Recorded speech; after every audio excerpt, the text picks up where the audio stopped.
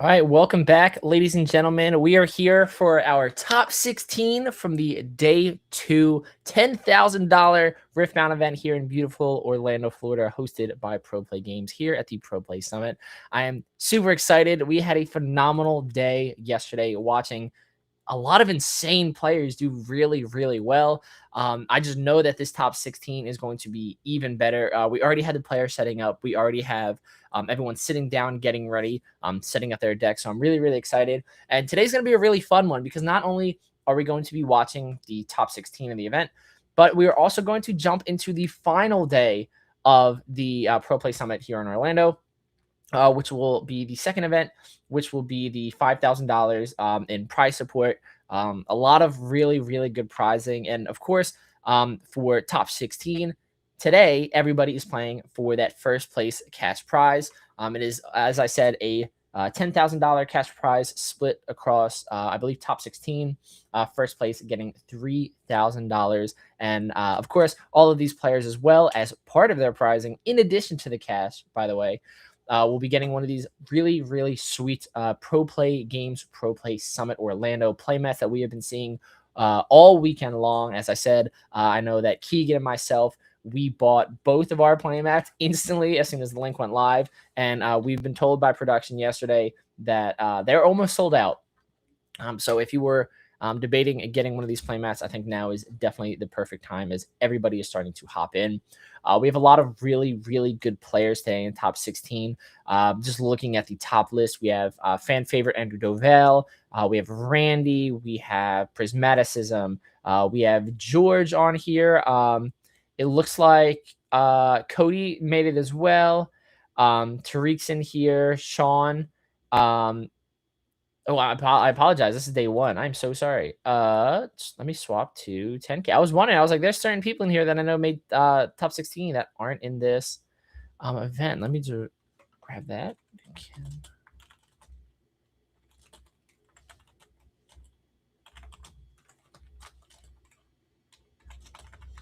But currently, it is just me. We're just rocking out as Keegan does get set up, and we will get the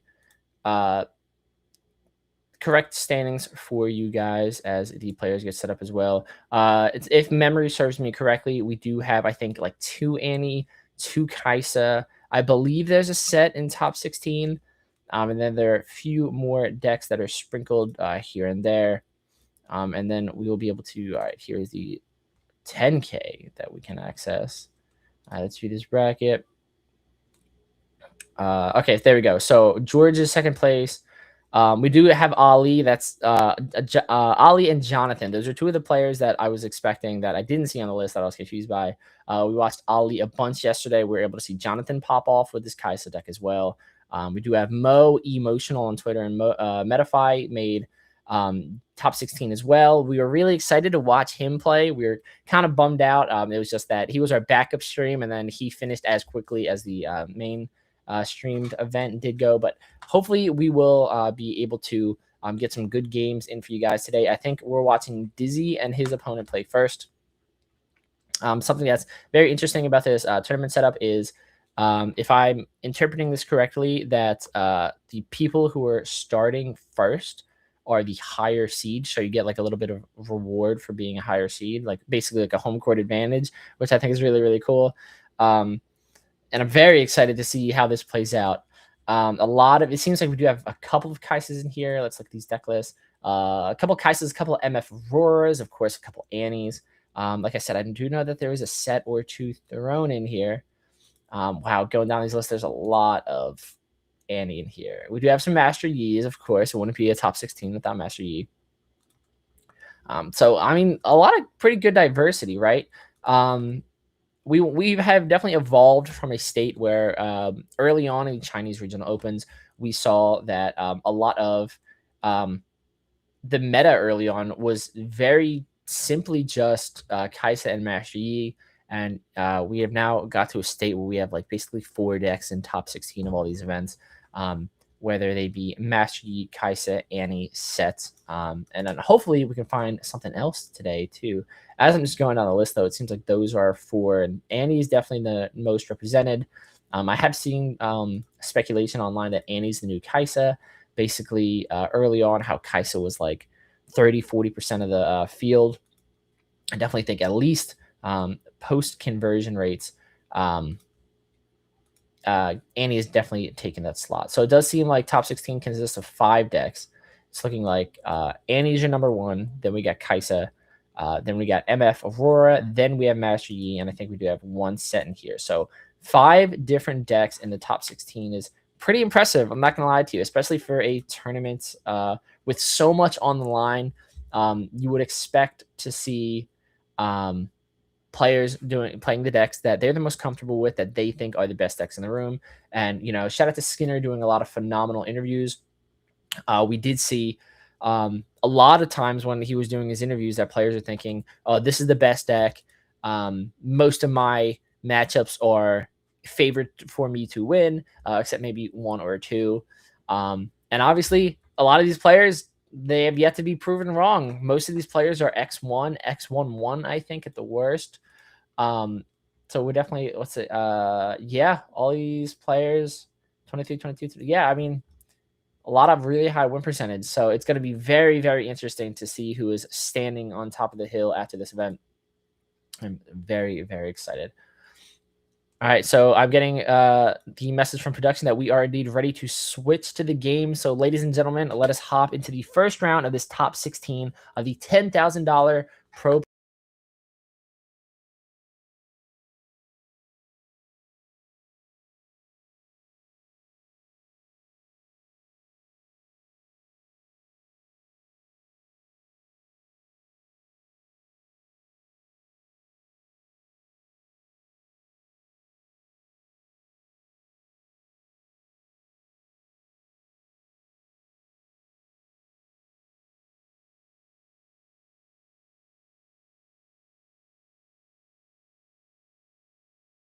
We are looking at the top 16, where we do see a Misfortune mirror match on both players on Obelisk of Power.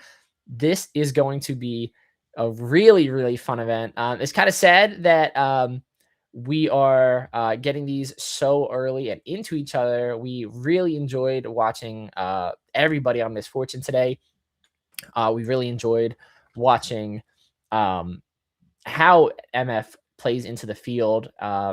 We saw like a lot of strengths and weaknesses both into playing into Annie and Kaisa, which was really, really fun.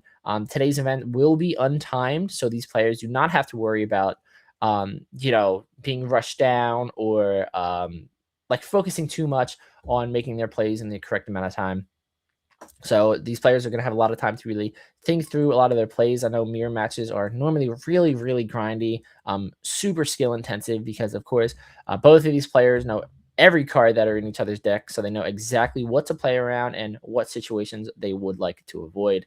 I'm not sure if we've seen Jonathan yet this weekend, but we have watched Dizzy on stream, I think a couple of times. I think he was on a different deck yesterday, but props to him for making day 2 in this $10,000 Saturday event. It appears that this is open deck list, so not only do these players already have a good idea of what the other player is going to be playing, but they also have the actual deck list in front of them so that they can look at everything that they need and know exactly what they have to prepare for and get ready to play against.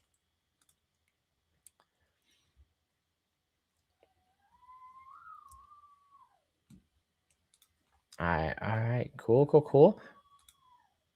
So we are still just getting set up here. And once again, as a reminder, if you guys are a fan of this playmat, just a real breakdown. There are multiple games. I believe there are 5 games that are being played at the Pro Play Summit today. Lorcana, One Piece, Riftbound, Yu-Gi-Oh, and Cookie Run. And as you can see on this playmat, on each one of the sides is represented 4 of those 5 games. Lorcana is on the top there. One Piece is on the left. The Gold Sarcophagus from Yu-Gi-Oh is on the right, and Riftbound is on the bottom. So if you're enjoying playing in this event or just watching the stream and you want a really, really nice high quality playmat to commemorate the event, this is definitely the playmat for you. The link will be shared throughout the day on the stream. It's all over the Pro Play Games social media. Should be very easy for you guys to access until it sells out. No, today is not just the top cut. We're doing the top 16 of the 10K. And then as soon as that comes to a conclusion, we will hop right into the 5K in prize support for the final day here at the Pro Play Summit. All right, so it looks like Dizzy is starting us off. As we said, both player is on Obelisk of Power. So Dizzy is turn 1, 4 runes. So maybe we can see a Catalyst. But it actually looks like Dizzy does not have anything to play despite double Obelisk of Power. Passing it back to Jonathan, who gets to start with 5 runes, who is also passing it back. Interesting. At least, if you basically have to take a turn off, knowing your opponent does it too isn't the worst thing in the world. But Dizzy does have a play this turn. Going to the stack deck, we see, I believe, a Sabotage, maybe a Primal Strength, and of course the Dazzling Aurora. I think you're probably going to want to grab the Dazzling Aurora, and your Dizzy might be the fact that he might be able to hit curve a little bit quicker, I believe, because it is what 2, 4, 6, 7, 8. Oh no, so I think he's 1 off. But the big issue in this matchup, right, is that both of these players are going to be running Sabotage. Both of these players are going to be running Mind Splitter. So obviously they know you do not want your opponent to establish your Dazzling Auroras. So if they can, they need to Mind Splitter and Sabotage as early as possible. We did see Andrew yesterday in the final match of Swiss was actually had a very good play strategy to play around it. At first, we were a little confused on what was happening, but it was he would basically Mountain Drake first, and then leave some extra runes up so that he could have defensive plays.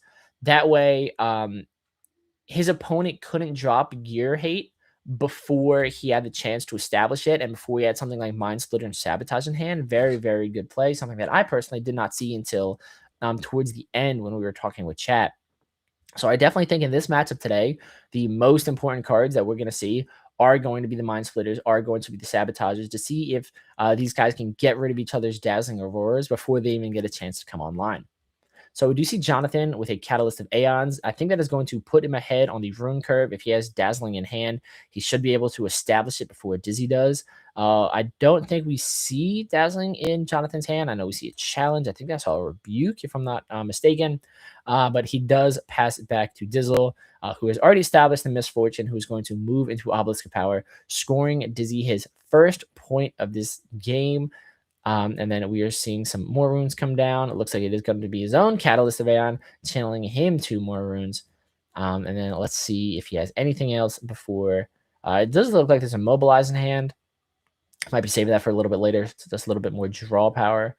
Really, really phenomenal cards that can double as ramp and draw power after you've already hit all of your runes that you need, which could be really, really good. It looks like Jonathan did actually just draw the Dazzling Aurora, and based off of his tapping, yet we are seeing that come down immediately. So he was able to get it on board and get it live before having to deal with a Sabotage or a Mind Splitter, rip it out of his hand. Really, really good for Jonathan to get the momentum going. Instantly right away, Mind Splitter. We know Dizzy does have the Aurora himself. There are 2 Dazzling Auroras. So I'd be surprised if we don't see Jonathan instantly rip out one of them. Sadly, not having a Sabotage in hand on Jonathan's end. If he was able to Sabotage into Mind Splitter, I think Dizzy would be in a really, really rough spot. But luckily for Dizzy, he does have 2 Dazzling Aurora. Jonathan might actually be thinking at this point, well, he has the Dazzling Auroras anyway. He might just want to rip something else out, maybe one of these Primal Strengths, maybe a Fight or Flight, so that Dizzy has a little bit less defensive plays. But I think, just the threat of 2 Dazzling Aurora is very, very big. I don't know if that's really something you want to let your opponent get away with. Very interested to see. I'm very glad this is not a decision that I have to make. This top 16, every single interaction is going to matter. This is going to be very, very important right here. Dizzy just has so much advantage in hand. Whether it be like offensive plays to help set up your board with the Dazzling Aurora, the Primal Strengths could be huge, especially in this matchup. When they start clashing and throwing these huge units at each other, an extra 7 might is going to be able to sometimes 2 for 1, depending on what you're interacting with. So it could definitely be a huge, huge swing. I'm definitely interested to see what Jonathan decides to do here. Interesting, going for the Mountain Drake. Very interesting call. So Jonathan does leave Dizzy with 2 Dazzling Auroras, 2 Primal Strength, and 1 Fight or Flight. A lot of really good card in Dizzy's hand. Very, very interesting. I wonder if that was impacted by the fact that Jonathan doesn't have a Sabotage, because I think if you are able to Sabotage first and then Mind Splitter, you have to take the Dazzling Auroras, right? You have to just turn it off, and then that way you are the only person who gets value out of these Dazzling Auroras. And then we see Dizzy with another Primal Strength. His hand might be considered a little bit clunky, but as we see right now, he does get a point off hold for the Misfortune. He is going to slam down his own Dazzling Aurora so that he will be able to get the free units every turn as well. I would be very surprised if you don't see Misfortune gank over just to steal some extra points before Jonathan and Dizzy are going to start clashing, because obviously Mind Splitter is going to move up this turn to try and take out this Misfortune.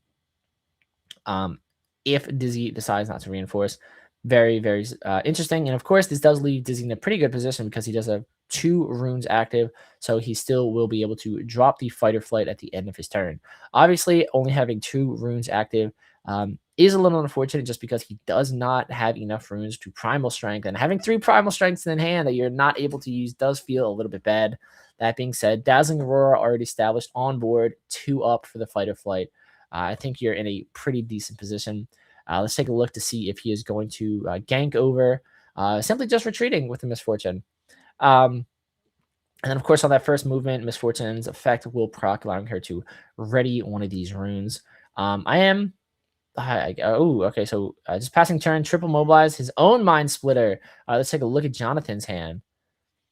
All right, so we do see the Mountain Drake. We do see the Misfortune signature spell. We do see Rebuke. We do see Challenge. And we do see Gust. I think at this point, Dizzy can basically ignore Gust. Challenge could be a huge card. Rebuke could be huge as well, depending on what Jonathan targets to send back. I know in these matchups, sending back a Misfortune can be really, really big. Outside of that, there's not too many things you want to send back. Mountain Drake, maybe. But things like Mind Splitter and Den Blue Predator, I think you definitely want to stay away from sending back your opponent's hand. The Misfortune signature spell, I think, has been really clunky this weekend. We saw some value in it towards the end of day 1 of the Saturday event. Nothing too major, like nothing too major that I think Dizzy needs to be afraid of right now. Challenge might be a problem. That might be what you want to go with. Which, yeah, looks exactly like that is what he's going to rip out. Just giving your opponent less access to things that could potentially remove your units, I think, is always going to be good. All right, so with that, we do pass back to Jonathan. Dazzling Aurora currently turned off because Dizzy did make the nice play of retreating the Misfortune so that Dead Bloom Predator cannot get on board, taking out the Misfortune. I think it's interesting. We are seeing definitely a little bit of caution here. And you can definitely tell both of these players have a lot of respect for each other. They understand this is top 16. Neither of these players want to go home after round 1. And of course, they know how strong these decks are. And they don't want to overextend if they do not have to. So we do see Jonathan bring out the Mountain Drake, opting not to move into base. I think he's being cautious as well, just in case we don't see a Dead Bloom Predator come down and take out that Mind Splitter. But we do see Jonathan find that Mountain Drake and building up quite a nice board in base before passing turn back to Dizzy. Now, of course, we do know that Dizzy has another Dazzling Aurora in hand. I'm very interested to see if he decides to establish it here. Sadly, Jonathan did rip the Mountain Drake out of Dizzy's hand. It would have been very interesting to see Dizzy play down the Mountain Drake and maybe challenge Jonathan's Mind Splitter just so he could get rid of another annoying body really, really early on. But Dazzling Aurora, not a bad play at all. Double Dazzling established already. He's currently behind in units, but that double Dazzling Aurora is going to allow him to catch up and pass Jonathan in terms of board presence very, very quickly. So we do have the 2 runes up. Probably just Dizzy deciding if he wants to do anything else. As I said, he does have triple Primal Strength in hand. He does have Fight or Flight. Now we do see that he has a challenge as well. Challenge here basically trades. I'm not sure if he wants to do a trade between Mind Splitters. He might just want to keep those 2 up for Fight or Flight. Definitely very interested to see what he would like to do. Very interested as well. It's almost like a game of chicken. These players obviously understand how big these boards are and want to be very careful before moving in and potentially making any mistakes. Looks like Dizzy is looking over at his notes just to for a quick refresher on what exactly he has to play against when it comes to Jonathan's hand. He might also be trying to work out the numbers on what he could possibly hit off of these Dazzling Auroras, as we do see him decide to make the first move to break the stalemate, moving the Mind Splitter into Obelisk, scoring him his 3rd point of this game. Currently up 3 points to Jonathan 0. I'm assuming we're going to see the Mind Splitter move in, or the Misfortune, I apologize, move in, readying up the Mind Splitter so that Dizzy is most likely going to be able to retreat the Mind Splitter. I think he's debating whether or not he would like to leave the Mind Splitter up, right? Because you're in a situation where you're already short 1 Mountain Drake, so it's 1 less Mountain Drake that can help you reinforce, but we do see the Mind Splitter come down. We do see the first Dazzling Aurora going off, as we see another Mind Splitter coming down. All right, now we get a little bit more information. It looks like he has now had a stack deck. So technically, in this situation, my understanding is I believe you do both Dazzling Aurora before you do the effects and showdowns. I don't know if it'll make too much difference, but obviously having information is really, really good. The only difference now is stack deck. Most of these cards we already knew. Stack deck's a pretty good card. You don't really want to give your opponent, yeah, exactly. You don't want to give your opponent any more dig than they need, especially with the Dazzling Aurora already established. And then we do see the other one, another Mind Splitter. Holy. Maybe the Misfortune signature spell hasn't been doing too much this weekend. But maybe just getting rid of the Rebuke could be helpful. Obviously, as you said, you wouldn't mind having a Mind Splitter rebuked and sent back to your hand. That being said, yeah, so sending away the Misfortune, just getting rid of more removal so that your opponent can't really kill off your things could be really, really good. All right, thank you, chat. We are getting clarification from chat. You do get the effects before resolving, but not showdowns. Gotcha. Thank you. Thank you. I knew that was a weird interaction. I appreciate your contribution, my friend. And then with that, the turn passes from Dizzy to Jonathan. We do see Jonathan drop the Sabotage. All right, well, let's see. Do you see those triple Primal Strength? I'd be surprised if we don't see the Fight or Flight get ripped here. Challenge could be huge too. That being said, with Dizzy only having access to a Misfortune and triple Mind Splitter, maybe Jonathan's not that afraid of challenge. Maybe he's basically saying, if you want to challenge your Mind Splitter with one of my units and then your guy dies, that's absolutely fine. Fight or Flight is probably the most problematic card here. Triple Primal Strength, though, could be huge later on, especially on those turns where you're so established that you actually stop tapping runes to pay for bodies because you have double Dazzling Aurora and 3 Mind Splitters on board. So there could be a turn that we definitely see double Primal Strength, and Jonathan might want to avoid that and start ripping out these Primal Strengths. As I said, though, it definitely has been the most important card that we've seen has been these Mind Splitters and Sabotages. So much hand rip here in this game 1 of this top 16, and we do see the Fight or Flight get ripped, leaving Dizzy with a challenge and triple Primal Strength. Yeah, I'd be very surprised if we don't see the Mind Splitter come in and take out this Misfortune. He might not want to push the Mountain Drakes just because if he gets hit on the crackback. Losing your weakest unit might not be a bad call, especially if it's trading with his weakest unit and allowing you to get on the board with your first point.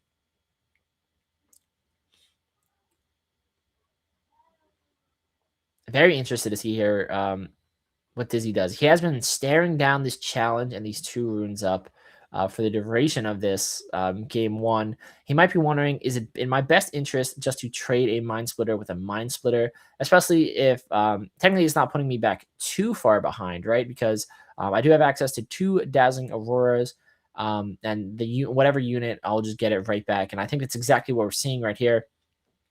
We do Mind Splitter for Mind Splitter, of course, allowing Misfortune to maintain the battlefield before Jonathan moves in with this Mountain Drake. It is going to be really, really big. It's going to be very interesting on Dizzy's end for the next turn. Obviously, currently, the Mountain Drakes are bigger than the Mind Splitters. So if you would want to take out this Mountain Drake, he would have to move in with a double Mind Splitters. And sadly, Dizzy still not having access to a Mountain Drake of his own, I think is definitely going to actually be really, really unfortunate for him. Jonathan having access to the 2 biggest units on this board are definitely going to be huge. And even things like Dead Bloom Predators being ripped off the top from Dazzling Aurora, I think in your best case scenario, I think if you're Dizzy, what you want to see is maybe back-to-back Deadloom Predators off the top.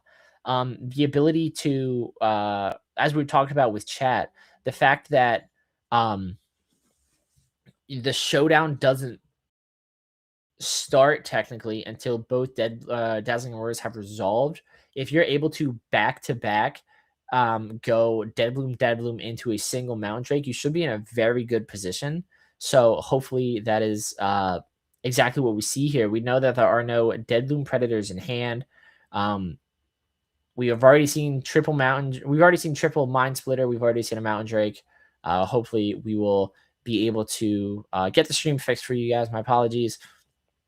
Hopefully I can just hang out with you guys as we just speculate what's going on. Hopefully this does not interrupt the game. We understand the board today right now. I'm sure when we hop right back into it, we'll be able to see what's going on. Yeah, hopefully I can still leave some. I'm glad you guys are able to hear me at least. But yeah, are getting notifications. Someone scan a QR code. This is the perfect time for you guys to get your Pro Play Games, Pro Play Summit playmat as we get everything fixed on production side. Let me see if this is just a stream overall. I know that there is a YouTube stream on PPG right now that might have just been a little too much for the stream now that is down as well. But yeah, as I was saying, I think no Victors, no Leonas on top today. We haven't seen Leona at all, but we definitely have seen Victor. All right, we are back. So it's looking like we did see.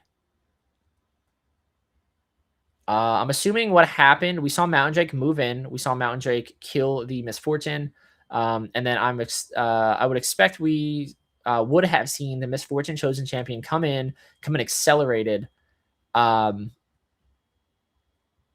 believe it probably came in accelerated on Obelisk. It retreated back to base and then readied the Mountain Drake, moving Mountain Drake back to base as well. And then we saw the Dazzling Aurora go off, and Jonathan got his third Mountain Drake, where Dizzy was not able to find any. And then when the turn passed back to Dizzy, he did move his Mind Splitter into Obelisk of Power, scoring him his 5th point for this game, just to Jonathan's 1. And now Dizzy currently, I believe, at 10 runes. We do have triple Primal Strength in hand. And double Dazzling Aurora established on board. If you're Dizzy, I'm not really actually too worried about this situation, honestly. All right, so we do see the Ride the Wind come down. Very interested to see how he utilizes this. Looks like he is basically going to do a pseudo gank over to Obelisk, scoring him his 6th point for the game, readying a Mind Splitter so that he can retreat it back. Everybody here playing around the Deadloom Predators. And then we're simply going to pass the turn. With the Dazzling Auroras coming down, we do see the Deadloom come out, which is what everyone's been playing against. That is the first one. Not able to put Deadloom on a battlefield, of course, because Jonathan has been playing very smart and retreating off. And we do see Dizzle finally get access to his first Mountain Drake on board, second Mountain Drake that Dizzy's seen today. Very interesting, of course. If he really wanted to, he probably could have loaded up one of the battlefields and then reinforced off the Dazzling Auroras. That being said, though, I don't think you want Jonathan to have the ability to chip away at your battlefields. I'm very interested to see how we go from here because, of course, at some point we're going to have to see like big shifts with a bunch of these units clashing into each other. Jonathan is kind of on a timer right now, of course. He only has 1 point to Dizzle's 6, so Dizzle is technically threatening lethal right here. And Jonathan definitely needs to make a move. Having access to triple Mountain Drake, though, is really, really good if he wants to start moving in and conquering these battlefields, locking these down. Only having access to the one Dazzling Roar might be a little bit of an issue when it comes to reinforcing these battlefields because, of course, you have access to 4 units right now. And if you want to split them in certain ways, you can do like 20 might on one. You can do 30. There's a ton of might right here on Jonathan's board. And being able to reinforce for free with a Dazzling Roar could be really, really big and make it more difficult for Dizzy to try and break this board apart, as Dizzy only has 4 units of his own. That being said, we do know that there are probably 2 more Deadloom Predators in the deck that we could see off the Dazzling Aurora, but we do see Jonathan move into both of these Obelisk of Powers, and then doing a even 2-2 split to reinforce these Obelisk of Powers, and then with that, he will simply pass the turn, and we do see 2 Dazzling Auroras go to the bottom of the deck. We do see Mind Splitter, of course, reinforce. Looks like he's going to be taking out a Primal Strength, as that is the only target that he currently has. All right, so now this could be the biggest turn that we've seen in this game so far. Jonathan currently having 5 units on board. It has all 12 of his runes active to help defend against this onslaught that Dizzy is about to throw at him. The issue being, of course, Jonathan having access to triple Mountain Drake and a 5th unit, as Dizzy does only have access to 1 Mountain Drake and only has 4 units. We do know there's double Primal Strength in hand, at least, which is going to be, I think, really, really good for this edition. Basis for in some surge instances, doubling your opponent's unit, doubling your unit's mights. My apologies. Giving an additional +7 might on the kill turn could be absolutely huge. I definitely think you're going to have to do some trading here. There's no clean way for you to come in and just conquer these battlefields. But I definitely think we will most likely see double Primal Strength this turn in an attempt for Dizzy to overtake these battlefields. The main issue, too, is just only having 4 units. Not having a 5th unit to try and combat these is going to be huge. I will say there is a ray of light for Dizzy, is that one of the 5 units is a misfortune. So let's break this out. All right, you might have to ignore one of the battlefields. The issue, of course, is that misfortune gives ganking. So how much can you really ignore it, right? So let's see, how much is on the top battlefield? 17, 22 might on the top battlefield and 20 on the bottom. Let's see, how would we do this? 14. You can do 2 Mind Splitters and a Primal Strength to take out the bottom one. Oh, yeah. What I think you would do is what? Mind Splitter, Primal Strength to throw 21 at the bottom battlefield, and then potentially Mountain Drake, Dead Bloom Predator, Primal Strength on the top one. Of course, that's assuming Jonathan has nothing in hand, but he clear gas cards in hand and has access to every rune right now. It might honestly be in his best interest just to only take one of these battlefields in full send, and then basically put it on Jonathan to basically say, you clear this battlefield or I win right here. And then honestly, it might not be the worst situation to do that, because if you load up, say if you go down to this bottom battlefield, right? Or I guess you'd probably want to take out the top one, take out more units, take out one of the smaller units, so less might that's going to be done back at you. We're going to move potentially if you move into that top battlefield, right? You move in with multiple units, double Dazzling Aurora goes off, and then you reinforce with 2 more units, making it that much more difficult for Jonathan. Because obviously the one big drawback for Dazzling Aurora is it only goes off at the end of your turn. It's not like you can bring in units early to help you with combat outside of Dead Bloom Predator. Very true. We do know that he does have access to bullet time still. This could be a very big card in here. Dead Bloom Predator having deflect could be really, really big. So I think if Dizzy wants to play against that, I was going to say if he wants to play around that. Oh, this is a situation that I'm definitely not envious of. We do know that there's Rebuking in his hand as well. So investing in Primal Strength might be kind of scary. We do see the Mountain Drake get a successful trade-off here. All right, so now there's only 4 units he has to deal with. I think if I'm Dizzy there, I'm okay. I think I'm okay with that.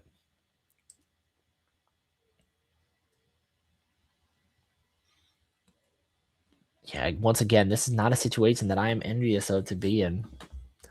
A lot of really, really important decision making coming this turn.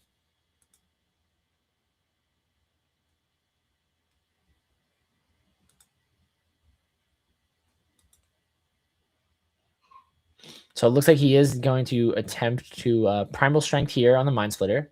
I'd be very surprised if we don't see the Rebuke come down just to save this Mountain Drake. Because I think we will see the Misfortune signature as well. Oh, ride the wind. Not bad either. Bringing the Misfortune over, or bringing the Mind Splitter over to reinforce? Very interesting. Because I guess if you just ride the wind away his Mind Splitter, he can just hit you with it again next turn. But if you bring over your own Mind Splitter, at least it trades. It's one less unit you have to worry about. I apologize. I forgot Ride the Wind is friendly. I apologize. Yeah, so you can't target his Mind Splitter. So he's probably, nonetheless, he's probably going to bring his Mind Splitter in to trade. Yeah, I mean, Rebuke here would kind of be rough just because you don't want him to be able to just slam it right back down. Because he has exactly enough runes to slam down the Mind Splitter if you do Rebuke it. Oh, yeah, Rebuke right here is kind of rough. Having your only targets left be double Mind Splitter and Dead Bloom does not feel the best if you have Rebuke in your hand. Yeah, really important decision-making time right here.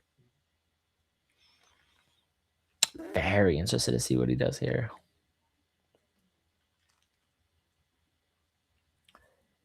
And of course, if you save this one battlefield by Ride the Winning over, Mind Splitter, of course, will still trade with Mind Splitter. So this is something I thought, yeah, the reason why I think he's hesitant to bring the Mountain Drake over is because now that it just leaves that top battlefield open to get run over.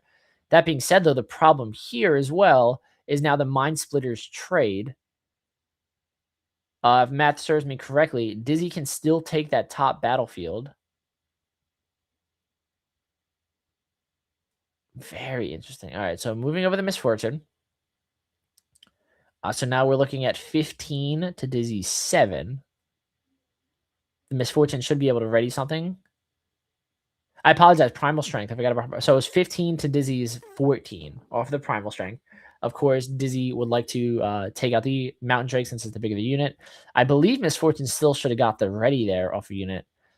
We do see the Mind Splitter come in, which should easily clear this Misfortune, but we do know Jonathan has multiple cards in hand that could interact, but opting not to utilize any of them right now. Watching the Mind Splitter come in and score Dizzy his 7th point of this game. Once again, threatening lethal. We do know there's a Rebuke in Jonathan's hand. Primal Strength here will probably be Primal Strength. Dead Bloom moving into the top will probably be met. Is that even enough? It's not enough might. Yeah, because that's only 7 might increase. Interesting. Very interesting. You could try your luck. Of course, Primal Strength here on Dead Bloom. Attempt to take out the... Maybe not even Primal Strength here. Just do... no. If you Primal Strength here, right? You can have Dead Bloom try and clear out this Mountain Drake, and then hope to God that you hit a Dead Bloom Predator off the top of one of these Dazzling Auroras. That being said, obviously, we do know that Jonathan has Rebuke in hand, and I think he'd be very much okay with playing the Deflect cost to remove it. So we just see Dizzy move the Dead Bloom Predator into Obelisk to reinforce. So we would have seen the Dead Bloom, but he's just going to drop it to reinforce. Another Mountain Drake here would be huge, and that's exactly what we do see. So we do know, obviously, Jonathan's purple, right? I've already seen Ride the Wind. If he has another one, he can just gank over. He won't be able to do in the same instance that he ganks with Misfortune, but he could Misfortune gank, move over, and then Ride the Wind to move. We are just going to scoop it up and go into game 2. Dizzy being on 7 points, and just having maybe two more units, too many units for Jonathan to try and deal with. Having putting all of his eggs in one basket on one battlefield was just a little too much for him to deal with. Looking at these battlefields, it's going to be very interesting if we see a double aspirants coming in here in this game 2. I love the deck box on Dizzy. I believe that is the Rayquaza deck box from Man of Style. All right, so we are good as the players set up for game 2. We're going to be doing our mulligans. We're doing our side decking, doing our mulligans, setting up for everything. I think that was a really, really good game 1. As I said, a lot of really important decisions. I'm very glad that I am just a lowly caster. I do not have to make these decisions. I can just enjoy the high level gameplay that we get to watch today. I definitely think Dizzy having access to double Dazzling Aurora was a very, very important thing for him. I'm very interested to know if Jonathan maybe regrets not ripping out one of those Dazzling Auroras early, just because I think before that second Dazzling Aurora went live, Jonathan was winning the unit race, like in terms of like board control and board presence. But then, of course, Dizzy getting 2 free bodies every single turn, I think, allowed him to squeak out the win. We might see maybe next game Jonathan be a little bit more aggressive. Excuse me, with the sabotages and the mind splitters to rip out the dazzling auroras early on. I'm surprised we didn't see either player, I don't think, do that, because I think we saw a mind splitter and or sabotage on both players' end before dazzling aurora got established. But they might have been just like, you know what, these auroras are going to be live anyway. I might as well start getting rid of these the cards and spells that can save them and be used on defense, so that when I start going in for my onslaught, they won't be able to stop me. But of course, Dizzy did get that game 1. You have to feel good going into game 2 with 1 win under your belt in this top 16. Maybe it takes a little bit of weight off your shoulders. That being said, if you're and interesting, Dizzy, I believe, is the 16th seed. Here, let me look at the standings. Dizzy's 14th seed, and I believe Jonathan was a 3rd seed, which means I believe Jonathan went first off of that too. Very interesting. I guess going first in Dazzling Aurora isn't necessarily like the best thing in the world, especially when you were on double obelisk. Being able to get all those extra runes was definitely huge. That being said, both players did pass their first turn, so. But very interested to see how this round 1 plays out. Very interested to see what cards they're siding in. Let's actually look at these deck lists. Let's look at these side decks and if there's anything spicy for the mirror. Ooh. It is open deck list, so I think I'm allowed to talk about side decks. It does look like these players have access to possession in their side decks. Could be really, really interesting when we start. Oh, it looks like only Dizzy has possession in the side deck. That could be very interesting. But we're looking at John's. He does have more rebukes, fading memories, unyielding spirit, volley bear. The purple misfortune, interesting. Very interesting. I'm very interested to see if Dizzy brings this possession in for this match. That could be really, really huge, because like an issue that he had last game obviously was the fact that he only had 4 units to Jonathan's 5, and if he had a possession there, it like basically as like a pseudo removal and a unit that he can move and attack with next turn, could have been really, really good for sure. Very interesting. Like I said, I'm not jealous of these players. I'm jealous that they get to play Riftbound. I'm jealous that some of these guys will be walking away with a good chunk of cash. I'm not jealous of the level of gameplay that you have to play at right now and all of these really big, important decisions. This is way above my brain power for sure. Especially in the mirror match. Oh my goodness. This is one of the most skill-intensive things I think in card games, is when you have to play against another good player playing the exact same deck that you are. So good.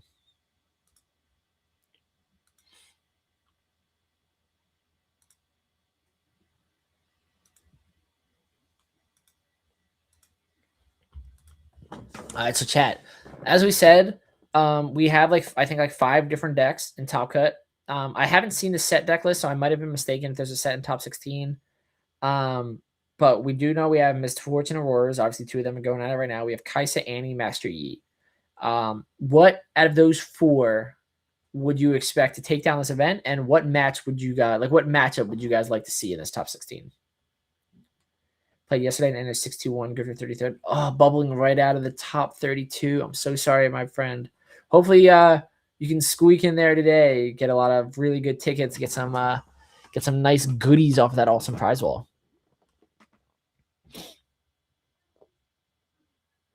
When the cost of entry plummet. Yeah, I agree with that. This game is massive now, even with the barrier to entry. And I think the team at Riot and Riftbound is doing everything that they can to make the game more accessible for people. And I think you're right. Once like the prices on sealed product like plummets, we're gonna see a huge spike in players coming over. It's gonna be absolutely phenomenal. That'd be phenomenal. Could you imagine if we've been lying to you guys the entire time, and we've actually been hiding away Garen and Jinx, so that when it pops up in finals, you guys are like, hold on, what? Yeah, that'd be really funny. Obviously said, I heard that there was a set in top 16. I'm looking through these deck lists though, and I don't see the deck list. It looks like basically Kaisa, Annie, Master Yi, and MF.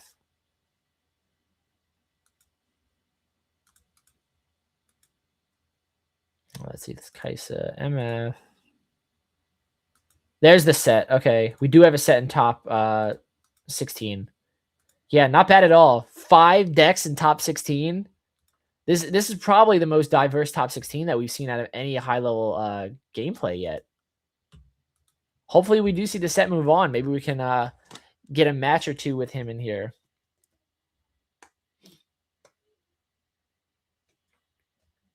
Absolutely awkward. Absolutely. 14 Colin is set. Yep. Let's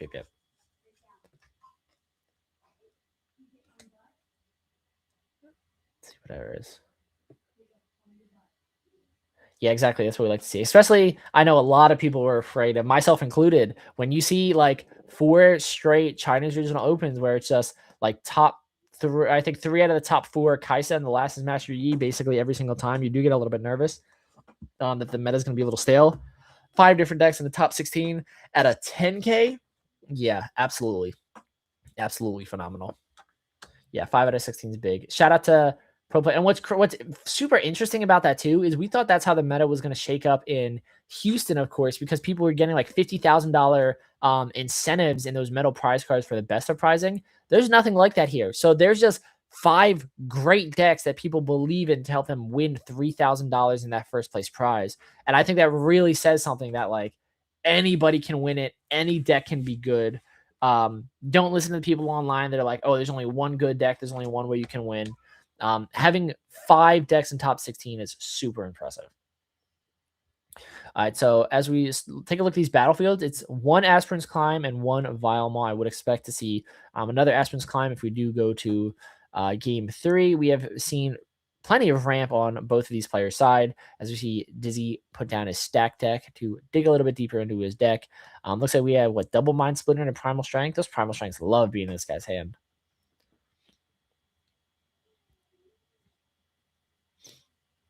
Exactly. I think early on, definitely, that is a good point. I think early on, a lot of people were like, oh, I'm just getting into the game. What's good right now, and I'll build what's good. And of course, that was Master Yi and Kaisen. A lot of people got on that, but I think you're 100% correct. Some people probably just use that as like an entry point, and then they're like, you know what? Look at this deck over here, like the set deck that's doing like really, really cool. Look at this Annie that's like really, really cool as well.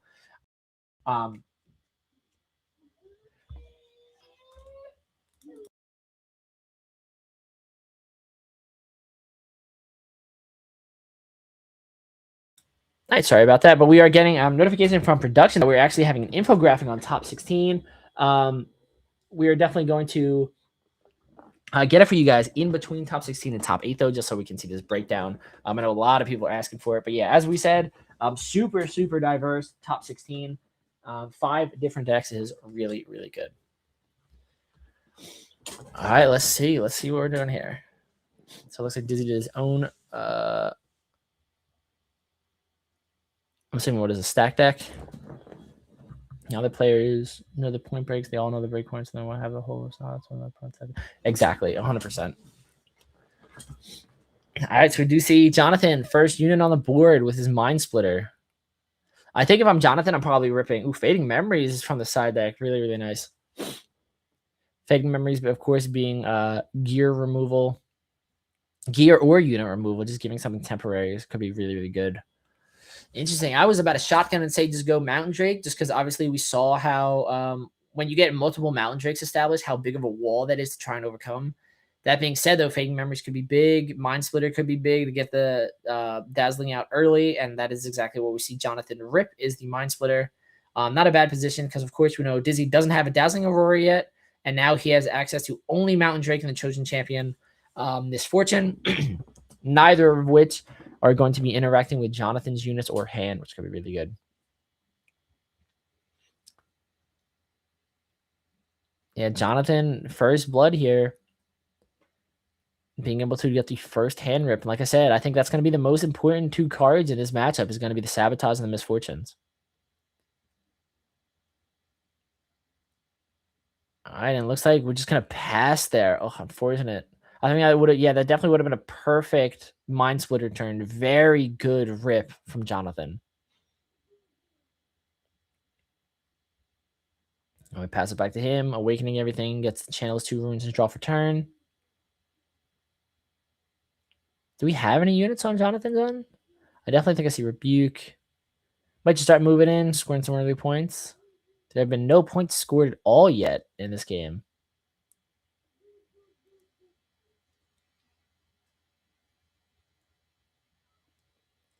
We do see Jonathan move in, scoring the first point of this game 2 as he conquers Aspirant's Climb. Going to see the Misfortune come in. Am I mistaken? Did he only do 5? Isn't Misfortune a 5-cost unit? Am I mistaken? Because I saw what he. Oh no, there's the 6. I apologize. I saw him do the 5 off of the shuffle back to 2 orange for the accelerator. He did tap the 6 one. It looks like, but able to bring it in and do exactly what he did last game. Retreat the Misfortune when it moves. Ready up the Mind Splitter. Allow the Mind Splitter to retreat as well. Playing against the Dead Bloom Predators, but I think the only units that Dizzy still has access to is going to be that 9-drop Mountain Drake and the Misfortune Chosen Champion. So it's a hard play, Mountain Drake. Not a bad play at all. As I said, it's definitely been a wall in this mirror match. Something a little bit difficult for units to get over. Something that doesn't really have to worry about Dead Bloom Predator, because Dead Bloom, of course, if it gets ripped off the top of Dazzling, is not a big enough unit to deal with this Mountain Drake. But that will end Dizzy's turn, passing it back to Jonathan. Neither player having established Dazzling Aurora yet. Jonathan is winning the unit race currently, having 2 units to Dizzy's 1. That being said, Dizzy only has access to the Mountain Drake. But it is a big Mountain Drake. So 10 might is nothing to scoff at. Jonathan here might be debating whether he wants to get rid of this Mountain Drake and just continue to put Dizzy back. A Rebuke here wouldn't be the worst thing in the world. I definitely don't think you want a Fading Memories here. I think you should definitely save that for when Aurora comes down. But a Rebuke could be really, really nice.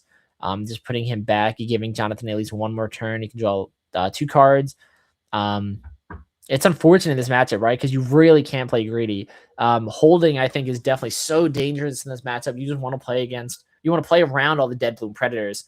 And it's just not really something that you want to leave yourself open to getting hit with, because not only will it remove your unit, but gets your opponent unit on the board, and then suddenly it's such a huge momentum shift.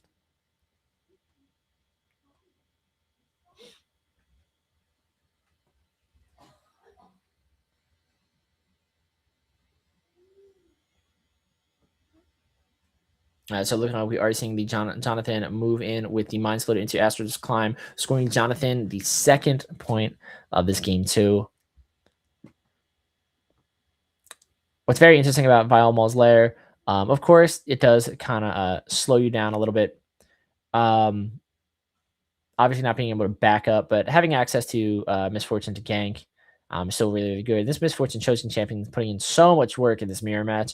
When she moves into Vile Maul's Lair, being able to ready something, of course, it's always these units so they can back off, play on the Dead Blue Predators. Really, really good.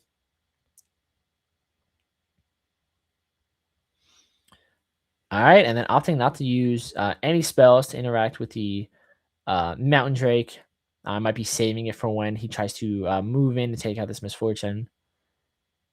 I still know Dazzling Aurora, and I believe he's on 11 runes right now, so we are going to stack deck, probably trying to dig for that Dazzling Aurora. There's a Dead Bloom, there's a Challenge, and there's a Catalyst of Aeon. No Dazzling still. Alrighty. I'm assuming you Dead Bloom here, right? Because if your Dazzlings are all the way at the bottom, it's the only way you're going to see him anyway. Alrighty. All right, let's see this next play. Dead Bloom can be interesting here. I don't think Jonathan would do anything. I'm pretty sure he would let it go.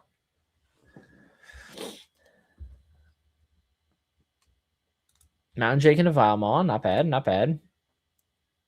And here we go. See, tapping down for Primal Strength here. Very interesting. All right, let's see how Dizzy responds. This takes the Misfortune from, I believe, a 5 might unit into a 12 might unit to the Mountain Drake's 10.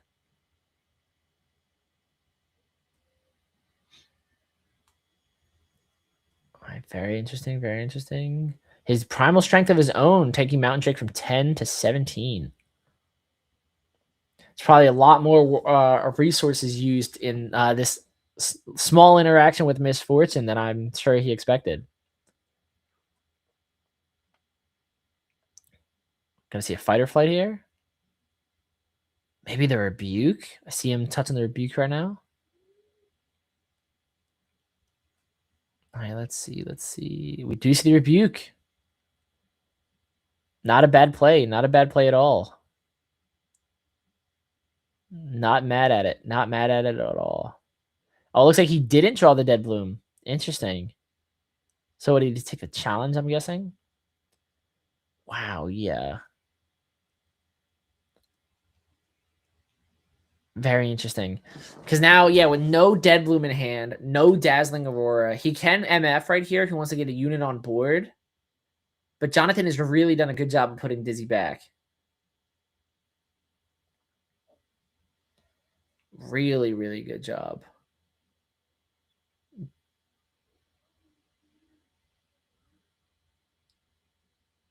Now he did tap the 2 for rebuke. He did on the top. Yeah, so the top 16 decks are consist of Annie, Set, Kaisa, Master Yi, MF Aurora.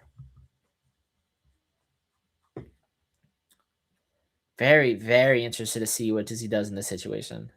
The only units that he has access to once again is the Misfortune Chosen Champion and the Mountain Drake. Is Dizzy passing it? No, okay, yeah, I was going to say, I was surprised if he passed. All right, so we do see the MF come in. Opting not to bring in an accelerated and simply passing back to Jonathan. All right, so MF gets a hold. I did not expect to see a hold point in this mirror match. I'm not going to lie to you.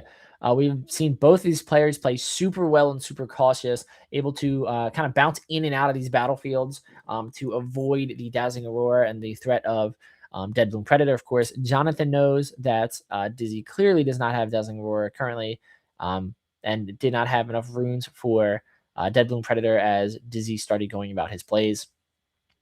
Jonathan's in a phenomenal spot right here. I apologize. Oof.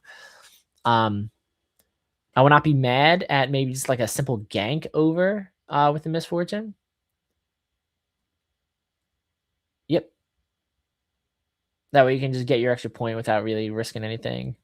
Might have wanted to play a card or two, maybe float a rune before, and then that way the Misfortune readies the rune, have one more energy that you can mess around with this turn. Yeah, I know a lot of people are indeed asking for a set feature match. Interesting from Jonathan, who we have access to, I believe that should be 1, 2, 3, 4, 5, 6, 7 runes. Just reinforcing Aspirant's Climb, putting him to his 5th point of the game. Looks like we have Primal Strength, Fight or Flight, Fading Memories. I can't make out the other cards, but passing it back to Dizzy.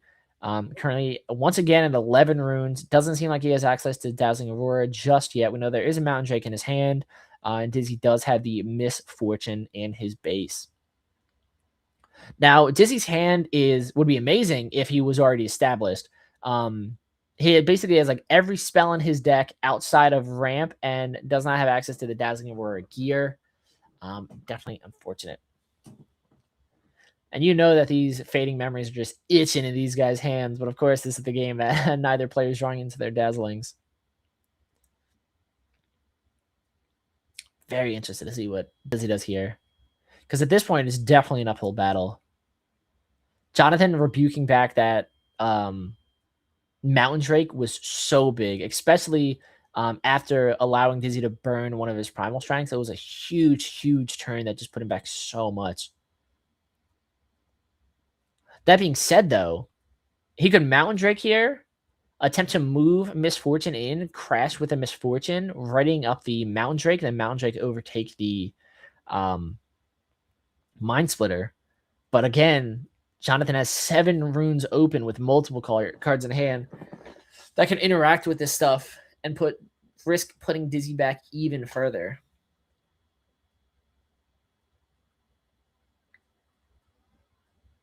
Quite a rough spot for Dizzy to be in for sure.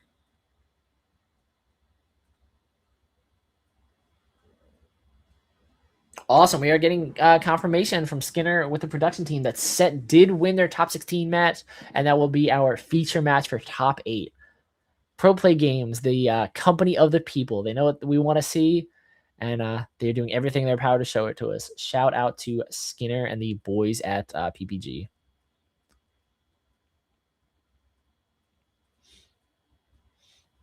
Very interesting to see how this goes.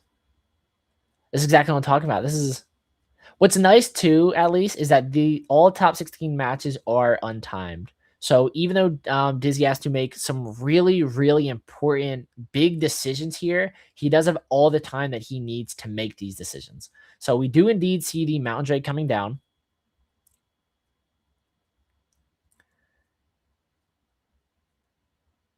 I always forget that Mountain Drake's a 9 unit. I'm like, why does he have 2 runes up? But it's 9 cost, not 10 cost. What did Set beat? Let me see if I can see the pairings. I can see the top pairings was whoa. Oh no, I was thinking the wrong thing. What was it? Colin was Set. Colin beat Trinity's. Oh, so yeah, Colin beat Trinity, and Trinity was on MF. So we're gonna be losing 2 MF Dazzling Aurora decks in this first round, and it looks like George also lost with his Kaisa list to Cody, and Cody was on Master Yi. Interesting. So Master Yi beats Kaisa 2-0 as well. Very interesting. But let's hop back into this game here. I can. All of these pairings and standings are on topdeck.gg if you guys are interested in looking this up yourself. All right, so as we jump back into the game, we do see Jonathan move in with the Mind Splitter, scoring him his 6th point of the game. Looks like we are going to dig again with the stack deck. I think that was a Mountain Drake, Catalyst of Aeons, and Ride the Wind. Looks like Jonathan does grab the Ride the Wind.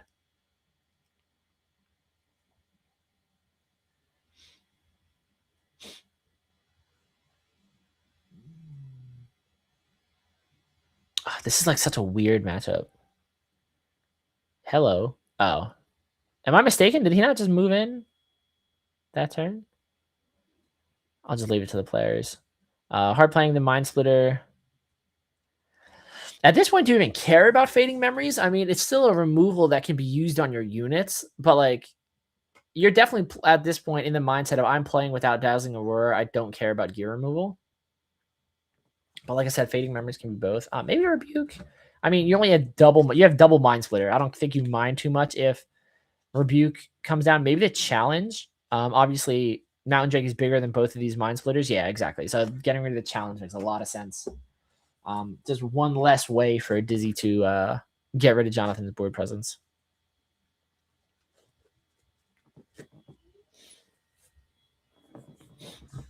Yeaver set in the final. That could be interesting. Be very interesting. It could go any way. That's what's cool about this top 16. As of right now, we still have all 5 decks represented in top 16, and they will be in top 8, which is really, really cool. As it passes back to Dizzy, we do see Dizzy move into Aspirants, scoring his first point of the game, conquering Aspirant's climb with the Mountain Drake, reinforcing with the played from hand Mind Splitter, revealing Jonathan's hand, which is a Fading Memory, Ride the Wind, and Fight or Flight.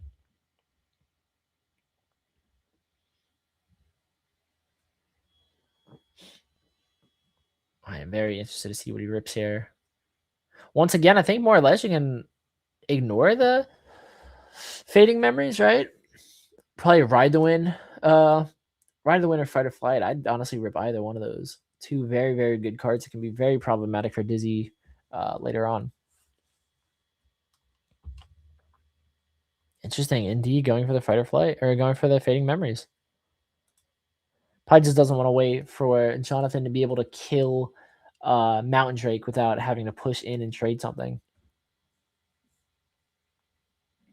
And then with that, we'll pass it back to Jonathan, who does awaken all of his units, channels his 2 runes, and then draws for turn.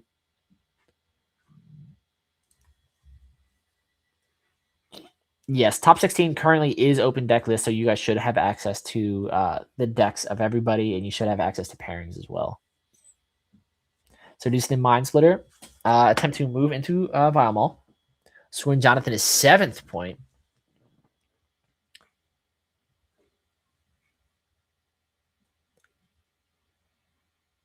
And you can like never feel safe in this matchup, right? Because on the one hand, you could be like, oh, you can just reinforce Vial and then just like tell your opponent to like match you, but this is misfortune. He can just give ganking to the Mount Drake and just move right over. That being said, though, we do see the Fight or Flight and Ride the Wind, which is really good. What is it? That's the only you can only target your own units. Is that Fight or Flight? No, that's Ride the Wind. What's only your units, right? Fight or Flight, I think you can bounce their stuff back. Yeah.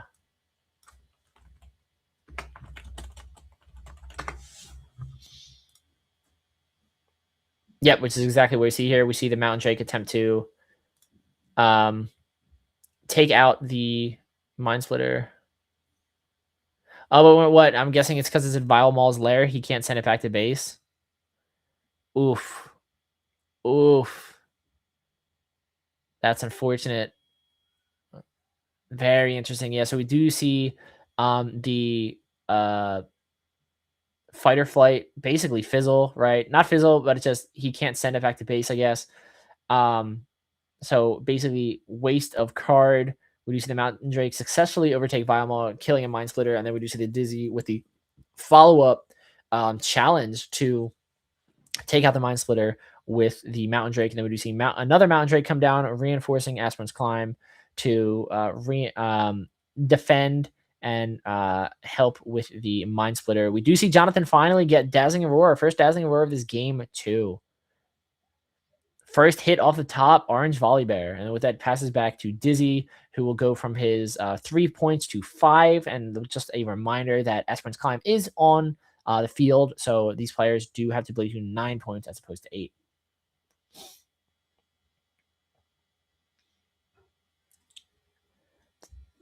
Dizzy's coming back. Dizzy is currently the 14th seed as opposed to Jonathan's 3rd seed. Dizzy does have game 1, and Dizzy is starting to build momentum. Still unable to find his own Dazzling Aurora, so he's just going to slam down Fading Memories and be like, I'm not going to allow you to get value out of Dazzling Aurora if I can't get it either. And then with that, he will simply gank over with a Misfortune, sending the Mountain Drake from Vile into Aspirin's Climb before passing his turn, where the Dazzling Aurora will die off of the temporary to Fading Memories, leaving Jonathan simply with 1 Orange Volibear and nothing else. Now, what is this? This is a 12 Might unit, if I remember correctly. Staring down 2 Mountain Drakes and a Mind Splitter. We do see Jonathan with a 2nd Dazzling Aurora. I think he's starting to see all of them now. I think they were probably just clumped up in his deck. Oh no, Volibear is just 10 Might. All right, so we do see the Orange Volibear moving into Vile's lair, soaring Jonathan. Should be his 8th point if Dizzy does not have a response. But we do see the Rebuke sending the Volibear back to Jonathan's hand. He said, Dizzy saying, I am gaining momentum now. You're already going to get a free body off of Dazzling Aurora. I'm not going to allow you to reinforce this battlefield.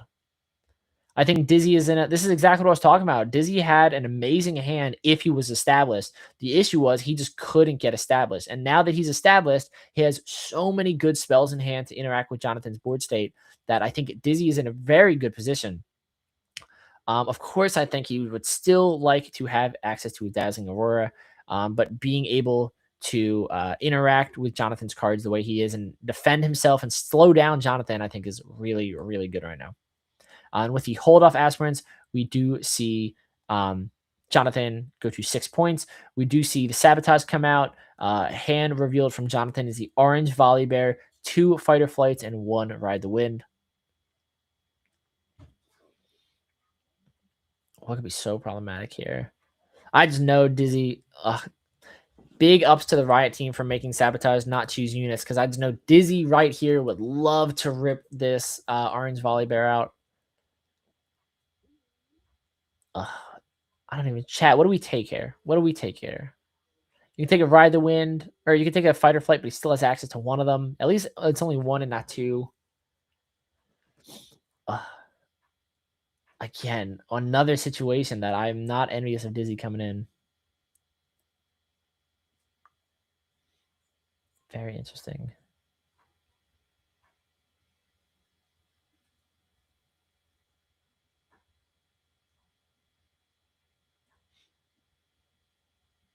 Very, very interesting.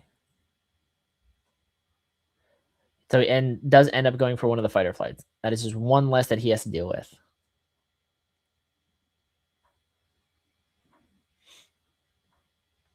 And just a quick reminder that Sabotage does recycle a unit instead of discarding it. So that Fight or Flight will go to the bottom of the deck. I'm very interested to see. All right, then we just see the Misfortune gank over one of the Mountain Drakes, scoring Dizzy his 7th point. Of course, with no interaction here, Dizzy is now threatening lethal to go from 7 to 9. I'd be very surprised if Jonathan allows for both of these battlefields to maintain.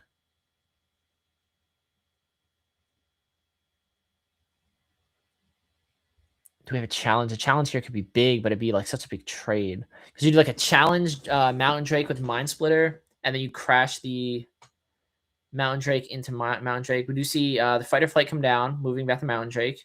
So we're going to see his Mountain Drake move into the Aspen's Climb. If there's no response, we do see the Rebuke. Oh, this could be huge. This could be absolutely huge. Depending on what's ripped off the top of Dazzling, this could be it.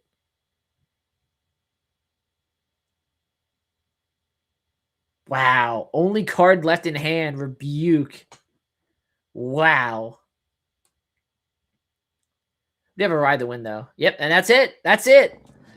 Dizzy takes it 2-0 over the number 3 seed in this top 16. Wow, absolutely phenomenal.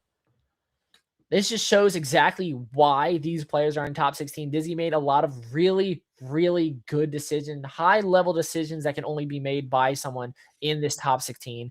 Played out of his mind. GG's, Dizzy. We are excited to see you move on farther into this tournament. And, of course, good luck in the top 8 of this 10K Pro Play Summit Riftbound event. Keegan, how are you doing, my friend? Welcome. Thank you for joining us for this next top 8 feature match. Good morning. Yes, sir. Good morning. Good morning. I mean, I was in the shadows for the majority of that match as well, but yeah, I was lurking and I got to see some of the best Misfortune Aurora gameplay. Yes, sir. Yes, sir. I was saying when it started, it's unfortunate that they went into each other. I think I'm not sure how many Misfortune Auroras we had, but we had at least 3 of them. And we saw Set beat one of them, and then obviously we just saw another fall in the mirror match. So they're taking each other out. But unfortunately, one moves on. Unfortunately, no pun intended. When you get to this point, only one player can move on. But it does look like Alion Trazi is also going to be moving on to top 8 with Misfortune Aurora. So there are at least still 2 in this top 8. I'm excited to cover Set. I know a lot of the chat was everybody's excited for that. Everyone was really rooting for him to win, and they went crazy when we got the confirmation that he and did move on. And we keep talking about how diverse his top 16 is, because now that the Set has won, going from top 16 to top 8, in top 8 we have 5 different decks, and I think that is absolutely insane, especially at a at this level right now in this 10K for sure. That is actually insane. We have 5 different decks, and the rounds haven't even wholly completed yet still. So that is incredible. We've got Kaisa, of course. We've got Annie. Of course, we got Misfortune. I think Annie's our most represented right now in top 8, if I'm not mistaken. If he's not mistaken, folks. And then we've also got the Set, which we are going to be watching here shortly. The Set versus Annie matchup, that's a unique one. That one's really cool. It's going to be very fun to watch for sure. And then I'm assuming Master Yi. Don't tell me, is the 5th deck Master Yi? Yes, of course. I knew it. Of course, it's Master Yi. That is one heck of a top 8. 5 different decks in top 8. Probably our best 5 right now, according to like the general I'd say perception of the game. Yeah. I'm glad Set's making it in, to be honest. I mean, we said all day yesterday, like I thought NA would be flooded with Set and it's not, and it just hasn't been getting the representation, but I'm sure the conversion rate's pretty good, especially the farther he goes. I mean, I'm glad he made top 16. I was definitely a little surprised he would make top 8, but I mean, I believe it is Colin who took down the Atlanta event. So I mean, if there's he's definitely one of the better Set players in North America. I shouldn't be surprised. I'm excited to watch his feature match. I haven't had the opportunity to watch any of his gameplay, but my understanding is he is an absolutely phenomenal player, and I'm very, very excited to watch him in top 8. I'm confident saying he's the best Set in North America. Yeah, right for now. sure. Yeah, I'm confident saying. Yeah, I mean, he's proven, like, he's got the track record. Yeah, man's a unit.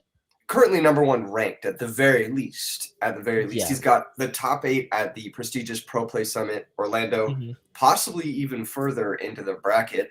Exactly. And then he's also got a win under his belt. How many people can say they have a win right now? Maybe like 3. I wonder if he is the first. That's insane. Is he the only Set to win a major event? Yes. I'm lying. I have no idea. Probably. Yeah, probably. Possibly. Yeah, for sure. Yeah. Like if we're going based off of like probability, I don't know. Maybe Set won a Chinese event. I meant for like NA though. I'm talking about like best Set NA player. Yeah. For NA, absolutely. Yeah. Absolutely, he is the only Set to win an event. Yeah. Now I'm so excited. I'm glad we get to watch on the feature match. Kind of piping him up a little bit. We get to see like how the master does it. Yeah, I'm excited for sure. This is actually like a world's first insight into how Set is played at the top level. We're getting like exclusive access, and I believe he just took down a Misfortune Aurora, which I personally think is a terrible matchup for Set. That's what chat was saying. They were like, wow, that's pretty impressive that he was able to overcome like a not positive matchup. I know. I'm very excited to see Colin here. I think I recognize him from a different game too. I'd be surprised. Most of the time, good card game players are good in multiple card games. I'm sure he played something else and had success for sure. Yeah, totally. I'm like, maybe it's Flesh and Blood or something like that. The name is just so familiar. It's like one of those things where like, when you meet someone, you're like, I know I've met you before. Yeah, absolutely. You know what I'm talking about? Absolutely. It's exactly like that. It's exactly like that. So we're going to be hopping into his match here shortly. Do we know who he's playing against yet? Or we're still waiting on the I think we're waiting for waiting on a couple of matches. So we're waiting on so the feature match just hasn't submitted yet. So I believe we're only waiting on one. And then we can get into the pairings for top 8. Yes, it is. It is Colin Kaiser on Set. That will be our feature match for the top 8 of this 10K tournament. Once again, make sure that you guys stick around. We are doing top 16 of the 10K this morning. And then as soon as that concludes, we are moving into the main Sunday event, which is the 5K in prize support. And then if the top 8 doesn't split as they did on Friday, we will be watching the top cut of that as well. So a lot of Riftbound today, a lot of really, really good Riftbound play that you guys are not going to want to miss out on for sure. Yes. Facts. So very, very exciting for this. Thank you again to Pro Play Games for having us on. This is the best Riftbound in the world this weekend. So yeah, exactly. It is not disappointed at all. It has been we haven't had like really any slow games at all. And like even like that top 16 match, even starting with an upset, it's exciting, dude. Yeah. It was insane. Oh my gosh, did you see like Dizzy coming back all the way from the 7-point deficit? Yeah, absolutely. It was his hand was so unfortunate in the beginning because it was like all spells and like he didn't have access to dazzling. He honestly didn't have access to that many units and he just could not get his momentum going. But as soon as he got established, all of those spells that were clunking up his hand in the beginning allowed him to win the game because he was able to defend himself because of how many just offensive spells he had access to. That rebuke at the end too. Absolutely nuts, right? Yeah. Last card in hand too. Yeah, last card in hand too. That was a work of art. You know what was really cool about that game too is it shows like how Misfortune Aurora is just never out of it. You can be last point and you can come all the way back and climb. Aspirants climb all the way back. No pun intended. I'm definitely interested to hear his thoughts. So now we are definitely going to send you guys over to Skinner, who's actually going to be interviewing him and let's go. Getting a little peek into the mind of our first top 16 winner. So take us away.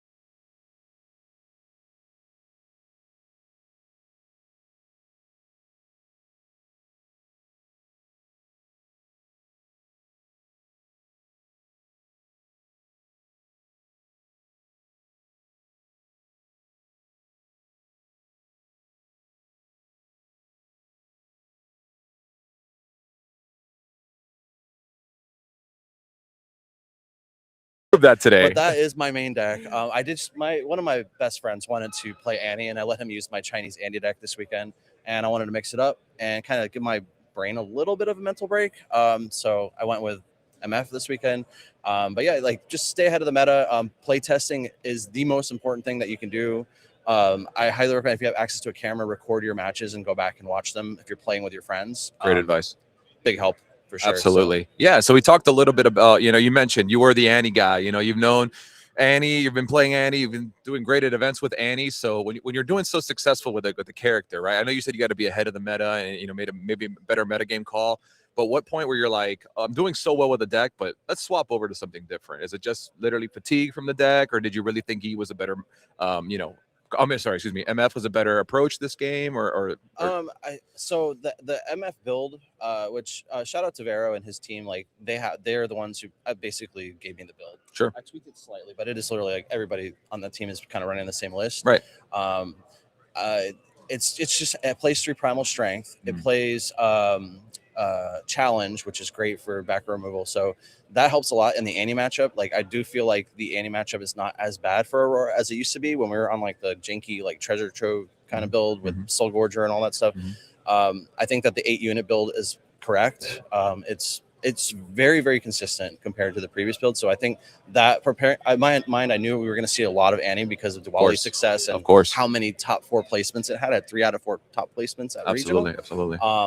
I played Annie at the regional, and I went X3. I just had a lot of rough matchups, and I was X2 going to last round, and I saw my tiebreakers were bad, so I was like basically checked out, and I was like, okay, I'll give the win to my buddy that I played. For sure. But I just didn't feel like wasn't feeling it today. Like I plus my friend wanted to play. I kind of wanted to just take a little break and play something else. For sure. I think you have to do that to kind of be better at the game is by playing. You learn decks. what it's like to be on the other side, right? Correct. So and I played against an Annie in tournament, and it was a friend of mine, and I beat him in tournament because I know the deck. Like when you play on the other side, it's really helpful. Of course. So. Yeah, you learn you learn what you're afraid of on the matchup and things like that. What does your opponent not want to see? Exactly. Absolutely. So game 2 here, I want to talk a little bit about game 1 went, pretty favorably in your direction. You just kind of climbed it up all the way to 8.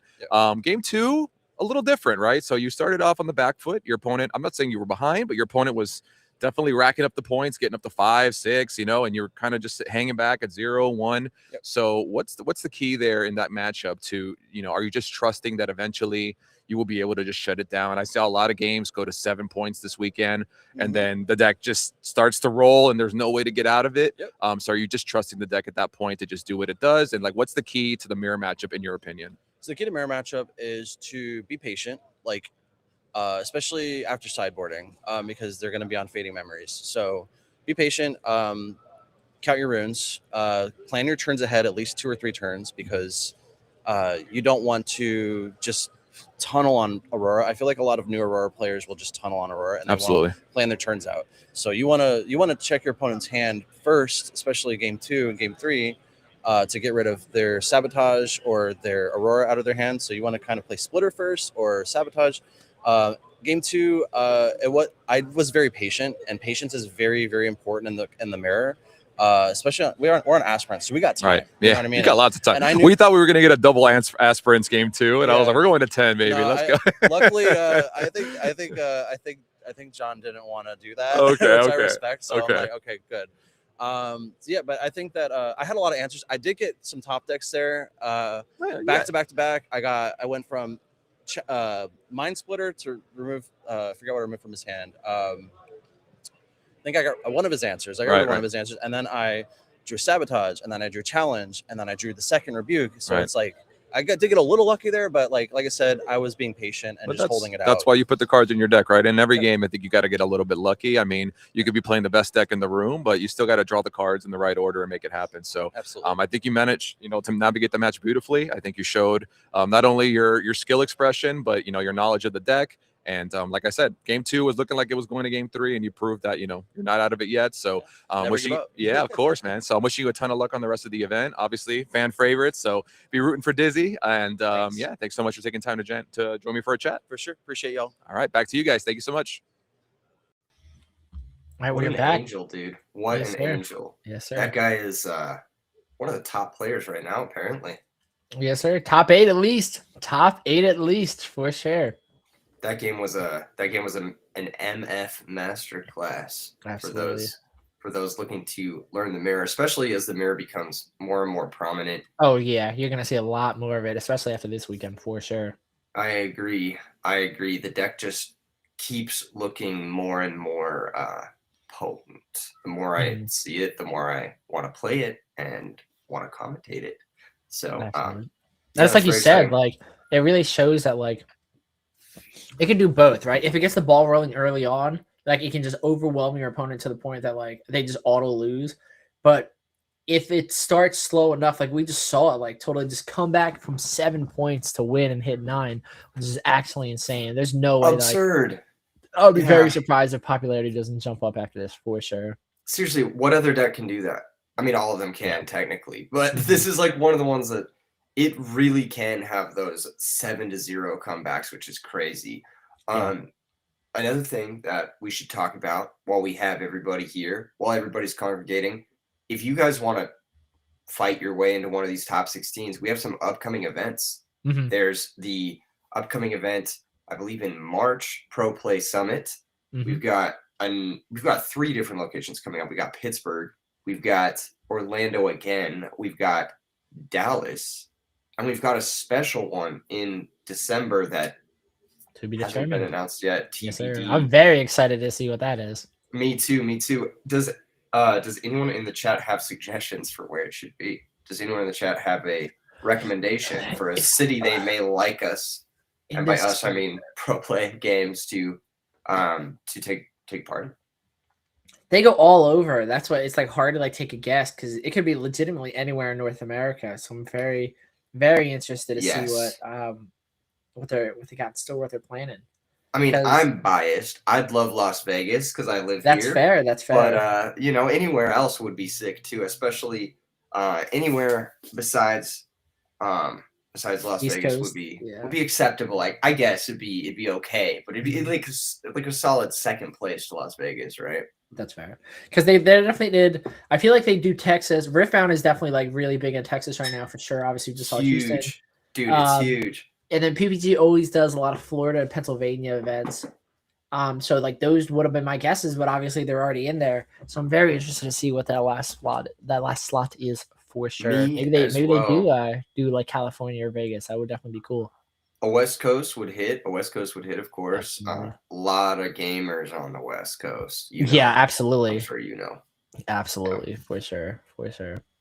Man, I'm looking to come to at least one of these. At least one. Yeah, absolutely. If not more than one. I after this weekend, I've been itching to play Riftbound so much. Oh yeah, absolutely. That's the worst part of casting is like you have to like sit. It's like the Squidward meme where he's like looking at SpongeBob and Patrick. Yeah, out the window. SpongeBob and Patrick play outside. Exactly. It's like, dude, I just want to get in. I want to run some games. It's absolutely, I'm so jealous, especially at like this level when everyone's like playing for 10K right now. Yeah. I definitely want to be a part of this for sure. I'm saying, dude. I think I'm definitely looking to update my Misfortune build after this weekend. For sure. And another deck I'm itching to try out is Victor. Yes, sir. Yes, sir. It did not happen to make it into the top cut, unfortunately. But it was very close. Starting off 5-0 is like, that's good enough. You know it's good enough. Yeah, for sure. If you start off 5-0. Like, especially in the tournament that's like enticing for so many high level players. The fact you started off 5-0 is really, really impressive. Absolutely. But yeah, I'll be trying to work on Victor for sure. All right. Let me check the pairings. Let me see if we have, because we might still, hopefully they were able to. Ibuprofen for the boys. Just a little no worries. Headache medicine. Locking in. Locking in for round 8. Round 8, top 8. Convention. Dude, I am so pumped. It looks like all of the matches have completed. We do have our top 8 sort of all figured out. We've got Yep. Everybody has submitted. Yeah, so they're probably just waiting to pair, and then we can get into this day or top 8 for sure. We can kind of give people a breakdown too as well. We can give people which decks are here and there and whatnot. Yeah. We've got one set. We've got 2 Kaisas, 2 Annies, 2 Misfortunes, and 1 Master Yi. Mm-hmm. That is an incredibly balanced top 8. Anywhere you look, you're going to get a banger matchup. We may not get that Annie finals that we were actually really or not Annie finals, but Annie mirror match that we were hoping for. But you never know. You never know. They both may win. Yeah, I would doubt that MF top 16 was the last mirror match that we see in this top 16. But we did just get the update from production. Thank you, Skinner, that they are doing the pairings shortly, and we'll just hang out for a bit as they get everything underway, because I'm not sure if they're doing. Do you know? Did they start the Sunday event already? Because I'm sure running 2 Riftbound events at the same time in the space might be a little might put a little bit of a strain on some software. It should actually be completed by or not completed. Their first round should be completing here shortly of the Sunday event, but I actually don't think it's too much of a strain on the software. I mean, TopDeck.gg is a fantastic. I guess strain on the software isn't a fair thing. It might just be, obviously they went from one team running one event, and I'm sure now that they have to like split them, so it might just be a little bit. But we are getting confirmation that 5K did already start. So we are running 2 huge Riftbound events by the way, simultaneously. Yeah, massive. I'm excited to see this set gameplay. I personally, Colin's gonna put us on, dude. I'm for sure certain about it. And you know set a lot better than me, so you're gonna be teaching not only the chat but me what's up. So it's gonna be fun to watch if he pops off too. And because I think I told you yesterday, the main way that you're gonna have to beat set is you're gonna have to kill all of their buffed units twice to basically get around the set legend ability. I definitely think Annie and Kaiser are capable of doing it. Yeah. But you do have to draw into multiple of your removal pieces. So it's going to be very, very interesting if his opponent's going to be able to do that. Because, I mean, as we were glazing Colin earlier, it is going to be he's probably the best in the country on set. So he knows that how his opponents are going to try and play around him. So then I'm sure, has developed ways to play around them playing around set legends. And I'm very excited to watch that for sure. Facts. Max, I have to ask you this. All right, this is a totally Vegas player, gamble player mindset. But who is your prediction? What champion do you think is going to take down today? I mean, we haven't even. It could be realistically, I'd say Annie. So I think I kind of don't think Kaisa is going to take it down. I don't know who's going to win, but I don't think it's going to be Kaisa. If I had to take a guess, I'm thinking Annie, maybe Master Yi, because Daniel's kind of making me a believer. I'm not going to lie. Daniel's been cooking a lot. So Master Yi might take it, and then I mean I wouldn't be surprised Colin on set once he gets the momentum going. Could be a threat, especially if a lot of people aren't prepared for it. He could definitely run away with another event under his belt. What I'm actually surprised with is that Colin was already able to take down Misfortune Aurora in the top 16. Exactly. And that gives me like a little bit of like a spinal chill. I'm like, is he going to be able to just sweep this whole, because into Annie and into like Kaisa set probably does like decent enough. And then into Master Yi, questionable, but MF Aurora really is the hardest matchup for set, and he's already proven he can take it down. So we got a top 8 full of absolute killers, no pun intended. Literal, no, I'm just kidding. We got a top 8 full of like some of the best players in the world right now. It could go to any one of them. I wouldn't be surprised. I have to go with my girl Misfortune. I just have to. Yeah, it's just like a sheer representation. Like there were so many Misfortunes in top 16. Looks like we do have top 8. Dizzy is going against Taylor. Colin, who is our feature match, is playing against Jaden. Jaden is on. Jaden's was the 5 seed. Jaden is on Kaisa. So we got a Kaisa set. It's going to be very, very interesting because my understanding is Colin is very comfortable in that matchup. True. Okay, so let's see. Ali moved on. Cody moved on. Colin moved on. Jonathan, we obviously saw Disney move on, but the Jonathan, I think he was on Kaisa yesterday when he was going absolutely nuts. Yep. He moved on as well. So I would be surprised if he doesn't move on to top 4. We've got Kaisa versus Annie. We've got Set versus Kaisa. We've got Miss Fortune versus Annie. And we've got Master Yi versus Miss Fortune. So a lot of action happening. We are going to be covering Set for the very first time this weekend, which is crazy to say. Absolutely. And that's going to be Colin Kaiser versus Jaden Ray. I think this is our first time covering Jaden as well as a player. Correct me if I'm wrong. Yeah. It's surprising. That's the issue, right? We've seen nothing but phenomenal gameplay, awesome decks, diversity in decks, and phenomenal players.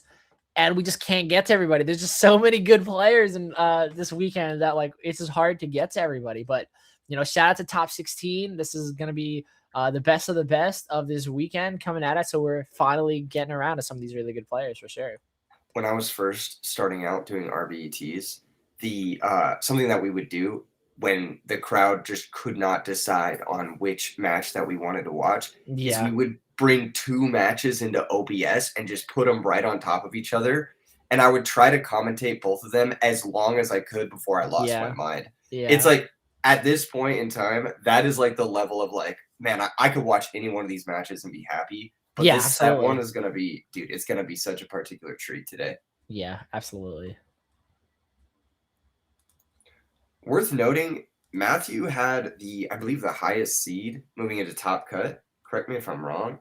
And he's still cooking. He's still in the tournament. Did we see Matthew? We saw him yesterday. He played Annie. We saw him on stream against. Was he the Annie player that beat Ali?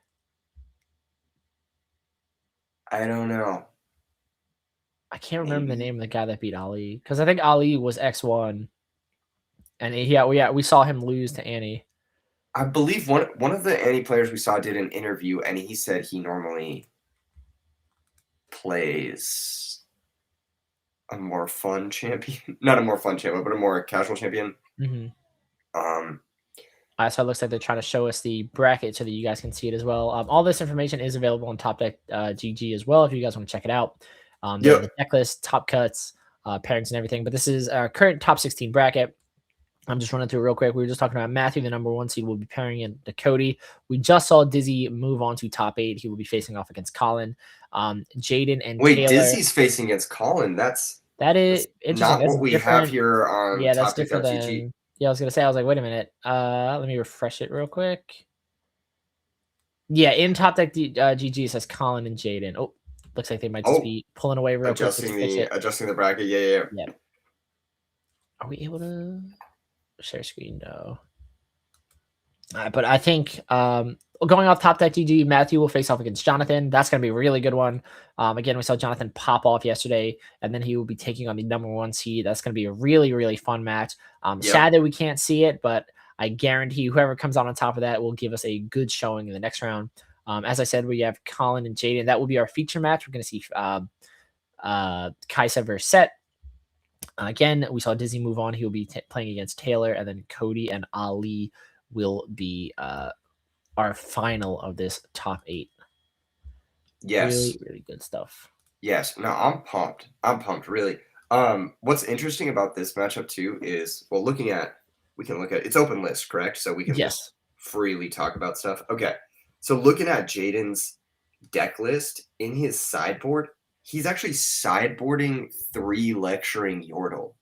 And I don't get that. I don't understand why they would be in the sideboard. Maybe it's a going second, swap in or something like that instead of a going first thing.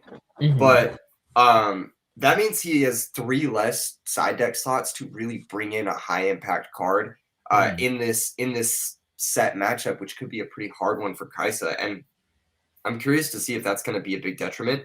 He's also siding his second copy of Time Warp, which is obviously a high impact card. So I'm really curious. His spell spread overall, I think, is very interesting. Yeah. Only 1 Acathian Rain, and it's in the side deck. I'm very interested to see how this goes. Because if he doesn't have access to too many damage spells, it could be rough for him, especially if Set at some point no longer needs to worry about even using the legend ability.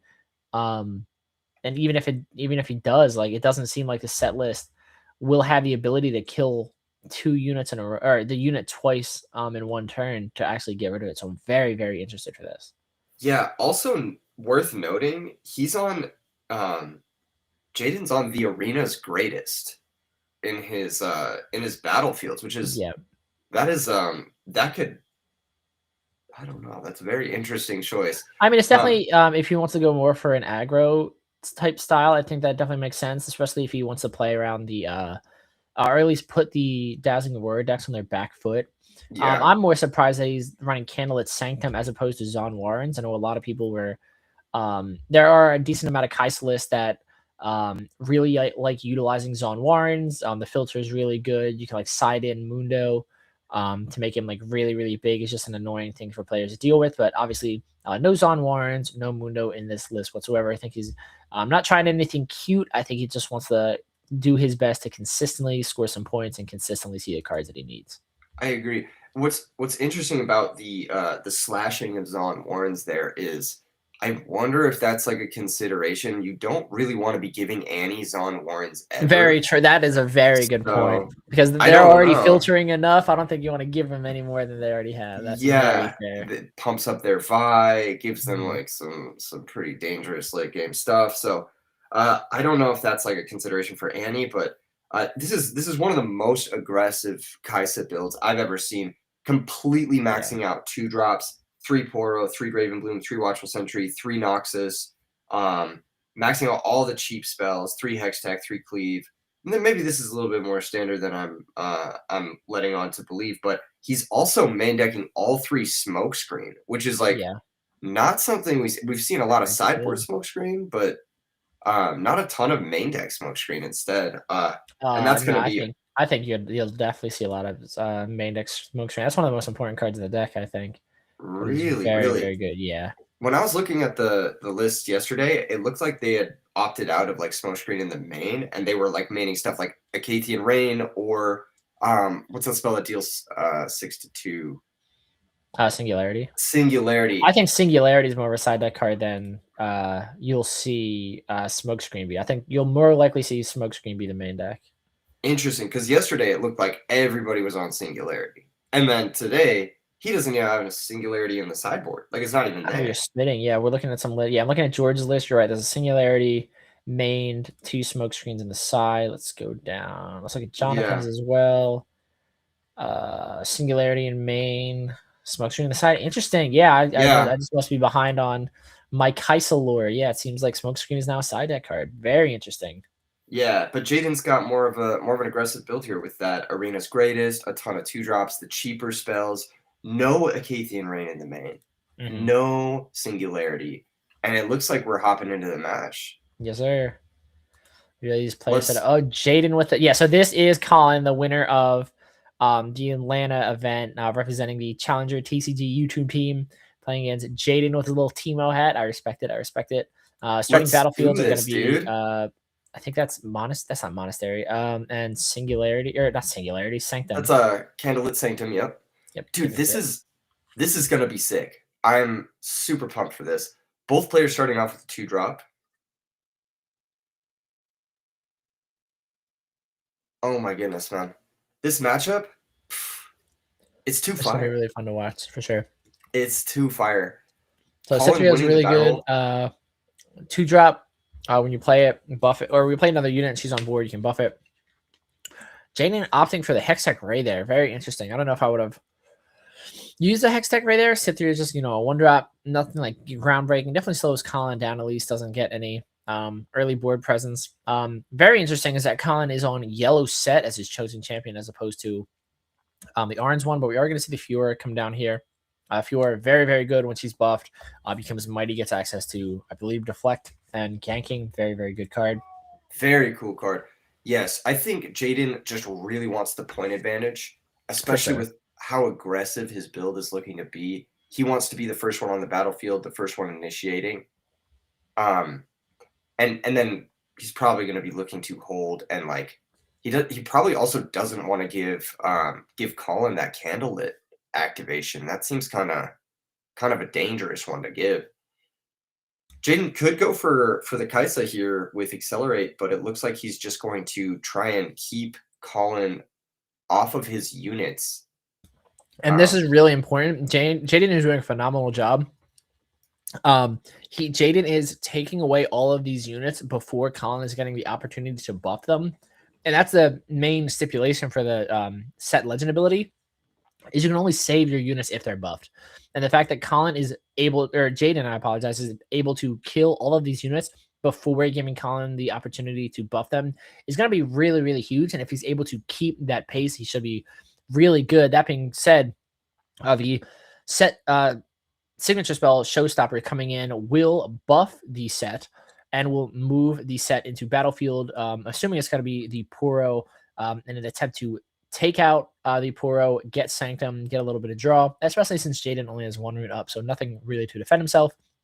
So Colin will score a point, putting them 1 apiece, and then Colin will trigger Sanctum. We do see an Arena Bar and a Pit Rookie. Both are good here. Arena Bar might be a little bit better just to consistently buff some cards. Pit Rookie is just a one-and-done type deal. We do see, looking at Colin's hand, there's a First Mate, a Challenge, a Hidden Blade, and then I can't make out what that last card is.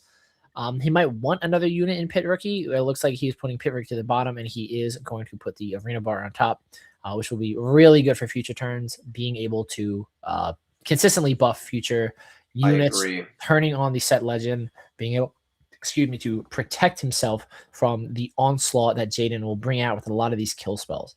Yeah, dude, facts. The interesting thing about that gear is that Kaisa does not deal with gear very well. So if that gear is to land in play on the next turn, which is looking like it's going to happen, I think Jaden is going to have an uphill battle in front of him. And that early lead, it was very short-lived. The set already in play, taking the Candlelit Sanctum. Dude, things look great for Colin here. I'm not going to lie. They look fantastic. We just need to get Colin one of the nice little dice to put on it. There we go. There we go. Colin, or like you said, as it currently stands, Jaden's main deck does not really have any interaction with gear, but he does have the 3 Thermo Beam in sideboard, which could be really, really big. I'm sure it's in there for the Dazzling Aurora matchup, but it could be really big here just to turn off the Arena Bars. But if Jaden is able to somehow get this win in game 1 and then put in some Thermo Beams for game 2 to deal with the Arena Bar, if he decides that they are too much of a problem for him, could put him in a absolutely phenomenal spot. We do see Jaden, of course, conquering the set battlefield, drawing a card off the Conquer, putting him to a second point, and then playing the Noxus Hopeful before passing it back to Colin. Or I think he actually played that last turn. I apologize, but he does have 2 units before passing back to Colin.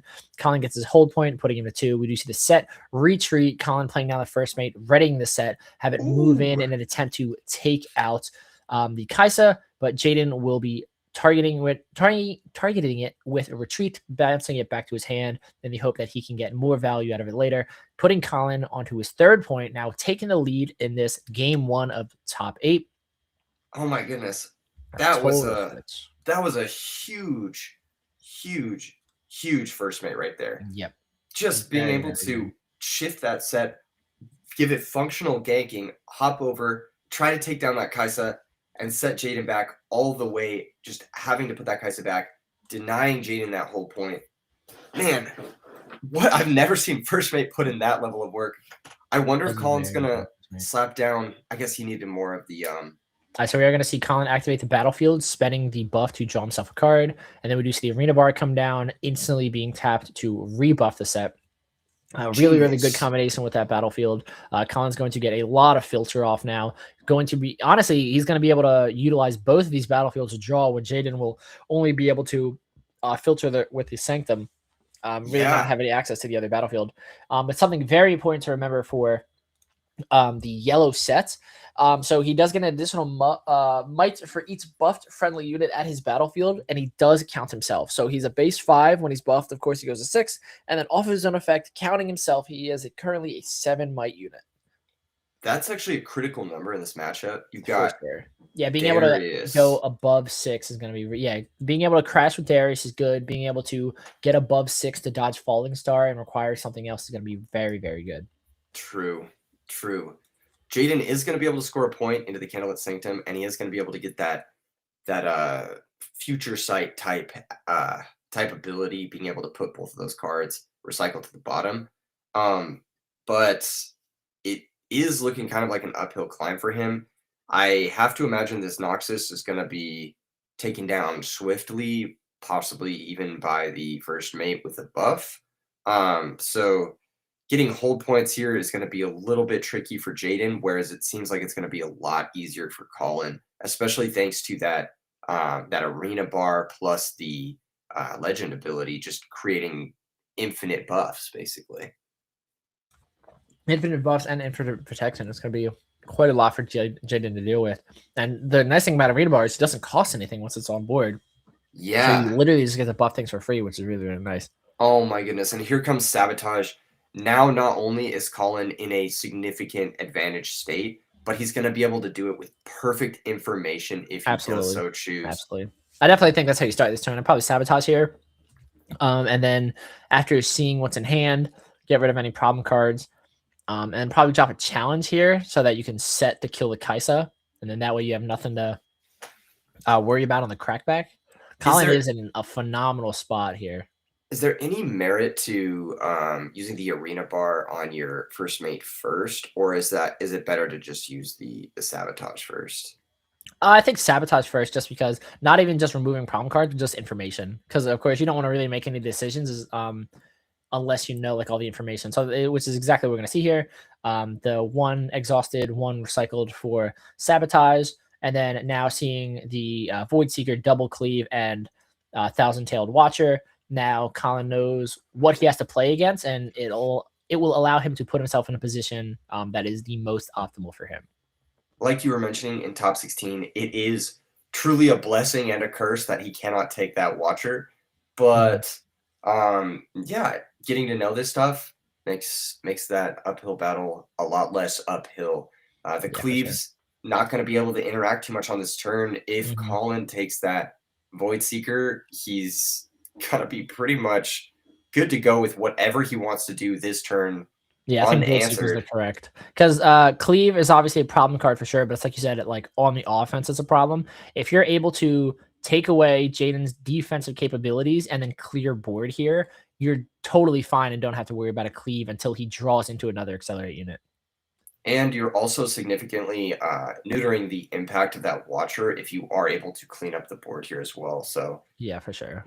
It looks like Colin does have the capability to do that if he so choose. I mean, he can absolutely take down this Noxus with just with a showdown, and then he could also utilize that challenge with the. I think he might be doing challenge first. It looks like challenge Kaisa. Yep.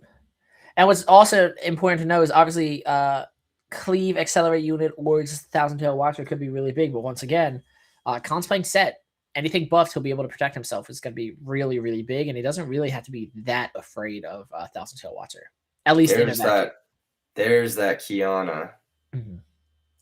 She is a house. Wow, he's just pulling back here, allowing Jaden to catch up in points, potentially even go ahead in points if he wants to deploy that Watcher for no value. But I think that's the main point though, is it's a no value Watcher, and it takes Jaden off of. Because I think Colin would love it if Jaden dropped a Watcher right now for no value and pushed it, and then Colin's like, I'll just come back in next turn and just get rid of it, no problem whatsoever. I think playing Cautious here is very, very good. Look at the way Colin's positioned himself here. It's truly genius. He says, on your turn, I am going to have nothing in the battlefield, so those Cleaves are going to be functional dead cards. And the punish. Time War's pretty good though. Yep. Top deck Time War. Yeah, top deck Time War. I'm not sure how much this is gonna add up, but it will at the very least get Jaden up to 5 and possibly even 6 points if he wants to deploy that Watcher again for no value. Again, top deck another one.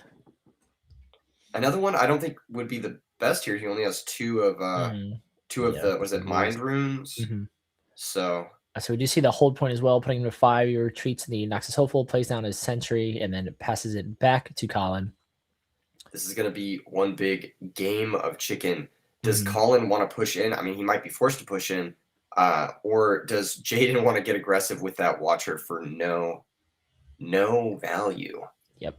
Other than point value, which we cannot be understated. I think we see a Hidden Blade in Colin's hand, though, which could be really, really good. It wouldn't be the worst thing in the world if Colin wanted to kind of invest and go into these battlefields right now and then play a hidden card. He doesn't even need to play a hidden card, honestly.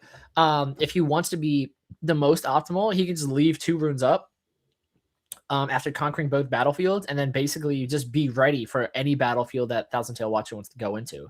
The issue, of course, is that the -3 is on everything on board, so he'll be able to kill the Thousand Tail Watcher with Hidden Blade, but he'll still have to deal with a Noxus Hopeful and a Sentry as they come swinging in to take out his, at that point, -3 might units.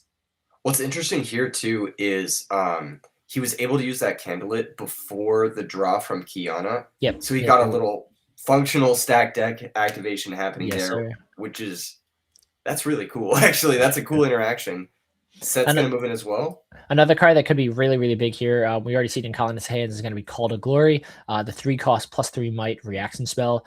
Something that's really cool about Call to Glory is the fact that you can just spend a buff and pay it for free, which would be really, really good. We also have Primal Strength, so Colin is in an insanely good position for a Watcher to come down right now, because he can Hidden Blade, kill the Watcher, and then if he wants to, Primal Strength and Call to Glory to buff his units to get over the other units. And I think Jaden is more or less walking right into it. Colin has every single one of his runes open. I think he's just waiting for this Watcher. I think he played this perfectly. And now we just have to see how this plays out and how exactly Colin is going to respond to Jaden's units and moving into these battlefields. What's interesting here is that while Colin does have a boatload of buff spells, Jaden also does have double cleave, so it's going to be a big showdown here. One of the biggest we've seen on stream all weekend. And I'm curious to see how it goes. Those buffs will protect at least one of these units, and so possibly, even if things don't go in Colin's favor with regards to this showdown, he'll be able to protect one of his units and be big chillin'. But I have a hard time imagining double cleave is good enough to play through single Primal Strength. Yeah, well, you also, it's the combination of the double cleave and the Watcher -3, I think, is going to be like the big thing here. True. I think it's also going to be very important to the sequencing, right? Yeah. So depending on when this stuff comes, I'm assuming if I'm Colin, I'm probably Primal Strengthening here, because I don't think you're too worried about the Sentry moving into the other battlefield. Because if you Primal Strength here to beat over this Noxus Hopeful, because what is count? Count as a 4. What is a 5 might unit when buff drops down to 2 off of Watcher. Primal Strength puts it to what, 9? Hear me out, Max. Hear me out. What if Colin just says okay, uses his legend ability to defend the Kiana, because the Kiana's moving into a battlefield is just so much more value. And then on the other side, he spends all his resources to try and hold there. I think Colin wants to hold both, because then he's presenting lethal right now. If he holds I guess both, technically he can hold 1 too, and then just yeah, so I guess it doesn't matter, but I don't know. I think you want to be in a better position where you're able to clear everything. And I think Colin does have the resources currently to do that. True. Yeah, I think we are leaning towards a Primal Strength play. Yep, exactly. So the Kiana is down enough to where the double cleave will actually put the Noxus above. At that point, I'd use Set for sure. If he wants to burn both cleaves just to take out one Kiana, that's when I think I'd be done, and I'd just spend the buff, pay the power, save Kiana. But then now Jaden has almost nothing to do on that other battlefield, especially against a Call to Glory. He also has Call to Glory in hand. He could honestly use Call to Glory to save Kiana from a double cleave, and then just use the Hidden Blade to take out the Watcher on the other side. His hand is phenomenal in this situation right now. He's still in a position where he can hold both battlefields. Just having access to that functional, quote-unquote, free spell Here we go. is just massive. And I mean, there's no way that Hidden Blade doesn't just wrap Yeah, I'm this one assuming up. right. Hidden Blade right here is gonna take out that Watcher for sure. No need to even show the primal Yep, strength. exactly. Yep. Yeah. Yeah, Colin's hand is phenomenal, dude. That was like Holy. checkmate and a half. There are going to be 2 draws here Triple from cleave Jaden. in hand now. And Yeah, might as well use one of them. yeah, might as well see what's up. I think he's just gonna do triple. Yep. Yeah. +6 right now. So Yeah, he's so- at 7 might. And there's the primal strength. There's the And primal side. Yep, taking it off Kiana so he doesn't waste it on set. And then the third one. interesting. And then now he is does able that to use win? It's 10 might into the -3 off of -3. So the set's offset. But then yeah, he just scores on the way back. Yeah, exactly. Because Jaden is now out of total resources. Wow. What an Gotcha, thank you. insane. Chad is saying, yeah, Primal Strength was the first card that we played. Yeah, Call to Glory is the second one. Thank you, Skinner. What an Yeah, but just a insane crackback. game. Yeah, Colin's hand was absolutely absurd. He had like every out, and again, we saw the like the value off the set legend because, like we said, it's like Jaden dumped his entire hand to kill one unit, and he didn't even kill it because of set legend, and now he has no resources, no board. Colin just moves that set that Jaden just tried to clear right back in the battlefield in that game. I'm beginning to see why people say set is good into Kaisa. That's why I don't understand why it's just not getting like representation. Granted, like Colin is, as we said, one of the best set players in the country, but like when it hits, it hits. The way he navigated that position was truly masterful. He set it up like literally turns before, all the way back to that arena bar. Like, yeah, it was just, and it looks like he knows exactly what matters in the matchup too, because when he was using the candlelit to decide which cards to draw into, he was picking the perfect cards over and over and over again. So that was really interesting. I like watching that a lot.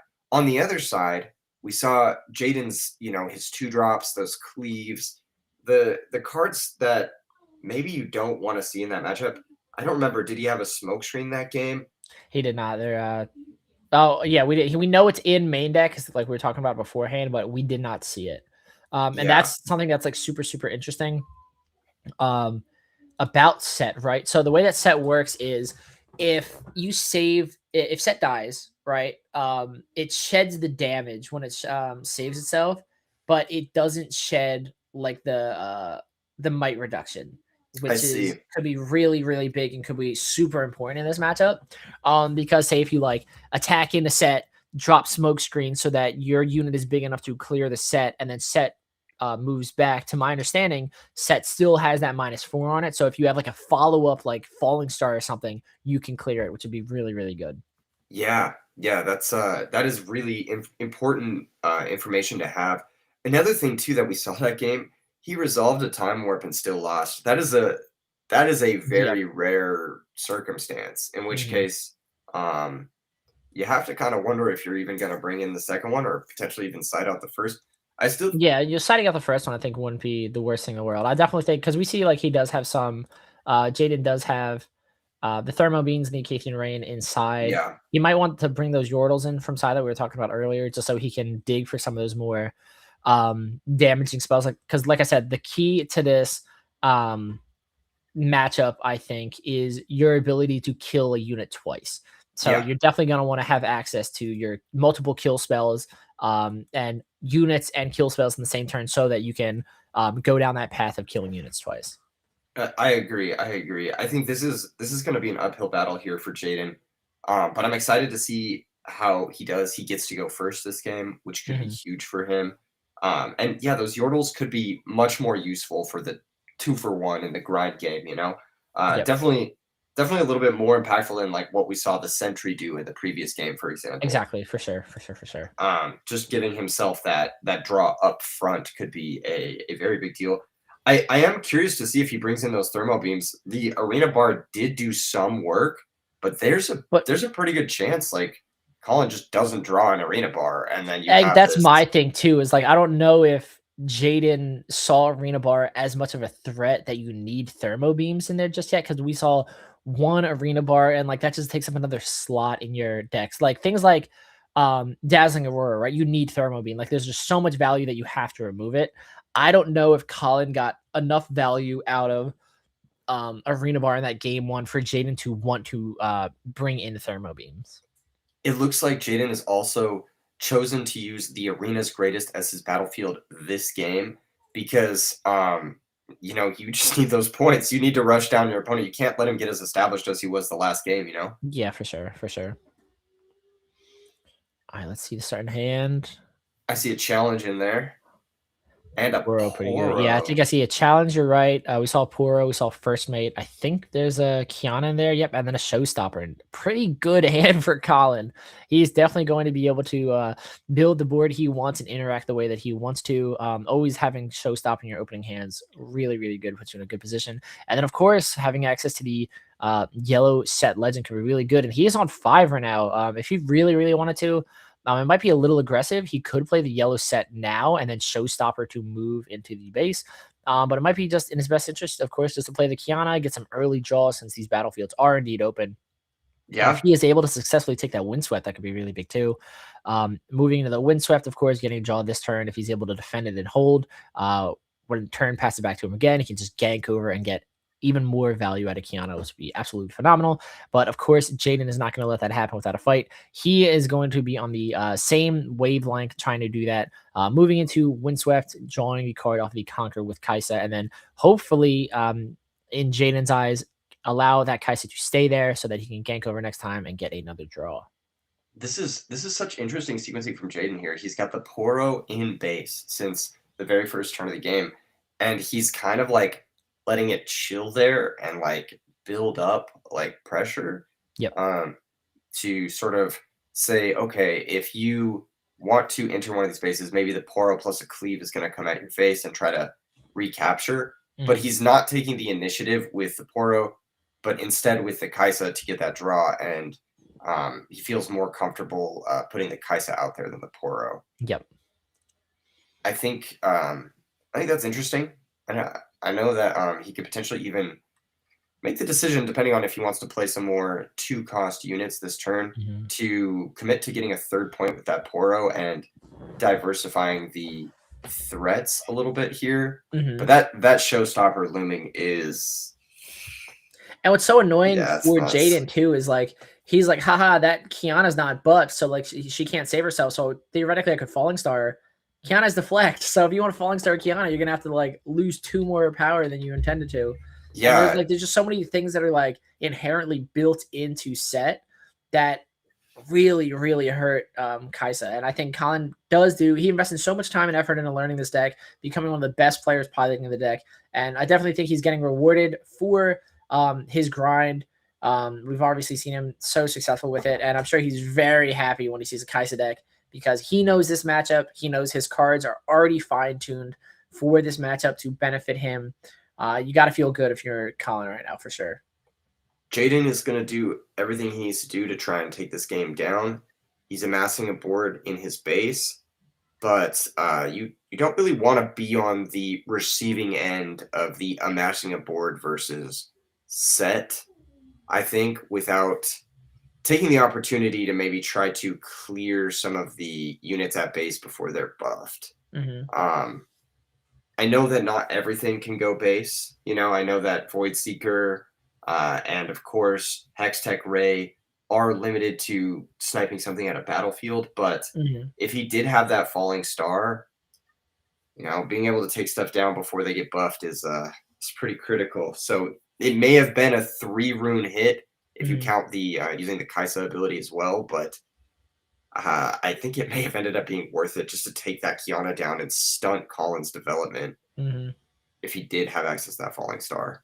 He did, and this is a really good play that we're seeing on Colin. We did see the Cytheria come down first, followed by the Pit Rookie, which will trigger both Pit Rookie and Cytheria. Cytheria will buff herself because another unit was played. And we do see the Pit Rookie buff the Poro, who then move in with an attempt to crash with the Kaisa that is at Windswept Tillock, which will be instantly met with Stupefy. So we are currently looking at a 3-might Poro against a 4-might Kaisa before Colin gets the opportunity to respond. The Stupefy here is a reaction, so Unless Colin has a reaction of his own, he's going to have to let this stupefy happen. So it looks like the only reaction in his hand is Call to Glory. I do not expect him to use Call to Glory right here. That being said, though, gaining access to Windswept Hillock and getting rid of the Kaisa could be huge. And he might be debating it. You could just take the buff off of Cithria, most likely. Yep, which is exactly what we see. So Call to Glory is free, taking the buff off of Cithria, giving the Poro +3. So it went from a currently 3 might unit to 6 might off of Call to Glory. Stupefy does resolve, allowing Jaden to draw. So 6 might to Kaisa's 4. Interesting. And then the Ravenbloom student does get a buff for 1. I don't know if that'll matter because there is a Stupefy play this turn. Very interesting. We do see the Hextech Ray come down.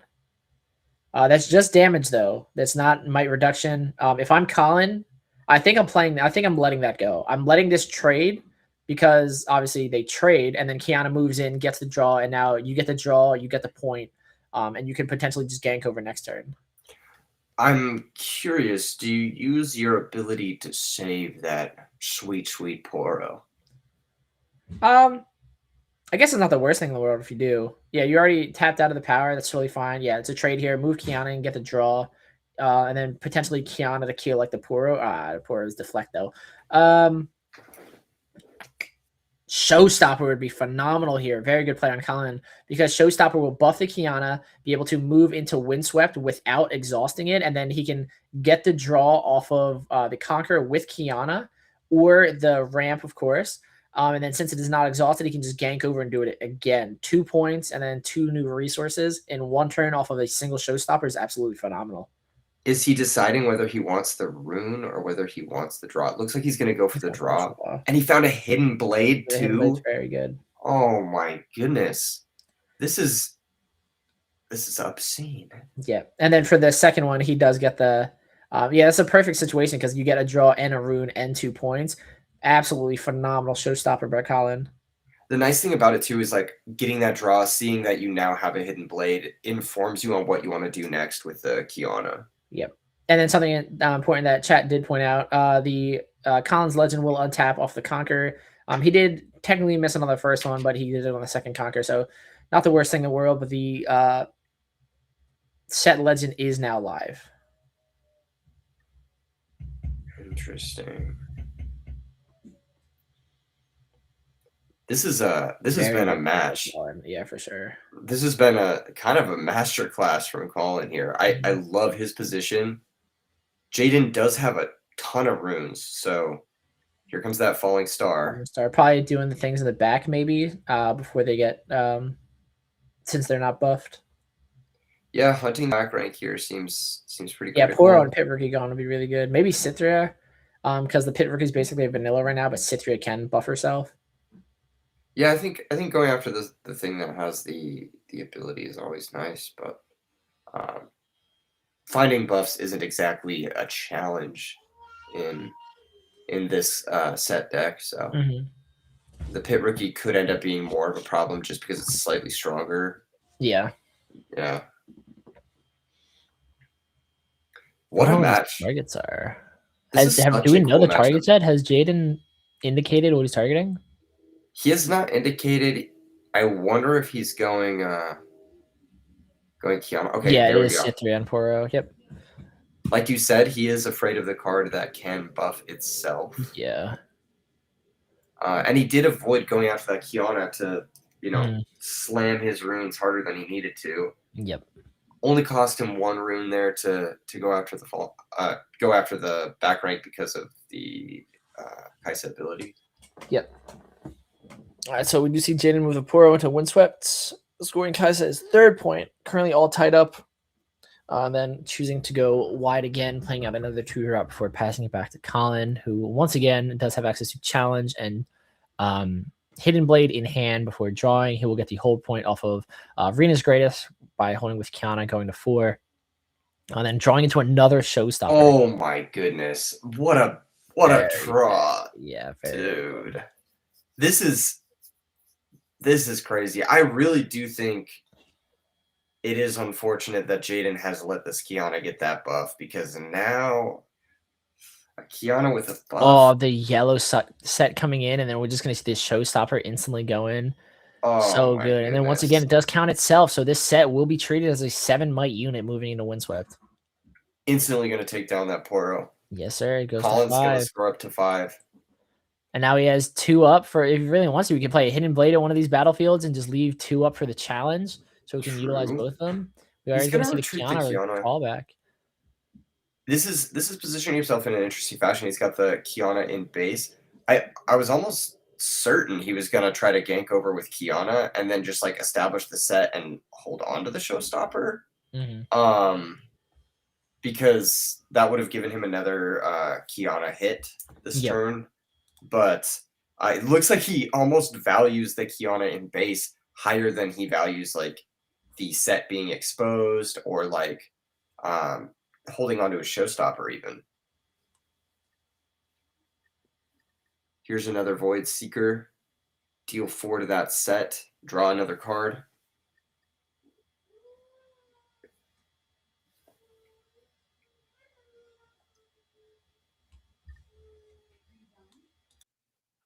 Okay. There will be 4 damage marked on that set, and these students do get pumped up by 1 might each. So theoretically, one of these students could go in and force a trade with this set. And the set does save itself. Colin's just going to say, spend the buff, spend the rune, tap down the legend, and then he'll be able to just throw it back at him again next turn. Yeah, falling to exactly. So this is the exact strategy that I was talking about. Being able to kill the units twice in a turn is what's going to be huge here. Obviously, we see it be able to die the first time off of the combat. Once it saves itself a set, instantly drop down the falling star. That way you're clear and that set is gone. There's only so much more times Jaden can do that, though. He's already out of 2 falling stars. He only plays, obviously, 3 of those, but outside of that, going base is going to be pretty difficult for him, just looking at his list. So he's got 1 more falling star to really go base, and he needs to find 3 more points this game. So, I don't know. That Kiana is still a very, very serious threat here. Yeah, absolutely. Yeah, taking down the set is definitely a huge step in the right direction for Jaden, though. And a showstopper set, showstopper Kiana again would be huge here. Yeah, I agree. Man, Kiana's good. That card's messed up. Yes, sir. It's like Kaisa, but slightly slower, but also on steroids, you know? Yeah. That is fair. That is fair. I think part of the reason to play this deck is that buffed Kiana, because that is just there's so many good cards in this deck. Yeah, there's so much. Oh, and it did draw into the orange set, which is going to be really, really good. Yeah, that card looks gorgeous too.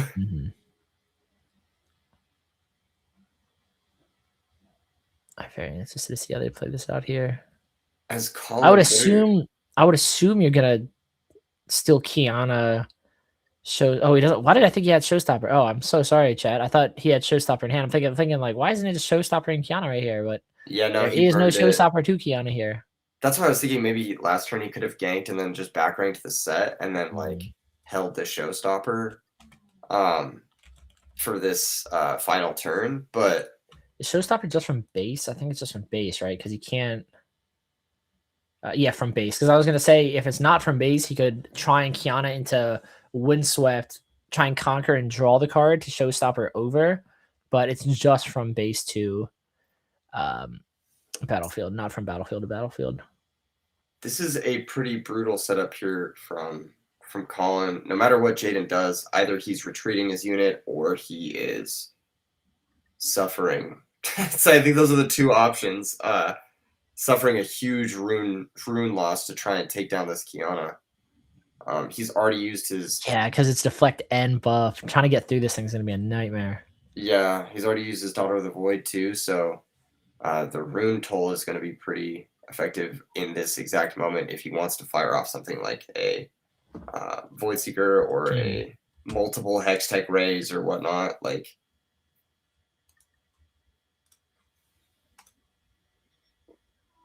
very interesting to see what he does here. One thing that's interesting is he could just burn something like Cleave just to give his student +1s. It's not ideal, but it is something he could do as well. We shall see. We shall see. I think best case scenario here for Jaden is just a smoke screen. It will eat 2 runes, but you'll get them back next turn anyway. Mm-hmm. And it'll send that Kiana back to base.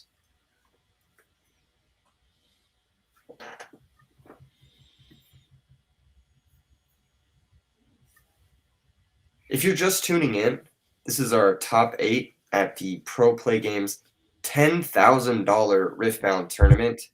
Thank you guys for joining us. Make sure and follow Pro Play Games on social media. It's been an absolute blast commentating this insane match for you guys. All right, so it looks like it was able to get through. Kind of draws her card, puts set to 6. Wow, absolutely no responses from Jaden there. Just nothing. Just full on. Think for a minute. All right, that's fine.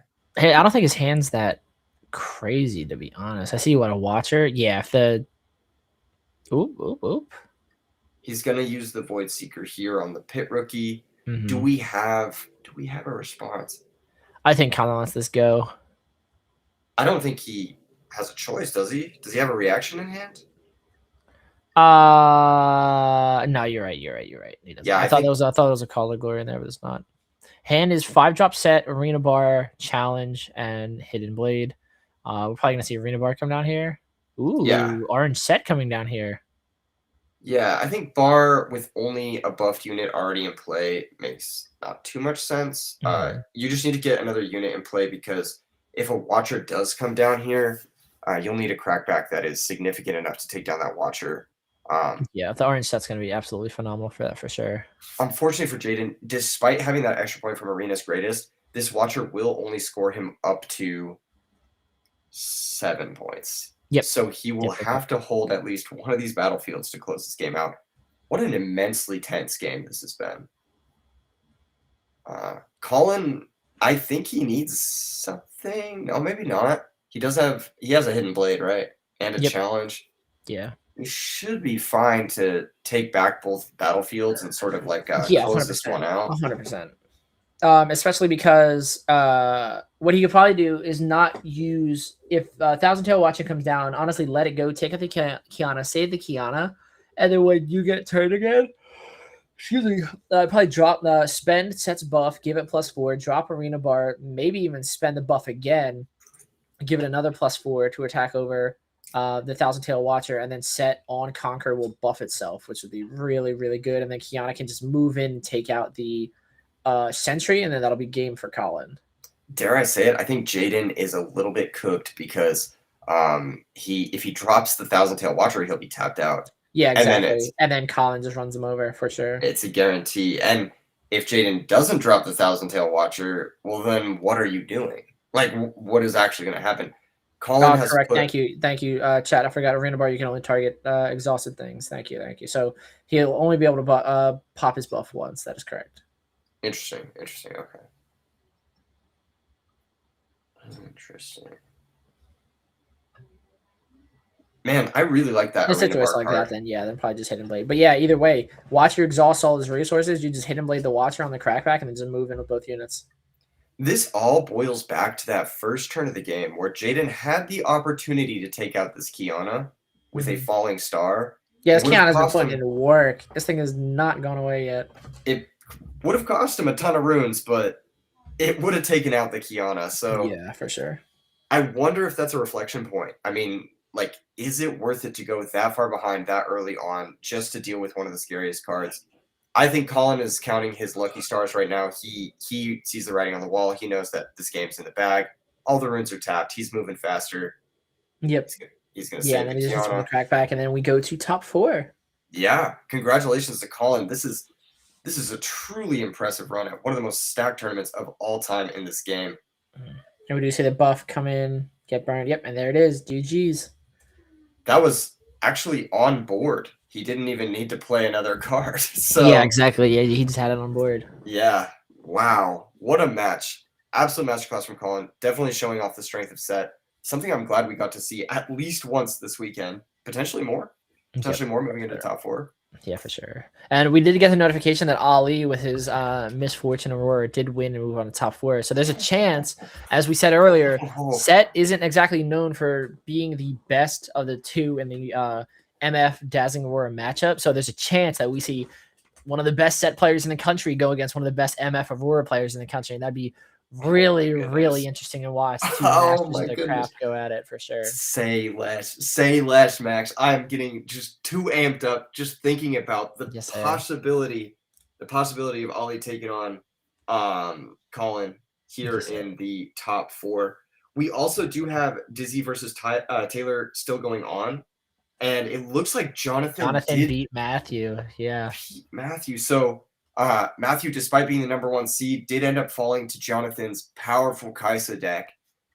Which is crazy because this means 3 out of the 4 remaining decks now are Kaisa, MF, Set.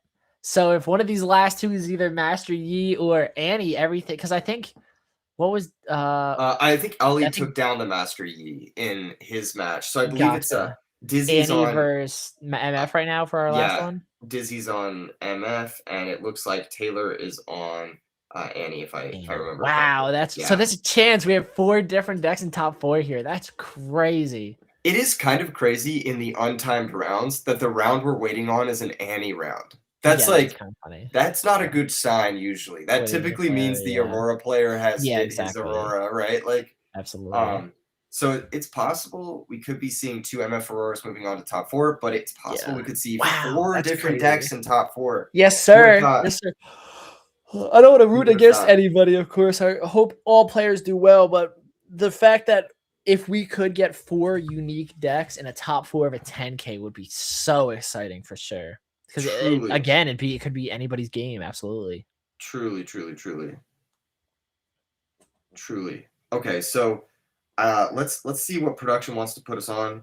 Let's see. Looks like top 8 has chosen not to split, based, dare I say it. Yes, sir. Based chat. Maybe it's a $3,000 first prize. I mean, I'm going for it. Absolutely. Especially plus, this point. Yes, sir. These guys, they're the top dogs. All right. You got the top MF player in the world. I'll say it. It's Ali Antrazi. You've got the other top MF player in the world with Dizzy, who may or may not still be in it. You've got Colin, the top Set player in the world. You've got Jonathan Rodriguez, who is potentially one of the top Kaisa players in the world. Yes, these guys believe in their abilities. They would not have made it to top 4 if they didn't believe they could win the whole thing. So I'm happy to see that we are playing it out at the highest stakes part of this weekend. I'm going to go ahead and ask and see is there a specific match you want to catch for top 4, Max? I think we have to wait for pairings, because if we see Ali and Colin, I want that. I want that over everybody else, because that's like a pseudo finals right there. Honestly, at this point, it could literally go either way. Like, I'm excited for Jonathan. I'm excited for Colin. I'm excited for Ali. And, we saw Dizzy pop off. So, I'm excited for any of them. Those 4 would be really fun to watch. So, honestly, I don't think there's any bad matchups going forward. I think we should be able to determine who plays who here. Just based off of the standings, I'm guessing, right? Yeah, off of the standings. I think it would end up being. I think it's going to end up being Jonathan versus Ali, but I could be wrong. I could be wrong about that. Someone's going to have to correct me in the chat. The chat is smarter at this stuff than I am. And then I think it might be the winner of 261 versus 260, but I could be wrong. I could see any one of these matches and be happy, but. My bias. I don't need to say it. Max. I don't need to say which deck I have a heavy preference for. Ali and Colin don't play until finals. That'd be fun. Dude, imagine. Okay, so if Ali and Colin don't play until finals, who do you want to see? Is there a specific player that you are pumped on for checking out? And I mean, I'd be down to watch Jonathan again, just because of the one feature match that we've seen from him this weekend was an absolute blowout, and I think that'd be really fun to watch. Because now it's like, obviously everybody we've seen so far is a good player, but like this is top 4, so this is like 4 at all. This is like the top 4 of this tournament, so that'd be really fun to watch for sure. I agree. I think for me depends on who wins that that final top 8 match between Dizzy and Taylor, because I Mhm. think Annie versus Set could also be a very cool match to watch. It's something that, like, clearly we haven't seen thus far, and it's something that I have no intel on. I don't know exactly how Annie takes down Set, but Mhm. um, All right, well, it that looks like Jonathan and Colin will be facing off. So if we can oh, choose, okay. I would love to watch Jonathan and Colin. And chat is already saying that they would like to see Set. So if you guys were tuned in yesterday to watch Jonathan absolutely go nuts, and obviously we just saw Colin, who again will glaze is one of the best Set players in North America, just absolutely control that Kaisa matchup 2-0. It could be really interesting to see a phenomenal Set player go against a phenomenal Kaisa player and just see who's able to take advantage and take down that top 4 slot.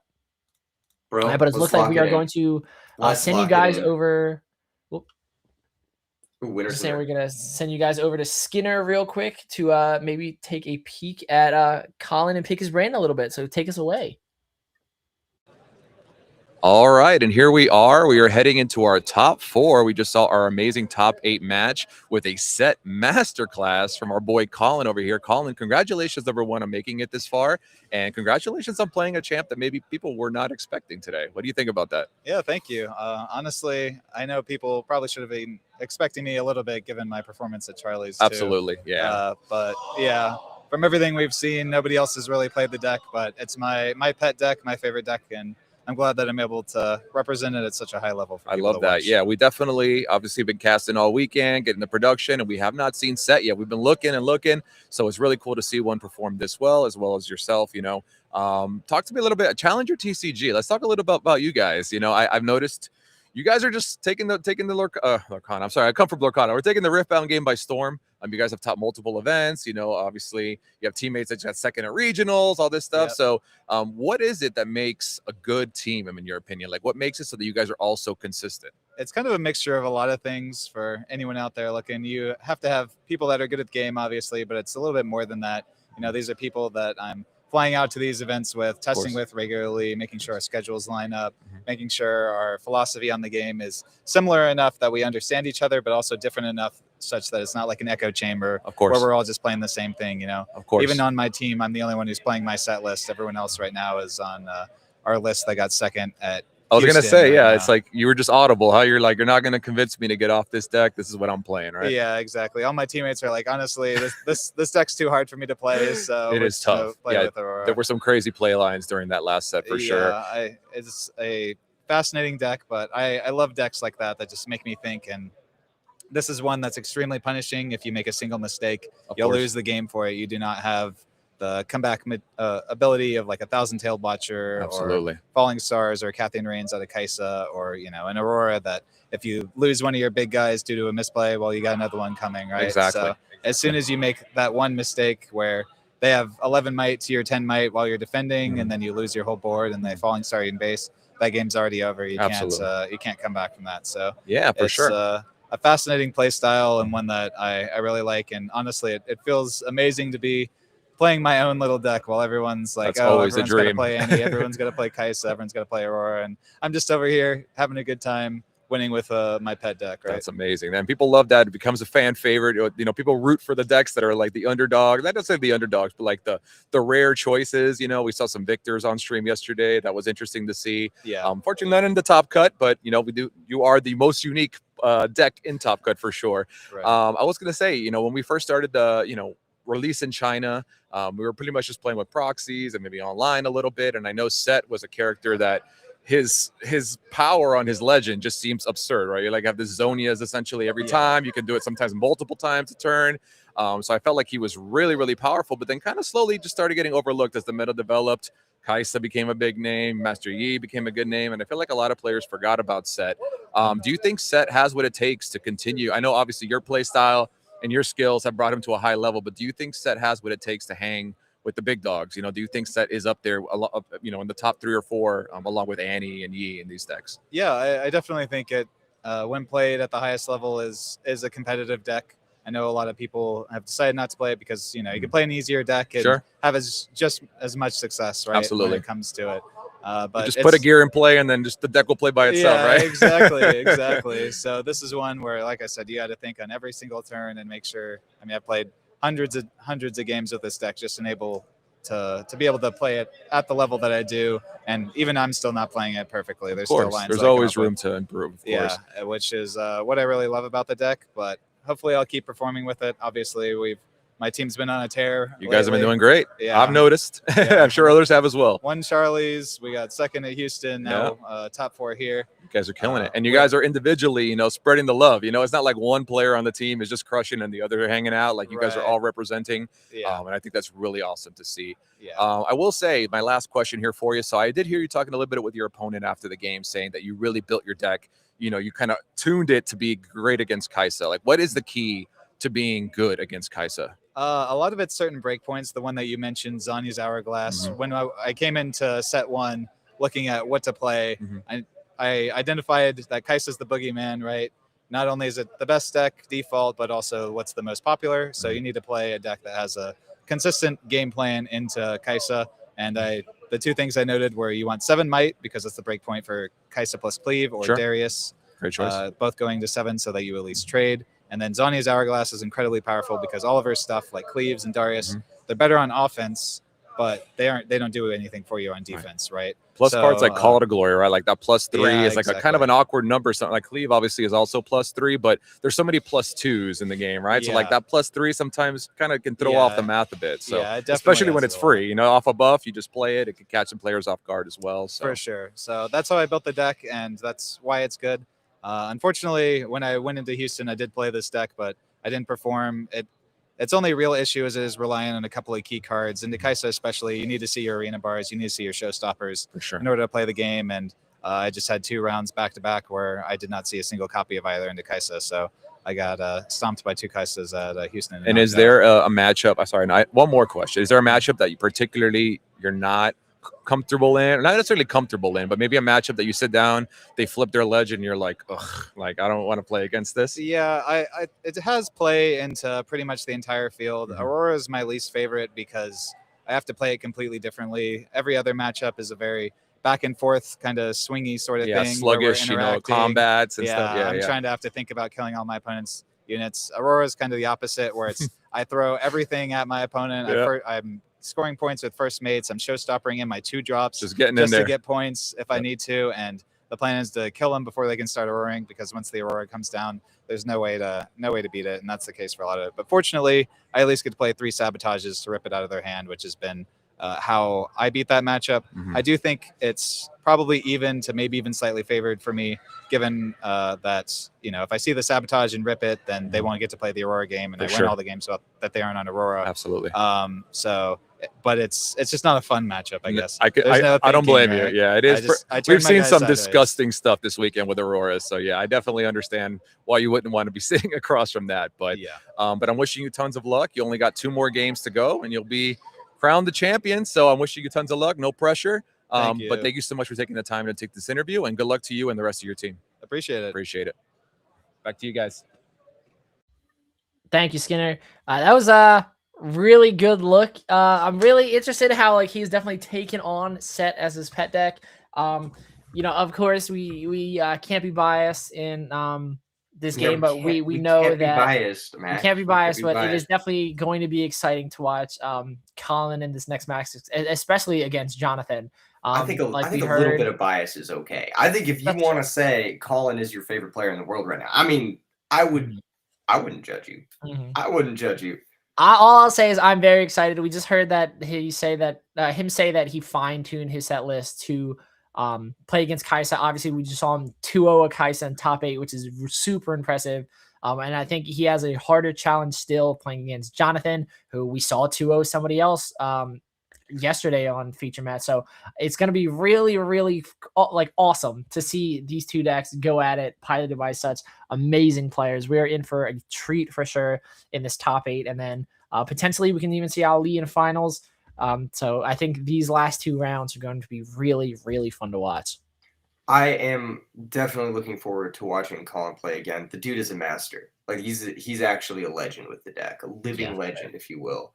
Yeah. So our top 4, just because I see someone asking, we are still waiting for the last table to finish, but 3 out of the top 4, Kaisa, MF Aurora, Set, And then we could potentially have a Master Yi as the 4th, but we do have a Master Yi, or yeah, I think it's Master Yi. That we said it was Master Yi and no, it's Annie versus Annie and MF. MF. Annie and MF. So yeah, it could potentially be 4 unique decks in top 4. Facts. Pretty impressive. That is actually very impressive. That is. We are getting the notification from production that they are indeed going to just check on all of these rounds in top 8 are untimed. So we might be here for a bit. If they're still going, production is going to check on them just to see what the state of the gameplay is. And then hopefully we can hop into top 4 for you guys, where we are going to see Jonathan on Kaisa against, again, Colin on his set deck. Both of these players really good. Last time we saw both of them, they 2-0 their opponents. But obviously, these are untimed. Somebody's got to lose. There's no draw in this situation. We are definitely going to watch this out. I want to say that this is going to be significantly harder than the previous match for a couple of reasons. I've got Jonathan's list pulled up here. The lists are open for the top cut as well, so we're not giving away too much for anyone just tuning in. But Jonathan does have a Singularity in the main. He does have a Cathian Rain in the main. He has 2 Acathian Rains in the main. So he's not relying on maybe some of those other cards. And then he's also got the Yordles in the main that can help him build up advantage and grind a little bit better than I believe I think there was another 2-drop that the Jaden was playing that he was not. Let me double check real quick. Yeah, it's exactly like you said. And we've talked about this every time that we talked about set. The way that you deal with Set's board is you have to put yourself in a position to clear a unit twice per turn. And it definitely seems, just going off of and comparing the list from Jonathan as opposed to our last Kaisa player, this Kaisa player, Jonathan, does have access to significantly more kill spells in the main, along with more accelerate units in the main, which means he will theoretically be able to accelerate crash into units on battlefield, and then once they save themselves with Set, he could follow up and take them out with a follow-up kill spell, which I think is the strategy to beating Set. That being said, of course, we literally just heard Colin say that he has tuned his deck to beat Kaisa. So I guarantee he is comfortable enough. He understands how they're going to come at him. And it's going to be really exciting to see whose play style and game plan comes out on top. One other thing to note, one other pretty big thing to note, an 8-might thing to note, are those Mecha Mechs in the sideboard there from Jonathan. Those, the Get Excited and the Smoke Screens, all could come in this matchup. So it could be absolutely. It could be 6 cards, possibly even bringing in some of those Breniers if he wants to get crazy with it for counter pushes.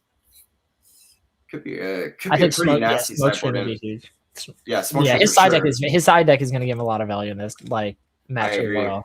So I do think Jonathan's build is a little bit better positioned here to take on Set. So it's going to be probably a little bit closer and more of a nail biter match. The last match looked heavily Set favored, heavily. But again, it's possibly just because Jaden did not expect Set, and neither did I, if I'm being honest. I did not expect to see Set make it all the way to top 4. I think Colin even accurately touched on that. In that interview, they were definitely talking about how Set is the sleeper deck. I've talked about it a lot this weekend, how there was a point where everyone thought Set was going to be one of the most represented decks in North America, but as we progressed in the tournament season, more and more people were just forgetting about it. But Colin stayed true, and he's Set is here. This is what happens, and this is the kind of success that you can see if you pilot Set correctly. And I think he's very much out to prove a point. He said he's kind of just chilling, hanging out, enjoying playing. But I'd be surprised if he's not trying to prove a point. They're saying, yes, Set is here. Set is one of the top 5 decks in the format. I'm going to make you guys respect Set. And I don't know about you guys, but I mean, I'm definitely a believer. He is showing me the way of Set for sure. Yeah. He's definitely made me consider a lot of these different cards, like Arena Bar. Just seeing it in action, I'm like, oh, that card's kind of sweet. Actually, I'm a big fan. He's making me a believer too. I kind of want to try the deck out. That being said, I only want to try it out because I know nobody at my locals has Auroras. So that is part of the reason why I think it could be a fun one. But he did say that the only reason he underperformed at Houston is because he didn't see the Arena Bars and the Showstopper, I believe. Yep. And he said that those were the 2 critical pieces to being able to take down Kaisa. So, since he is going into this Kaisa matchup, that's going to be 2 of the things we're going to be looking for: the Yeah, arena for bar sure. Yep. and the showstopper. He's probably going to mulligan aggressively towards those as well, just to make sure he has access to that. Another card that we saw him have that did a ton of work against Kaisa in the last match was the Kiana as well. So, yeah, definitely a buffed Kiana goes kind of crazy here. So I'm also very interested to see, because we saw his deck seems very, very consistent. He didn't have too much draw power. I don't think, like, he got 1 draw off of that battlefield by spending the buff. But outside of that, he saw all the pieces he'd need to without really like having a dig. I think he definitely drew phenomenal both of those games. It's got to be interesting if he can keep that trend going, especially into another Kaisa, because obviously one of Kaisa's specialties is just the ability to just hard draw cards over and over again. And I think that's going to be something that's going to be definitely needed in this matchup, so that you can keep pace with Kaisa when you guys start going at each other. Exactly. And one thing I didn't even touch on, one thing I totally forgot about, but actually played such a massive role in that last game, is that Jaden did have the candlelit battlefield, and Colin was just going crazy with the candlelit. It was like allowing him to dig perfectly into that arena bar, dig perfectly into his high impact spells and high impact units. And if I'm looking at Jonathan's deck list here correctly, he does not have that, and he also does not have these Zon warrants. So Colin's not going to get that boost of consistency off of his opponent's battlefield in the matchup that he had in the previous match. He may not be able to dig to the arena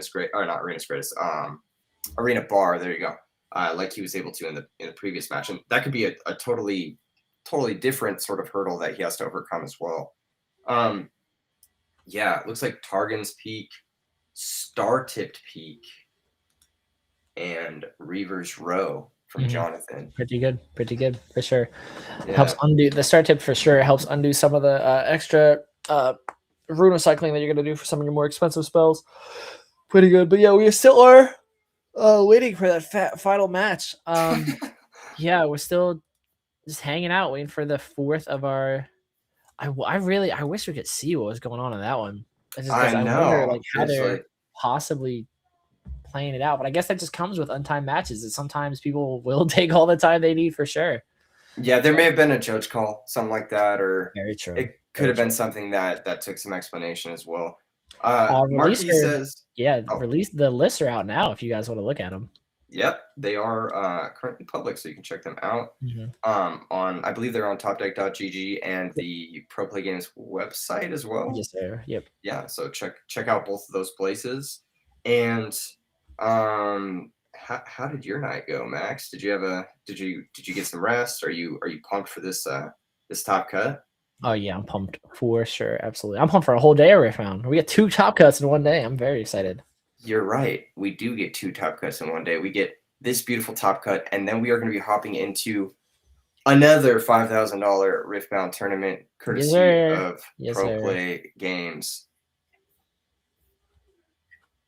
Yeah, we are moving through, and we do know that the 5K is currently underway. So by the time that we hop in to watch that game, there should be multiple undefeateds that are already in the full swing of things, and then we will be able to get just some more high-level gameplay for you. Sold out soon. The Annie-Man himself joining in chat. Sold. You gotta come into one of these Pro Play Game Pro Summit at some point so that people can see the master of Annie himself. Show everybody how it's done. True. That is another thing I noticed. I know Sean, the winner of Houston, was entered. We watched him. We covered him round 1, correct? Yep. And he didn't quite make it into the. I think he bubbled. He got 17th place for the 10K. So he was literally 1 slot away from making it. Yeah. That's pain, dude. Yeah. Suffering even. My goodness. Yeah, so I guess I do not think the players are. I'm not sure how it works, if they get buys or what, but yeah, the players who are like in top 4 right now will not be participating, at least in the early rounds of the 5K. That being said, though, my understanding is there are a ton of side events that players are able to play in. There are bounty players, so you can accumulate a lot of tickets. So even though you might be missing out on some of those tickets from the 5K, you will be still able to grind out events and get some tickets nonetheless. Yeah, yeah, and honestly, like if you end up in the top 4 of one of the most stacked Riftbound tournaments of all time, like can you really even complain? I'd probably be too exhausted after playing out this top cut to even hop into another one. I think if realistically, yeah, if these players wanted to do that, I mean, they're built different. they are like built different. Especially like for like my mentality, right? Is there's 2 ways you can look at it. If I'm at top 4 right now, if I win the event, I'm so like I just won $3,000, right? First prize is $3,000. I'm cool. I'm chilling. I might play in a side event or 2 just to like kick back, relax. If I am at top 4 and I don't make it, I mean, at this point, top 4, what? Second place is like $1,500, and then third and fourth get a decent amount of change too. Yeah. Yeah, maybe it's like legit. I'm still a little, if I'm like a little sad, I might not exactly even want to go hop into another like 9-round Swiss top cut tournament again. Yeah. Like might just want to relax. I'm right there with you. I don't know if my stamina can do 2 tournaments just immediately after each other for sure. That's some different level of tournament grinder shenanigans. But yeah, exactly. But these players are different. I mean, a lot of these players that we've seen, a lot of these people went directly from Houston to Orlando for this weekend. Like we've seen George at both events. We saw Sean at both events. We saw Ali at both events. We're seeing Jonathan at both events. We're seeing Colin at both events. Like these Riftbound players are no joke. These players want to come. They want to make a name for themselves. They want to come and win these events and win these awesome prizes. So it's exactly as you said. They're just built different. Agreed. I'm going to take a look just real quick at the other tournament's bracket so we can get like a kind of a sneak peek. Looks like Prismaticism did win his first round. Oh, nice. I followed Prismat on Twitter, and obviously he was bringing Timo both days, and both days he was undefeated, I think, until we put him on stream. And then he got his first list. I saw him tweet out that he's just he keeps losing to Kaisa. So, you know, his exact words, I think, were, if you can't beat them, join them. So I believe today he is on Kaisa. Yeah, makes sense. Makes sense to me. He did have a little bit of trouble there on the feature match, and it's paying off well for him already. Another player to watch is Luna Del Sarte. Looks like Luna's playing a very, very interesting deck that I think has some cards that we have not seen or even discussed on camera. Interesting. Okay. In it. And it looks like Luna is moving on to 2-0. So that might be a player to look out for. Randy TCG did win his first round as well. I know Randy started off. He was doing well the first 2 days, yeah, for sure. Yeah, and Mo as well, already up in his up in his match as well. So I know Mo was a player that a lot of people wanted to see yesterday, but he did end up taking that intentional draw. So yep, sure. Big fan favorite. Scrolling through the bracket, it appears as though, let me see if there are any other players that I recognize. Luke, of course, from yesterday's stream. There's one player to watch who I was gonna search for here. It looks as though he may be. Let me see this real quick. Brandon's on Teemo today. Yeah, I saw that on Twitter too. There's an Edison World Champ entered in this 5K. Interesting. Yeah, an RBET Rulers winner, which means he had to win an RBET and then he had to win the Invitational at the end of the year. Like, actually stacked Yu-Gi-Oh player, and he's also at 1-0 by the name. Oh no, Keegan, no.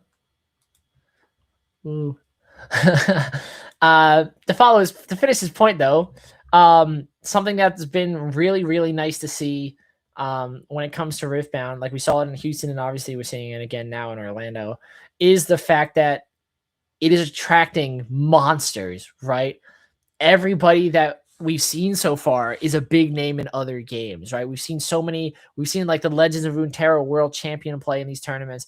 We've seen Jeff Jones, like one of the top Yu-Gi-Oh players, playing these tournaments. Obviously, we've seen a ton of Bandai boys, whether they be Digimon, One Piece, Gundam players coming over. We're having Jonathan, who's a big Dragon Ball player, playing in Top Cut today. Ali is a top Magic the Gathering player.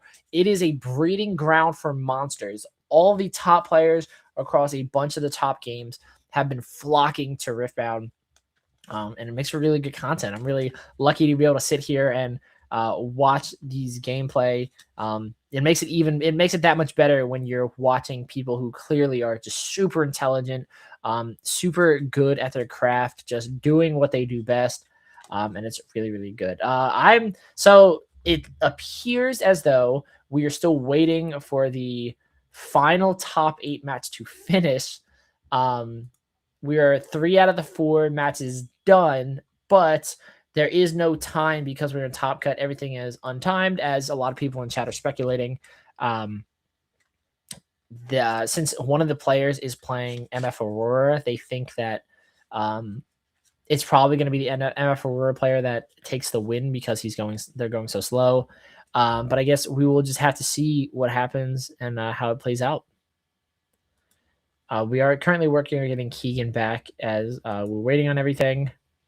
I'm not sure how much time is left, but depending on what production wants to do, just to maybe restabilize and maybe hang out and get ready for the next, we might be able to take a short break, give everybody a chance to run to the bathroom, get a little snack, and we have Keegan back. Keegan right back. As you're sending to a break, they're Yes, like, all right, Keegan can come back right before the break. That way everybody can unwind and get ready for the next thing. But we did get confirmation from production, so we are going to take a short break, guys. Everybody, go get your food, go get your popcorn now, go run to the bathroom. Of course, go order your Pro Play Summer playmats, because this top 4 feature match is not something that you're going to want to miss. So definitely, top 4. This is not something you're going to want to miss. Be back in a few minutes, guys.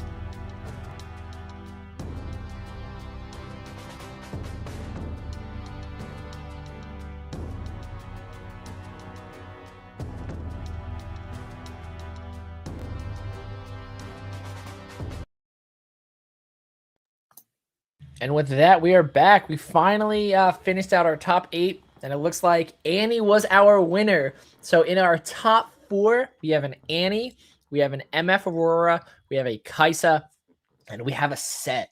So literally, as we were saying, anybody can be the winner in this Pro Play Games Saturday 10K event. I'm very excited to see how this plays out. We are going to be watching Jonathan with his Kaisa against Colin again with his Set in our top 4 feature match. Very, very excited to get this underway. As I said, they just finished the last top 8 match, and so they're getting everybody set up. I assume this probably should be really quick. There's only 4 players now that we got to get set up, and the production team is doing a phenomenal job getting everything set up, getting everything moving quickly. I think this was the only real long stint of time that we've had all weekend, and it was just because that naturally happens when games aren't timed anymore. But we are underway, and I think we should be good from here on out for sure.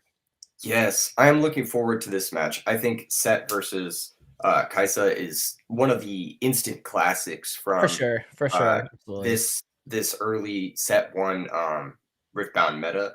And I think on the other side of things, banger match, Aliantrazi versus Taylor Mock. Taylor on Annie and Aliantrazi on MF Aurora. A lot of people are saying across the weekend that Annie is the de facto deck that everyone was considering moving to this weekend. But we even heard some of the players in the interview, including last weekend's regional winner, say that MF Aurora is the one deck that can give Annie some trouble.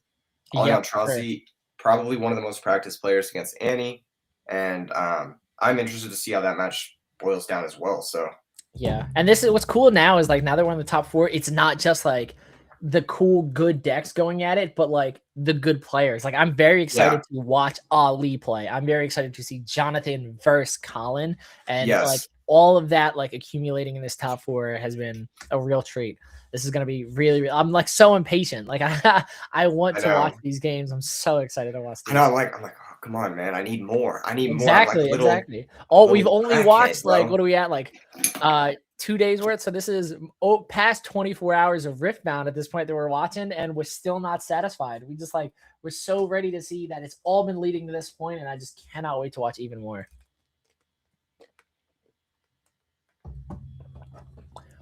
But this is once again the bracket of our top 16. With the final 4 being Jonathan, Colin, Ollie, and Taylor. I'm very interested to see Ollie. I mean, Ollie's match honestly could go either way as well. We've seen MF Aurora decks that just totally got run over and just outpaced by Annie, but then we saw Ali, who was also able to establish his board before. I think it was Ali was able to establish his board before Annie even scored the second point. So it could honestly go either way. That's definitely going to be an exciting one as well. But Jonathan and Colin will be our feature match. And then after that, we will move on to watch the finals of this 10K Riftbound event. It's going to be I just got voided. I was talking to you and I was like, why isn't he listening to me? Yeah, I think you get muted every time we go to the bracket screen. Because I can hear you just fine here, but as soon as we hop away. Just getting voided.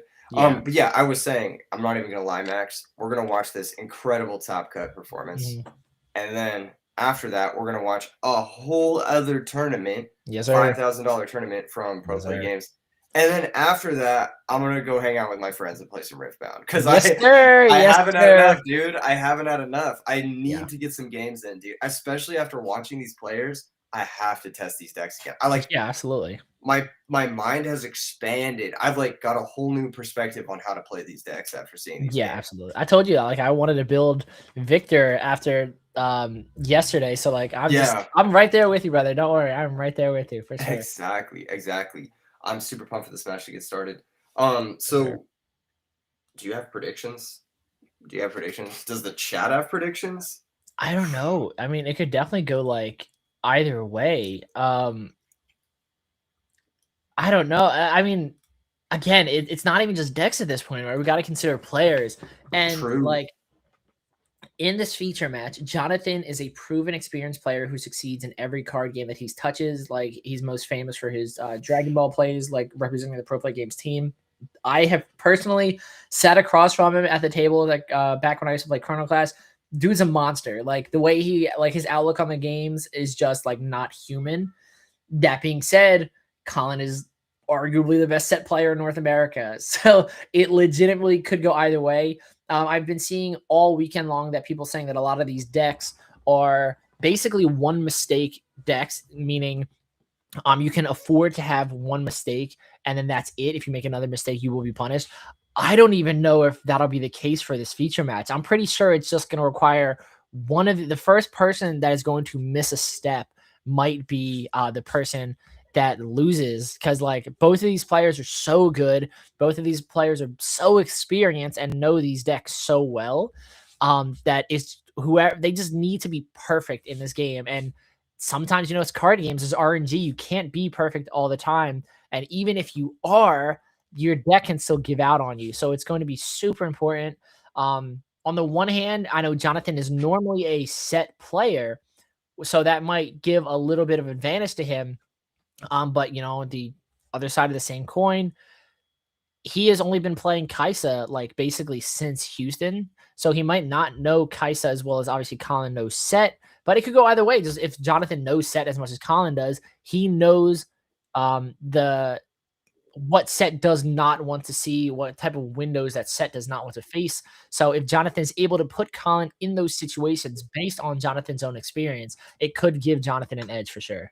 That's another thing too. Like when you play a deck, like let's say he was playing set for a long time and you lose to Kaisa, you're going to remember the cards that beat you. Exactly, 100%. And then when you go to build Kaisa, you're going to have this weird like ingrained bias, like, oh, I remember that card being insane and destroying me. Absolutely. So it honestly is kind of reflected here in his build. It looks like he has a lot more cards that are good against set than the previous round opponent did.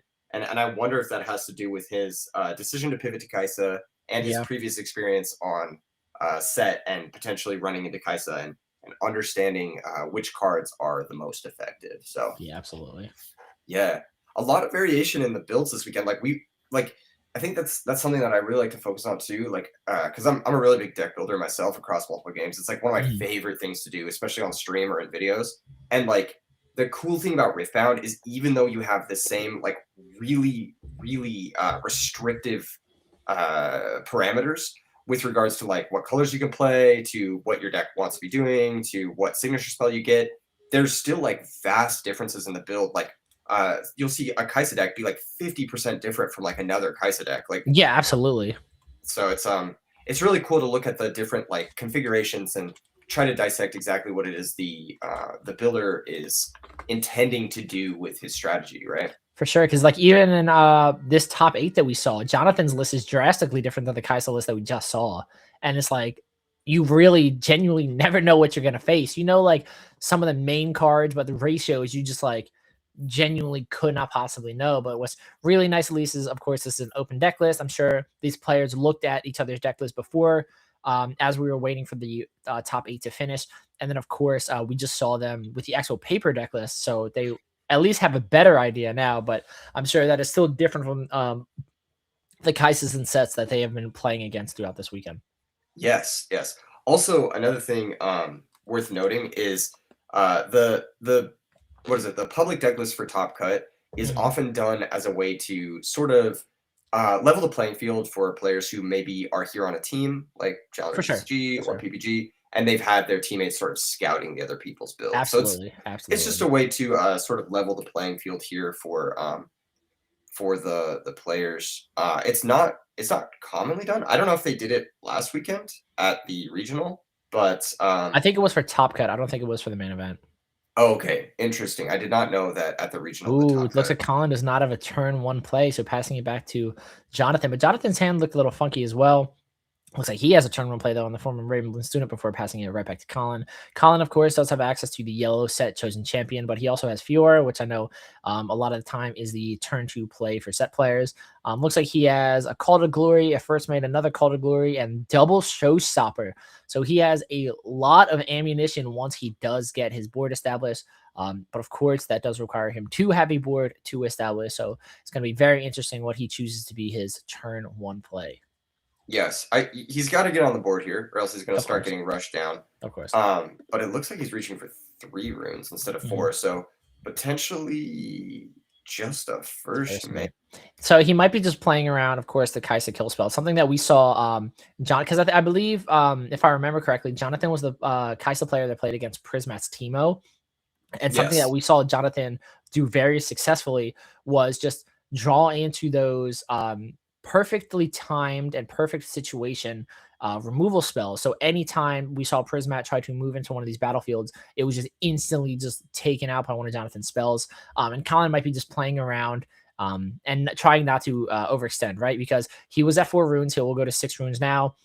If he extended this to something like a yellow set or a Fiora before they were able to be buffed, Jonathan probably could have just dropped the Falling Star and just put Colin even farther behind before Colin had the opportunity to have the unit buffed so that he could save it with a set legend.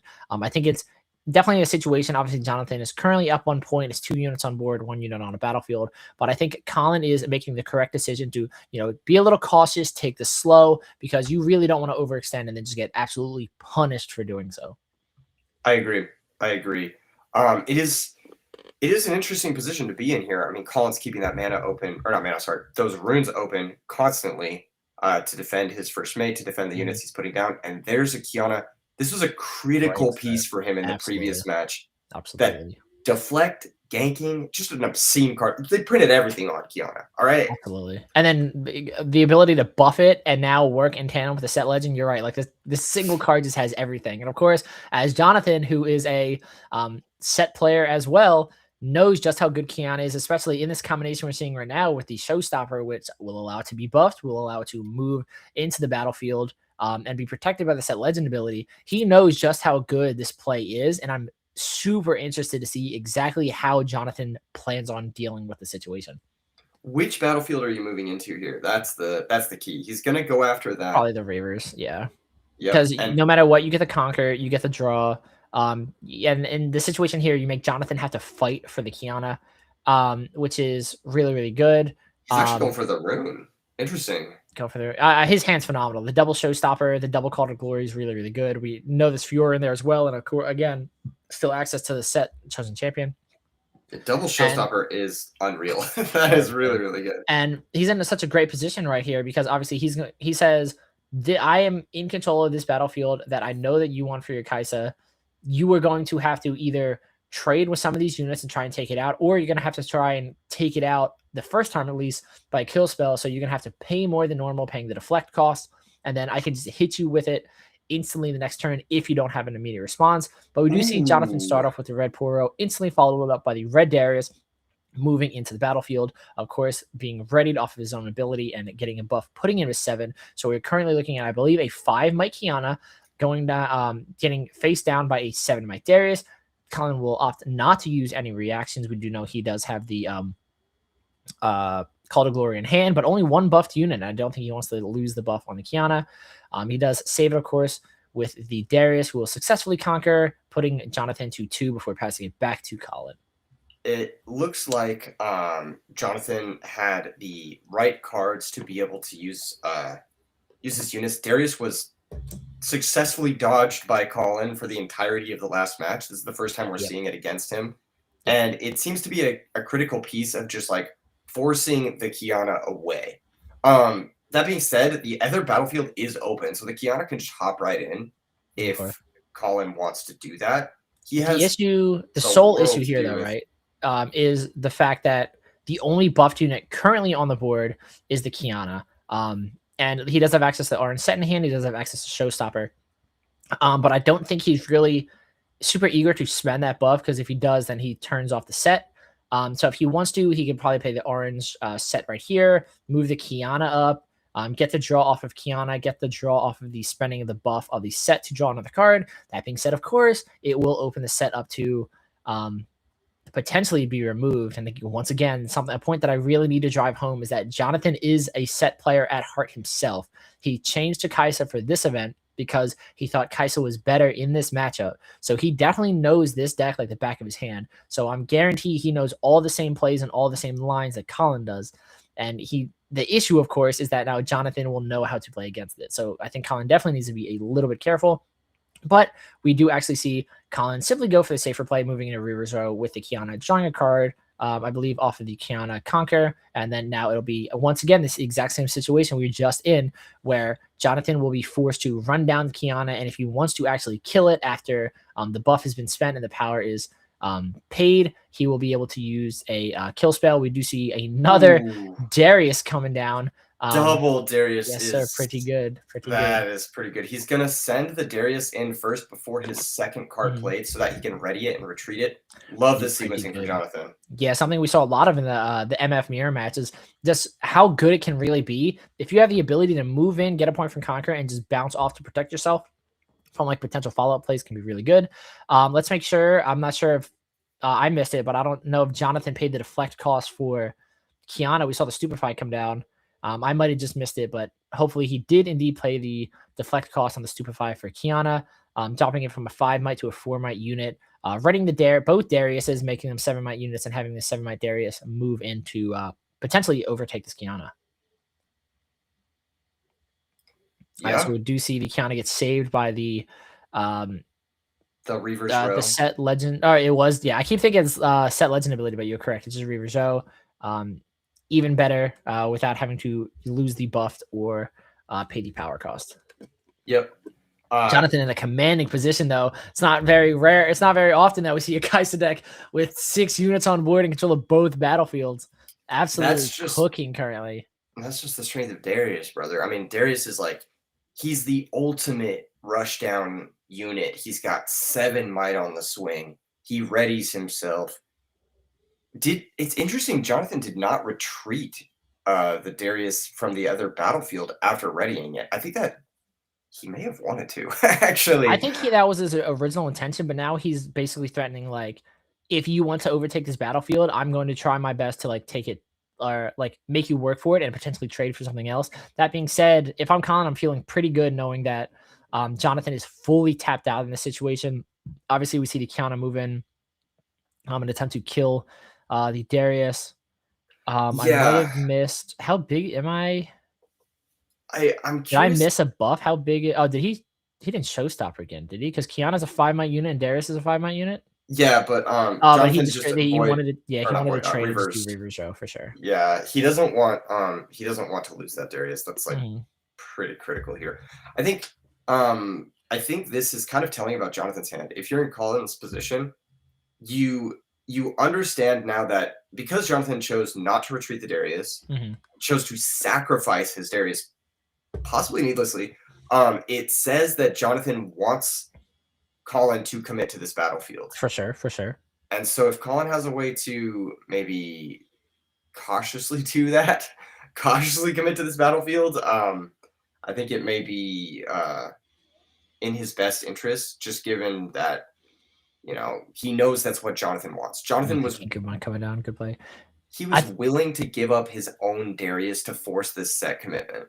Exactly. I think we do have to look at this under the assumption that everything Jonathan is doing currently is calculated, right? And I think you hit the nail on the head saying Colin needs to proceed cautiously here, right? Because obviously he has 5 units in base, 1 being a Darius, which makes you think that with like as many runes as he has access to currently, it makes you think that he does have intention of moving in, attempting to beat over the set, forcing the set legend to save it, and then potentially follow up with a kill spell, because you need to get rid of the set. You cannot have a unit that is able to spend a buff and then gain 4 might and then rebuff itself on Conquer every single turn. You need to deal with this card before it becomes too much of a problem, especially with the fact that after that Kiku Monk was played on Colin's turn, he now has 4 units total that are buffed and can potentially be saved by this set legend ability. Now I see Jonathan's hand here. I know he doesn't have Time Warp, but in this position, what you'd be looking to do is recycle as few runes as possible, just because you want to make sure you have access to time warp on the next turn as well. Very true. Very true. We do have to pay the 1 cost. Yep, power cost for the Watcher, even though it's not accelerated coming in. Everything on board is -3. Yes. We do see the Falling Star in Jonathan's hand, so the intention could very well be to move in, take out the set, save the set, and drop the Falling Star. Now, something, of course, important to note as well is that you can do set the legend ability multiple times in your turn if you conquer another one and the set legend is readied. But once the set is tapped and stays tapped, everything else is open to be killed, right? So yes, in a situation, obviously, Jonathan, as it currently stands right now, is only in a situation. Well, he can potentially kill 2 units, right? Because we know he has a Falling Star in hand. He can take out the Kiana. Yeah. But Reaver's Road is protected, so he doesn't even need to use the set legend. Ability, I just keep forgetting about Reaver's Row.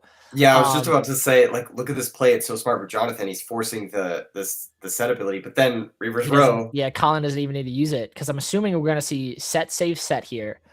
Jonathan will respond after that goes through with a Falling Star to finish off the set. And theoretically, of course, if he had more runes than anything else on board, because the set legend would be tapped, he would have the opportunity to basically, open season and just start picking units apart. But at that moment, Jonathan will be totally exhausted of all his resources. Yeah, being forced to go for such a resource-intensive play as the Watcher to even establish this position to begin with is part of the reason why set is so good. It demands these high resource, Totally agree. Units, and because of that, you're not able to triple spell or quadruple spell to be able to exactly pick apart the established board from the set here. Interesting. So Colin opting to defend himself. Ooh, we just see the cleave come down, which of course will turn off the ability to Falling Star here. Yes, it will. But it does force the set to retreat, and it forces the buff to be removed. Yep. And it will also score Jonathan up to 6 points here. He needs to adjust his die, but yeah, he did win that showdown, so he should be at 6 points to Colin's 4, and that's a pretty massive point lead. I mean, even something like a time warp on the next turn could go stupid silly. And I don't think there's really a way from. And then just real quick, I'm sorry, how did he bounce off the battlefield? He readied his Darius with the cleave because it was the second. It was the second turn. That's correct. Thank you. Yeah, and then the Darius was able to retreat just via his natural move. I think what's interesting here is I don't know what kind of comeback potential the set deck has if it doesn't have the initiative. The only way he can really pull ahead in this game here is to just load up on these 2 battlefields and just hope that Jonathan can't break it with whatever's in his hand. I think that maybe is only out to the victory here. And that actually might be a very interesting line that I didn't even think that Jonathan had access to, that he might actually be pursuing currently, is we've already seen he's really taking advantage of the fact that he can jump in and out from these battlefields and taking advantage of the fact that he has a 2-point lead. At this point, he might not even care about totally just outright killing units. If he can just overcome the battlefield, he doesn't really care if Colin saves his units, because if he just conquers 2 battlefields next turn, he just wins the game. That's the power of having the point lead in this matchup, and just in general, because then you can sort of just out tempo or outpace your opponent who's spent all this time developing, but then when you know set as in and out as I'm sure Jonathan does, what set is capable of doing from a point deficit. And so he understands the matchup at a very deep level, and you can clearly see that by the way he's played this game. Oh yeah, absolutely. You can definitely tell he's a set player, and he knows exactly the things that annoy set players for sure. Because it's not like set has their own arsenal of removal spells that they can use to target the back row. They might have a challenge to deal with a unit, but nothing truly crazy that's going to be able to help him in a situation like this. Yes, exactly. And this is clearly a difficult position for Colin because he spent the last 2 minutes tanking this move before deciding to send in his set and score up to 6 points here. Absolutely. And Chad did have a good point. We just the Hidden Blade come out, but there's nothing on battlefield. So the most it can help you with is probably next turn when Jonathan tries to come swinging in. But something that Chad did point out, which could be a really good play, Obviously, Jonathan does have access to Falling Star and Retreat in hand. We might just see a retreat, add Watcher back to hand, drop down a Watcher to make all of Colin's units really small, and that way Jonathan is pretty easily able to just conquer these battlefields. Colin right now definitely has to make a very important decision on how he wants to reinforce these battlefields, because Colin is clearly presenting lethal and clearly showing the intention of going for a big push turn. And if he's able to successfully do that this turn, he'll just take game one of this top 4 final match. Yes, the yellow set is going to be rather large here on that battlefield. So it looks like +4 just from the other buffed units there. And yeah, just massive stats there, massive stats. So I think that the play that you're talking about, the retreat on the Watcher and then replaying the Watcher, is going to be critical. But that being said, does retreat only target something on a battlefield? Correct me if I'm wrong. I do not believe. No, it just returns any unit. I wonder if there's a moment here where Jonathan will want to use the retreat on this turn to get the rune advantage. Although, because like he's gonna get 2 runes next turn, and then it could be Watcher plus Falling Star on the next turn to pump up the Darius, or if he wants to save the retreat. Yeah, I wondered if he wanted to use the return on that. Yeah, that wouldn't be a bad play, because then at least you have 1 more rune that you can mess with next turn. Yeah, not a bad call at all. I don't know. I mean, he has still retreat Falling Star Watcher. Like, he has the exact amount of runes. But maybe that extra +1 you could have had Watcher come and accelerated, which could have been like a big difference maker. Yeah, it all depends. It all depends on if you want. Yeah, the Watcher being accelerated is pretty critical. Yeah, because that's the 1 rune that he would have saved right there, would have allowed him to accelerate the Watcher. That could be big. Because obviously throwing in another 7 might unit could definitely be the difference between winning and losing. Exactly, like you said before, this is a 1 mistake matchup, possibly 0 mistake matchup. So yeah, in top 4 right now, everything matters. All right, so it looks like he's attempting to go on a Watcher first. We do know Colin has a Hidden Blade in hand. Hidden Blading the Watcher here could be huge, because it'll turn off. Well, I guess it wouldn't even actually matter if he targets Hidden Blade. If he targets Watcher with Hidden Blade, we'll instantly see Jonathan react with the retreat to grab it back to his hand. Yeah, it looks like he's gonna just go with the, what is this? The Call to Glory. Call to Glory. That's right. And it looks like he's paying it for free, or playing it for free by spending the buff off of the Sithir. That will decrease the set's power increase here as well. Yep, looks like that's gonna be caught by the table judge. And interesting choice to do the Watcher at that moment. I guess he's just giving it because what Kiana is +3, it's buffed. So what is it? 8 might unit. Kinku Monk is I think 5 might unit as well. So Kaisa is just too small for anything, so it dies. And then now I'm assuming is when we're going to see the Watcher come back down. That is interesting sequencing. I think he didn't also use his Darius too. Like, the Darius is now no longer getting that ability to be ready, but I don't think it matters too much here. Something that's big now, though, is Colin was able to wait for the Watcher to come down, and now he still has Hidden Blade in his hand, which is going to be another huge card depending on how much might Jonathan is about to attempt to push into these battlefields. Yeah. So that's a lot of might here. This is a lot of math. The Falling Star, this is a very complex board state. The Falling Star is going to take aim at, I believe, the Fiona and possibly the orange set. And the orange set is going to be saved by, I believe, the ability. But that's like exactly what I was talking about, though, is like, if Jonathan is able to sequence this perfectly, he doesn't actually care about the set being saved. The only thing that he cares about right now is just that the set does not exist on this battlefield that he's trying to take. That, and but I'm assuming he can't take those battlefields with Hidden Blade. Oof. Yeah, I think Jonathan not having that ready Watcher might end up costing him. Oh my gosh, I can't believe him not using that retreat Yeah, now it's flipped, right? Because now Jonathan's in a situation where he has to at least clear one of these or he loses.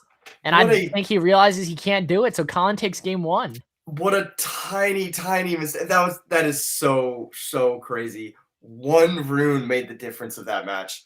Jonathan shaking his head, but like he was so close. All he had to do was retreat the Watcher on the previous turn, and then he would have had a ready Watcher, and he would have been able to play through the blade there, the hidden blade. Yeah, I think. Oh my I wonder if that.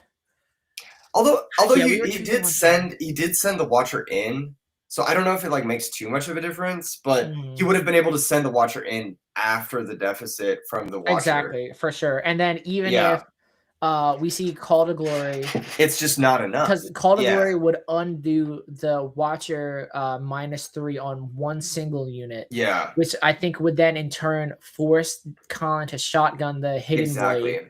And then still Kaisa is at least big enough at that point to take out whatever the other unit is. The other ones, yeah. So even if it didn't win the match for Jonathan, he would at least be able to take out one of the battlefields so that Colin doesn't win off of holding both in that one turn. That being said, I don't think we saw Colin use both the showstoppers, so he could instantly have just played a unit and then showstopper to move in and win off the conquer for the second point scored in that turn anyway. Yeah. But yeah, that one rune and like they were treating earlier could have definitely made a big difference. And definitely phenomenal gameplay from Colin. I'll admit, I thought Jonathan kind of had that one tucked away early on, and Colin was able to just go super wide. The Kinku Monk to be able to buff multiple units definitely was really, really good, and he was able to hold on and maintain both battlefields to go from 6 to 8. It was very well played on Colin's part. Exactly. Colin knew exactly what was going down. For sure. And Jolson's saying in chat too, if you recall back to that earlier turn where he readied the Darius that was at the battlefield, but then chose not to retreat it, I thought he was trying to. Interesting. I thought exactly like you did. Like I thought he was trying to bait him into coming in and taking the battlefield, and and Jonathan would be able to do something big defensively. But the Darius just died, and it was like it's just like he lost his Darius for no reason. Yeah, exactly.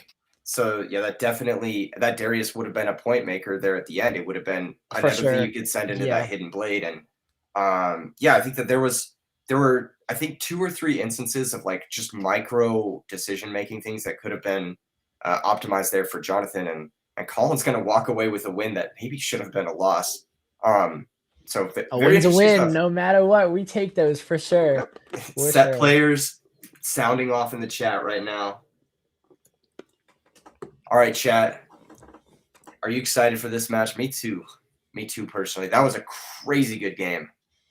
We're starting off with Windswept Hillock and Startip Peak as our battlefield for Game 2 of this top 4 feature match. Not having access to that reverse row is going to change this game. Oh, yeah, absolutely. Because now Colin is going to be forced to really take advantage of the set because he can't just be recalling things for free anymore. Yeah, exactly.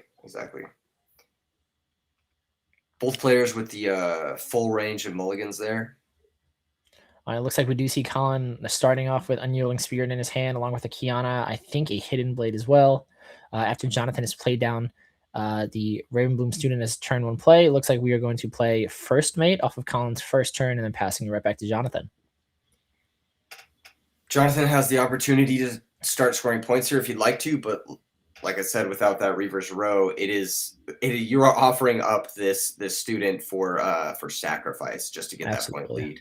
Absolutely, and I think Jonathan definitely needs to take a Windswept Hillock here because it does. If he doesn't, it does kind of open up Colin to be able to go for a really aggressive play in this form of maybe like a showstopper into Windswept, scoring the first point, buffing the first mate, and potentially ganking over. And now, obviously, Jonathan is going to make Colin fight for this Windswept, which I think could be a really big battlefield in this matchup.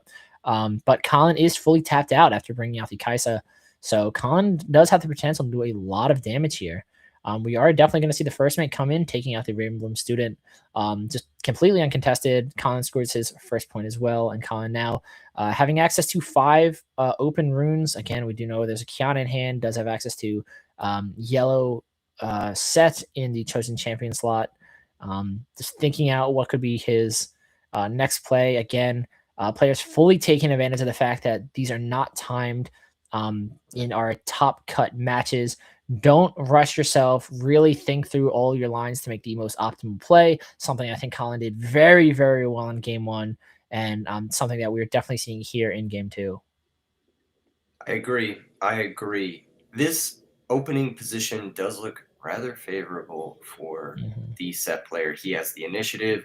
He's already taken the battlefield back through a very simple showdown. 3 is bigger than 2, right? Of course. And now he gets to develop. And he can even develop straight to the battlefield if he wants to, or he could develop to the back rank with that Kiana he's eyeing down. Oh, He's and also we got have a sabotage in hand too. Ooh, he's starting with a set. Nice. Yep, straight to the battlefield.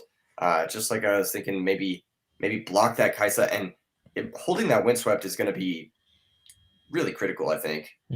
Something he needs to be careful of though is the hidden blades could be really, really good.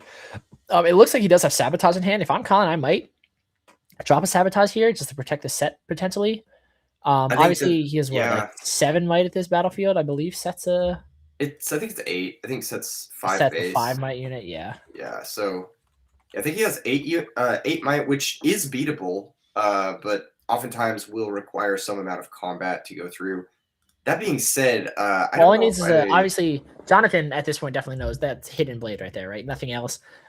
So if there's no hidden blade, I think it's very simple. Potential falling star, kill set, Kaisa move in, kill the first mate, and then you're good. You're golden, draw a point, of course. The hidden blade is changing everything. The hidden blade is changing so much. I think Jonathan needs to figure out a way to clear that battlefield without honestly engaging in it. That being said, though, if he does end up doing that, he gets to knock off that hidden blade exactly, or force it on. Ooh, good. Yeah, that's right. He did open with the unyielding spirit. That's gonna be that big because that turns off so many plays that Jonathan has in this turn. True. This actually does completely shut down whatever sort of interactive stuff that Jonathan was going to want to do. Yep. I think Jonathan still might want to swing the Kaisa into the other zone. No? Interesting. Does Colin get something for holding the windswept? Correct me if I'm wrong. Does he get a rune or something? No, windswept gives ganking. Ganking. You get a rune for holding it star tipped. I think that's what stopped Jonathan from taking star tipped. Is he was worried about like Colin's ability to buff the set and then move over and just take out the Kaisa. I just got the 2 confused. I saw them both in play, and I just Yeah, so it looks like Colin's debating on being able to pit Rookie to buff up the set and potentially jump over. We do see sabotage. I think that's a pretty good first play. Ooh, time warp in there. Pretty far off from that time warp though. You probably just take the cheap spell so he can't like double spell with Darius, and then you just kind of take over the game at this point. Yeah, for sure. Yeah, being able to take away that. Yeah, because on the one hand, though, obviously time warp is time warp, right? But taking away Stupefy takes away Darius in a sense too, right? Because you don't have to worry about the second thing played that turn. Yeah, and you're gonna pull ahead really far here if you're Colin. Like that being said, though, Colin only has 3 runes right now. That is true. He's at a significant rune deficit, but that windswept is starting to look pretty stacked. Pretty beefy, yeah. And there's nothing that engages with it in Jonathan's hand outside of the Watcher. Yeah, Watcher does engage with but it, Hidden Blades are a good card. It's we do know that Jonathan is on the 2 main deck of Cathian Rain, not in sideboard, and we know it's not in his hand yet. That could be big, but of course, Yellow Set can have the ability to save itself. Yeah, exactly. Looks like he redrew the Stupefy, which is kind of funny. It would actually be so ironic, I think, if the whole reason why Jonathan played Kaisa this weekend was because he felt like his set deck couldn't fight through Kaisa, and then the thing that actually knocks him out of top 4 would be a set deck. It'd be actually nuts. But I think it's exactly like you said. We're going to see the Darius come down. Most likely see the Stupefy hit something. You. Oh, I guess not. Maybe just a hard play Darius, passing him back to Colin. I think he's trying to set up for the big Watcher turn. Yeah. Jonathan got to get rid of that Hidden Blade, though. Should be at 2 points here. He should. Yeah. Because he scored the...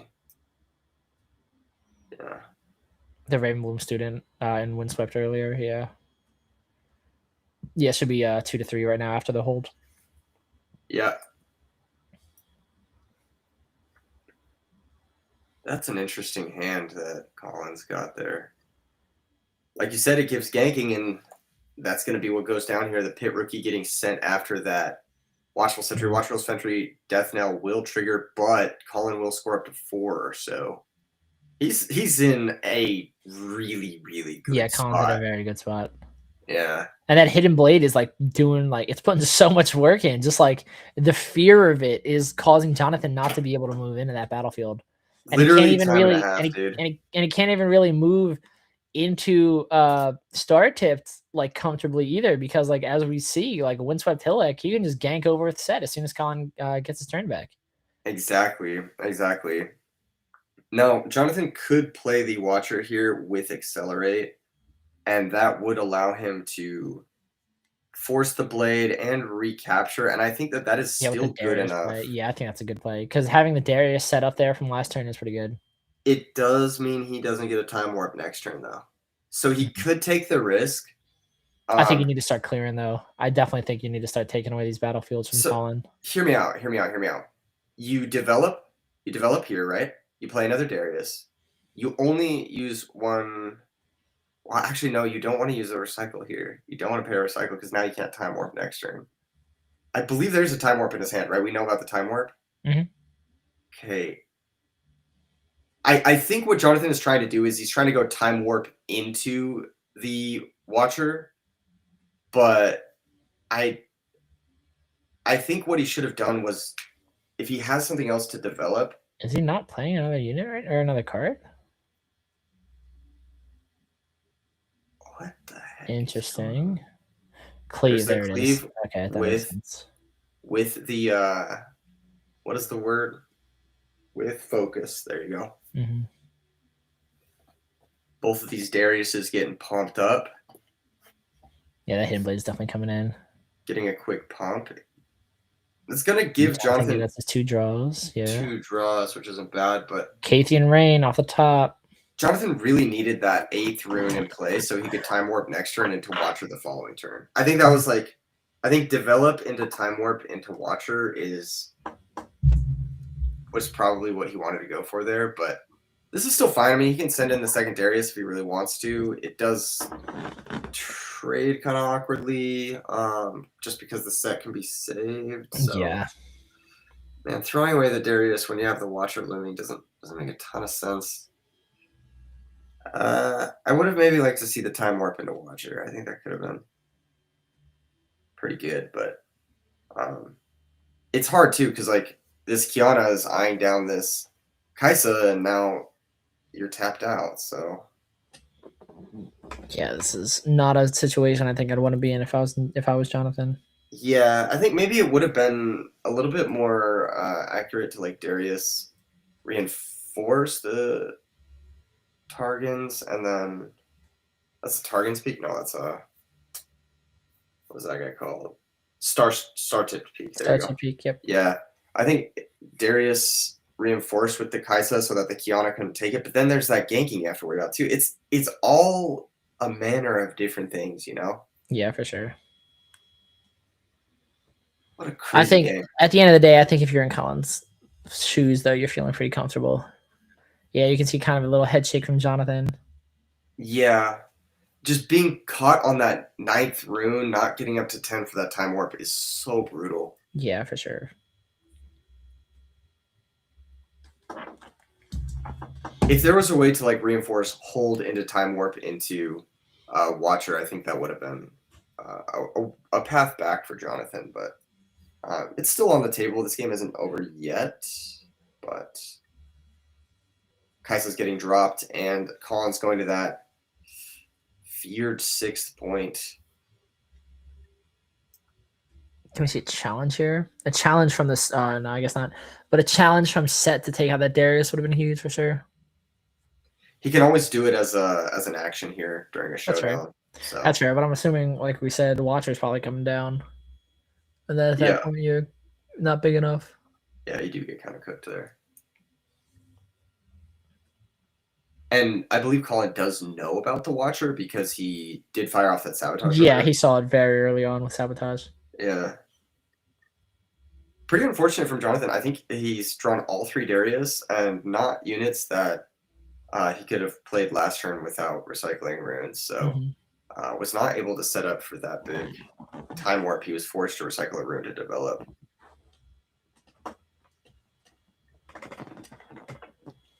Yeah, every rune open right now. Crazy. It's pretty terrifying. I think we can definitely see a primal strength in hand too. Yeah. Yeah, Colin's just him, dude. Like, I don't know how to explain it. He's kind of just Colin's him. just him. He is cooking on a different level right now. Absolutely. Every play has been made with 100% accuracy. Absolutely. This is definitely the performance of a player that knows what he's doing, who is like well practiced and like he just a good player all around for sure. Absolutely. He sees far enough ahead to see how these certain circumstances are panning out for him, but he's not getting too ahead of himself. You know, absolutely. That's part of the problem. He's playing smart for sure. Yeah, it's just like right at the right zone. You know, the flow state or whatnot.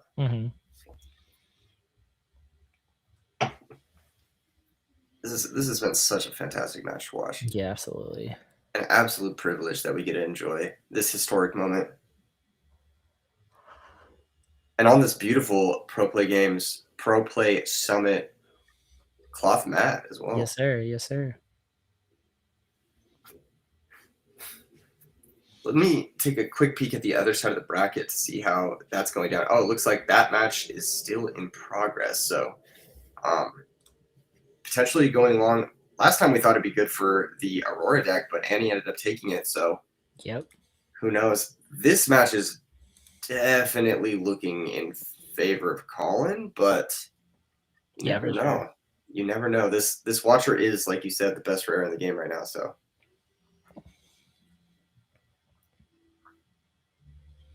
I'm so curious to how you dig yourself out of this. If you want the honest truth, you don't.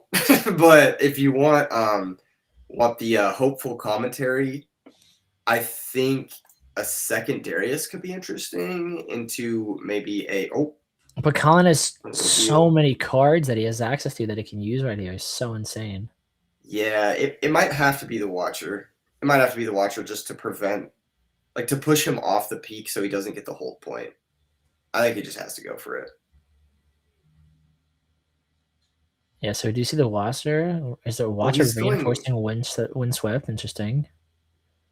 He's trying to make it impossible for Colin to score that next point. And then gank over with Darius. He could do that, or he could just hold. All right, so we'll have to play. Yeah, so recycle 1 for deflect, tap Kaiser for Hextech Ray. That's actually going to take down the Kiana because she has been dealt the -3 from the Watcher. There's no reason not to put the sentry there because it can always gank to the other battlefield. So might as well put as much power there as possible. Colin with the hold off 7. All right, let's see. Let's see if Colin can close it out in this turn. This could potentially be the last turn of this top 4. Jonathan's tapped out, so it's just a matter of what Colin's all about here. I think a retreat plus a showstopper if he has that, or just a flurry of pump spells could be all it takes to crack through this. I think it's a 13 power or 13 might on the Windswept. And it looks like he did pick up another pump spell too. So like primal strength, game winning, yeah, a game winning first mate right here would actually be so funny. Just like primal strength, double call to glory would be absolutely insane way to end it. Yeah, that would be awesome actually. Because what we're looking at, 7-5 is 12, 13 off Century. First mate's 3 plus 7 off of so primal strength then Call to Glory tie it. So literally anything else in that game. Yep. Because Jonathan's just fully tapped out. Yep. Oh no, he only has 1 Call to Glory. So he does have one. He does have that primal though. Yeah, but that ties. So what are the Low key, if you're Colin, would you trade here? Would you trade here? Whole board for just the pump spells? And then you yeah, because then the only thing on board, like you're up 3 points on Jonathan. The only thing that, and like you still maintain star tipped off of, because what do you have? 4, 3. You'd only have 1 rune up because I think you don't want to spend the buff on the set. The alternative is you just slap a Kiana in and then you just hold. You just try to hold the other one. But I think trading. Yeah, because I mean, then you have the primal strength and the call to glory that you can use defensively. I guess. Yeah. Trading makes it the least likely that you'll lose. You could also go for like a baby trade. You could maybe do like the. Well, you could trade and play like a Kiana or something here. Like yeah, for sure. So I don't know. Yeah, I think you have to trade here just because that's windswept and you don't want all of those units crashing into set next turn. Yeah. Yeah, so it's exactly like we said. He's literally just going to go full 13 to 13 and trade. He does have to pay for that pump spell. Did he remove a buff? Oh, he did remove the buff. He removed the buff from the set. Interesting. Yeah, so it's going to be 13 for 13. The Watchful is going to trigger the death knell, draw Jonathan a card, but yeah, retreat this set. Yeah, attempt to go for both next turn. We do know there's an Acathian Rain in hand, though. Yeah, this is... And nothing buffed that's protected by set, and Colin's fully tapped out. Yep, exactly. So just Acathian Rain come down clearing. Oh, my goodness. Now, this Acathian Rain is good, right? It does buy Jonathan some breathing room, but... It's a lot of deflect cost. He has to pay all those deflect costs, and Colin can just deploy his next Kiana and say, all right, like... He also has a Fiona as well, so he could just deploy both of those and be like, you're in the same position, do it again, Yeah, 100%. I mean, we know Jonathan runs 2. I don't know if he drew into 2, but... Oh, the Kiana? Yeah. I believe he has... the Kaisa player with Acathian Rain. He mains 2. Oh, yeah. That's right. Sorry. I thought you meant... That being said, I don't even know if he wants to do another one, because like you said, another Kiana in hand is more deflect cost. Yeah, just nuke all your own runes. Yeah. Speedrun 0 rune gameplay. It's one of those situations where we talked about all weekend where it's like, you're right there, dude. Like, you can see the light at the end of the tunnel. Just got to see if you can get to it. He's building his own bullet times, if you will, going Acathian Rain into the Kianas. Yeah, it's so close, but like you have to push that last point. This 8th point is like, man, that is something else. That is something else. How interesting. A lot of good back and forth on these players. I would see Sentry move in, scoring Jonathan his 5th point. Yep. So Jonathan, Darius, I'm guessing. Yep, Darius coming out. Just reinforcing, making it as hard as possible for yes, sir. Colin to take both. This Fiona, different from the other one, it doesn't stun units. It just only one card in hand. First mate draws into a Call to Glory. Nothing to buff. A challenge? It's a first mate, not a challenge. Yeah, it's a first mate and a Call to Glory. And nothing buffed on board, so if he wants to play Call to Glory, it's a hard play it for 3. He has plenty of runes, though. I don't think it's... Chad has a good point. First mate can definitely help him gank for the win. So if Jonathan doesn't have anything that Colin is afraid of for the game...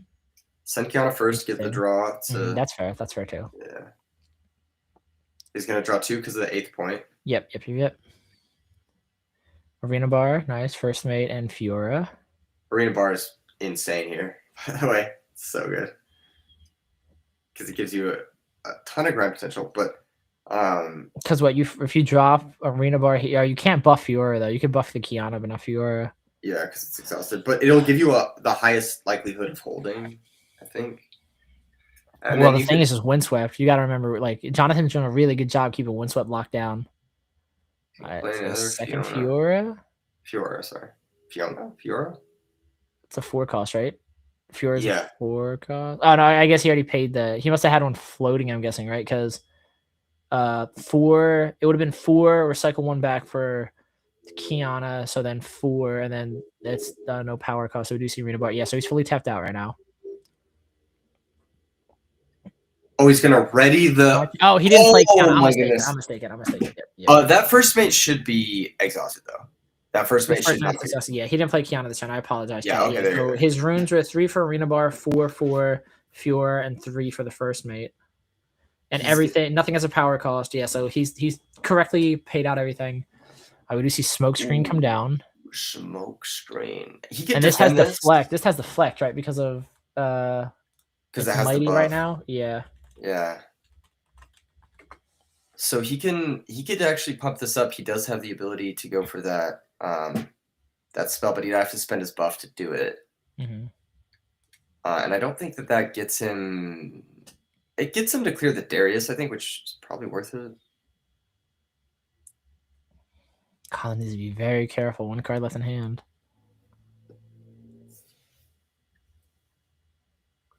So close here. I think you have to clear the Darius because you can't afford for it to gank over and take out your Kiana. Because that Kiana holding is your game. Can he take Darius? Isn't as of this moment, right, unless I apologize if I missed something. Kiana's what? I guess he can. Isn't Fjord just a 1 might unit, and then if he calls it, it's goes just 4. 1. For some reason, I was thinking the smoke screen was -3, but it's -4. Yeah, it's -4, and then he calls the glory here. Yeah, and then but then he can, yeah, because he can't clear. He could still call the glory to take out the student, but it, crazy enough, looks like Jonathan may have stabilized here. Oh my goodness. Yeah, that smoke screen was big. That is a crazy. He's going to save it, and then he passes. Jonathan gets a point for hold, going to 5 or going to 6. I apologize. And then he's going to gank over and go to 7 because there's no buffs and. I don't know. And Colin's. I guess you kind of have to gank over here, right? Yeah, you can't let him hold. You can't let him hold because then you. Yeah. Then you you win off the lose. game. Yeah. Yeah. I'm not comfortable with either of these guys right now. Maybe a little more comfortable as Colin, but like, there's definitely no breathing room right now. This is exactly what we're talking about. Where like this, like at this point in this tournament, like you have to do everything perfectly because it could go either way. Yeah. That being said, Jonathan's at 7. He just needs to hold one of these battlefields and he wins. So all he has to do is navigate this last turn correctly, and he'll be going to a game 3. And he's managed, I'd say, the comeback of a lifetime this game. Fantastic play from Jonathan. I thought he was going to go for some time warp stuff. That Watcher was crazy. Like if we even like scan back like a few turns and we saw that set and that hidden blade and everything that was going down at that one wind Interesting play. I'm surprised. What do you think about this play? Going to hold both battlefields as opposed to ganking over with the sentry or the student as well and reinforcing with mech on one battlefield. Because like all you need, like you said, all you need is to hold one. So wouldn't you rather hold both? Or I hold think like it's I think it's the same, right? I think it's the same, right? I guess because he would have to split to take both. He has to clear all units regardless. So that's fair. That is a very good point for sure. And it may make it easier for you to. I don't know if it'll make it easier for you to. Only buff spell in hand is Call to Glory. Yeah. So what are we looking at? He has 11 on board right now. Goes to 14 off Call to Glory. Yeah, and unfortunately for him, that arena bar is not giving him a buff. You can't use it. Yeah, can't use it right now. Because nothing is exhausted. So that's yeah, I think Jonathan did play this correctly. You're right. Splitting it up is pretty good. Yeah. Good call though. I would have not thought to put them all in the same because of or put them all in the same place because of ganking. I didn't even realize that as an option. All right, so Mega Mag. That's one. Gets a draw. Another Fiora. Yikes. And that's looks like game 3. Game 3. Holy, this is what we're talking about though. It's coming down to the wire for everything. Like I assume the rest of this tournament today is gonna be like this. What a holy! This is crazy, dude. Yeah. That is so cool. That was such a good match. Like that, I think Jonathan really did everything correctly that game. Like the previous match, there were a few points where I was like, I don't know about that. But this one, he locked the fuck in. Oh, sorry, locked in. He locked in. Pardon my French. Pardon my French. That's our boy right there. Yeah, this is just crazy high level play from some very, very good players for sure. Yeah, that was very, very good. Yeah, I mean, this is like, I mean, this is top 4, right? And it's clearly showing that both of these players deserve to be here. And coming right down the wire, going into game 3, this is gonna be a fun one for sure. And like, they've been playing everything like basically perfectly, taking their times, not overextending, not like rushing into any of these plays. They're thinking everything through the way that obviously very good players do. And I think game 3 is going to be no difference. They might even like take it even a step further in terms of being cautious, because it's all this. Like, somebody's tournament run ends right here. Yeah, this is it. This is do or die. Colin's going to have the initiative going into game 3. He's going to be able to go first. I think the crazy thing about that game too was, like, I counted Jonathan out. I did. I did too. Well, I will say that's what I did. And again, it just goes to show that any of these decks can come back, especially if you have a good pilot behind you, right?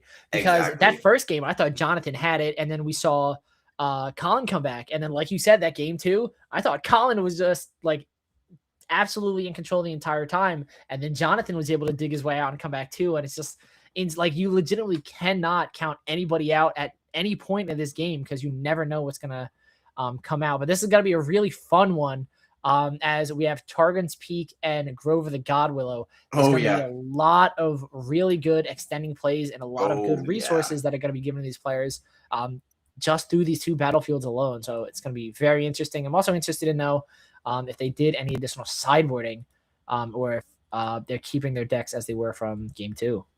Yeah, I'm curious as well to see if they mixed it up a little bit or not. Especially, like, do things change going first going second? Man, that last game really speaks to how complex Riftbound is as a game. Absolutely. Like, this is a very, very complex game. Absolutely. Being able to. Sorry, what were you gonna say? No, I was just gonna say something that I think was really big that game too was Jonathan was very patient with his Acathian Rain. He could have shotgunned it earlier and taken out some units, but not everything. But he waited until Colin was in a situation where he only had 2 units left on board, and neither of them were protected from the set legend ability. And that, as soon as Jonathan got the ability to, and as soon as he started his turn, he just slammed that bad boy down instantly. And I think it just put Colin back just enough that Jonathan was able to squeak the win out, which was very, very good play on Jonathan's part. Also, the patience Jonathan had with his Watcher, for sure, waiting for that critical moment for the Watcher was so cool last game. I would have messed it up 1,000 times over again. Like, that was so smart. Got a Poro and a Student in play.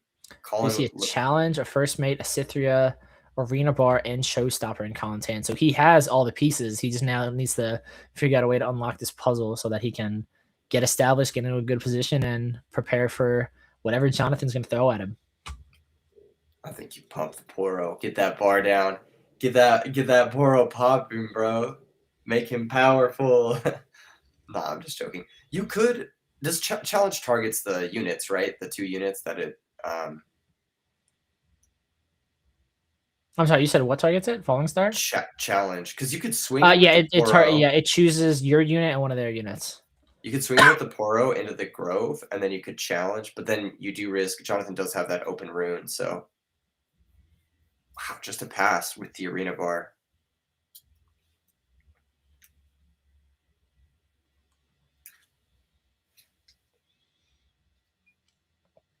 I think I might have tried to take the Targums.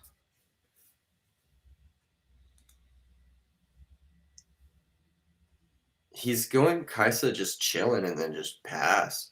Mm-hmm. Both players developing a lot before committing to the center here. If you do want this playmat, I believe they are still available. I believe we have a command for it. I know both myself and Keegan did get our playmats. Absolutely beautiful playmat. If you guys want to, if you guys are interested in getting it, definitely hit the link in chat now. You can never have enough playmats. Yes, sir. Yes, sir. Especially cloth playmats that look this good. 100%. So we do see the chosen set coming out, helping to reinforce Grove of the Godwillow. And then we do see the challenge come out. Good play on Colin's end. And with no retreats in Jonathan's hand, that Kaisa is gone. So now Colin is taking away one of Jonathan's ways to draw while reinforcing and potentially getting some good draw power off of maintaining this Grove of the God Willow battlefield. I really, really like the sequencing from Colin here. He's like essentially able to cheat that set into the battlefield and buff it just by utilizing that Poro on a turn where he has the runes for the set. Yes, sir. Yes, sir. I think that was a very good turn on Colin's end for sure. Yeah, a fantastic navigation of the opening. And then also using the challenge to hit the back rank on top of all that. Just phenomenal stuff there. Absolutely. Jonathan is now behind. Colin should have 1 point here, obviously, as he's firmly in that Grove of God Willow. See Rainbow Moon moving into Targans, which will trigger at the end of his turn, reading his 2 runes. Yep. Scoring Jonathan his first point as well. We do see the Bernier come down. That's just a dude. I'm kind of surprised he kept this in for this matchup. I think it's just power. You know, it's just a guy. Like, you need big dudes. Sure, but I think Jonathan, like, I guess it's technically the same thing, but like, I felt like his big dudes that he wants are mega mechs in situations like this.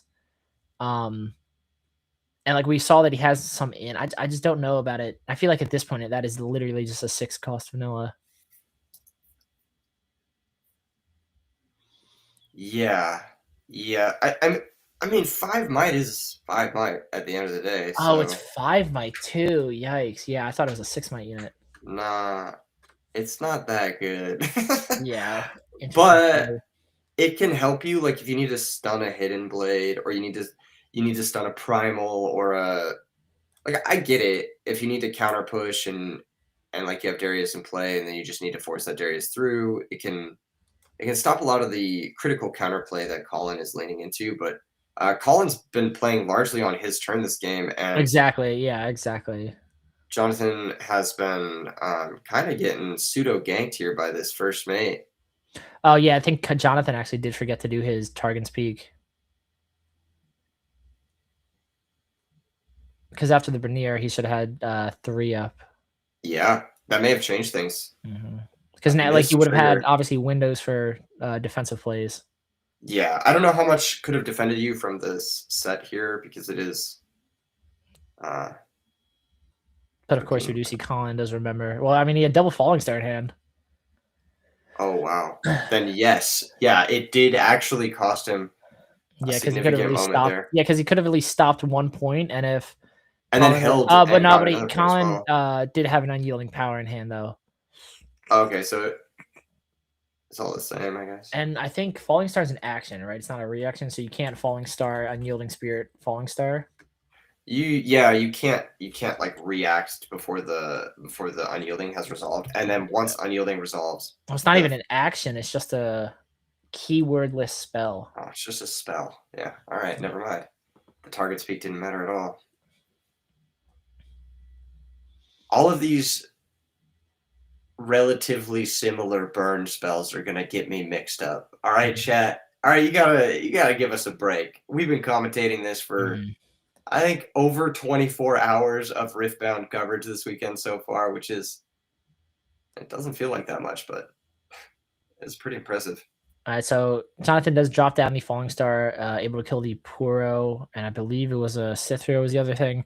And Colin obviously wanted to save his Unyielding Spirit, letting it go. He doesn't really lose too much, losing those units.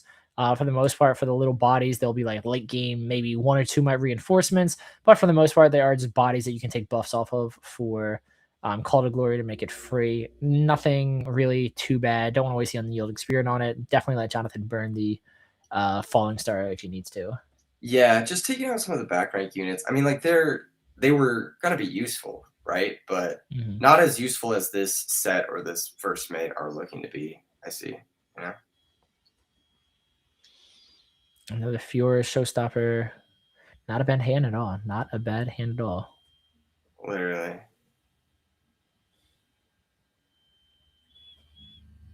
Okay.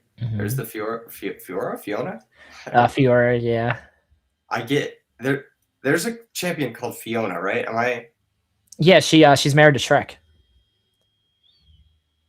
You're messing with me. Yeah. It's Fiora? Am It's I really? Fiora, yeah. Oh my gosh, I'm getting cooked here. You can tell I've never booted up. No worries. Interesting. Okay, here comes Water.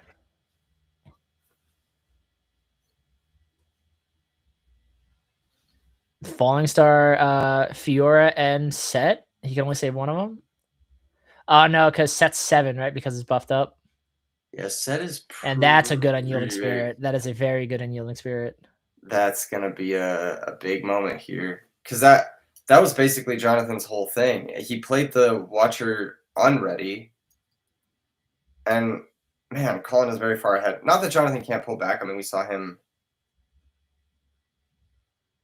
pull back in the last game, but like this is an incredible position for Colin. Yeah. Being up 3 points with 4 units on board, goes to 5 Actually, off the hold on Set. 4 points, yeah, and about to be 5-point lead here with the if he does want to take that Grove. I don't know if he's going to take the Grove here, but going up to 6 is always nice, you know? Can we see Jonathan pull out another comeback? Because it is definitely at this moment pulling away from him, and Colin is almost off to the races, like you said, about to be 6 point to 1.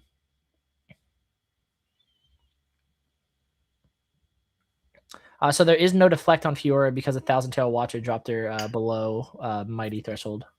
Yep. Nice catch, Max. Nice catch. Acadian Rain. He's going to make it rain, dude. Is that what's in his hand right now? Yeah. Very nice.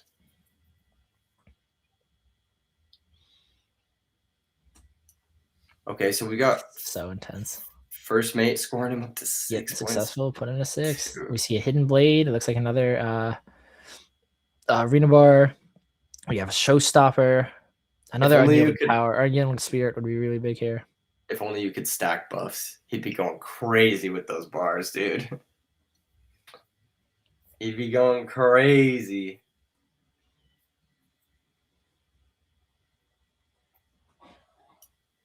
Okay. Passing the turn back. No further development, though. I feel like this is one of the big turns right here. Yeah, this is massive. Let's see what Jonathan can do. That Watcher. I think, yeah, the Watcher, I think, definitely what you want to do is you want to try and get rid of these buff units and kill them and force the Set Legend ability to trigger so that that Acadian Rain gets full value. If you send the Watcher into the Grove, that's a flavor win, too. Just for the chat, because I know they're looking for that flavor win. I actually really hope he doesn't go in a Grove right here. If I'm Jonathan, I think you need to go on that Targans. I am taking a look at Jonathan's There's a Hidden Blade, though, right? Colin definitely has at least one Hidden Blade in hand. Jonathan has Time Warp, so if he can just win something and then Time Warp, that's a path back, right? I don't know. I almost, like, again, this the hindsight, we have all the information. I'm almost loading up all 4 units and throwing them at Set here. All 4 units throwing them at Set. Because if Hidden Blade comes down, if Call to Glory comes down, at least he's not drawing cards, able to, I guess. Do it. Well, my mentality is you force the Set Legend to go off. You're basically saying, I will kill the main thing that you're trying to protect. If you let it go, then I'll I can adjust my game plan that way. It's going all in on the first mate. I don't think I agree with. He has. Wait, he just let that happen? Because there's no reason to. Why? There's nothing not worth. But yeah, you're right. Here comes Time Warp. I don't think it was worth it. Yeah, because he goes to 2 off the Conquer, goes to 3 off the Hold now. And he's gonna pay with the Kai'Sa, I'm assuming, for the 4th. Yep. The Daughter of the Void. And we're gonna go ahead and get 2 of those runes right back.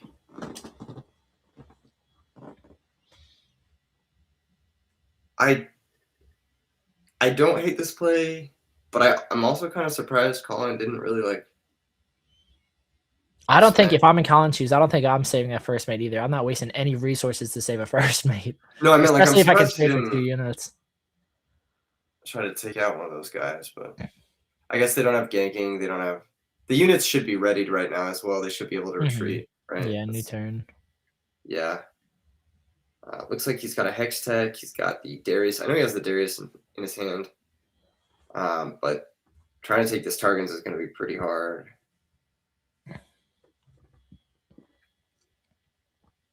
Okay.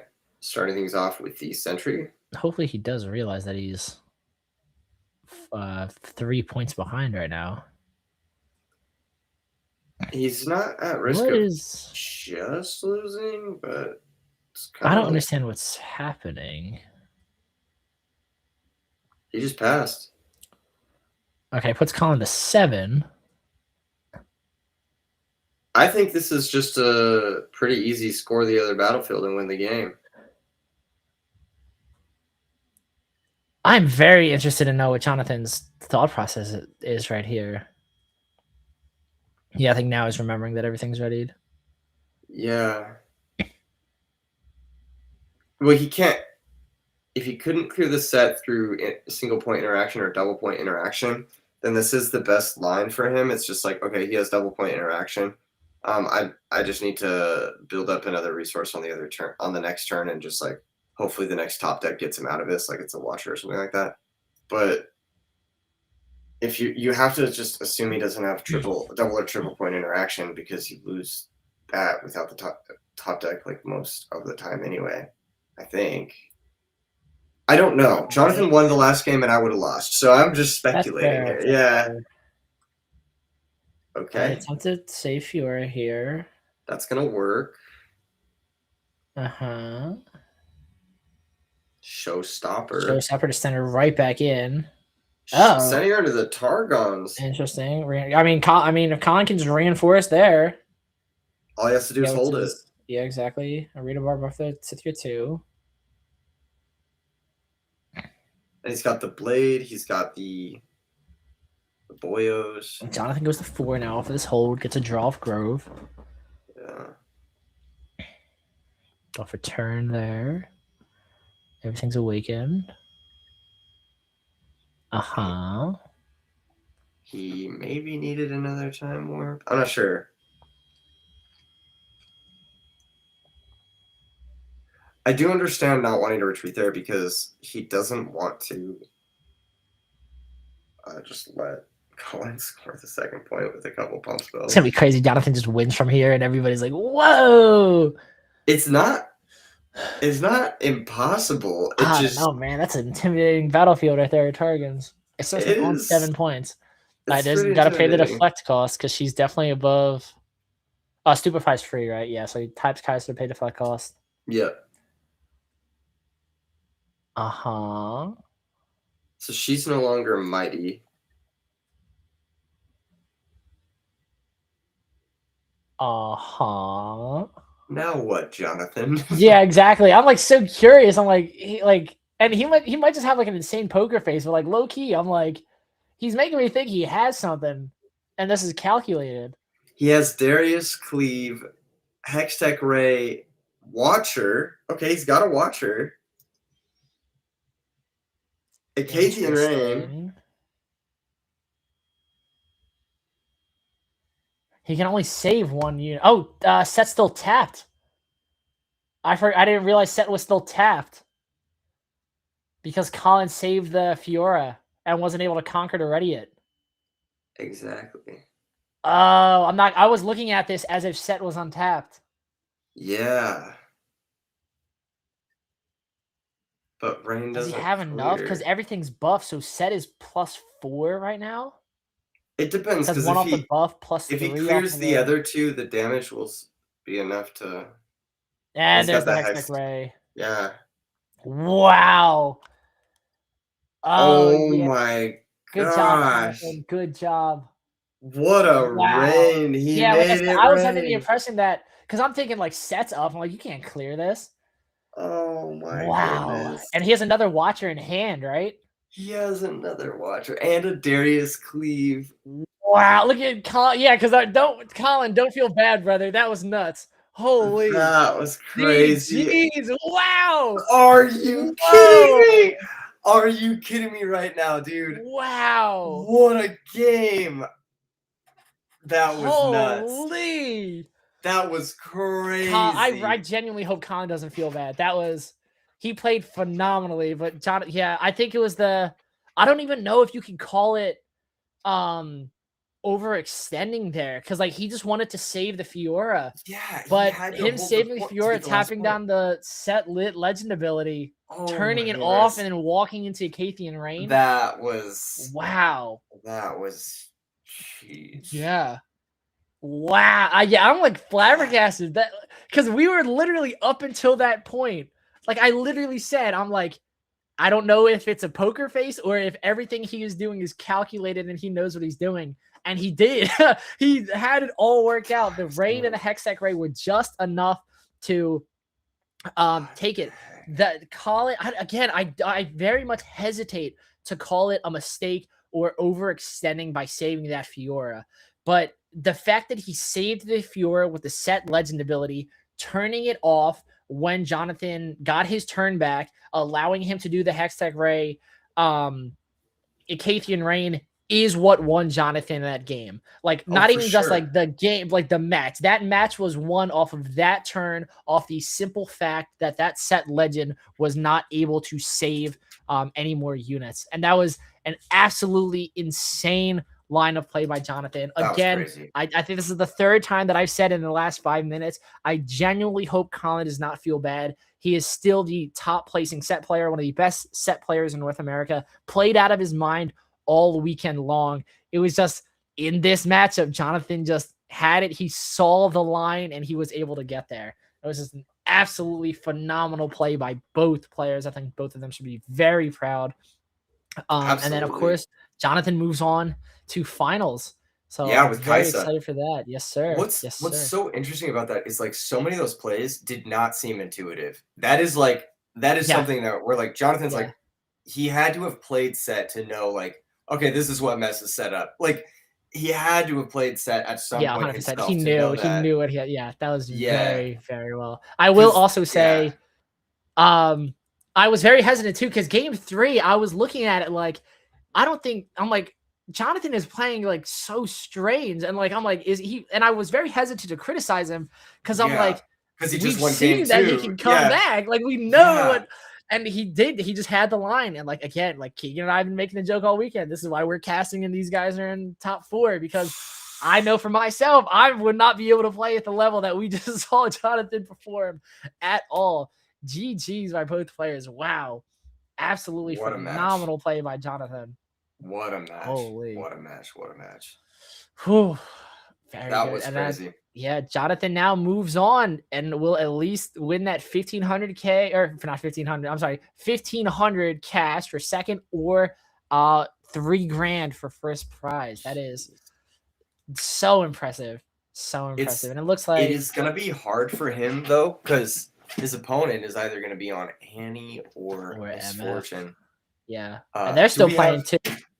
Yeah, I was just about to say, do we know the winner of that? But that's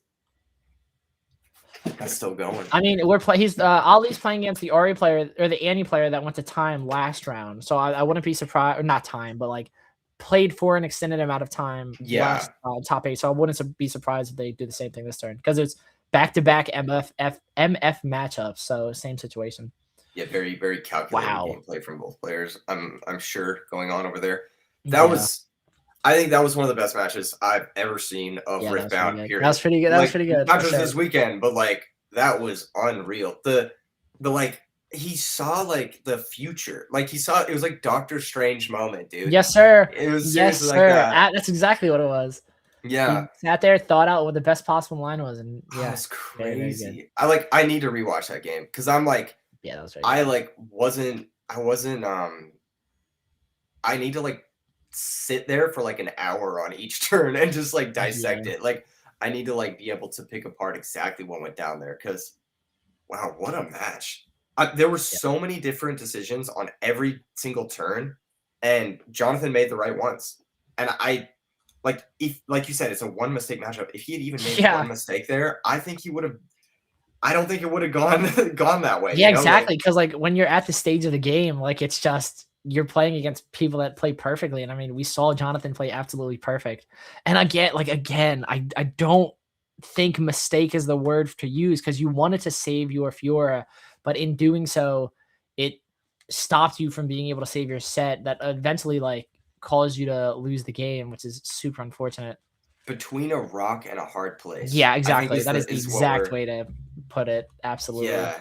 And like the way Kaisa makes you, it like forces you to pick between your children, your favorite children. It's like, which Yeah. one do you want to save?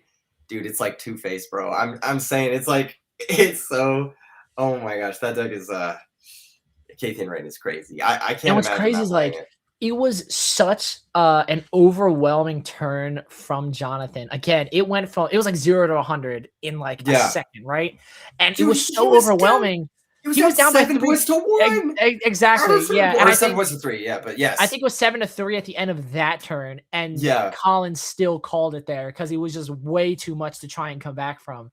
And like that is just it just shows how dangerous Kaisa is, just period, but definitely in the hands of like really, really good players. And I mean, Kaisa was a major, major factor in the meta for so long, and there's a reason for it. Like, deck is so good. And again, once again, we know that Jonathan is a set player. He main set in Riftbound, but the reason why he switched to Kaisa was because he thought Kaisa was just that much better than set and was able to clear set. And I mean, he definitely showcased it by beating the best set player in North America. So Facts. Absolutely. Facts. And it looked like it was done with like intent too. Like almost like very, very calculated. Like very like I know how this goes. I've seen this go down. You can have your 7th point, but that will not matter. It's not 8. Like, yeah, it's not 8. Yeah, it's not 8, dude. Oh my god. But we are getting notification from production that we are actually once again going over to Skinner to talk some more with Jonathan in an insane comeback in this top 4 match. Stefan, take us away, my friend. Let's go. What's up, guys, and welcome back as we head into our final round of the 10K Riftbound event here at Pro Play Games Summit. I'm here joined again. We talked a little bit yesterday. Good friend Jonathan, who just played hands down the craziest set of the weekend. I think anybody who watched that match can hands down agree that that was absolutely a masterclass. Coming into this match, you were like, I'm excited to play against Kaisa. He told me he was excited to play against Set because he played that deck to beat Set. So it was like, who's going to really come on top? Tell me how you're feeling immediately after that match. No, I'm really relieved because on game 1, I made that critical mistake of no retreating the Darius, and that cost me that game for sure. So I was really bumped out in the first game. So I had to lock in really and try to win the other 2, right? I know the matchup because I play Set on Houston, and I know the matchup is closer to like a 50-50 if well played.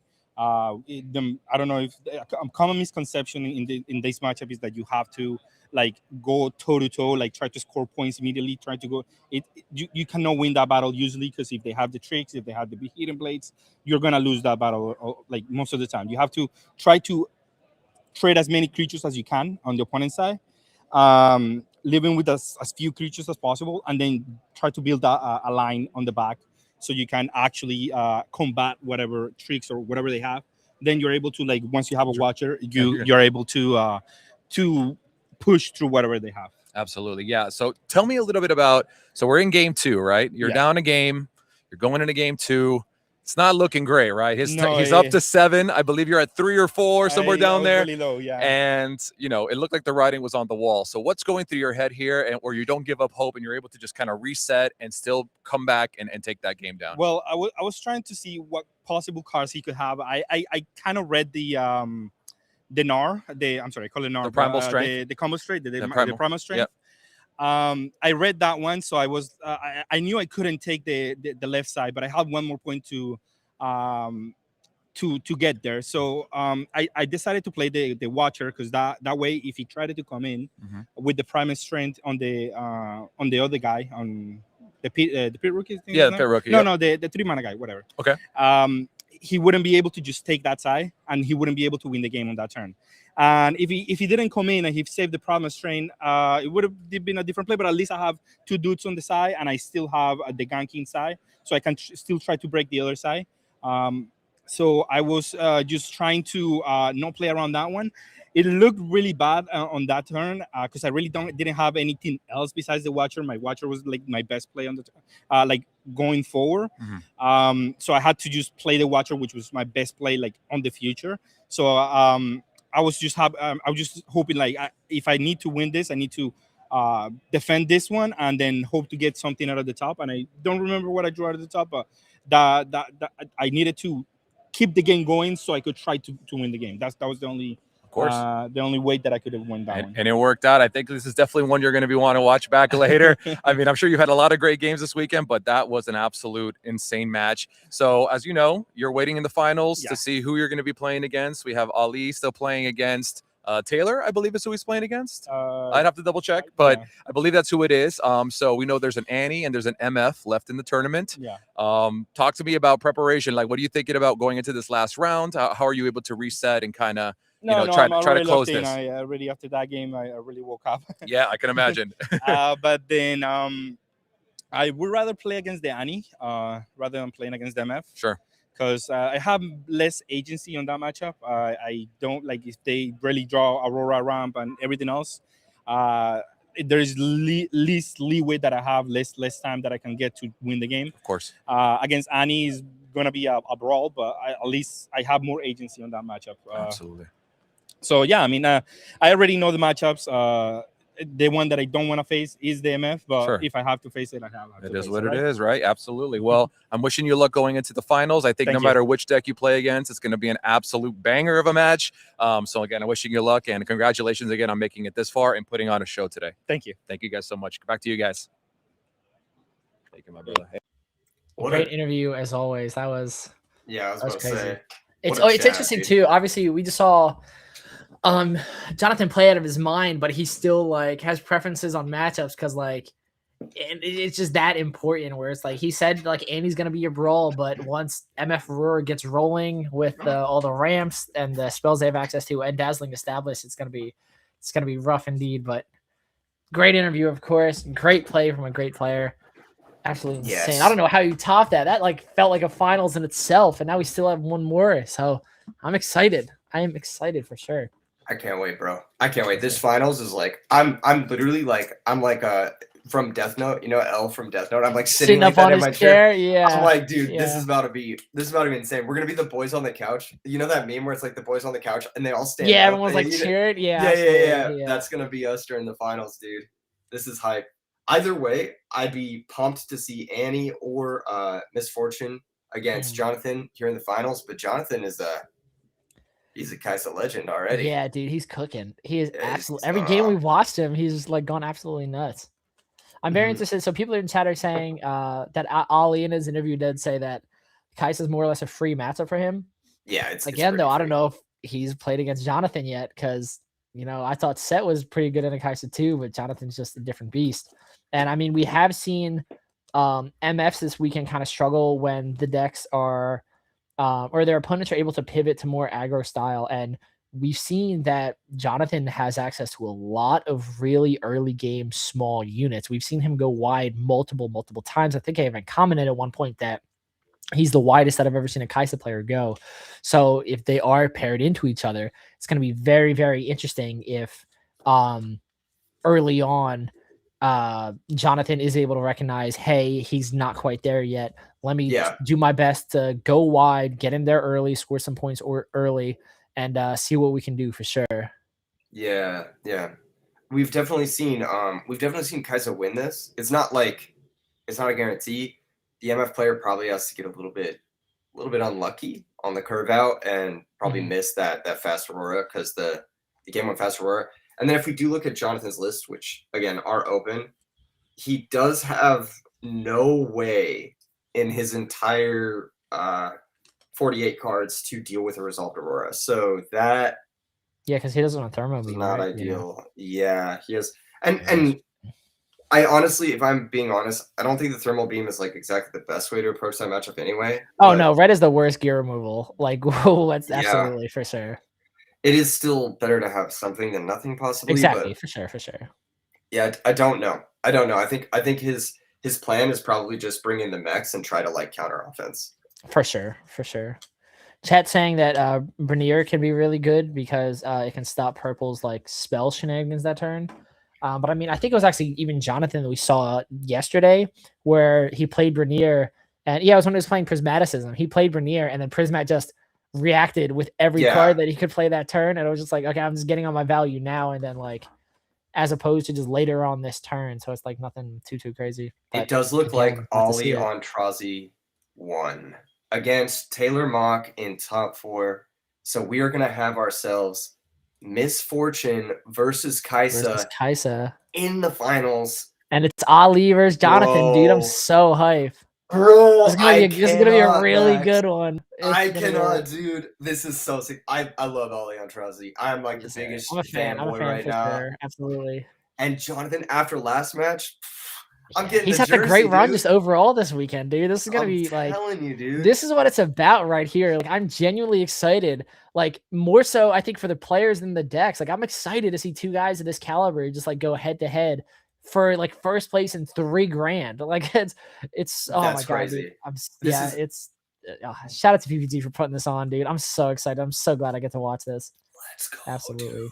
Ollie on Trazi, he's been hitting the gym literally and figuratively when it comes to practicing for MF. So yeah, it's gonna be sick to see him go head to head with one of the baddest in the game, which is Jonathan. Yes, sir. Dude, this is too cool. This is too cool. I gotta lock in. We're getting full up. We're getting full up in the screen. I'm climbing in the screen right now. I'm going full ring mode, dude. This is gonna be sick. Oh my goodness. I can't wait. I can't wait. I'm getting pumped up. They better send us to a break or something, or I'm gonna start crying, bro. I'm gonna start like salivating. This is gonna be one. Something that I'm worried about too is like, because I noticed it a little bit in that last match where it's like what we talked about earlier when we were giving recommendations on what to do when you're casting. It is so hard to like continue to talk through these plays when like, I mean, it's hard to be a caster when you just want to be a spectator. Like, I'm just trying to sit here and take all this in and enjoy these games.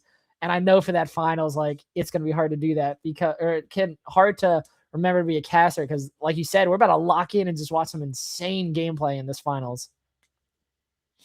Dude, I'm tweeting about it right now. I was just like, dude, this finals, let's go, dude. Absolutely. All right, but we are getting a note from production. We are indeed going to take a break. Everybody go run, stretch your legs a little bit, run to the bathroom, and then be back for what will undoubtedly be one of the best matches from this weekend as we move into finals for the Saturday Riftbound 10K Riftbound event here in Orlando, Florida at the Pro Play Summit. We will be right back after a short break. Don't go anywhere, guys. Lock in.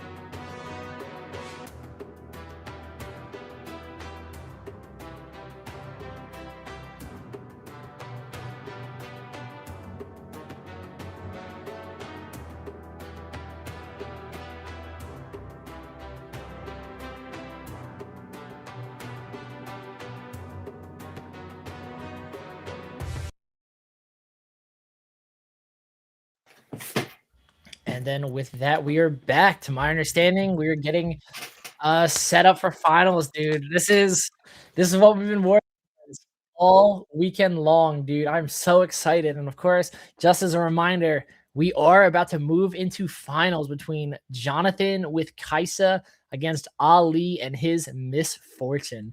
Both of these players, I think, are feeling pretty comfortable right now. We know Ali thinks that Kaisa is basically a free matchup, and Jonathan would definitely have preferred to go against the Annie deck for sure. But I do believe Jonathan still can go wide enough that he should be able to rush down Ali.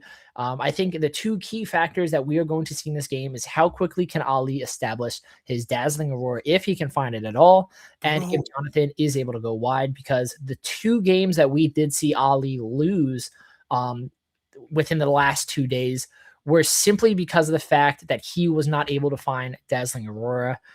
So if Jonathan is able to hit his stride, and if Ali does struggle a little bit, I think that will be a key way for Jonathan to try and win. As we already said, Jonathan doesn't have anything in his main deck or side deck that can really interact with Dazzling Aurora. So I think it's kind of on, a wing and a prayer that Ali struggles to get his momentum going, and Jonathan definitely needs to see his key pieces as well. True, dude. True. Okay. First off, can I just say how excited I am to be commentating this finals, this historic finals with you, Max. I appreciate that, brother. Likewise. My goat, dude. This has been an incredible weekend. Yes, sir.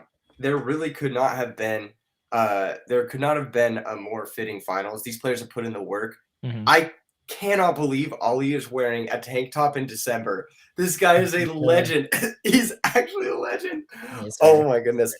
Jonathan, that last match we just saw.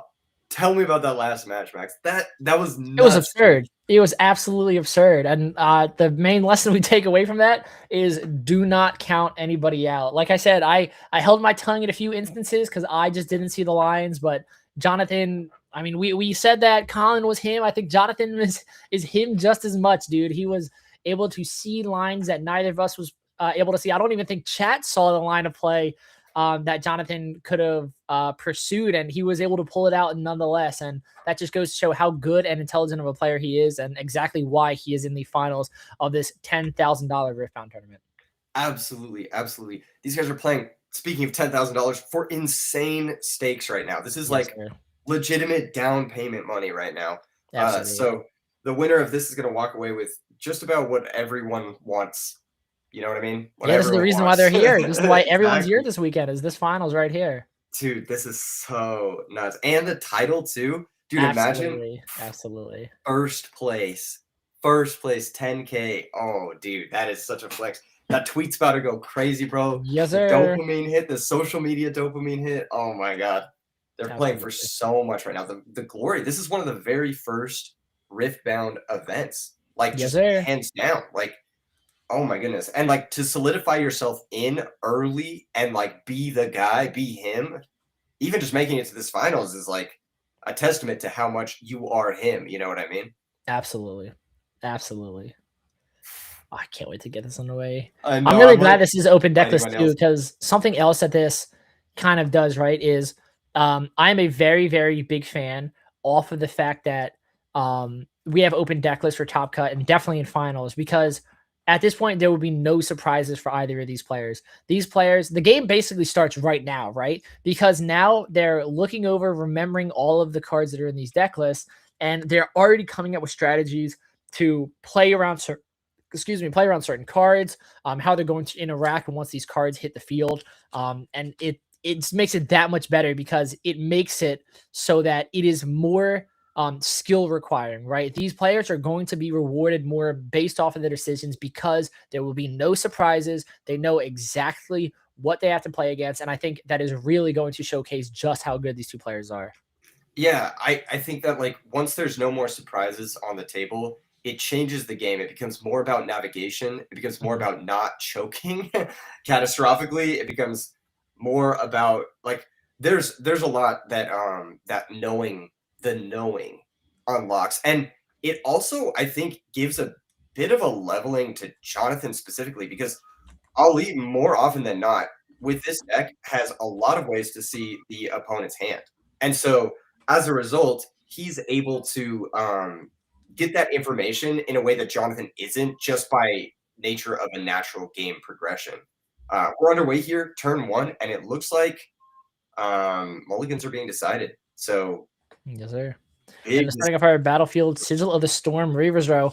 Very interested to see Sigil of the Storm this interaction, because I mean, we saw Ali, that Sigil of the Storm, that one game that we had him on feature, was putting in an absurd amount of work on both sides of the table. And it's really becomes a big threat once players start bouncing in and out of those battlefields, because you're putting yourself behind a rune every single time you conquer. And I'm very interested to see if that's going to be the case, because again, we've seen Reaver's Row all weekend where players are bouncing in and out of that because of the ability to save your own unit. So it's going to be very interesting to see this matchup in particular, especially with this combination of battlefields. Yes. I did actually do a little bit of research last night in preparation for this potential finals. Nice. I went to each of the players whose social medias I could find. I went to their respective posts, their respective YouTube channels. I did some digging to see what they were saying about certain things, and I actually found what Ali said about starting here with Sigil of the Storm. He says if you start with Sigil of the Storm in Misfortune Aurora, for anyone who's watching this and wants to pick up Misfortune Aurora, it allows you to decide for game 2, if you win game 1, you're going to be going second in game 2, so then you go to the Obelisk of Power to have that 4 runes on the first turn. Yes, sir. And if you win, if you lose game 1, and you go second, or if you go first in game 2, then you go to the Aspirant's Climb. So it basically guarantees that you have Aspirant's Climb exactly when you want it. And he says it also guarantees that you have Obelisk of Power exactly when you want it, which is going second. And so as a result, it takes away the variance of having to flip one of those in tandem with the die roll that starts the match. Okay. So pretty interesting stuff. I mean, the fact that they've labbed out even which battlefield to start with and why is just so smart. I don't even, sorry to nerd out a little bit too much there, but I hope that's helpful to anyone watching this. Yes, sir, for sure. Good commentary as always. But like you said, we are about to start this die roll. Both players, I believe, have done their mulligans. Everything is set up. Both battlefields are set up. So we are just waiting for the judge, I think, to give them the go-ahead to do the die roll, and we'll be underway in this final match of this 10K for the Pro Play Summit. And then as fun as this has been, of course, and this is finals, this is not the last Riftbound match that you guys will be seeing today. Immediately after this finals, we will be jumping in and starting the stream for the 5K prize tournament that is happening for this Sunday event. And as we are underway, we do see Ali instantly start with his ramp mobilizing turn 1. Phenomenal start on his end. And instantly, as it passes back to Jonathan, he plays down the Poro, passing it back to Ali once again. If Ali has the Eons here, he's going to go crazy. He could even stack deck into it and still have enough runes. Yep, there it is. That's exactly what we see. Oh my goodness. Dead Bloom. Yeah, I think I'm taking, yep, exactly. Taking Catalyst, put Dead Bloom to the bottom. You know that'll be down there later for Aurora, so you're feeling in a good spot. And like you said, he's probably just going to play it right out here, because why not? You have the perfect threshold for it. Very good sequencing from Ali. This is almost like exactly what you want to be happening. You're in the finals of a massive cash tournament. You're playing your favorite deck. You're going first. You've hit your best possible start. Is there going to be a turn 3 Aurora here? I don't think I see one in hand, but I mean, the stack deck at least dug him 3 slots down, which is really nice. Yes, that's true. Yeah, I don't think I can't really. Do you ride the wind in there? I think I saw Sabotage. Interesting to play the Kaisa, but not accelerated. I wonder what the thought process is there. I don't think he wants to lose the rune to Sigil. True. And but I mean, I guess he could have instead of going to the Poro. What did he draw here? I didn't quite see it. But there's a stack deck. Stack deck. We see the Misfortune signature spell. So he's got access to Sabotage and Mind Splitter. I think you stacked first, get the perfect info, and then decide exactly how you want to. I think Confront here is what you're taking. More draw power is always good. You could take the Gus could be good, yeah. I mean, Gus is really good early on. But it looks like he's going to take the confront, try to dig towards that Aurora. Because I think the second you hit Aurora here, I mean, like, you're just... Yeah, you're golden, for sure, for sure. Yeah. The Mind Splitter is a fantastic drop. I think he's just going to go for it. It's, like, really no reason Yeah, for sure. I mean, rip out any problem cards, for sure. Get a big body on the board that Jonathan is going to have to deal with. Yeah, no bad plays for this. Ooh, Hextech, Ray, Darius, Cleave, and Time Warp. I know you're a big Time Warp guy. You taking Time Warp here? You always take Darius here. And the reason I take think Darius, that's what I would say too, is definitely take the Darius. It's because Mind Splitter can take the units, and he has a sabotage for the Time Warp already. Very true, and he still has the 1-up left. You're correct. Exactly. So he could go for that right now. He's not really pressed to go for it right now. But yeah, I think you just always take the Darius here, alleviate that pressure. The Cleave, yeah, it doesn't really matter too much. Yeah, get rid of that unit. And yeah, this looks pretty good here for Ali. Again, he really does need to find that Aurora, but he's got a few turns to figure something out before he starts to fall too far behind. 2 points for Jonathan is not 0, so it is like it is a real amount. Puts in a 2 off the hold. I'm trying to see what the draw was there. I think the draw was a Stupefy. So another cantrip, another redraw here. Yeah. Jonathan's debating on if the draw on the point is worth the sigil, and it looks, since he's floating one, I'm assuming that is going to be his intention. Yeah, I think he just has to do it. This is going to put him further off from the Time Warp if he has to move into there a couple of different times. But he does get the conquer point, putting him to 3. Yeah, exactly. And then the Stupefy, which is essentially free because of the floated rune. Yep. We did see him draw the Watcher. Ooh, Singularity. Good play. Good. So that's going to combine with the Stupefy to take out the Mind Splitter. Yep. Good sequencing. And yeah, that Watcher's looking like a nice play somewhere in the near future. Absolutely. Yeah, if I think I'm Jonathan, don't retreat the Puro, because if he doesn't do anything with it, you get a hold point. If he does, you just retreat it off of the Reavers. But we do see him draw Ali draw into the Deadbloom Predator, which is, I think, a really good draw, because I don't think he actually has any other units in hand. Yeah, I think you just slam that. I don't even think you think about it too much. Yeah. If you're in this position, are you taking Reavers? You taking? I almost think you should take the. I think you actually have to take the Sigil. I don't think you can let this Kaisa stay on here. No, you definitely take the Reavers. Because really, wow, because this puts you off of Aurora next turn if you draw it. Yeah, sure, but getting rid of that Kaisa, I think, is just huge. True. You're not wrong. You're not wrong about that. Especially when he's tapped out, because you can't like retreat it back to save it. I think, you just take that. And he already did recycle he recycled 3 total, because he paid the 2 for the play and then 1 for the sigil. Yeah, facts. Another thing Ali could have done here is lean into his misfortune a little bit, and that could have been another way to approach that, because Jonathan was tapped out. I don't know if it's better to get Deadbloom or misfortune in play, but yeah, Jonathan's turn here is looking a little awkward. He can just raw dog the Watcher, but he can't accelerate it, so it's just a little awkward. Yeah, for sure. Awkward is definitely the word.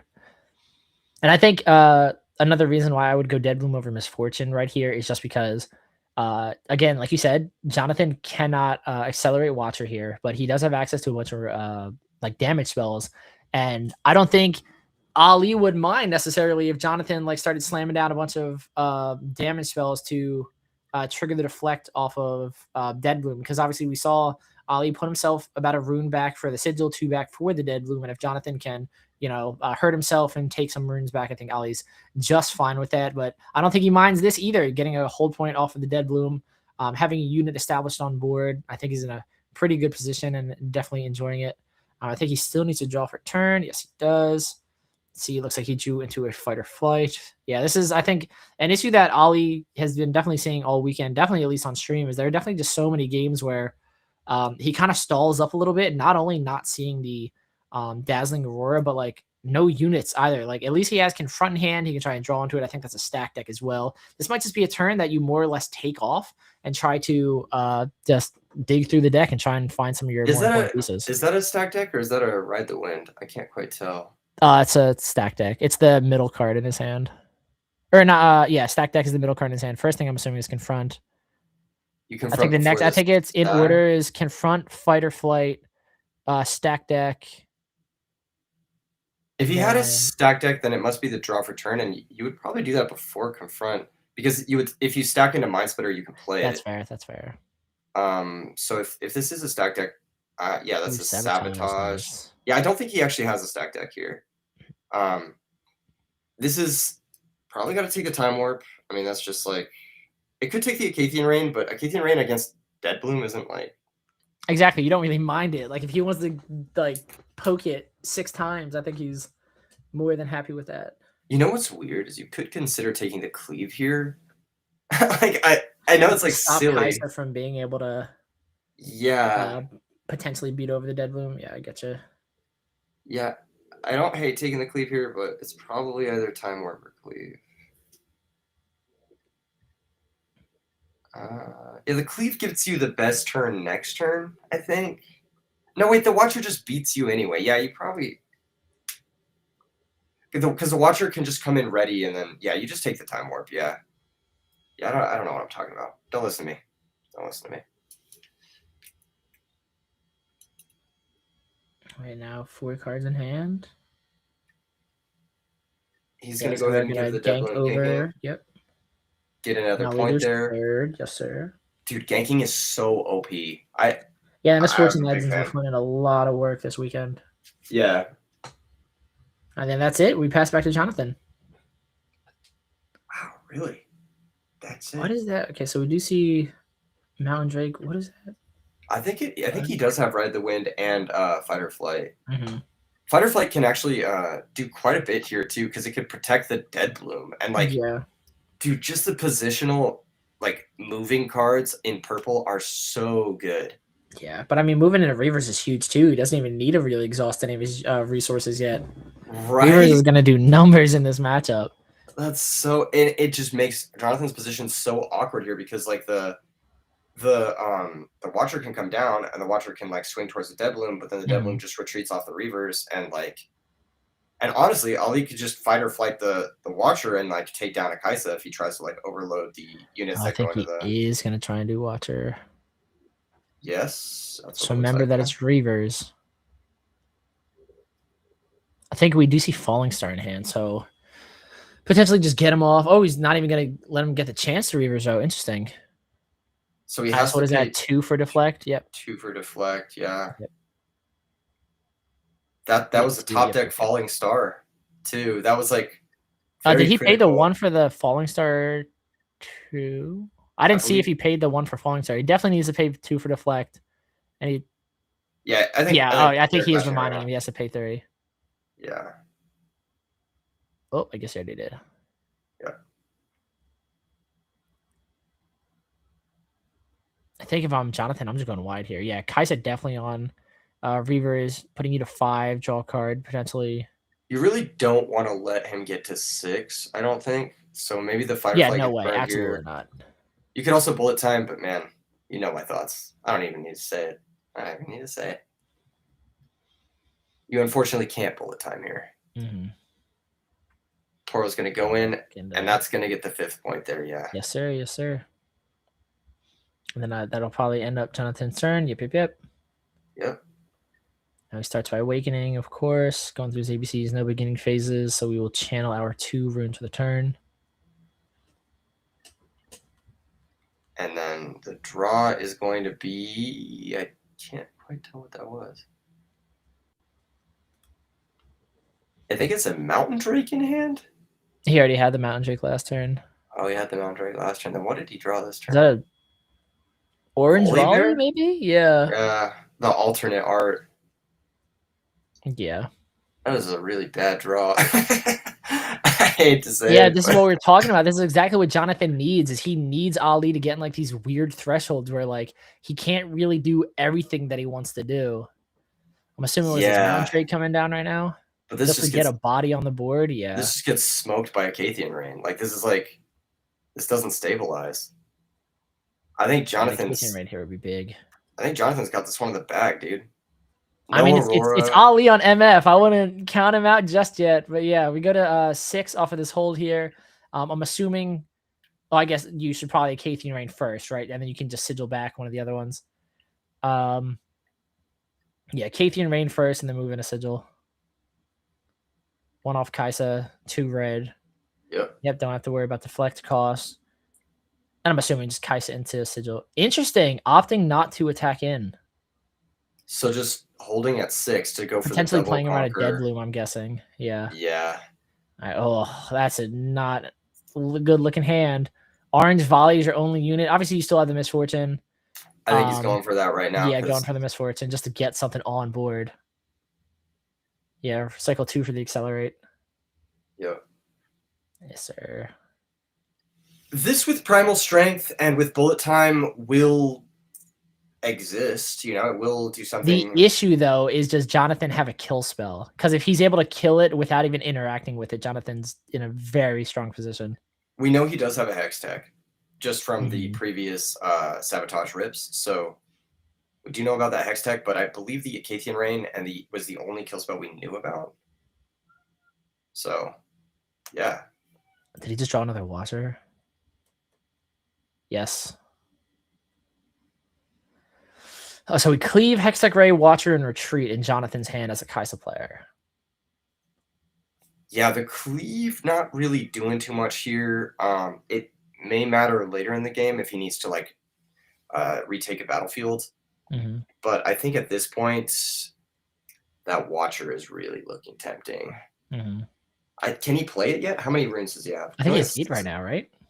He has 8. Oh no, I think he only has 7. Yeah. It's still not bad. He can play it, he just can't accelerate and play it. Yeah. Interesting.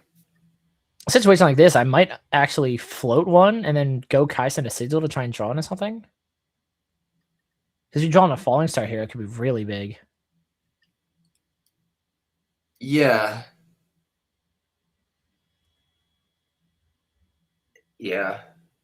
That could be huge. Yeah, because I think I like that play. I think it like takes it away. Like if he's able to get rid of this Misfortune without going into a showdown with it, he should be in a really good spot. He has a Hex Tech right too, so like even just like another Hex Tech could do it too. Yeah, like, exactly. Yeah, for sure. And he'll have the resources for it.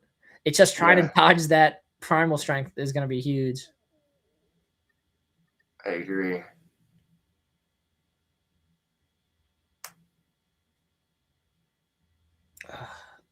This is one of those big turns. Moving in with what is that? 10. Poro's 2, moving in with 9. Yeah, and it's gonna hunt down a Misfortune who has 5 currently because he did not play the other. I mean, this Primal Strength is just crazy. I think a question is being asked. Is he just activating River's Row? He's asking if he can read it or something. It might not be. He might be asking when he can do the threshold for it. Because my understanding is like River's Row is kind of weird because like if you want to activate it, you have to like declare it like during the when attacking, when defending things, and then like when you resolve it, I think can come a little bit later. Wait, let's say is Reaver's Row when you're attacking or defending, or is it just when you're defending? It's when you're defending. Oh, okay. So he's probably trying to clarify if there's like something to deal with this on top of the Primal Strength, then can he like then choose to use the Reavers? Yeah, that makes sense. I think this is really big right here. Yeah, this Primal Strength is really 9 to 5, plus 7 puts it to 12. Cleave puts the 9 to 12, and then we can Hextech Ray 2 to drop down the. But it doesn't deal it just deals damage. It doesn't do the might. So there's actually no reason to Hextech Ray because you're just going to trade anyway. Yeah, I think. Yeah, I think if you're met with Primal Strength, you got to cleave here. Yeah. That might be exactly what Jonathan's going for. He might be okay with trading right here, and then he can just move in with Kaisa on the Reavers. Which is exactly where you want it. Yeah, because I mean, Ollie's only other option is what? Just give him Reavers, and then Jonathan moves into Sigil. Because then that's what wins Jonathan the game. That Watcher looming too is like it's like pretty much as long as the Kaisa sticks around, it's giving Jonathan the potential for a double score next turn. Yeah, exactly. So it looks like that is what we're going to see. Is we are going to see the Primal Strength being responded to with Cleave. So we should be at an even trade right now. Yeah. Yeah, because I think Jonathan's play is just moving there with Kaisa.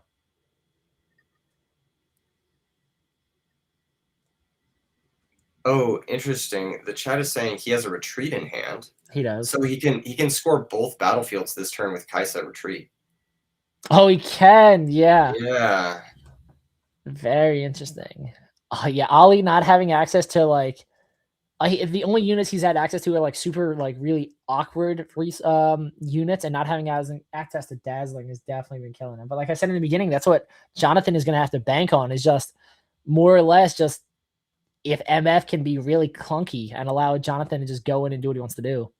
I think he has a ride the wind. He could ride the wind this MF to the other battlefields. Uh-huh. And then that would make the win impossible this turn. Sure. Or you could bullet time on resolution of the cleave and then just like get rid of all your runes, but that's just like. But then that delays the inevitable, right? That doesn't like really win you anything. Once again, bullet time not winning you anything. I just hate to say it again and again, but we keep finding ourselves in the same position, Max. Yeah. This is a good ride the win, though. I mean, ride the win is sigil, and it looks like he's gonna score a point. Oh, now he does have to pay the deflect cost, or not deflect, the sigil cost. Yeah, he's gonna. So he readies a rune because he moves the misfortune, which holds up the bullet time. Then he scores a point, and then he has to recycle the rune. So 3 things happen here upon moving the misfortune, which is pretty cool. Yep. And Jonathan goes to 7 because he wins this showdown. Mm-hmm.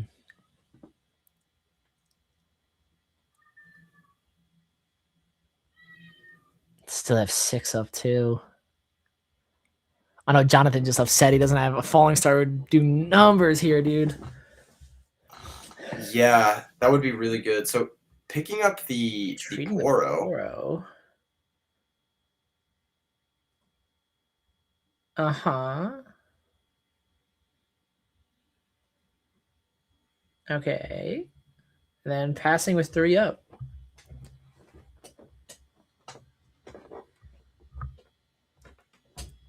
God, this is exactly what you expected. This is like tense. Again, I keep trying to like make sure that we're continuing the conversation and talking, but like it's so like this is one of those games where you really just want to sit there and really like analyze every single line of play. He's in a really, really bad spot, Ali is, because next turn another Watcher's coming down, and this time it's gonna be ready. Mm-hmm. So I think you have bullet time and you have a prayer, but Jonathan's at 7 and you have to clear this Watcher now or else you lose. Like, so that next Watcher is coming down, and I will say this is exactly what we were talking about, though, is like all the games that we've seen Ollie lose, it doesn't like feel like he's losing because he's making incorrect plays. Like it just feels like his deck is just like stalling out on him, which is really unfortunate. If he had one more read the wind here, that'd be really crazy. But yeah, he's just gonna move across here, score there, 7-7. He's 1 point shy. Yeah, I hope they do remember that this is, because I don't see. It looks like Jonathan only has a 6 on the dice. Jonathan has 6 on the stream. I hope they do remember that he is at 7 points. Yeah. Because of potential, like if he top decks Time Warp, which he did not. Yep, there it is. He's showing it to him, and he's like, "Look, I'm just gonna clear your MF, and I'm gonna because drop the Hextech Ray, conquer both battlefields." And there's no way out of this because you have 1 rune, and this is game 1, and I've seen your deck list. Wow! Wow! What a nuts match for Jonathan to steal game 1 against. Yeah, you definitely, as the Kaisa player, feel good about that. But like I said, and like I said this like all throughout game 1, and I said it like in our pregame. What he has to bank on, he knows Ali is a good player. He knows MF, if it gets the ball rolling, can be an uphill battle for Kaisa. He needs to bank on the fact that MF can be really clunky if you draw into your awkward units, which is exactly what happened. And we have seen that all of Ali's game losses today have been because he's gotten stalled up and didn't have access to Dazzling Aurora. Like Dazzling Aurora has such an insane ceiling, but if you can't get there, like you're kind of just stuck. And luckily for Jonathan, he was able to interact enough to make sure that Ali was not able to dig himself out of the hole that he was currently stuck in, and was able to walk away with the game 1 win. And again, as a Kaisa player playing into MF Aurora, you have to feel really, really good getting that first game off of this set. Absolutely. Yeah, totally. Another really interesting thing about that match is it just shows like how it shows the dexterity of Misfortune as a champion with those purple move cards, even in the circumstances where you don't find Aurora. So if Jonathan had had a slightly weaker draw and wasn't hitting back-to-back Watchers off the top like that, that Misfortune just like bouncing around could have been just barely enough to bridge Ali into finding the Aurora he needed to stabilize. But because he was hitting his best draw and missing it, and I think that that's another thing to note about the Misfortune Aurora deck is because you have those good mid-ground plays with like Ride the Wind and like Misfortune. You actually have a lot more game than like some of the other Aurora decks against Kai'Sa and against like Annie and stuff, because he was clearly able to take down a bunch of Annie decks moving into this into this finals. So yeah, crazy game one, very good game one, very well played from Jonathan, and very well played from Ali as well. I think they both saw everything they needed to do, and like the cards just lined up really well. Well, I think Ali would have liked to see a little bit more for sure, but he was able to do a lot with the situations that he was put into for sure. But then, of course, you're playing against Kai'Sa, and a very good Kai'Sa pilot at that. And if your deck starts to stutter, Jonathan's going to recognize it, and he is going to make sure to capitalize on it. And I think that is exactly what he did to make sure that he got that game, that win game one. Absolutely. Yeah, agreed. That was a really, really sick. I'm like sweating, bro. I'm sweating. I'm locked in. I'm like, this is crazy. Yeah. That being said, still 2 more games. It is still anybody's match. Obviously the advantage is in Jonathan's favor because he only needs to win one more of those 2. So I'm excited to see what goes down. I do think that out of Jonathan's sideboard here, he doesn't have the best sideboard. I mean, like Get Excited could maybe level something up, and Smokescreen could maybe level something up, and like Mega Mech is like fine. It's like not bad. It's like you said, it's kind of just in there just as another big body to try and combat their big bodies, but it's nothing like groundbreaking. It's not gonna like warp this matchup in any way. Whereas on Ali's side, we've got Sabotage, which is great in this matchup. We've got 2 Rebukes, which are okay in this matchup. They can save your own Mind Splitter, which is actually a really cool interaction that a lot of people are not familiar with. He's got 2 Fading Memories. I don't know if those are going to be coming in, but the other 3 cards in his sideboard, 1 Primal Strength and 2 Possessions. Possession in this matchup is kind of crazy. Taking the other player's Kai'Sa, that's bullying. Help dig for your Dazzling if you're digging for it. Yeah, for sure. Yeah, it's truly nasty. So I think he does have some bangers in the side that he could bring in here for sure. Yeah. Sure. That is his actually his 3rd copy of Primal Strength. He's on the full 3 this weekend. Yes, sir. Wow. Primal Strength. Who would have thought? Yeah, pretty good. Pretty good card for sure. Totally. I'm interested if you would consider upping the invert timelines, just because I think we've seen a lot of instances where he definitely would be interested in swapping his hand for something a little bit better. At Houston, I played the full 3 invert timelines, and I will say that invert, while being insane into Kai'Sa, like one of the best cards into Kai'Sa, it does suck against Annie. So that's fair. You got to be a little bit careful with it. And also, it can suck in the mirror because they'll like burn if they have the ramp and you don't have the ramp, they'll burn their whole hand, and then you draw them. That makes sense. That makes sense. But still, not seeing Aurora is so important. So that's why I did end up playing the full 3. But he is on the 2. We shall see.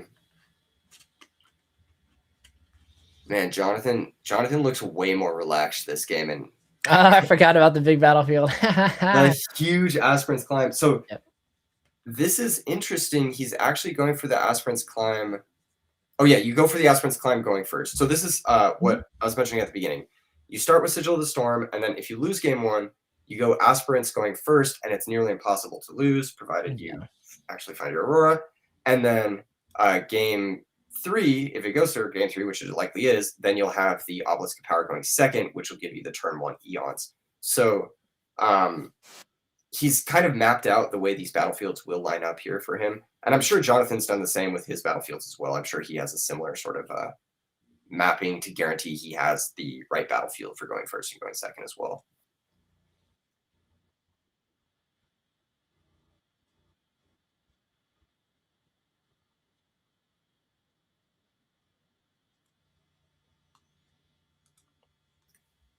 All right. Two runes. He's got a couple of gusts, a dead bloom, and an He's got the invert timeline. I think it's a dead bloom in there too. Gust plus invert is like a nut hand. I just want to like throw that out there. Very good for sure. It's like, oh, nice Poro. I'll put it back and then I'll discard it. There's the dazzling though. No ramp. Oof, that does feel bad. Yikers! Yeah, that went from a great hand that feels kind of bad. It's so funny. You can see the subtle body language from Ali. He like tilts his head to the side. He's like, "Are you serious, dude?" Yeah. Gonna have to pay the deflect, which does feel bad here. Pay the deflect. Pay the deflect. Pay the deflect. Pay the deflect. That does matter. That does matter. Whee! Help. Hello. Hello. He might just be asking about judge interaction just to make sure. Okay, how did no one, neither of them, this is okay. I think a lot of people forget that like such a small unit has deflect on it. True. Dun dun. Yep, there we go. He remembered. Okay, I think. There you go. I think. Yep. It's like I gotta pay the deflect. Yeah. Okay, I'm glad that they caught that, and so we can get a accurate gameplay here. Yes, sir. This is a very serious competitive match. Yes, sir. And we are gonna get channeling of 2 runes. A second. My! Invert timeline's dead card in hand for sure. No ramp here is painful, dude. Yeah, a catalyst would have felt great. That being said, you can kind of just chill out here. Your opponent has 1 point. You are on aspirants, so I mean, yeah, hopefully you can stabilize fast enough. That being said, though, I mean, Jonathan's comeback power all weekend has been god tier. So I don't know how comfortable I feel as Ali. Stack deck. There's the sabotage. He's gonna grab fight or flight. Fight or flight here is pretty critical. That'll bridge him to the next turn where he can slap the first Aurora into play, and then he can slap the second Aurora into play, and then who knows? You know, who knows what happens after that? Kaisa's going to score a third point there for Jonathan, so he's going to go up to, second point. I bet the first conquering didn't quite happen there. There's the fight or flight to move the mech back to the base. Kaisa's going to retreat to the base, and then we are going to see deploying a bunch of little guys. And this is exactly what I was talking about, where if Jonathan is able to go wide enough to start like getting in underneath the MF, that's definitely going to be a really good strategy. But I mean, we know back-to-back dazzlings are in hand. Yeah, I'd be surprised if it's not slammed out instantly, and then following up next turn with the exact same play for sure. This is so interesting. He played the Darius, but didn't go into the aspirant to score the point. He's just playing around Deadbloom. Yeah, that's true. He must be like very valuable. Yep, exactly. Because that Deadbloom would have been ripped right there for sure. Yeah, it would have smacked the Darius. Now, if you're Ali, are you slamming down that second Aurora as soon as you get your next turn? There's really not much better that you can play. Yeah, especially with how wide Jonathan's going, you need to start churning out bodies. Yeah, I think there's a consideration to taking a turn off to sabotage to try and hit a potential time warp. But if he has time warp, he's playing it here, so it doesn't really. He's going Kaisa to try to dig for the time warp. Okay, 5 rooms. Another Kaisa, maybe, but he was driving a blue. Oh, just kidding. Questions? Yeah, this is a big turn. I think Jonathan recognized that. Just taking like a little extra time. You know, you're in no rush, untimed finals. Really important you sit here, think these things through just to make sure you do find the optimal line. We do see Get Excited in hand. We do see Falling Star. It looks like Hextech Ray as well. We are tapping the 5 runes again. So it is indeed another Accelerate Kaisa, probably moving to the Aspirant's Climb. Getting another point this turn, probably going to be drawing you another card. Yeah, he's going to just try to dig towards that time warp here. That's like his way of really pulling ahead here. Being at 4 points is good. Yeah, for sure, for sure. And his board is really wide. Yeah, exactly. Like you were saying earlier, the widest Kaisa Those boards. yeah, it's definitely the widest we've seen a Kaisa player go, and he's done it consistently through this weekend. Yordle. Reinforcing on aspirants, drawing a card for the on playability. Still do have 2 up for the get excited. I don't. Why is he think I see a lot reinforcing? I guess he's trying to hex tech to take down the Dead Bloom, and he needs the extra 2 might to put it into hex tech range. I can see that. Oh yeah, and he still gets the 2 from Targans. He conquered Targans this turn, right? Yeah. And then moving the Mecha in there. Yep. Yeah, he's actually gonna go there. Okay. Yeah, Targans is better. Don't want to give Ollie any extra runes. Don't want to give him those extra 2 because he's at 7 right now. So another Dazzling Aurora. If he conquers Targans, he'll be able to like pop up with Ride the Winds or something. Jonathan doing his best to turn off that ability. I probably would have played the Yordle to Targans too. I don't think you really want to lose in this situation. Yeah, interesting situation to be in here. I think that was a Fading Memories off the top, which will give something temporary. Yeah, but it doesn't help you this turn. Is that a Fading Memory? I can't even really tell. Temporary triggers the start of your turn. Okay, here comes Dead Bloom number 1, just trying to stabilize. Oh, I think delete those 2 units. Yes, sir. That is a smoke screen. Tap 1, tapping Kaiser for the smoke screen, recycling 1 for the deflect cost, giving Dead Bloom -4. I think he does have a fight or flight, so he could also like gust and then just trade off with the Kaisa. There's a lot of different things he could do here. Mm-hmm. Obviously, gusting Yordle is not ideal, but just letting it go. Yeah, I think it's just going to slam down the other one. All right, hopefully we can see another Dead Bloom here. Interesting. Yeah, this is pretty critical. There's Mind Splitter's not bad. I definitely think because obviously this is now giving Jonathan another 2 turns or another 2 points. Yeah, so Mind Splitter's going to happen, then the second Dazzling Aurora is going to happen. Yeah, I think that's exactly what we're talking about. It's just the sequencing of everything. Yeah, so Mind Splitter happens here. He did bring in the Get Excited. He's got another Darius. Oh, that is a scary hand, though. That's a ton of burn. Yeah, for sure. They're cheap, too. Yikes. My goodness, Jonathan has 1 billion cards. How did he get this many cards? Yeah, we do know that Ollie runs Soul Gorger. Soul Gorger to bring out Dead Bloom would be really big. That would be really good, too, yeah. And Jonathan already having, 6 units on board? Yikes. Yikes. He goes so wide over a Kaisa player. I think you have to start taking... Another Darius could be so scary, though. Everything in here is a problem. Everything's a problem. Yeah, it's a post-board game, so every single card in this deck against Misfortune here is going to be good. Taking the Darius makes the most sense. Listen, you can't give him another body with everything he's already thrown at you. If you're just calculating like the number value of each of these cards, Darius counts for 7 number value, and Falling Star counts for, I believe, 6 there's another Dead Bloom. Nice. Yeah, so there's another Dead Bloom. This could trade down with a bunch of stuff or trade with a bunch of stuff here, but it's at least going to deny the ready point, the hold point here. That being said, Jonathan can just rescore the aspirants. It's like shouldn't be that big of a deal for him to take it down. Absolutely. And Mind Splitter not being big enough to take down this mech is probably pretty annoying, but Ollie's hand is full of cards, so if he does get another turn, which he guaranteedly will here, Jonathan's only at 5 on the startup. There will be a lot of those spells, I'm sure, deployed to begin the stabilization process for Ollie. Right, starting off with the Poro. That was the draw for turn as well, because he did see the hand, so he knows exactly what's going down here. And then we do see Cleave, that's 10-8. And goes he's in uncontested. Yep. Totally tapped out. Jonathan goes to 6. And then we do see everything get retreated back, turning off Dead Bloom. But I think are we 3 Dead Blooms in? I think the last Dead Bloom is in hand. So I think all 3 Dead Blooms are gone now, yeah. This is going to be a really big turn for Ollie. And Ollie's more or less on... I guess he can, move Mind Splitter into 1. And MF move into another double Dazzling Aurora to reinforce. Yeah, it all depends on Targan's procs, getting him another 2 up.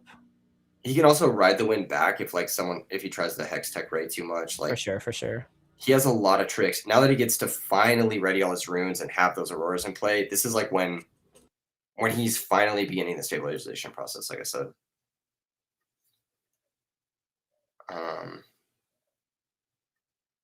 Okay, that Darius is back down to 5 might. Dude. I'm so glad I've never played a Kaisa that goes this wide, dude. I don't know, like Mega Mech, Accelerate Kaisa, Darius, Poro, Ravenbloom Student.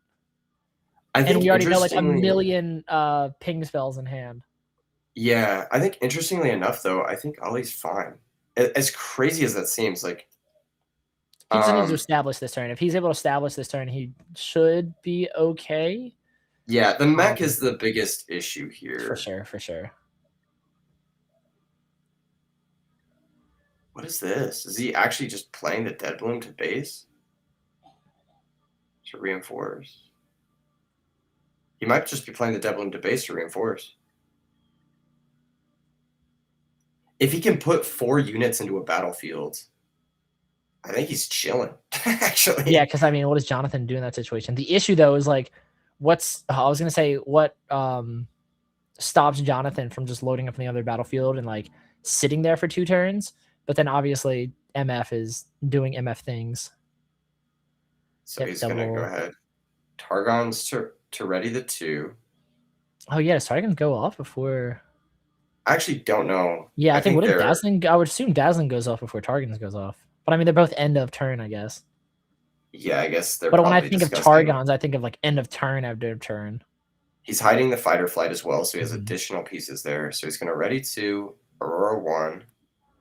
This is going to be the first Aurora. And this is going to Have we seen any Mountain Drakes from Ollie yet?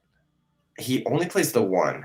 Gotcha. Ooh, another Mind Splitter. Probably going to base. You already have enough reinforcement on that Targon's to where... Actually, I don't know. I think you might want to just slap it. He might be a little bit worried about a Watcher off the top. But, yeah, I think that's really the only thing that could really punish you for putting it in this base. I don't know. I think I still might go Targon's. But yeah, Watcher off the top could be nuts.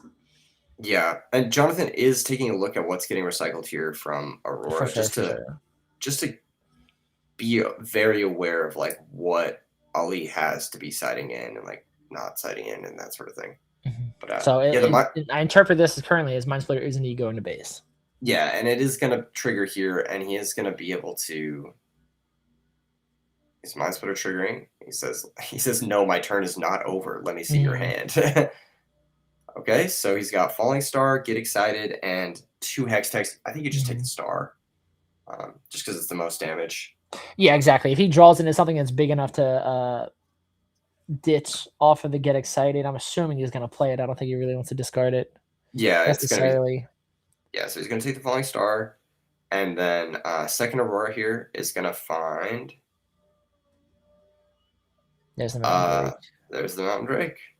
And then that one you probably could go to the Targons with and just like guarantee. I think what I'm afraid of is if he doesn't reinforce well enough at Targons, that's when I get afraid of Time Warp. But did he already rip? That's not this game, right? He ripped the Time Warp from last game. I don't actually know. I think that was last game. Yeah, so me too. I think that was last game. Yeah, I think he's calculated that the fight or flight plus the 15 might there will make it difficult. I think he just top deck Watcher. Unironically, I think he top deck Watcher. Oh my gosh, he actually played. I don't know, accurately. Jonathan. Let me see your hand, brother. Did he hit Watcher off the top? That's so good.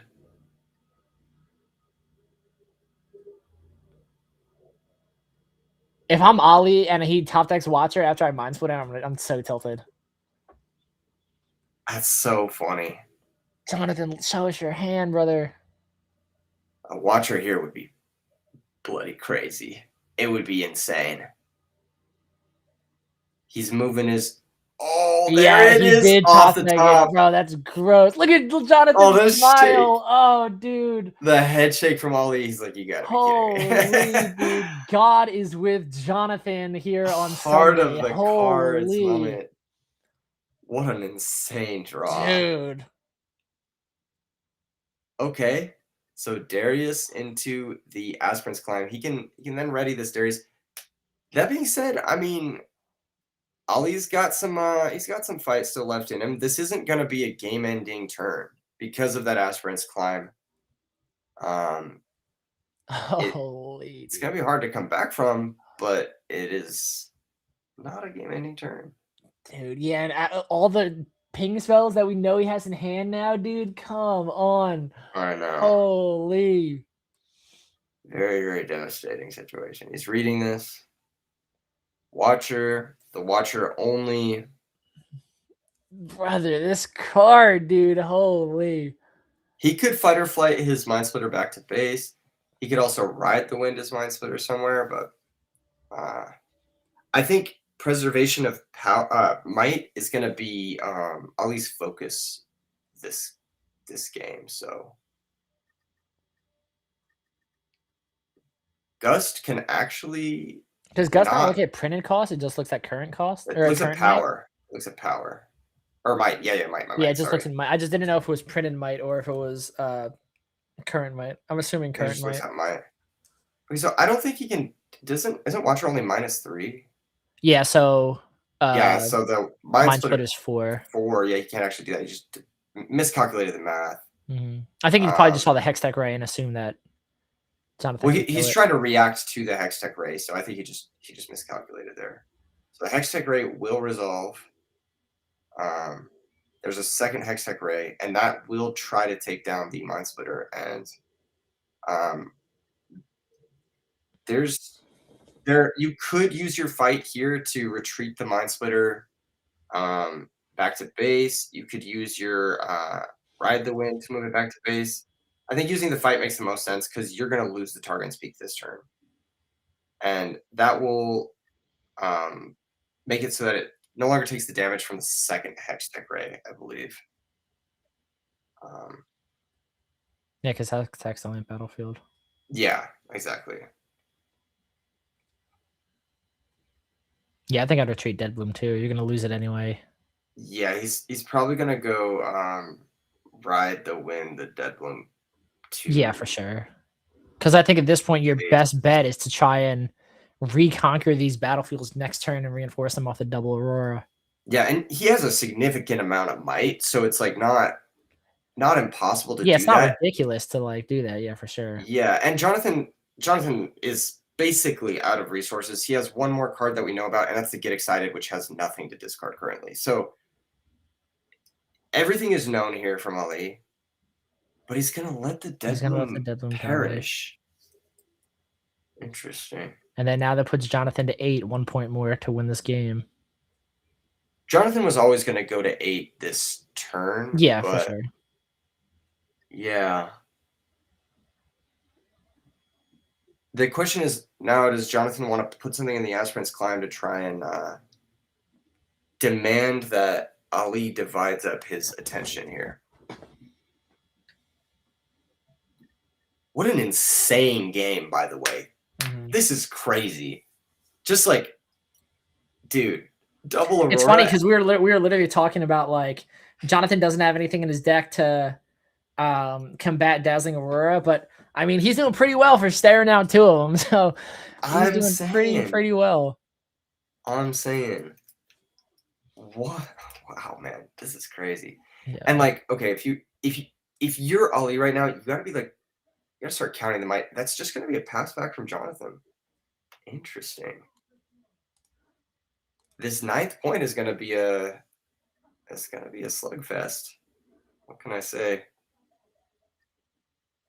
Here comes stack deck. We do see a Mind Splitter and a Soul Gorger. Yeah.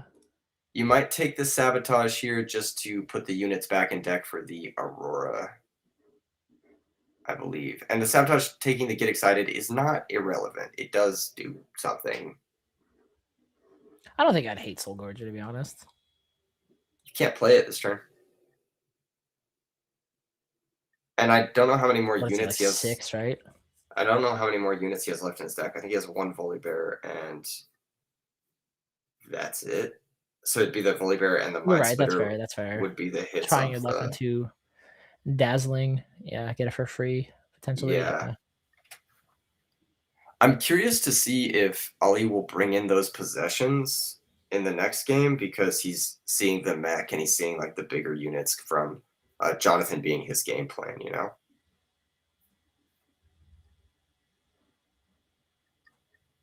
Okay, Drake just takes down the Thousand Tail, and this is going to be I believe the first point for Ali. No, it's his third. Third point, my bad, third point, yeah. If the dice had been moved off of his. No worries. It's been a grindy game. I'm kind of. No worries, no worries. This is nuts. Alrighty. So, like, no matter what, you just cannot let Jonathan double score here.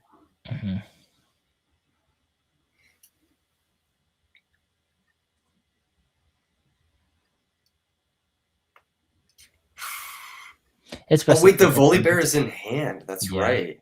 So it's actually not even in deck. Yeah, I think he had to take the Sabotage to have 2, and I didn't even notice the Volibear was in hand.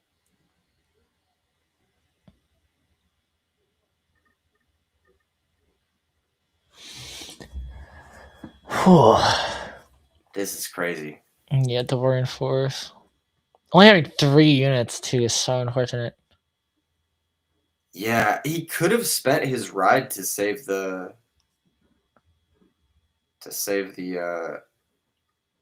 what's it called? Dead Bloom last Jonathan turn. does not run any thermo beams.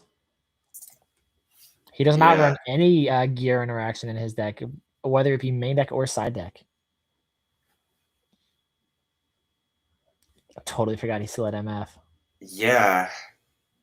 Always the MF resource. It is it's a critical one in this deck. I mean, like, it allows you to like Thousand Tail Watcher was so nuts.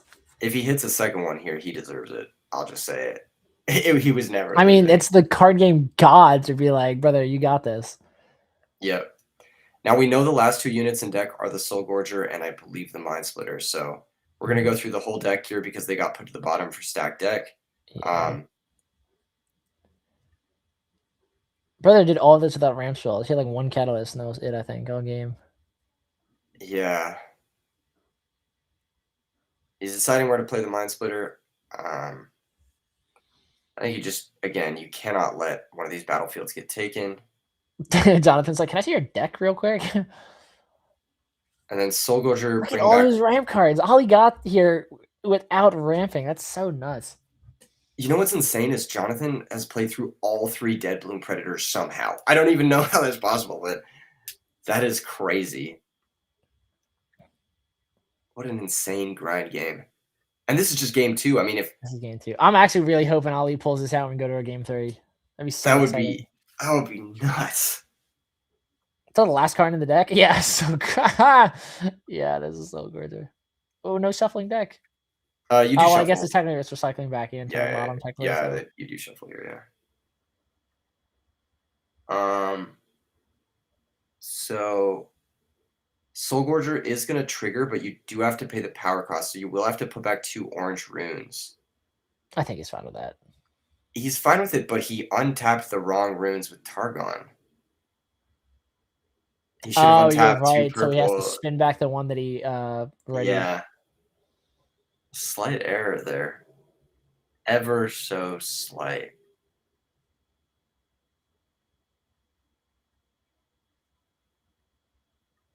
So we have 3 up now. Alrighty, Jonathan. Let's see what you got, my dude. Let's see what you've got. And it was actually really smart from Ali to recognize that the last 2 cards were Mind Splitter and Soul Gorger, so that he didn't actually fire off the Sabotage and shut him off from being able to bring back that Dead Bloom. What was the draw here from Jonathan? Dude, this is so crazy. Do you remember when card games were for kids? Can you imagine trying to explain this board state to a child? Dude, I can't even imagine explaining this board state to my parents, bro. Yeah. This is like This is nuts. This is difficult for most adults to comprehend, Yeah, dude. dude. This is like I mean, look at this. These are the guys playing in it, and look how they literally have to like take a break to like think I of these know. lines of plays, dude. This is like Bobby Fischer stuff. You know what I'm saying? This is like the Kings of Kasparov chess, Bobby yeah, Fischer grandmasters of matches. chess, yeah. Exactly, dude. This is like a whole new level. Yeah, he did. There was only Get Excited in Jonathan's hand, so when the Mind Splitter came down, it just ripped it right out. The only card that Jonathan currently does have in hand is the card that he just drew. Yeah. Okay, and it's gonna be a student, and he can't take down either of those battlefields. He doesn't have the might for it, so he's gonna score up to 6. Ollie's gonna score up to 6. He's gonna get more runes. All right. Who? Let's see what Ali can cook up right here. He has a handful of spells, mobilize, just try to get some more runes. And it's basically free because he's holding. Oh no, wait, Targon's is only on taps and when you take it, right? Or is it when you conquers, not when you conquer it? Yeah. I'm very interested to see how the PPG judges allow this to go. I know in certain tournaments they'll let you not do dazzling if you know 100% that there's no units in there, but they might just make you go through the motions just because dazzling's mandatory. But I think they that's may like just a venue to venue thing. Shortcut it and just shuffle the deck. I think that's exactly what they're talking about right now, is if they have to go through it or not. Yeah. Yeah, because that is very much like a TO to TO thing, whether or not you have to do dazzling. I think officially you're still supposed to do it, but some TOs don't make you do it. Yeah, it's just like, here, you can just look at the deck.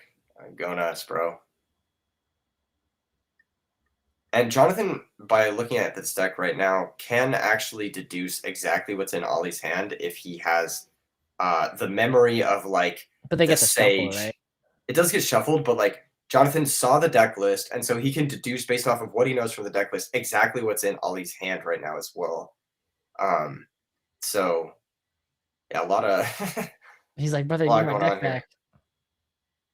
Yeah.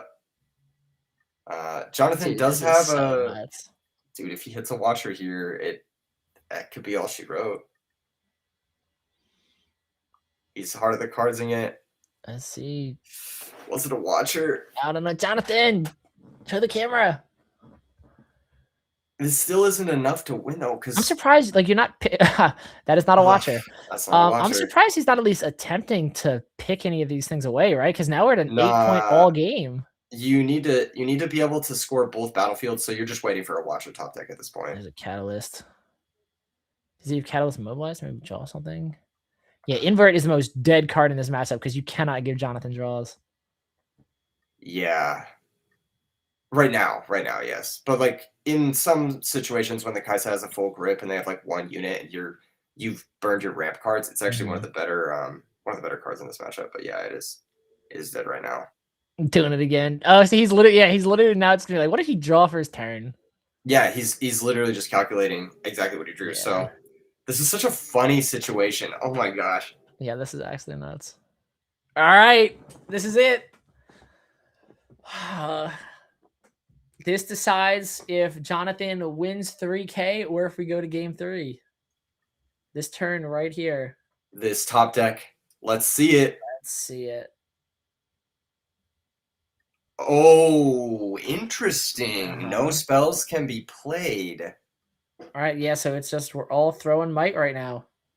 Does he have enough might to Golly, what is this? What is that? 21 and what I don't Soul think he has Gorge is enough what, might. 5? There's 26 on aspirants. There's what, 18, 23 on Targans? Yeah. But does he have enough? Does he have enough? Oh yeah, I thought he was throwing 6 at Targans. I was like, brother, all right, there we go. That makes more sense. I don't think he has enough. I think the hold is gonna happen no matter what.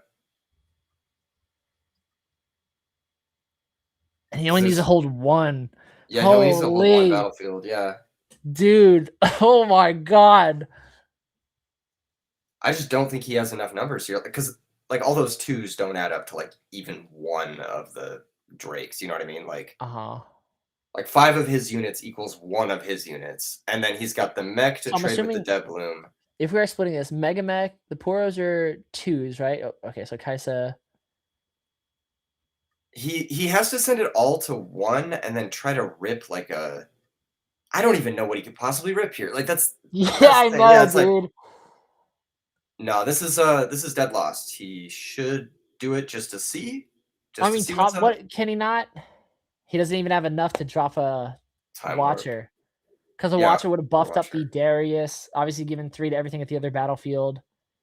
But then he would need to accelerate it too. Yeah, I think 2 more runes and top decking a Watcher could help. Oh my gosh, what a match. What a match. Imagine being literally 8 points to 0 and then clawing all the way back. Yeah, because I don't think Ali felt comfortable at all in that game whatsoever. If he's able to like hold off on this one turn, Vernier is huge though, dude. Holy. What the heck? Oh, that's got to be the most valued Vernier I think I've seen so far in Riftbound. Because like now Ali is very much just sitting there and like it's almost not even like at this point it's not up to the players, right? It's just you just figure out how much might you have and just see if it's enough or not. Yeah, it is just a mathematical equation here. Yeah. The only It's thing legitimately is you have it or you don't. That's it. that is you will get 2 draws here if the Kaisa survives and conquers this, and you will get 1 draw even if the Kaisa doesn't survive. So all right, so let's see. 8 off off of Mega Mech. He's going 13 off the Darius. Kaisa's what, 4 goes to 17, I believe. Double Puro puts you to what, 21. And then 23 off the Puros. And I think we said there's 23 at Targon, so they trade. Ravenbloom student goes in and conquers, draws him a card. what did he draw? I think it's another student. I think it was another student. Game 3! He was able to pull it out! Oh my god! Ali! What the heck? Oh my goodness, dude. He was able to hold on. This is crazy. Holy, dude. This is actually crazy. Holy. This is not Game real. 3. What the? I'm like pulling my hair out. You can I see know, I've been dude. like It ripping was at like, it throughout this match. I'm like, holy. dude, there's no way. There's Wow. no way. Right down to the wire. It was either Jonathan was able to get it or Ali takes it. So like Oh my one goodness. thing to reflect on from that match, he did choose not to ride his Dead Bloom back to base. Yeah. That could have come up because he did Yeah. have that ride at the end of the game in his hand still, but Yeah. didn't end up mattering. The power was just enough there for him to really pull ahead. And then Yeah, absolutely. on top of that, 3 top decks. That's how many top decks Jonathan had to get out of there. He drew a 2-drop into a 2-drop into a 2-drop instead of hitting a Watcher or something to be able to break. Yeah, So exactly. Holy. he was pretty lucky to hit the first Watcher, but he needed the second to really take that 9th point. Aspirant's Climb, just so clutch, dude. But this is the Obelisk game now, right? This is Ali going second on Obelisk for game 3. Yes. Holy. And this is where things start to get crazy. You really do need like a turn 3 Aurora going second. Yeah, absolutely. And like he hasn't been hitting those. And we've seen that like what happens when he does, it's almost like an auto win. Like when he if he is able to literally mobilize Catalyst or not even going second on Obelisk, literally just Catalyst dazzling turn 2, and then you're just off to the races, especially against the Kaisa deck that does not have interaction with your gear. You should be in an amazing position. But again, that just like it just depends on how well you draw in this game. And this is gonna be I don't want to say it'll almost be decided just off of like your opening hand, but like it'll give us some insight into how game 3 is going to go once we see Ali's opening hand for sure. You know what's interesting too is like if you think back to that gust on that Poro turn 1 to deny that 1 point. Yes, that was the 1 that was point everything. he was that off. Was game winning. That was the game winning one gust. Point he was off. Oh my gosh. Yes, it's like every little thing counts when you're playing this Aurora deck. Absolutely. Very good Gust. Gust best card in Riftbound for sure. Confirmed. If I'm Ali right now, dude, I'm taking like 10 minutes to shuffle. I'm like, I gotta make sure that my Auroras are like separate. They're not clumped up in the middle somewhere. I need to make sure that I'm able to get through this. To make sure all your units are not right next to each other. Yeah, very true. Especially after that, because once like you just like pack up your board after they're all clumped together in the battlefields, absolutely. Shuffling is gonna be super important in this. Yes, absolutely. As it usually is, as shuffling definitely matters. It's particularly important here, the correct randomization. Yeah, dude, this is an insane finals. Absolute banger finals. Huge thank you to Pro Play Games again for having both of us on to commentate such an incredible match. And if you guys are looking for more Riftbound, this isn't Don't go anywhere. Yeah, literally, we got another tournament right after this, which is crazy. So lock in, everybody. And we are going to be heading into game 3 here shortly. Yes, Max, sir. could you have picked a better way for this to Nah, go dude, down? this is the perfect ending to this. 100%. I'm just very much hoping what would be like my dream happy ending for this. I want both players to draw the absolute nuts. I want these two phenomenal players throwing their absolute best at each other. And that is 100% what I want. Ooh, star tipped in this too. I think Ali's liking these battlefields for sure. Yes, Obelisk and star tip going second. I'm liking this. he is going second though. So that's always the tough part. Is like you're down that initiative, and Jonathan was able to score 8 points in the last match. So not having that aspirant's climb is very, very different. You know, it complicates things. Absolutely. It complicates things. All right, let's see. Primal Strength, Confront, Stack Deck, and what is that? Ride the Wind. Yeah, definitely keeping the Confront and Stack Deck because you want to draw this. Catalyst, nice. Catalyst He's got the Catalyst. And then Stack Deck to dig for the Aurora. Yes, sir. Yes, sir. I think Good start. Is that Good 2 start. Dariuses in Jonathan's hand? Good starts. Okay. Jonathan's going first. Wow. Yeah, this is what I'm talking about, dude. That's starting. Wait, huge. Jonathan is making Ali go first. Ali I'm to assuming go you confront first here. You definitely confront and stack deck here. Yeah, confront for sure. Yeah, Just confront. big one card. Confront stack keeper. deck's gonna be really good. There is that possession. Possession. There, Oh right, my god, possession's gonna another be huge this catalyst. game. There's Aurora. There's Aurora. Holy. Oh my goodness! If you're Ali, you definitely prefer to go second, but you gotta feel pretty good going right now. You know what's crazy? This curve is nuts. It's turn 2 Eons, turn 3 Aurora, turn 4 possession. Yeah, that's a very good start. Oh my god.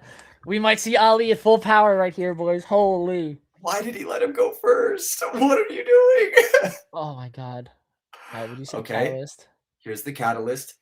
And we didn't see he doesn't have another stack deck, right? We saw that off of the other stack decks. I think so too. I think he has I think it's a Fight or Flight, a Possession, a Dazzling Aurora, and one other card that I couldn't make out there. But this is gonna be the first 2 points for Jonathan. And does Jonathan have a follow-up play here? I mean, of course he does, but is he going to do it? Yeah, I think he's he's gonna be the Kaisa. Yeah, just let the Kaisa chill. Interesting. Slam that bad boy down, Ali. Aurora, anybody? Turn 3 Aurora? Deadbloom Why did he let him go first? What? All right, let's see it. Deadbloom off the top here. Deadbloom yeah, would be good. calling it as bad. Splitter. Deadbloom feels kind of bad. All right, let's see. Worst case scenario is Soul Gorger. That's not what you want to see. There's a Mind Splitter. That's pretty nasty. We're looking at double 2 Darius. Dariuses. Yeah, I mean, you got to take one of them, right? You just have to. What is going on? Nope. What is happening? What is happening? Oh, I think he shuffled his cards, but he started putting the cards back in the bottom of the deck before he gave Jonathan a chance to look at it. Okay. I think the judge is just going to separate the cards there. Can we just look? Can we ask the judges to just look at the VOD so we can count to see how many cards deep he went? Yeah, we could do that. He shuffled before Jonathan saw them. Here, let me retreat back. Okay. This is game 2. Yeah, we can just figure out how many cards that was. Yeah, just in case they want to ask us, we'll have that information. Yeah. This should be easy to rewind, thankfully, because we do have the tapes. Hopefully he didn't shuffle it back. Hopefully he just put it at the bottom and was of course. Shuffle. Of course he would. Why would he shuffle them back? That'd be a right, throw of a lifetime, right? But yeah, what's interesting here is Jonathan did reveal his hand before asking to see the cards. True. Yeah. So it was almost like it was onboard and resolved. Yeah, he should have maybe mentioned this before showing his hand. They're already shuffling it, so I guess it doesn't matter. I don't think it's that big of a deal. Now they're good. Yeah, easy to rewind, and cards are randomized. The Mind Splitter here will probably take. Probably a Darius. I mean, it's definitely a Darius. It is 100% a Darius. The retreat is like spooky for sure, but like I think you want to get rid of. Yeah, you got. Yeah, just take the power. They represent too much power for sure. Yeah. Yeah. It is unfortunate that he has 2 of them, but it's not like the Darius is adding additional points here. He's just Jonathan's gonna go to 4 points and develop, which is obviously good. But now it's up to Ali to really take control here, and he might be doing that quite literally with that possession on his next turn. Yeah, his possession and Dead Bloom in hand right now, not bad at all. That possession, dude, possession of Darius right now would be really cheesy. I know, that's disgusting. Yeah, because then that's literally he took away 2 Dariuses in 1 turn. That'd be so gross. Unfortunately for him, though, possession only takes units that are at the battlefield. So, really, yeah, it cannot take the Darius currently. However, once that Darius does get sent into the arena, I think you just start putting boys out there. You just start scoring. Yeah, it is an action at least, so that's not the worst thing in the world. Yeah, you could do it on the swing in, basically. This looks like potentially another Mind Splitter to reinforce off the top. It is very, very good. And this could take out either the Cleave or the Stupefy or the... I mean, these all have value. Retreat will counter the possession nicely. Yeah, I think you get rid of the retreat for sure. Because this is exactly like you said. If you actually have genuine intentions of playing down possession, I get rid of retreat. Yeah. And then if you're Jonathan and you see the retreat getting taken, that is... I was going for the Cleave. Huh. Yeah, I think I would have taken the retreat there. Granted, these players are better than me. Maybe they're just seeing a line that I'm not seeing, but I think I would have taken the retreat there. Ollie has a bunch of cards in hand. He's resolving the Aurora. I think maybe he's thinking the only way he loses this game is if, like, Jonathan's able to break repeatedly. And Cleave is one of those ways that he should be able to break repeatedly. Yeah, absolutely. For sure. Yeah. Why did he let him go first? I think he just wanted to put him off of Catalyst turn 1, but obviously it didn't really matter. It's actually a better curve more often if you go first with Obelisk, because even, I believe, Mobilize, yeah, or Double Mobilize can also get you to turn, not Double Mobilize. I don't know what I'm talking about. I know there's a reason why going first with Obelisk is slightly better, but I think it's Mobilize into Misfortune gets you to a turn 3 Aurora, I believe. I'm too focused on this game to... Wow. There's a retreat. I can't tell if that's an... I think he drew into another retreat. Looks like he has 2 in hand right now. He definitely had one from before. I don't know what he drew into. I can't quite see. It looks like it's a star. What is that? So it's obviously a retreat, Stupefy, and a 3rd card. Is that Falling Star? Yeah, I think it's Falling Star. It's either wait. It's either Falling Star or... It kind of looks like Stack Deck, but obviously we know that can't be the case. Yeah, I can't quite make out. Oh, it might be a Cathian Rain. It looks like a Cathian Rain, actually. Right? That's like the purple. No, I don't think it does. You don't see the pips for the power cost underneath it. Oh, yeah, you're right. Nice Stupefy targeting the Watcher, the first Watcher, dropping it from 7 to 6. Draw a card. Drawing Jonathan a card. What did he pick up here? Ravenbloom Student off of the Stupefy. That will pump up the Darius, so that's not nothing. You see the Kaisa move in. Ali says, I'm not giving you any more draws, pushing it back off. Yep. Now the Kaisa's taken out of play, at least for this turn. Thanks to that fight or flight. What is that card in his hand? I'm actually curious. Chat thinks it's a 3/2 Tank Poro.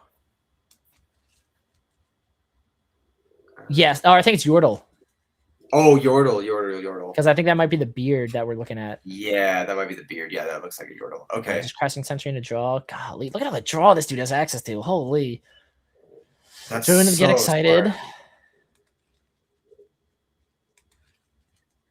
He does have a lot of runes. He does have the ability to do things, but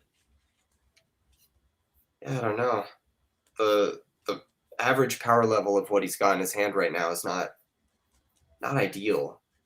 Because Get Excited, it doesn't have something high enough cost, energy cost, and then also it's going to take out another like crucial resource from Jonathan. It's like a -1 resource almost.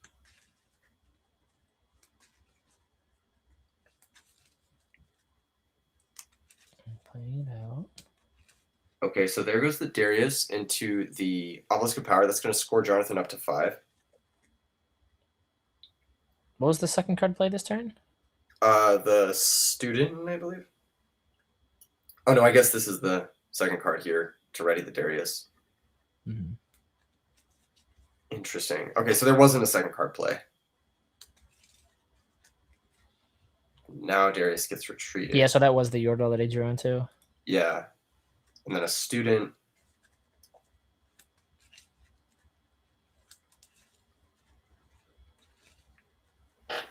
Just trying to dig towards a watcher or like building the wide board here is he's probably definitely going on the board right here. Yeah.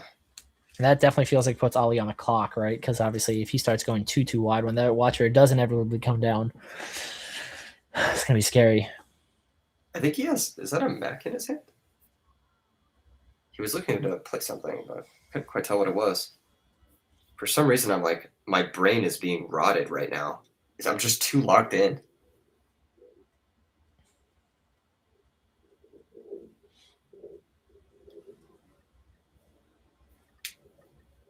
So I think best case scenario here for Jonathan is he passes a turn back.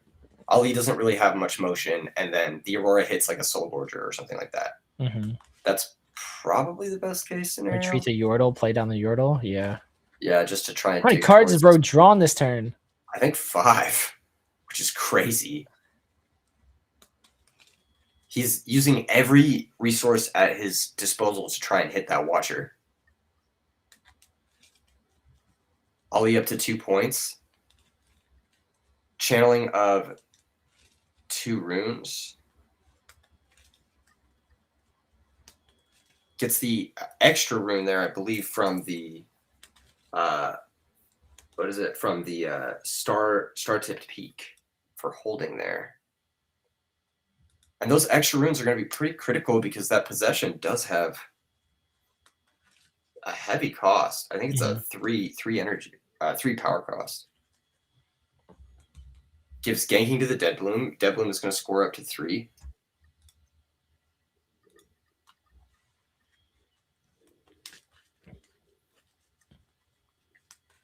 Now what?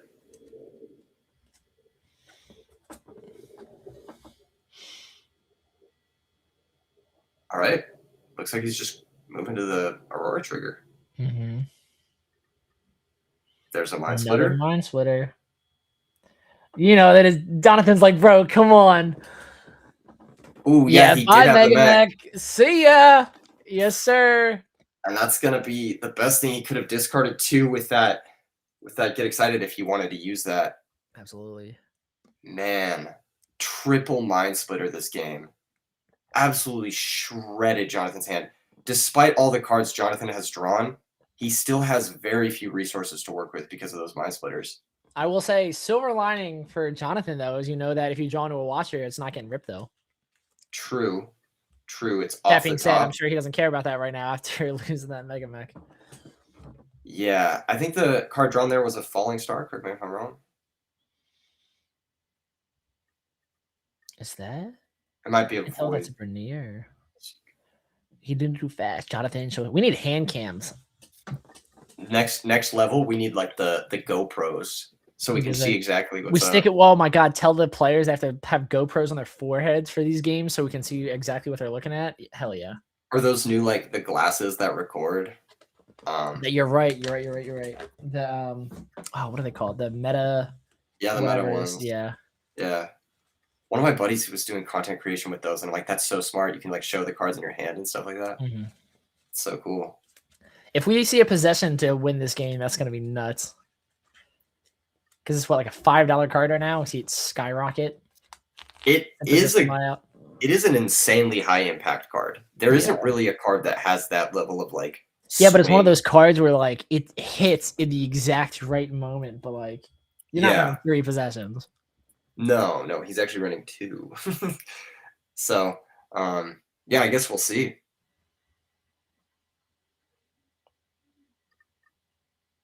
I wonder what the You plan can actually is hear here. the gears in Jonathan's head's turning as he's like you said, it's almost like Doctor Strange in Endgame, where he's like sitting there trying to, or Infinity War, where he's trying to figure everything out. Yeah. I was Kaisa. That was the new draw. Just chilling on the Kaisa. Trying to build up here. If he just passes back, I mean, Ollie's going to go to 5 points. Yep. He's going to get all the remainders of his runes. And gets the extra rune for star tipped. I think he gets the extra rune first, if I remember correctly, but we'll find out here because he does only have 2 runes left. So hopefully they don't like catch him on the sequencing. Yeah. Because what it does technically go before the channel too. Yeah, so he should get one. Because it's the beginning exhausted. of phase. He gets the one better. Okay, yeah. So they did let him get it. Okay, cool. Okay, cool. Third dead bloom is the draw. And a volley bear in hand. Orange volley? Yeah, orange volley's gas. But I think he does kind of want to keep up the 8 for possession. I think the only unit left in his deck is the Soul Gorger. Yeah. Oh, no, wait. He still has a Drake, too. He has a Soul Gorger and a Drake.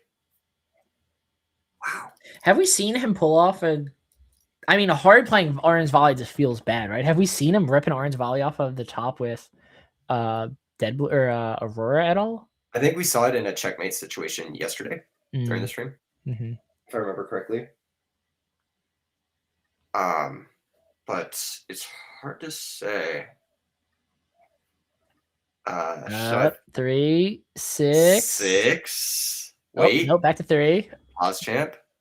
Back to 0. Yep. Whew. This is crazy. Dude, this is actually so like I can't even imagine being in this position right now, dude, because I'm on the edge of my seat. My heart is pumping.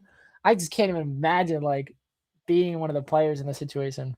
These guys have played 12 rounds to lead up to this too. Like this is like not even like all right, there it is. Yeah, just slamming the volley. Yeah, reinforcing on the Mind Splitter. I don't hate it. And you just hope to hit the Drake here, but Drake on the other one, yeah, that'd be real nice. Even hitting the Gorger would be nice. Hitting Gorger, I think, would even be better, right? Because obviously, of course, 2 bodies as opposed to 1. He did hit the Drake too. Oh my gosh. All right, let's see. Does Jonathan have a Watcher? Winning the 50-50 on top of all that. Why did Jonathan let him go first? I don't understand. Oh my goodness. This is a if Jonathan top decks Watcher this turn, I think it's going to be like one of the craziest turns of the tournament. Yes. And he'll have to play it so perfect. Like we've talked about, like basically since top 8, you are at a time now where like you cannot make any mistakes whatsoever. We're definitely getting in that window where like you have to play out of your mind to try and dig out of a situation like this. Yes. Unfortunately, it does look like the topic was a cleave. Or yeah. I see so Falling here's Star, a Falling tapping Star. Kaisa. Probably a Watcher, I'm guessing. Or not a Watcher. Oh, interesting. Going for the volley. Probably wants to try and get rid of that before it has the ability to have what is it? The shield 3, drawing cards if you go to the other battlefield. Yeah, it's just too many things going on. The awkward part about this though is that the last unit in Ollie's deck is Soul Gorger, and it just brings back the volley. True. So it's like you spend you spend all the critical resources here just to get rid of 1 unit. Just for him to get a free Soul Gorger to bring it back, yeah. Yeah, and then it's just like, okay, why did I even try? I mean, if there's anything we learned for this weekend, though, Jonathan is the king of a comeback, so we cannot count him out yet. I don't think we can count him out yet. I agree with that. I agree with that entirely. This is a very difficult situation to come back from. Yeah. But he's assessed it. He has to take out this volley bear.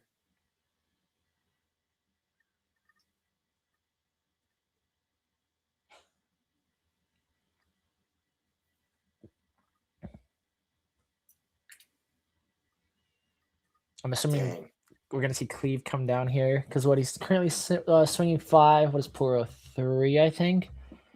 Throwing 8 goes to 7. Oh, technically goes to 7. He still needs to swing for 13 just to beat the bear, right? Because Because the bear, it has tank, and then it gets +3 while defending. So he needs the 10 on the Darius, 2 on the Yordle, and then he needs another unit just to take down the bear. Yeah, the +3 shield is gross. That's so gross.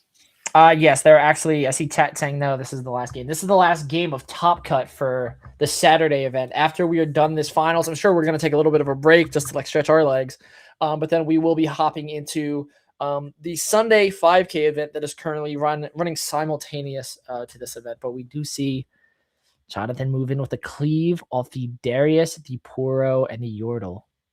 Okay, there's the cleave. And this is gonna add up to 14 might here, basically. And it's just gonna trade with the bear. All of these cards are gonna get sent to the trash for 1. Wait, what? Doesn't the bear? Oh, I guess the bear already has it. But the bear takes. It already has the 6 damage off of It already has the 6 damage the off Fallen of it. Okay. Star. And then Okay, Kaisa's gonna rip another card. What did Jonathan rip here? Did he find what he needed to find? He still has so many runes up. He just had to waste like his entire back row though. That's like what 4 or 5 turns of units that he built up. And that's gonna be the concession. Yeah, did Jonathan scoop it there?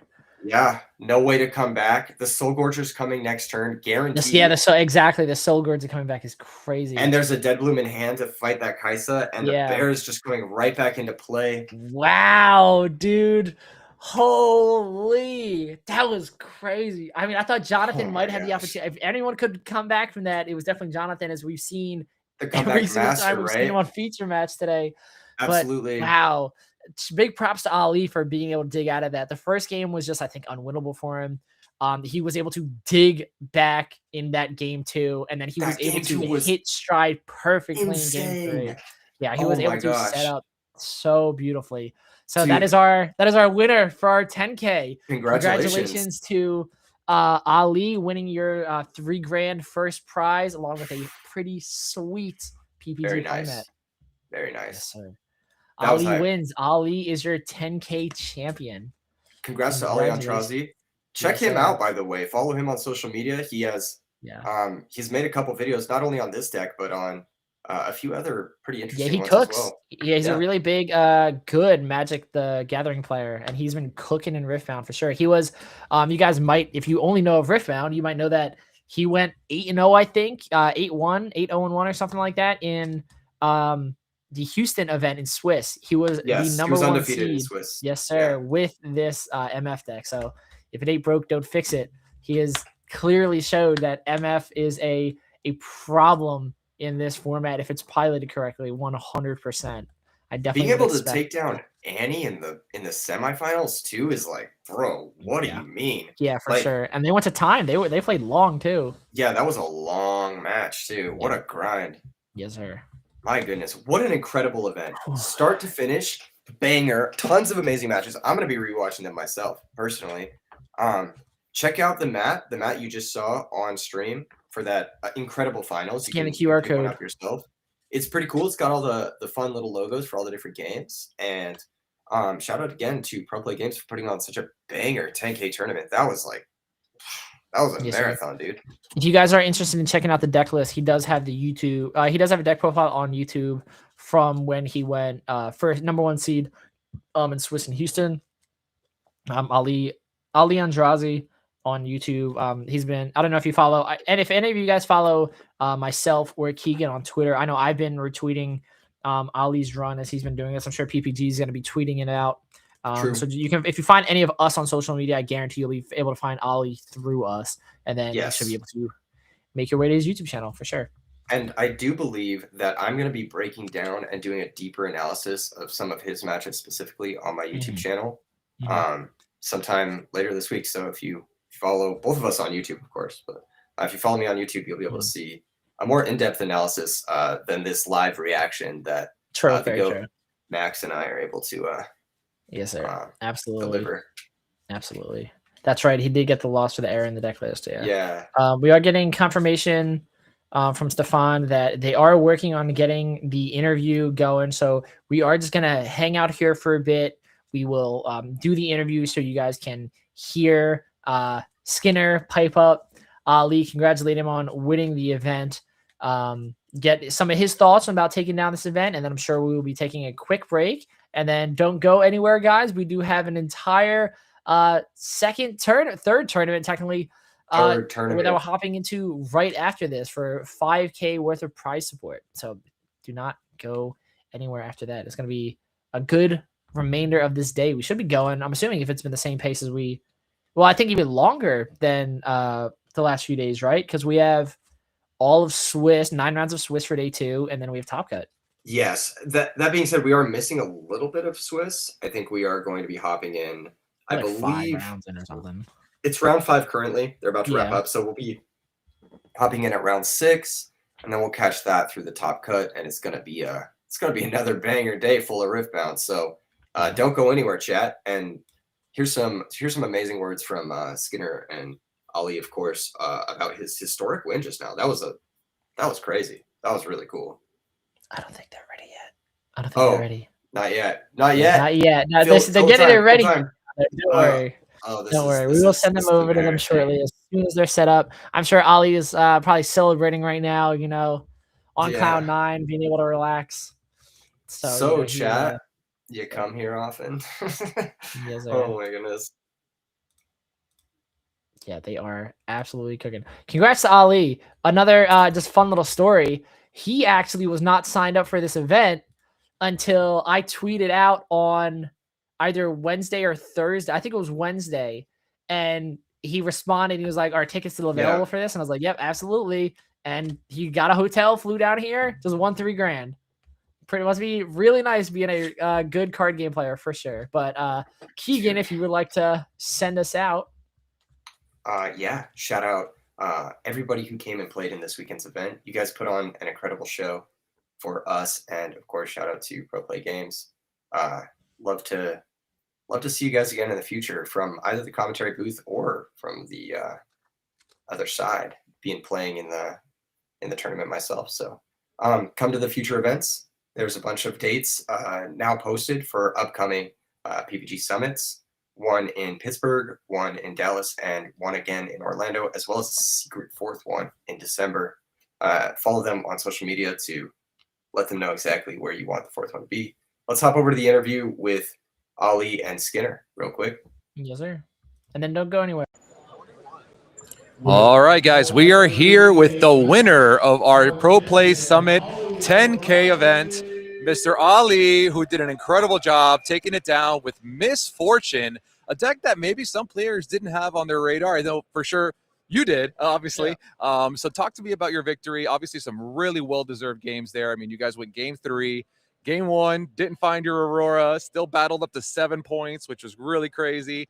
Game 2, double Aurora, no characters, no creatures in the deck. I had to make, game 1, I didn't draw once. I had to draw 2 game 2. Yes. That's how it works, right? That's how, you got the one from game 1 and then the second one. Yeah. Really crazy scenarios that I really don't see come up often, where your opponent essentially gets perfect information because there's no characters left in the deck, no creatures. So he's able to essentially just see what's left. In that scenario, you got everything in play. He's going to have a really hard time breaking. Like, what's going through your mind at this point when you have no creatures left in your deck? Oh, I'm just like, well, hope I draw Primal Strength. Hope I draw Ride the Wind. Right. Hope I draw Fight or Flight. Sure. Hope I draw anything that's can interact.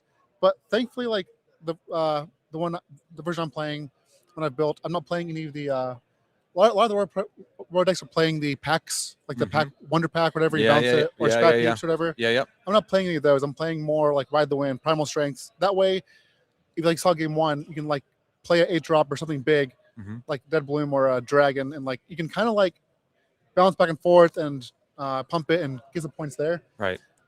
So it's not all in on Aurora, but because it has once you do get a creature in play, you have a bunch of tricks to protect it or to guide it. But at the end of the day, it's I am playing a coin flip deck.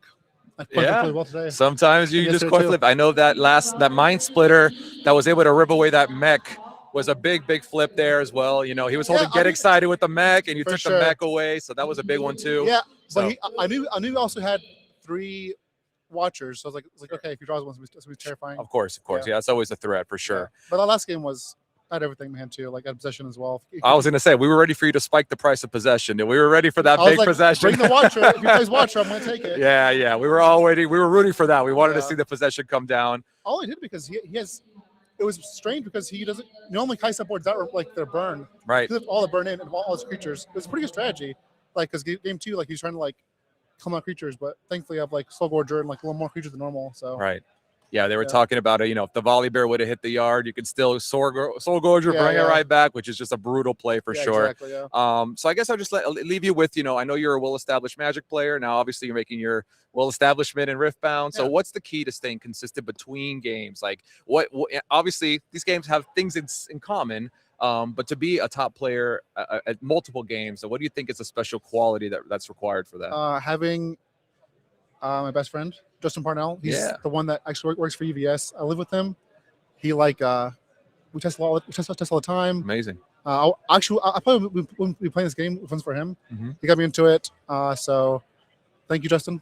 Have you been loving it? Like, I know you're gonna say, yeah, I love it, but like, have you been enjoying the meta? No, have you been enjoying the game? I do actually enjoy it. Yeah, Right. I enjoyed it a lot, and I'm excited for set 2 because like we're doubling the cards, so it's going to shake up everything up. And new archetypes too, right? Yeah. Equipments, like what's that going to look like? I'm excited for Ezreal, but we'll see. Oh, Ezreal, yeah. It's We'll pretty see. sweet, pretty Yeah, sweet. They have a lot of cool characters. You play League of Legends also, or no? I have, yeah, Okay. a long time ago, back in the Stone Age, but yes, I did. Gotcha. Cool. Yeah. All right.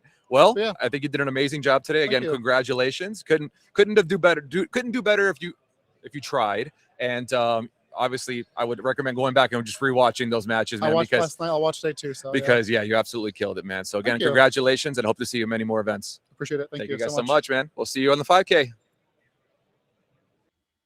Yes, sir. Good interview from Skinner. Love hearing really good insight when we're talking to these absolutely top players. And as Skinner alluded to, don't go anywhere, everybody. We are about to hop in, probably get a little break since my understanding is they're in the middle of round 5.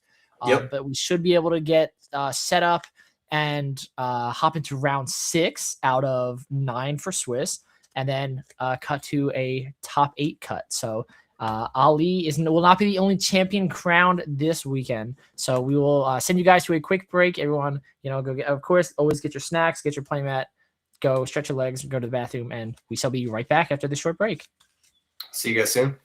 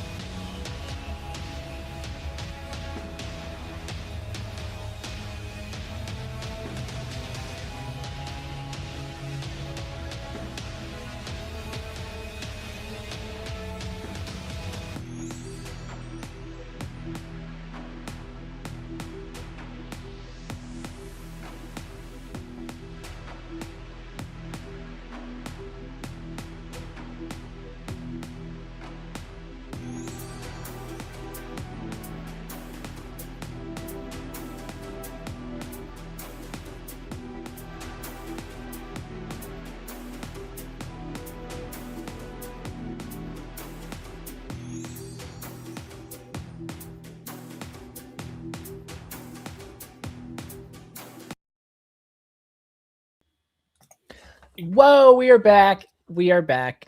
Woo-hoo-hoo. And back just in time for these players to get set up for round 6. Oh my God, it's George. He's back. Round He's 6. back. Yes, sir. Currently 5-0 with Kaisa.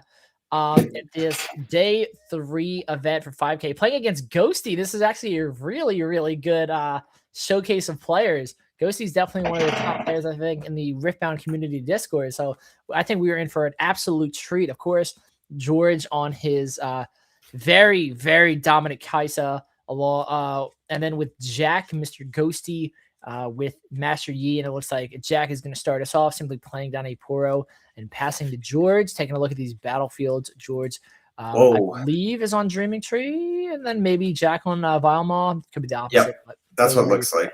Yep. Yeah, they're both facing towards Jack. So, but yeah, Dreaming Tree is usually not played in the mid-range Master Yi deck lists. Mm-hmm. That's a shiny Poro, dude. Yes, sir. Nexus Knight.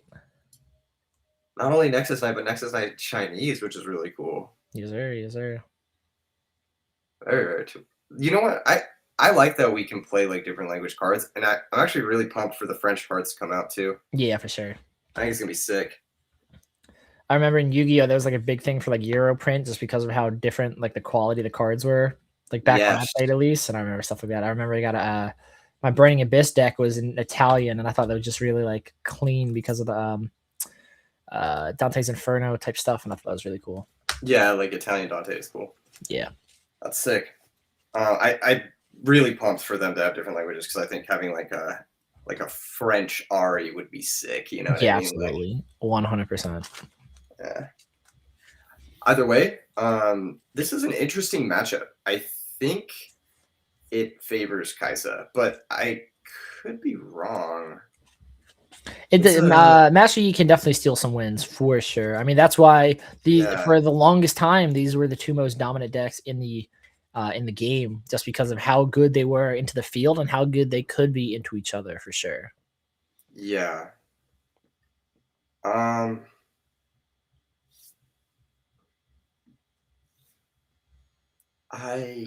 Yeah. Here comes the falling star. Yeah, taking out both units. I mean, Kaisa doing what Kaisa does best. Mm-hmm. Keeping those little dudes out of play and punishing Jack for trying. He can. I think he's deciding whether or not he wants to react, because if he can save one of them, of course he. Oh no! Am I mistaken? Wasn't Poro just a 3-mite unit? I think Poro was just a 3-mite unit. So I actually don't know why he didn't take out the pit rookie as well. Maybe he went both towards the Poro to play around discipline. That's I think that's probably the line there. Yeah, for sure. Yeah. Just to get it off the base, yep. And then we do see the discipline come in off of the buff. So this pit rookie is going to be 5-mite, looking into the 4-mite Noxus Hopeful, which George will react with the retreat. Retreat. Is he trying to target the pit rookie? Isn't a retreat friendly unit? Yeah, okay. Yeah, it has to be the it has to be the boy. And so yep. Here comes 2 draws from both the players because of that Dreaming Tree. Or not 2 draws from both players. 2 draws from Jack, 1 draw from George. It's the Dreaming Tree. And puts Jack to 2 points to George's 1. Yeah. Yeah, it does. Yeah, it does, Max. Yes, sir. It does indeed. Counting is fun. Last game, I don't know if I would call it fun. This game, more my speed, all right? We got single digit. That last game was definitely fun, for sure. That was wild.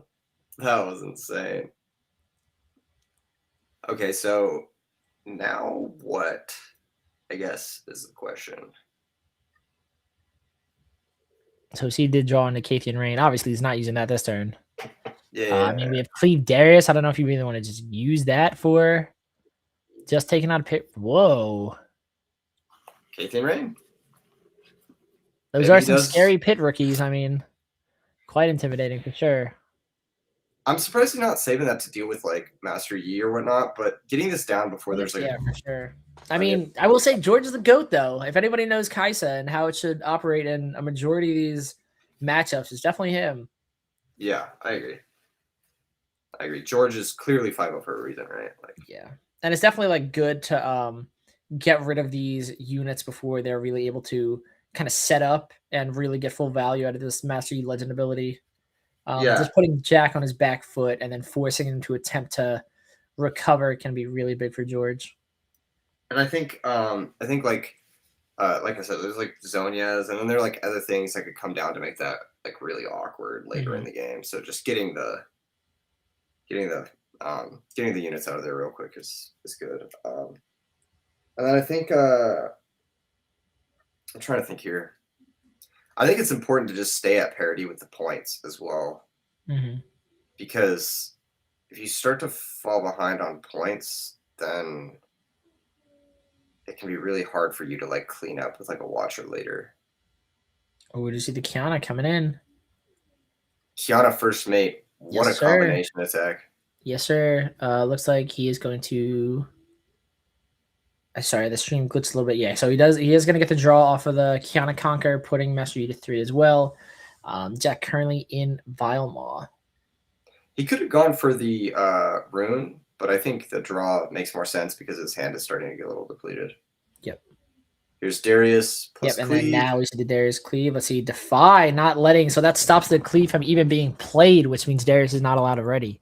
Exactly. In this game, if a spell is countered, it is not considered played. Yes, sir. Very, very good reaction on Jack's part for sure. Gets a point for hold, puts Master Yi up to 4. Wow. I like Jack's position here. He's traded well. He's navigated well. And that active Kiana is nasty. It also has ganking, so it can move out of the Vilemaws if he really wants to. I'm sorry, what gives the ganking? Doesn't Kiana have ganking, actually? It does not. It is deflect. What am I thinking of that has ganking now? I'm assuming probably Fiora, just because we saw the Kiana and Fiora in the set feature match that we saw. But we do see the Tasty Fey Folk to reinforce Vilemaw. If George is able to clear that, Jack is just going to ramp 2 and draw another, which is really, really good, of course. But we do see a hidden card on Vilemaw as well, which is most likely going to be Zonia's Hourglass. Yeah. All right, we are seeing Puro come down after playing the Kaisa. So the Darius is currently a 7 mite unit, and it will trade with the first mate, who is a base 3 mite unit, goes to 5 off the Master Yi Legend ability, and then will go to 7 off of the guard that we do see Jack has access to. But George is not able to clear away Vilemaw, so Jack will get the point for holding, putting him to 6. And currently does have access to 9 runes. Jack is in a very good position, but I think he's going to have to start interacting a little bit with George's units, because George is definitely starting to go wide. This is the perfect opportunity for him to do so, since George is fully tapped out. Maybe a charm here or there could be really good, but it just looks like he has double Catalyst. I don't know what that other card. I think that's an Unguard. Yeah, I think it's an Unguard as well. Either an Unguard or a Confront, but I think it's Unguard. Yeah, I think it's Unguard as well. And then you're kind of in a weird position here for sure. He's counting. I mean, worst case scenario, if you really want to get greedy, you can bring out the Master Yi Chosen Champion. Yeah, you have to be careful of the Watcher here because you're only going up to 7 though. So he does opt to do Catalyst. He's probably going to double Catalyst just to draw. Yeah. And they get the draw for that, yeah. And then he still does have the 1-off on guard, but he won't get full value since he does have 2 units at Vile 1. On guard requires you to have be standing alone for you to get the +2. Yeah. I don't know. I don't hate this position. The Zonias I think it depends on what's in. We do see Singularity in George's hand, though. That could be absolutely huge. Obviously, we do have Zonias. Obviously, there is a deflect cost, but I think you definitely do Singularity. Ooh, we have a Kathian Rain as well. Ooh. George starting off by moving the Kaisa into battlefield, scoring a point, putting in a 3, drawing into another card, which I believe off the top was Stupefy. Yeah. And then here comes the Noxus. Yeah, I think he's trying to play around Zonia's the best he can. Yeah.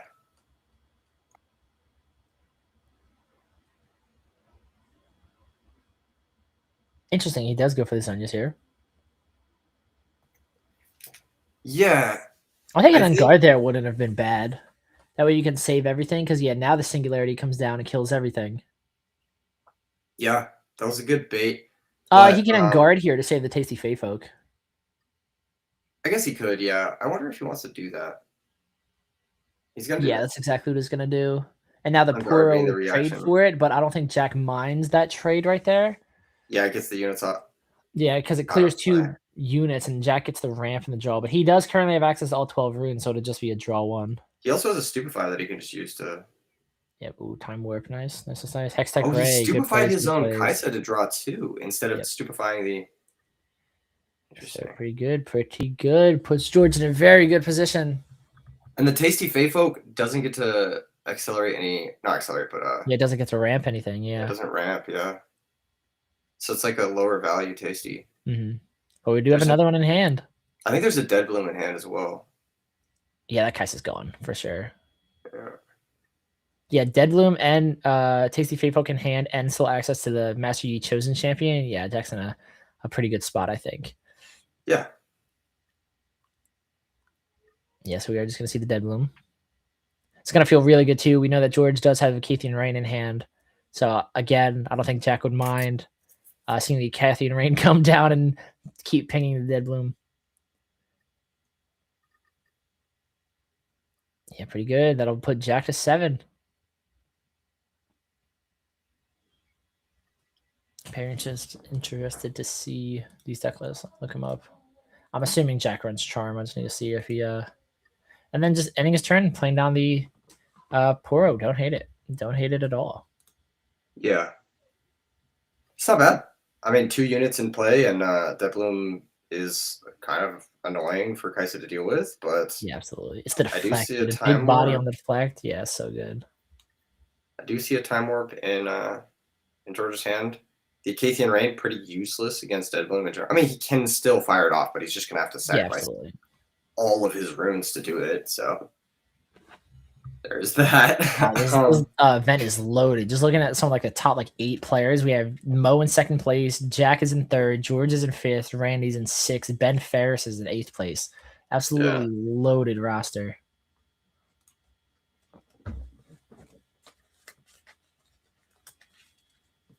Yeah, there goes the rain. All right, let's see all these deflect costs coming down.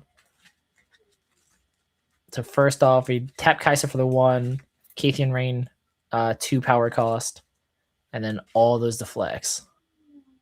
Yeah. That is a ton of runes. 2 for Cathian. And then 4 for each deflect. Yes, sir. Yes, sir. He said, I don't need runes. I just need points, baby. You don't have a board, dude. We're good. We're good. I'm assuming this is where we see. I mean, obviously we have Tasty Fey Folk, but I'd be very surprised if we don't see the Master Yi Legend come out. A Master Yi Legend plus a Charm could be really, really good here, but it seems like we don't have Charm in Jack's hand. Yeah, I don't know. Is it Master Yi or is it the Tasty? It might be a Dead Bloom. I think he has another Dead Bloom. Oh no, it's a Tasty with the Accelerate. Okay. And then 2 for the Pit Rookie. Pretty good. And then swing into the Vilema. I draw another card. We see a Charm. Now we see an Guard though. Okay. All right, let's see. Both players on 7, but Jack will hold first, so he's gonna win the game. Oh, good Tasty. I think that does it. Yeah, a bunch of cards and you can't showing play there. the double Time Warp. Yeah, that's gonna do it. I think the only thing I would have saved in there is going to be a Rune Prison to stop the Tasty Fey Folk from coming in. Pretty good. Oh, I keep trying to look at the list, but I remembered that this is not public deck list yet. That's only Top Cut. Yeah, you can look at the list, though. If you want, I can shoot you That's over what the we have link to to do for the. our events, right? Our staffed events. That's what it is. Here, I'll shoot you over the link real quick. Oh no, I'm like, he's getting me. I'm getting exposed. Ah. Okay, hold on. No worries. Here is the link to this event. All right, I shot it to you. Cool. So yeah, you can check out the lists and get the intel there as well. So yeah, that was a cool game. I think it's interesting to see the Master Yi deck actually take one down because typically we see it played with Aurora nowadays, I believe. More so than the non-Aurora version. Yeah, ramp is still definitely super popular, especially because you can like pivot in and out. Yeah, it's not loading for me. Let me get that link from you.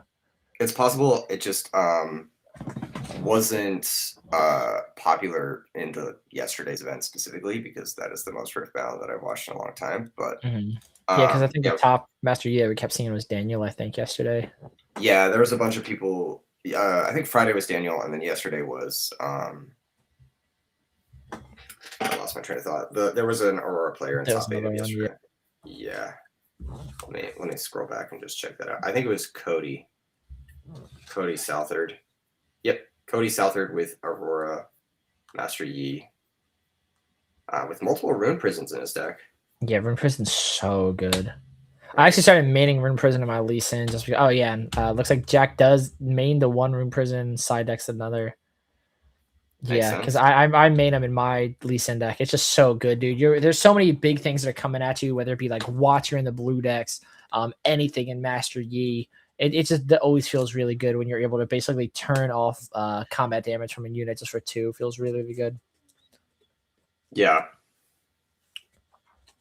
I think there is public information. I was able to just look up standings from like the public side of things. I'm not sure about the. Yeah, I think pairings are public too. If you just go on Top Deck GG, go to conventions, you'll see the PPG one, and then the event that started at 9:05 today.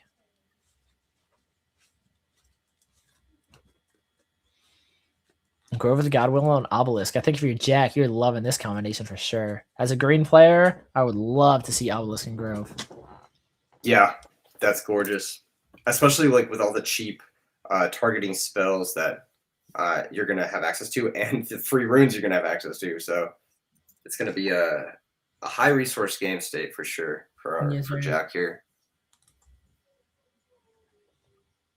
Does this deck play similarly to Lee Sin, this mid-range Master Yi deck? Not really.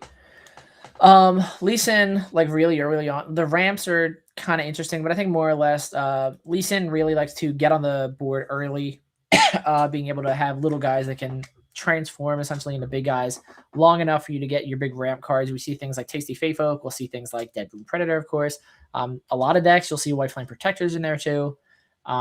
Just the ability to ramp into really, really big units and then get free +2 might off of Master Yi is just a really, really good way to play the game. Oh my goodness. Turn 1 Catalyst of Eon. It's going to have 8 runes on turn 2 for that Dead Bloom in his hand. Sorry, he is popping off. Very nasty. I wonder if he sighted into those the Aurora. Probably not, though. I think he may have too many units, though. Yeah, he has way too many little units. George correctly playing around the Dead Bloom, not sending in the poor Poro, you know? Yes, sir. Yes, sir. But there's a hasty Fey Folk, so. Very hasty indeed. Yes, sir. Moving right into Grove, scoring Jack his first point. Yep. And basically, no matter what, he's going to get value out of this. He's going to get either a draw and a point for holding a Grove of the Godwillow, or he'll get 2 more ramps and a draw for Tasty Fey Folk dying, which would be really, really good. Facts. I actually really like the pace at which both these players are playing. Yeah, They've for sure. Finished game 1 and they're well into game 2, like 15 minutes in. I think they're competing at a good pace to not go into time, which is definitely a factor in the Swiss rounds of the tournament. Yeah, for sure.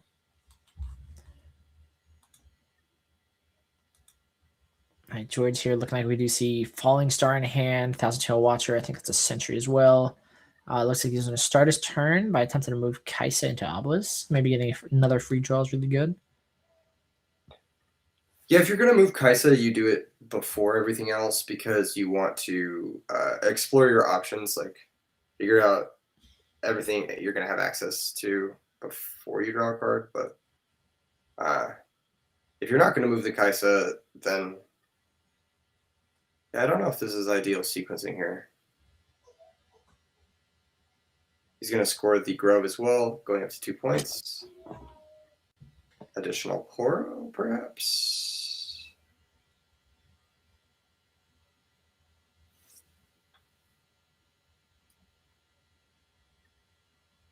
Yeah, this Yep. oh. And yeah, just gone a little wide. True. Yep. Not a bad play at all. Not a bad play at all. Yeah.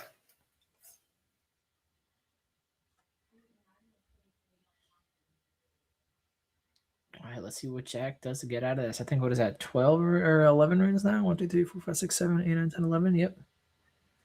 2 Dead Bloom. Yep, going after the Poro. Got to get that Grove. Got to get that second point. Yeah. Oh, do we see a charm? Yes, sir. Yes, sir. There's the charm. Yes, sir. Very, very good. Goodbye, Kaisa. Goodbye, Poro. Dead Bloom plus charm. Really devastating turn there. Let's see if George is able to pull back, because he's only at 2 points here, and now he has to deal with. Big I old guess Dead he has the Watcher. That's some fighting power right there. Yeah, but what do you need? You got to play about. So Dead Bloom's currently 8 my unit. Play down Watcher. Dead Bloom goes to 5. On guard puts it to 7. Master Yi puts it to 9. That's truly heinous. That's That's truly heinous. It still doesn't a even. lot of might for sure, even with Watcher. Oh my goodness, that's crazy. Best Dead Blooms in the game, bro. Yeah, Master Yi's a good legend. Master Yi is very good. And then on top of that, if Jack does use the on guard to target the Dead Bloom, he gets to draw because it's at the Grove. Bro. You're thinking Dreaming Tree. Grove is you draw when you hold. Oh yeah. I'm getting him confused. Dreaming Tree was open. It was on the last game. It was the last right? game. Yep. Yeah. I apologize. My bad. Yeah, no worries, brother. We have been sitting here staring at Riftbound cards for the last 48 hours. You are good. Yeah, we're approaching day 7 of non-stop. Basically, yeah. So we are. do see Watcher come down. Looks like we're throwing 9 into 9 currently. Well, okay, I apologize. 9 into 7. Yeah, 9 into 7. And so if he has the does he have the guard? No, he does not have the guard. Yep. So he trades with the Watcher. Sometimes you just got to make him have it. Yes, sir. Exactly. All right, so George goes to 4 off the double conqueror and then passes it back to Jack. Once again, Jack could be in a really good position if we see a Master Yi and a Charm here. Once again, clearing George's board. I think we do at least see the Master Yi go in. Once again, retaking back Grove of the God Willow, putting Jack, I think, to 3. It looks like no charm still. Looks like we do have a couple of the 5s. Not bad. Recycling 1 orange for hidden, I'm assuming Zonia's. And then with that, he's most likely going to be passing it back to George, which he does with 3 runes open. We do know that. I gotta remember, I can't give out deck lists for this tournament. It's not open deck list just yet. But we do know Green has access to counter spells, which can be really, really good, as we see George flirt with the idea of reinforcing Obelisk of Power with a Mecha Mech. That Mecha Mech is big offensively. It's going to be hard for Jack to push 8 on the way back without something like a Dead Bloom. Mm-hmm. So getting it straight down to the battlefield is actually pretty good. I do like that positionally from George if he's gonna try to do that. It attempts to do the Void Seeker, which is instantly met with Defy. He looks like George is going to do it again, and I believe Jack does have another Defy in hand. Does he now? Oh no, he's just going to mark the damage. Yeah, let's go. And there's the Hextech Ray, but I would flip the zone just to save it. Yes, sir. Yep. This will deny Jack the draw, though, because he's not holding the Grove. Yes, sir. That being said, I'm pretty sure George is fully tapped out. Yep. Oh, he has the 1 up. Yeah. Yeah, he has 1, yeah. Because I paid 6 for Void Seeker. 7 puts him to Hextech Ray, shuffle 2 back. Yeah, so he's at 5. So he's fully paid up. Yeah. Because the 1 power of Kaisa. Yep. Fully paid up. So at this point, he's just passing back. A little bit of ready the runes. Interesting draw there from Jack. No accelerator units. But we do, of course, select Master Yi. I think I might have dropped Pit Rookie here before. We do see, of course, George's Falling Star in hand. I'm kind of a little surprised that he wouldn't have done that first just to dodge the Falling Star potentially. Obviously, he wasn't punished here this turn, and he was able to play George has only one rune ready, so you are correct. You are correct. Yeah. He can't Falling Star, and Falling Star is also, as we learned earlier, not an action. So you are correct. I am just oof. Yeah, can you tell I've been doing this too long? It's been a long day, dude. Fatigued? Yes, sir. It's been a long day. Yeah. But yes, it could have been more accurate, I think, to just lead on Pit Rookie. Good form in general. So I do agree with that. If you're gonna do it anyway, you might as well do it first. But the Kiana being down, that's another follow-up threat.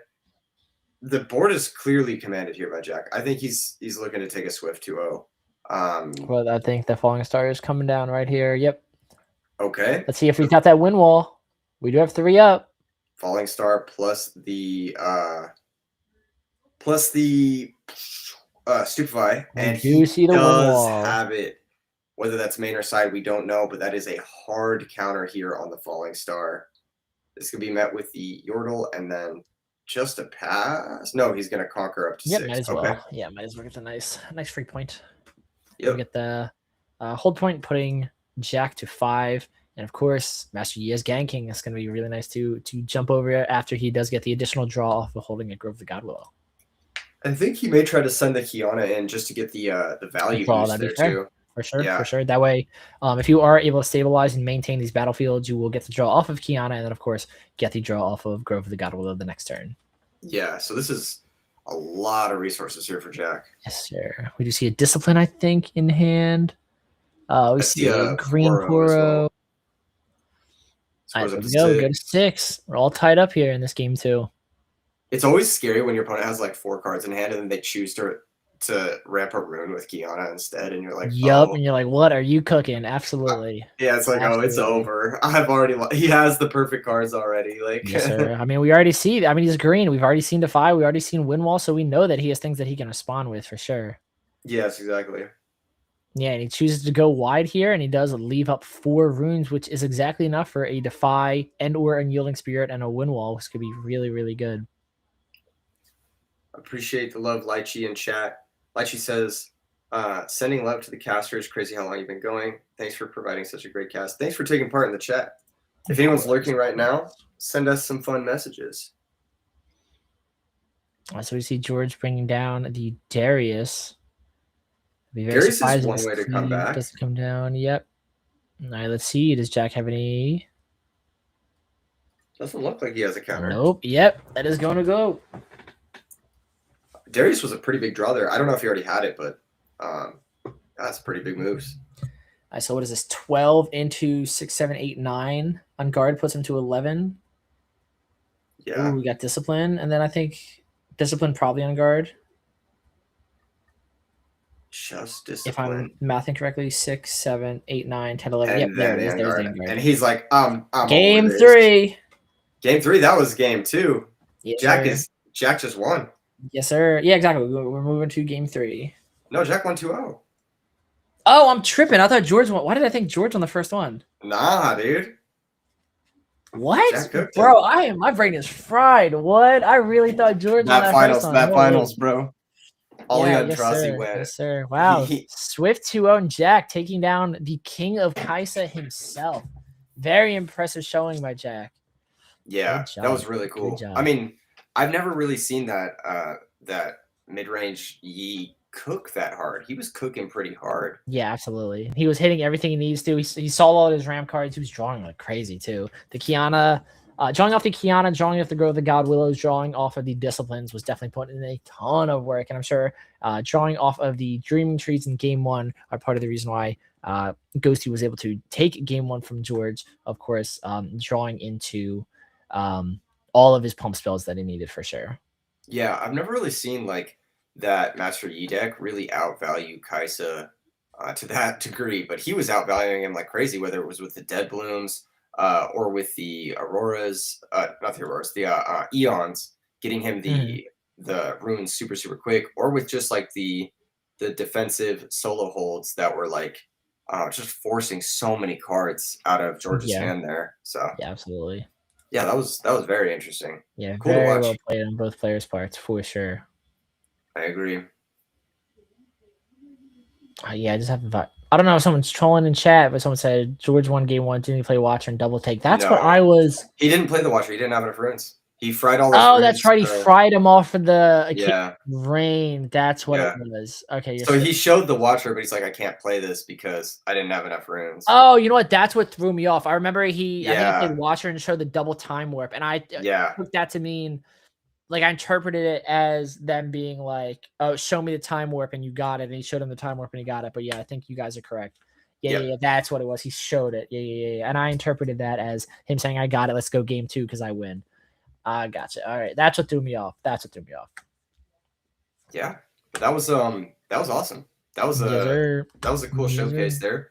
Master Yi midrange. That's another deck that I don't think we saw much of yesterday. We saw the Master Yi Aurora, but we didn't see the Master Yi midrange. So over the course of this weekend, we've covered so many different decks, dude. Like, I feel like I've leveled up as a Riftbound even player, and I haven't even touched a card like at all this entire oh, dude, weekend. are you kidding me? I got like the TCG player tick this entire time we've been watching. You've been hand shuffling decks, yeah, the whole time. My God. Like, I'm gonna go get my deck. You guys a little bit of ASMR here, yeah, absolutely. Oh my goodness, what a match, dude! So that's gonna be our round 6 feature here. We are prettier. That was a fast feature. We still have 15 minutes left in the round as well. Yes, sir.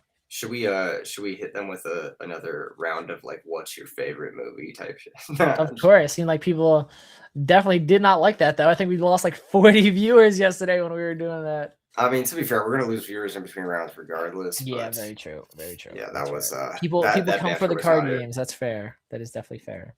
As we've seen this weekend, I think that there's been some really cool storylines with the decks, right?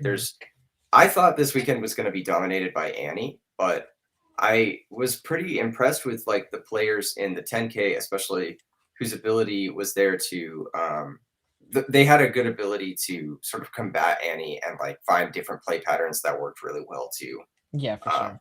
For whether it's the Aurora deck or whether it's the Kaisa deck that we saw in the finals, or the various other decks like the set deck that was able to push all the way to the top cut.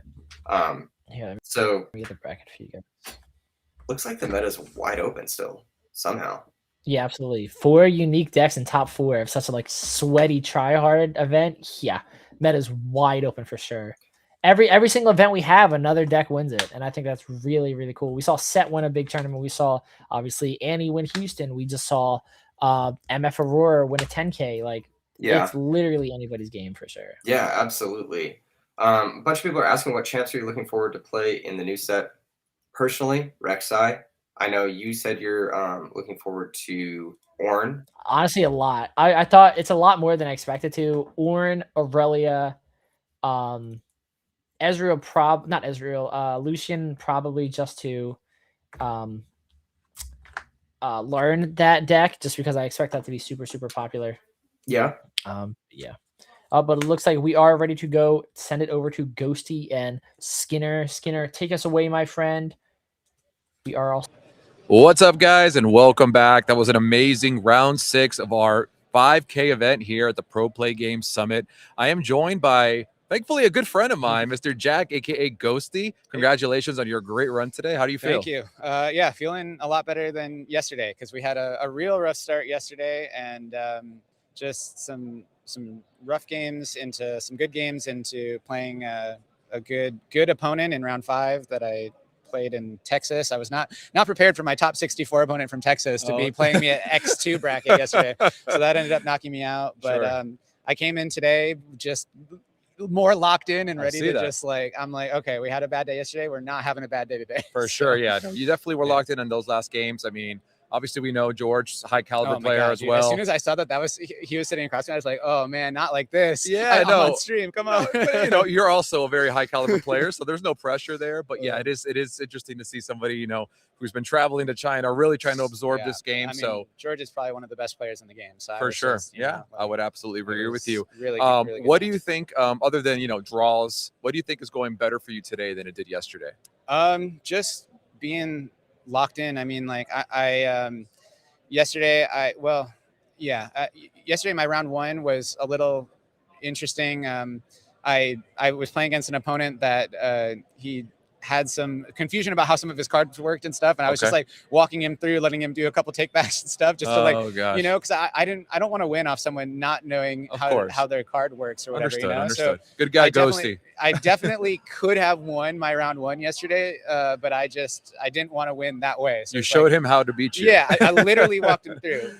He had a Gus that at the time the only legal target was his own unit, and I'm like, hang on, buddy, let's use the Gus, then move in for the fight, and then you're all good. You score the point, now I'm on the back. No, you beat yourself. You know? Yeah. So it's just I haven't walked through my opponent how to beat any of my games. Right. You know, that's a good idea. Yeah. So that was probably smart of me, but it's just been some really, really good matches, and my deck was really one of the things I love about this mid-range E list is just how consistent it can be. You have just good plays on every turn, tons of counterplay at every stage of the game.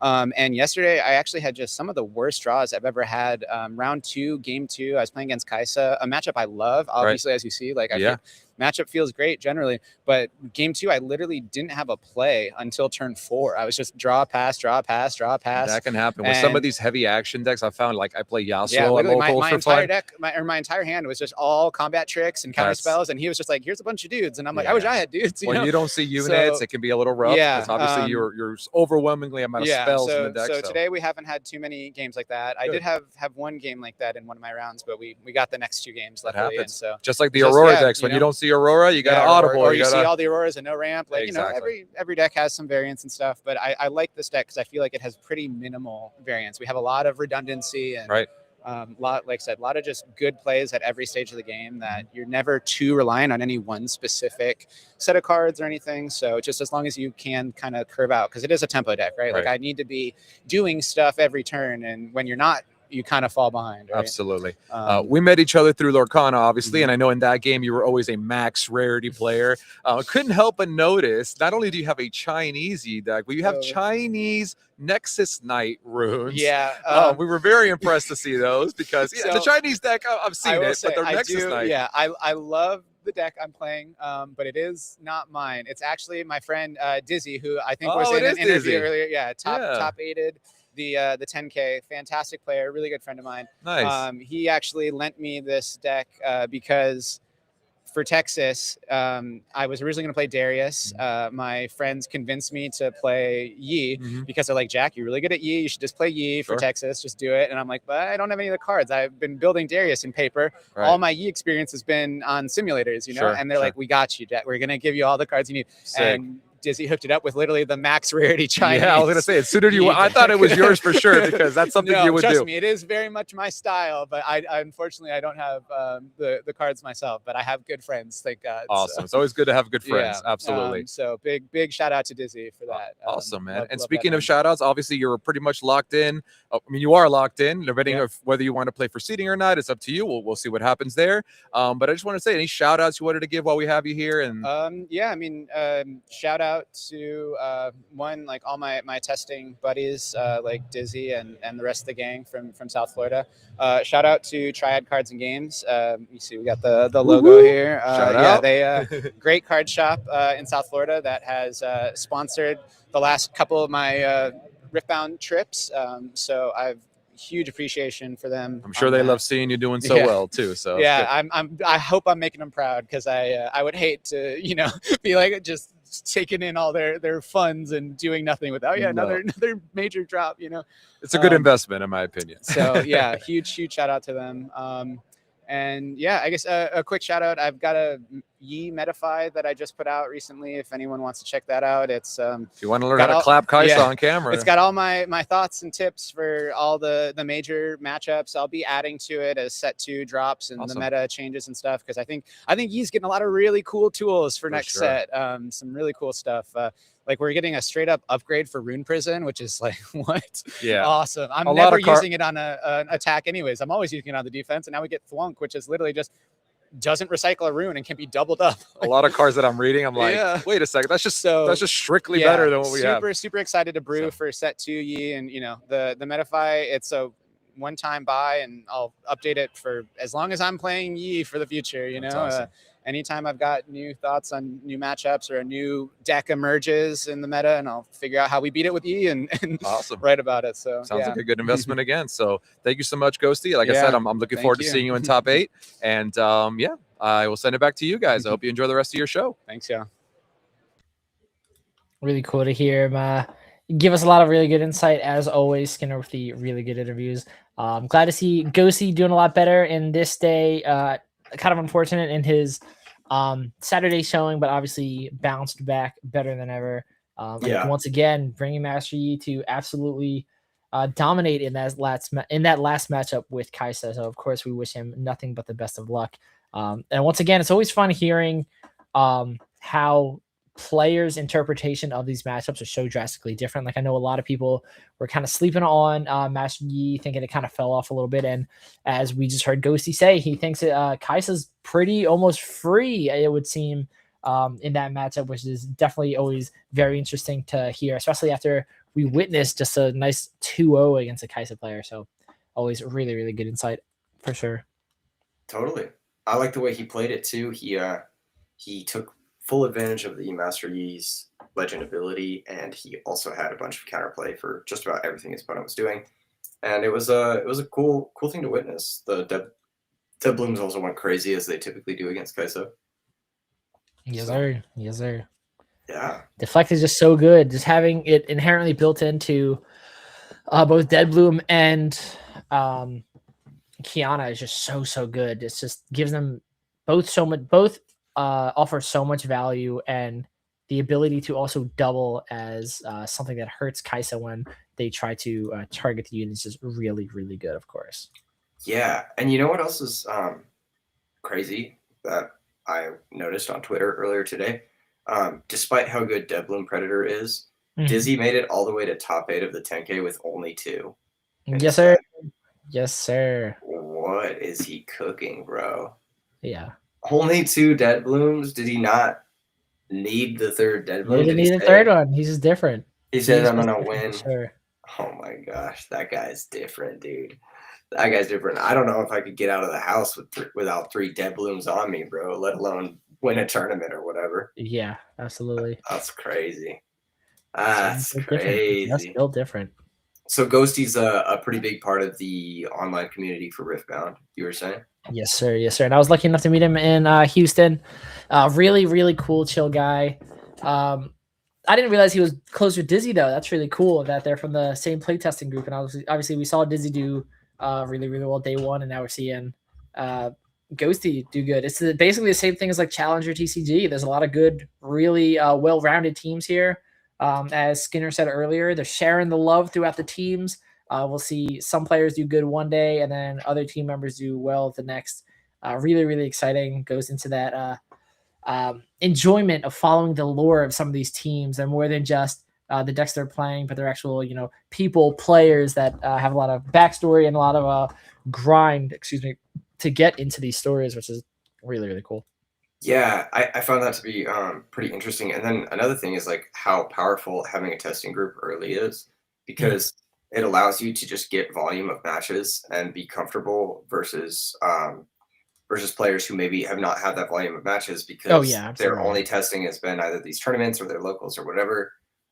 There isn't like exactly a super established online client yet for the Riftbound. So without a testing group or without a locals, you're operating on like purely vibes and like theory, and it really does help to get that muscle memory down and like give you the opportunity to try out all the different options you can put in your deck to help Absolutely. fine tune whatever it is you may need for a certain matchup. So yeah, that was that's what's interesting to me right now, I think, and until we get like a dedicated online community client or whatever.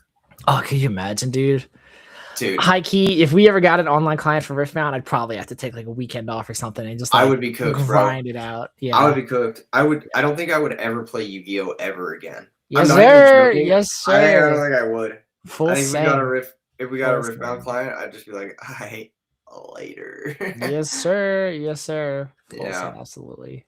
And it'd be in their best interest, right? Because a lot of the Legends of Runeterra obviously was the online game that came before Riftbound for League of Legends, and obviously that's a digital client, so a lot more streamers can make content for the game a lot easier. I know that has been kind of an obstacle for the Legend of Runeterra content creators, is pivoting from digital only clients to physical stuff, trying to figure out how everything works.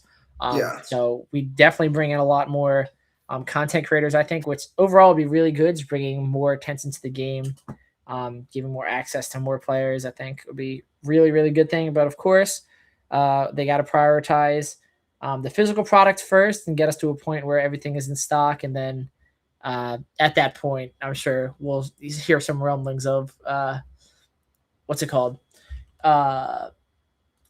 digital client. My apologies. Yeah. I think once they get the distribution stuff ironed out, and I think they can worry about expansion. Yes, sir. Yes, sir. I am looking forward to the next round. We are. Do you know how many rounds of Swiss we've got today? Off the top of your head? I think not. Well, because we're under 200, right? So we potentially could probably go 8 rounds. If it's under 200, it should be 8 rounds. I think 256 is the cutoff for 9 rounds. Interesting. Okay. Yeah. So I think under 200 should be 8 rounds, and then top 8, top cut. Top cut. Yeah, exactly. Yes, so we got round 7 coming up, round 8 coming up, and then the 3 rounds of top 8. We're doing just top 8 today.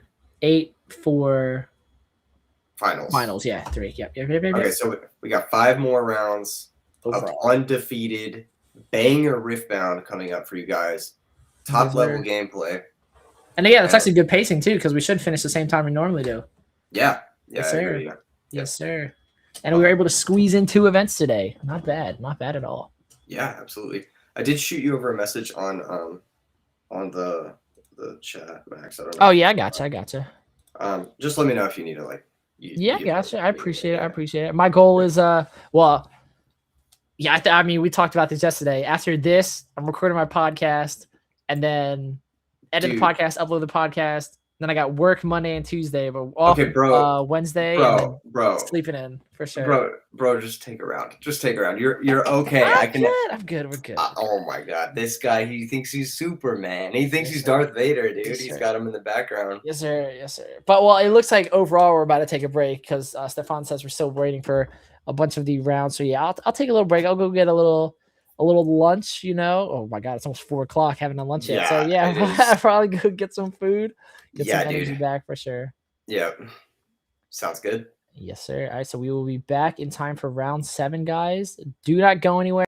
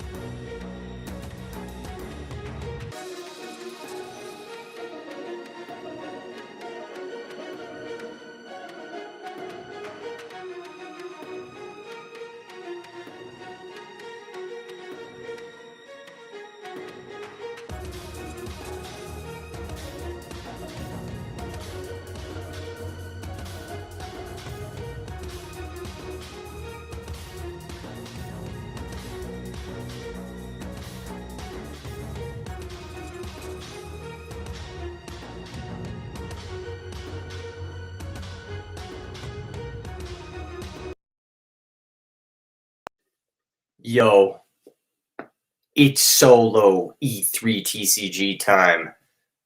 What's up, ladies and gentlemen, and people of all types and types, like your Pokemon? What's up, everybody? We're getting into round 7 here. We got Caban versus Tristan, and Caban is playing Annie, and Tristan is playing, looks like, Kaisa. So we got Kaisa versus Annie, a matchup we actually haven't covered yet somehow this weekend. Unbelievable. I know, crazy, unbelievable. We've got two powerful duelists. I'm calling everybody duelists, aren't I? This is I'm in you get the vibes.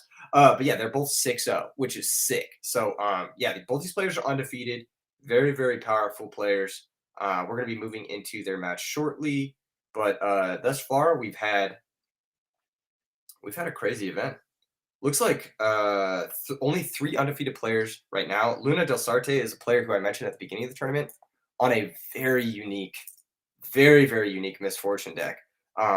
Currently X1 getting paired up into Jack Morales. We did watch Jack, aka Ghosty, in the last round take the W over very, very powerful player George with his mid-range Yi versus Kaisa. So that was pretty sick. And yeah, I mean, this one is shaping up to be pretty sick. Mo is still in it.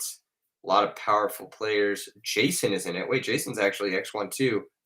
Jason, former RBT Rulers champion. Some of you may know him as Dimitri, his alter ego on Dueling Book, which is pretty cool. So yeah, that might be a player to watch. He's playing up against Robert Serpe, who is on Kaisa. So a little bit of a Kaisa versus Annie showdown over there as well.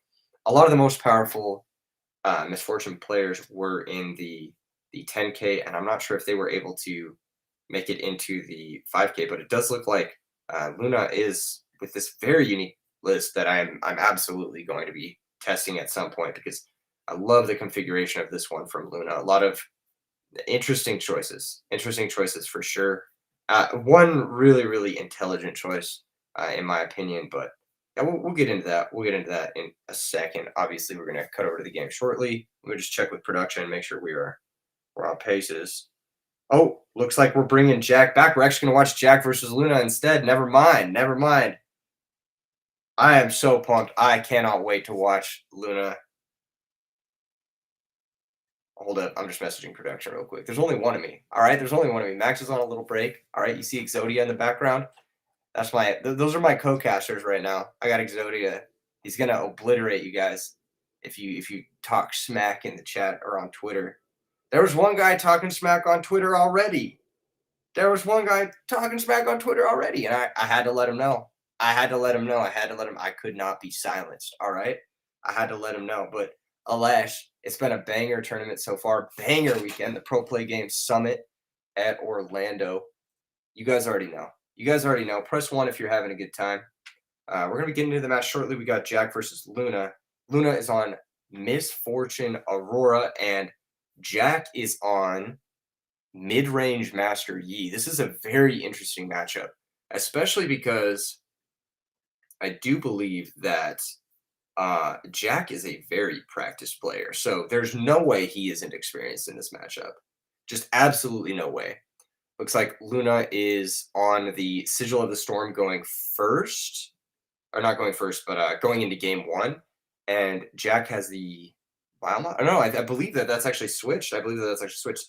Jack is on the Sigil of the... Is he on the Sigil of the Storm? What is... No. Luna's on the Sigil of the Storm. Jack is on the Vile Moss. Yep, that makes way more sense. Yep. So Sigil of the Storm going into game 1. That's the Aliantrazi tech there. And Jack is... What does he got going for him here? What's in his hand? Who won this? I guess they're deciding the mulligans right now. What a gorgeous map, by the way. Just shout out to PPG for this beautiful mat design. Looks like 2 cards are going to get sent back for both players here. Trying to dig as quickly as possible their important cards in the matchup. Both players with an impressive record here. Jack got paired down, I believe. against Luna, who is 5-1-0 right now currently. That Sigil of the Storm will be typically making things difficult for aggro decks to rush down the MF Aurora. That's going to be a Mobilize from Luna, getting the ramp going right away. I believe Luna did not draw for turn, so yeah, just a little bit of a on-camera jitters most likely. We've got the Stalwart Poro. I'm learning the card names. You guys, at the beginning, I would never have been able to tell you guys that card name, but here we are. Me knowing the different Poros. I know. Very, very, Pack of Wonders. Pack of Wonders. Cutting me off from my sentence. Pack of Wonders allows you to return a friendly gear unit or hidden card to an owner's hand. It is, however, I believe not a reaction speed card. Here comes Kiana recycling that orange rune from Jack. I wonder if he's going to move that Poro into the Vile Maw. Looks like he is. He's going to trap his cute little Poro there in the spider web of doom. But it is going to get him a point, and it's going to get him on board. I think it's important to get this early aggression going, but Luna's already up to 7 runes. Let's see if she has. There it is, baby. The Stormclaw Ursine. 7 cost, 6 might, ramps you 1 when it enters. This puts you up to 10 runes going on to the next turn, where you could then do something like presumably stack deck into Aurora or sabotage in Aurora or, you know, various 1 cost plus Aurora. A really interesting tech card here. It can also be returned with the Pack of Wonders to infinitely generate value for Luna. I really do like this card. I think it's cool. It's a card that I played with in the what are they called? You know what they're called. You know what it's called. The demo decks. There we go. The demo decks, boys. You know what it is. You know what it is, the demo decks. And it helps you just like get your runes. It doesn't recycle anything. It's mighty. It's got some solid stats. It works well with the ganking. You really can't complain about it. It drops on curve too, with the same curve as Mind Splitter, so you can go like mobilize into whatever, into Ursine, and yeah, have a pretty good setup there. Jack is doing the most. It's going to be a charm. Try to delete that Ursine, and that's exactly what's going to go down there. Jack, a little bit lower on the runes here, having to pay them for the Sigil, having to pay them for the charm, having to pay them for the Kiana, and very ahead on board. So here comes that Dazzling Aurora. 2 of these are going to get put to the bottom of the rune deck, 2 of these orange runes. Boom, and then we're going to spin the wheel, I believe. Unless there's anything else that we need to know about right now. Yep. Here we go, Aurora Serotonin enjoyers. There's a Mountain Drake. Jack is going to score up to 5 points here, holding both the Vile Maw and the Sigil, but he needs to get to the full 8 to really close this one out. He does have a handful of cards. He does have 6 runes, so he can maybe try to build up a respectable defense, I should say, but if the turn gets passed back to Luna, Luna's going to start being able to take over this game, I feel. The Pack of Wonders, often referred to as the fidget spinner build of this deck. You just keep turning it sideways. It's used to return certain ETB effects, like that Stormclaw Ursine that we saw, or, you know, like something like a Treasure Trove, for example, to your hands to give you, you know what it's giving you. You know what it's giving you. Values, pluses. You guys like the pluses, don't you? Okay. What's Jack about here? What's he going to do? How's he going to deal with this incoming Mountain Drake? This is an interesting matchup. This is one that I haven't played since like my very first playtesting days. So he's just putting everything in the Sigil. He said, if you want to come after me, you gotta beat all these dudes. You gotta beat all these dudes. Vile Maw is definitely not that good against the Misfortune, because that Bounty Hunter Legend ability does allow the ganking to be happening once you get the unit into the battlefield. So locking up the Poro there from Jack, but I don't think Luna will be struggling the same way. It looks like a Dead Bloom in hand, so we could see like a Dead Bloom into Drake, into like just tons of might getting flung Jack's way here. Jack's going to have to find a way to not lose everything that's in play right now. He's at 5 points. The little dice on his champion there is a little bit off. Gonna delete a bunch of those. And then looks like the Drake's gonna come in as well and delete the last two, scoring the first point for Luna here. So Luna's gonna go up to 1 point. But at this point, no pun intended, this is where the Dazzling Aurora starts to take over. You start to hit the Mind Splitter in the end step. You start to hit the crucial what's it's and who's it's and units. You know what I'm saying? A second Drake. By golly, a second Drake. You thought one Drake was bad. Wait until you see my other Drake. That's what Luna just said to Jack.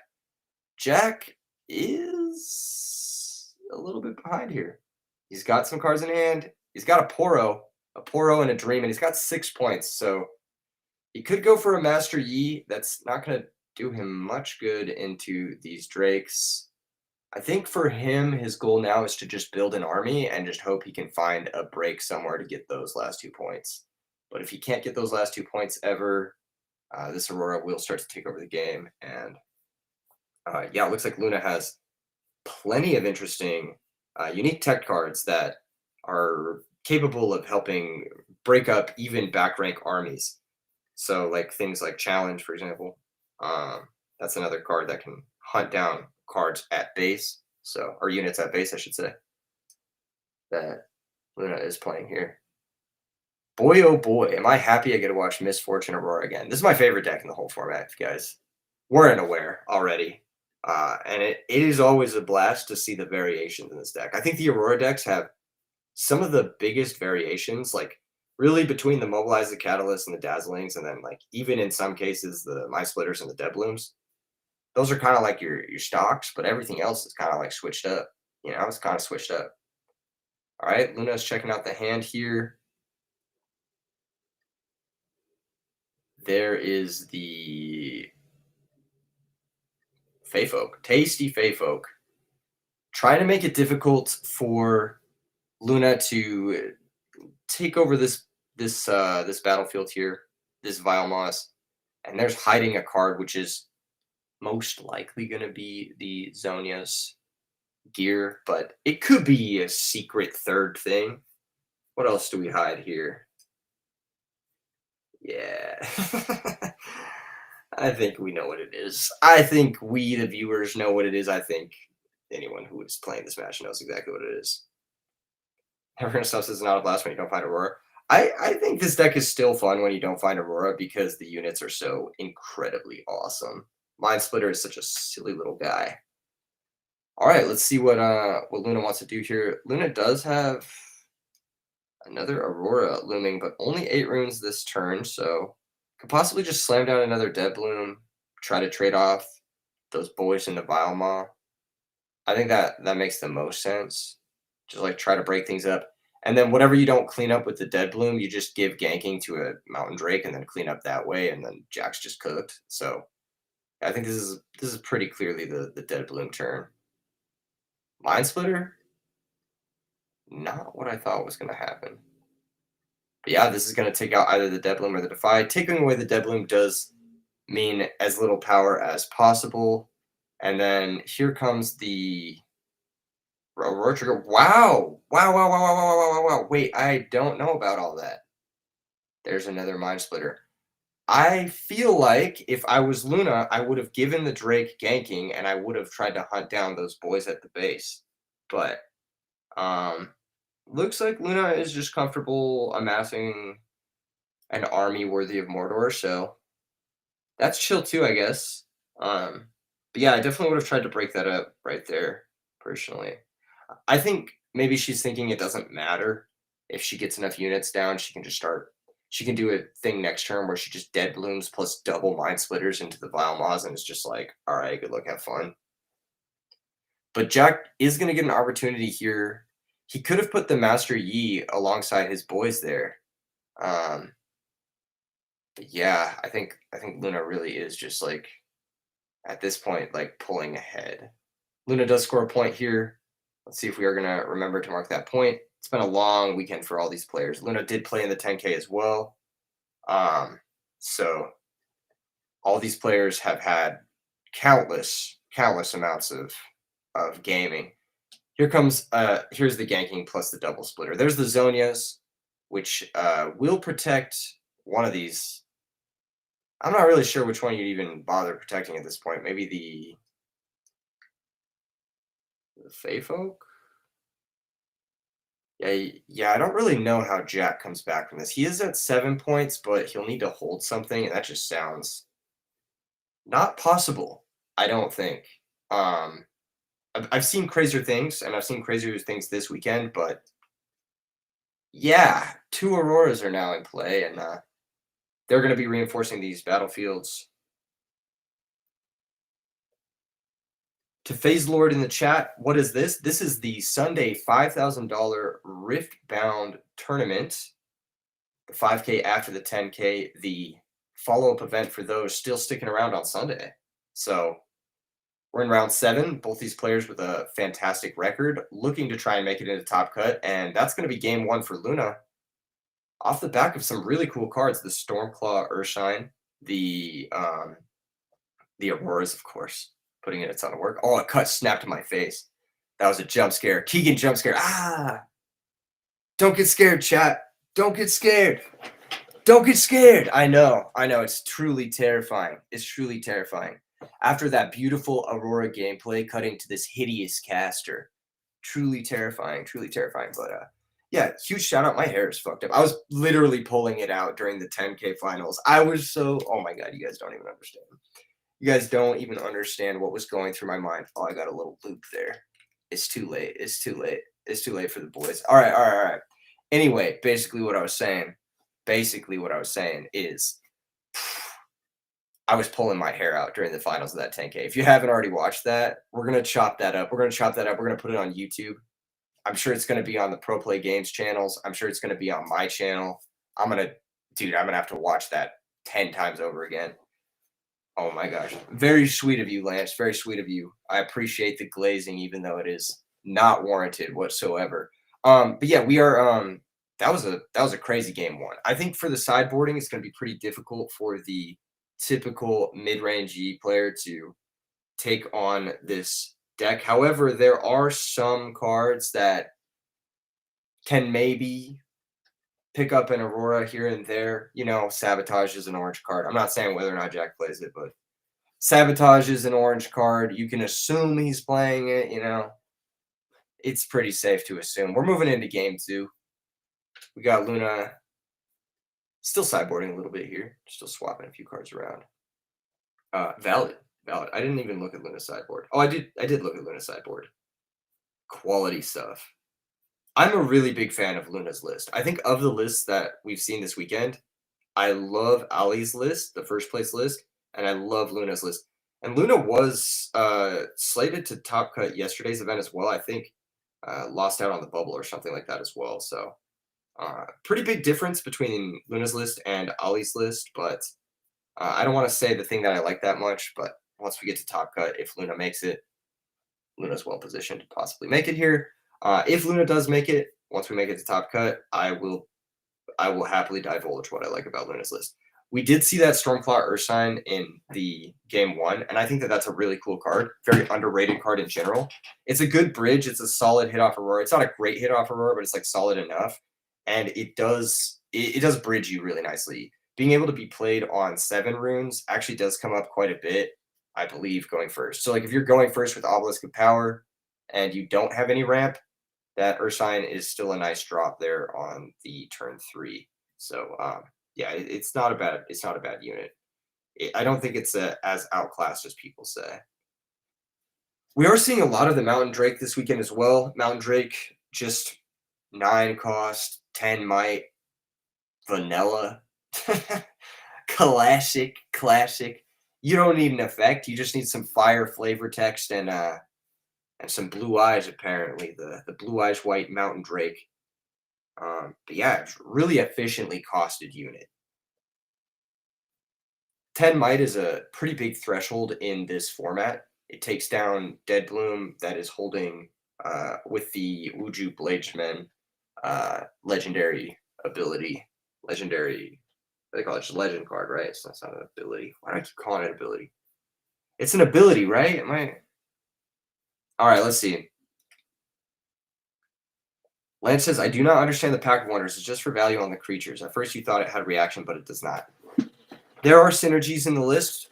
I don't want to give them away just yet, but maybe you will see them this game. We shall see. Where's Max? Max is taking a little break.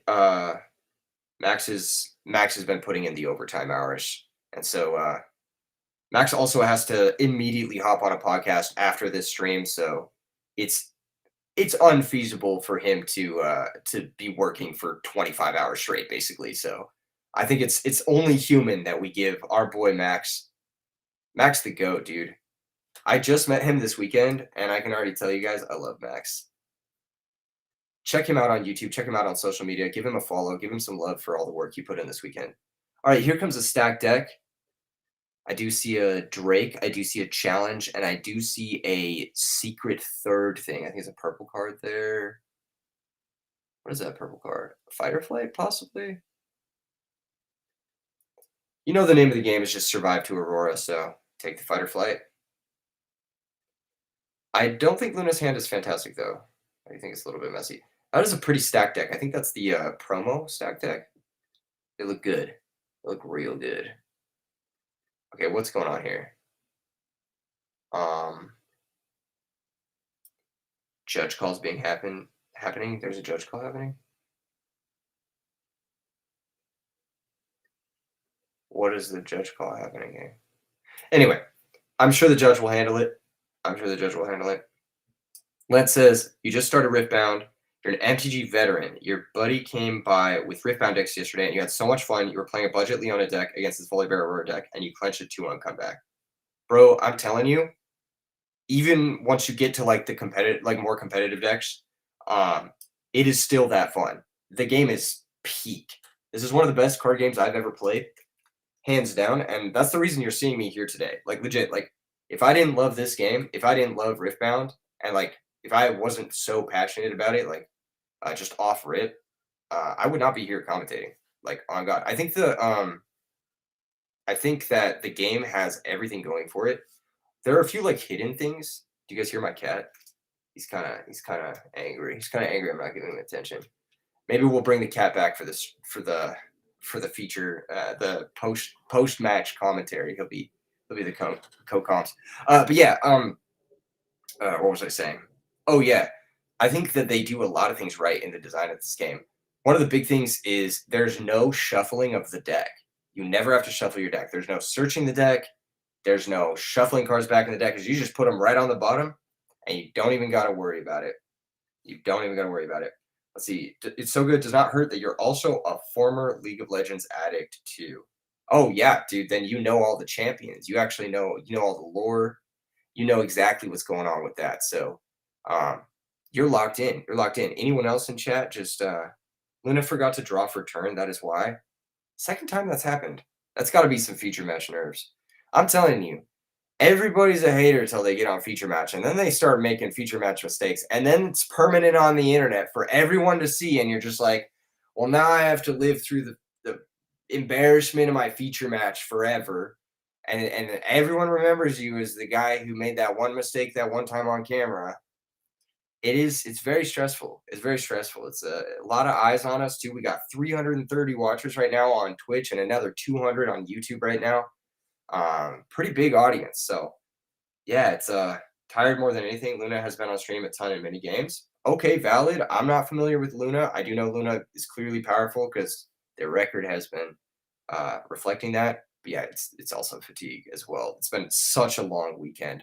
Just absolutely long weekend. And there's a lot of start of turn stuff that happens with Riftbound. It's a relatively new game for a lot of people. You got to untap, you got to channel, you got to draw, it's simple. The judge will be able to it's really easy to miss the draw for turn 1 when you mulligan. Yeah, exactly. Yeah. I think the mulligans also like make you feel like you've already drawn. So yeah, it's understandable. It's an understandable thing. Only problem with the stock here in Europe. Oh, you're in Europe, Lance. Oh, you're in Europe. Dare I say it, there is something coming your way in Vienna. stay tuned. Follow me on YouTube, and you may see something with regards to the Riftbound future of Europe. The Rift is coming to Europe in January, so stay tuned. All right, let's see. What else we got? Pause champ. We're hanging out. This is turned into a hangout stream, but how you guys doing today? Any RBET viewers in the chat? Any Pro Play Games Summit viewers in the chat? We've had RBET at Pro Play Games Summit, so yeah, nothing but nice things to say about this giant conglomerate tournament. All the different games. You could play Lorcana, you could play One Piece, you could play Riftbound. Now you could play one of the greatest new games, and you could also play Cookie Run. I've heard that game is sick. Any Cookie Run enjoyers in the chat right now? All happening at the Pro Play Games Summits. You got 3 more of them coming up next year, 4 more of them coming up next year. Pittsburgh, you got Dallas, and then you got Orlando again. Then you got a secret 4th location. You can let them know where you want it to be on Twitter. So check out Pro Play Games on Twitter and tell them, please come to my city. I require the Cookie Run tournament to be in my city.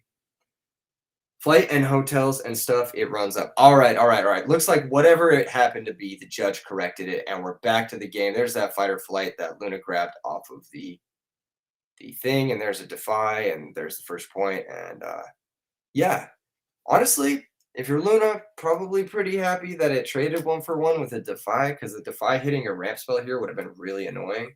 So, like, Bandit Healer says, wait, Dallas? Yes, Dallas. Pro Play Games is coming to Dallas with their Summit Series. Draw for turn here is going to be the Catalyst. Oh my gosh. So nice that the defy was burnt there on the fight or flight, because now this Catalyst is going to ramp Luna directly into that 9 runes for the next turn for an Aurora. If you're Luna, you got to be pretty happy about that exchange that just went down.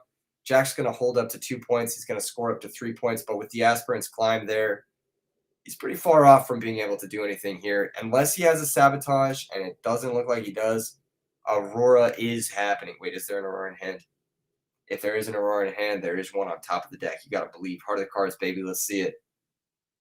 All right. On ready all the runes. Channel a couple more. Draw for turn. Let's see what it is. Is there an Aurora? No, but there is a Mind Splitter. Mind Splitter's not bad. Mind Splitter's not bad. It still keeps you on curve for that Aurora off the top as well. But we are going to be revealing a deadly hand here from Jake. Got to take the White Flame. It represents 16 points of power. Jeez, that's a scary hand. That's a scary hand. Jack, this turn, can develop.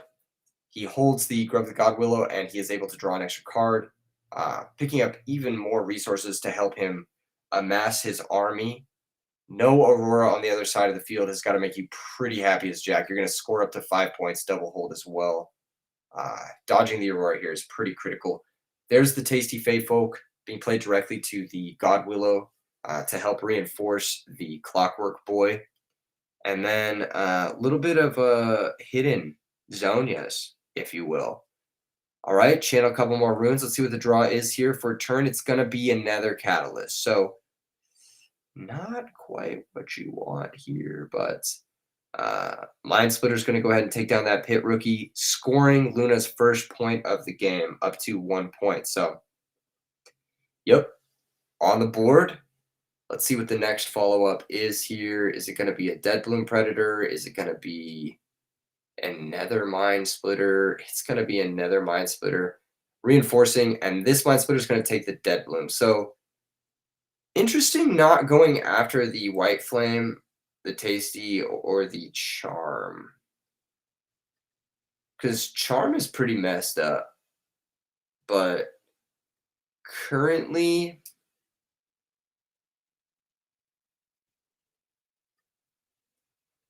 yeah, I guess Dead Bloom's pretty good. I don't know. It's hard to tell.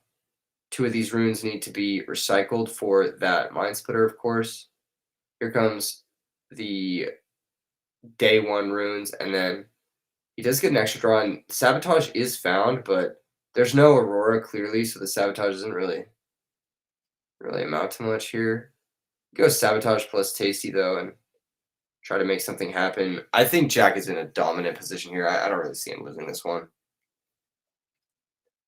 Charm plus Deadbloom would blow out win. Yeah, but Jack doesn't necessarily have the runes for it, and you could always take the Charm, you know. You're a big fan of not being able to mana screw in this game. I'm a big fan of how the mana system works in this game. And by mana system, I mean rune system, of course.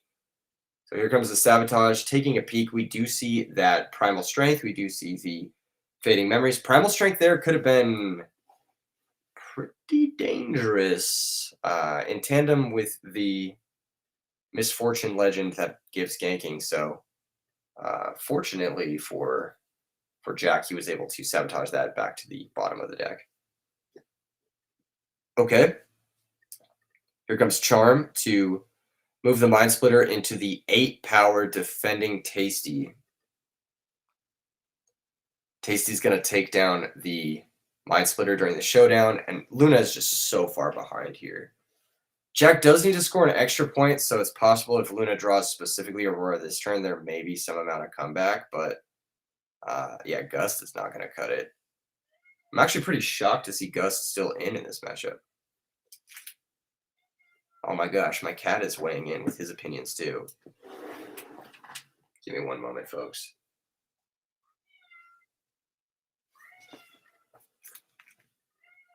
He's really upset about something. I'm not really sure. I hope you guys don't hear that too much. Here comes the Fading Memories. That's going to give Temporary to the Tasty. Temporary is that's a tricky word.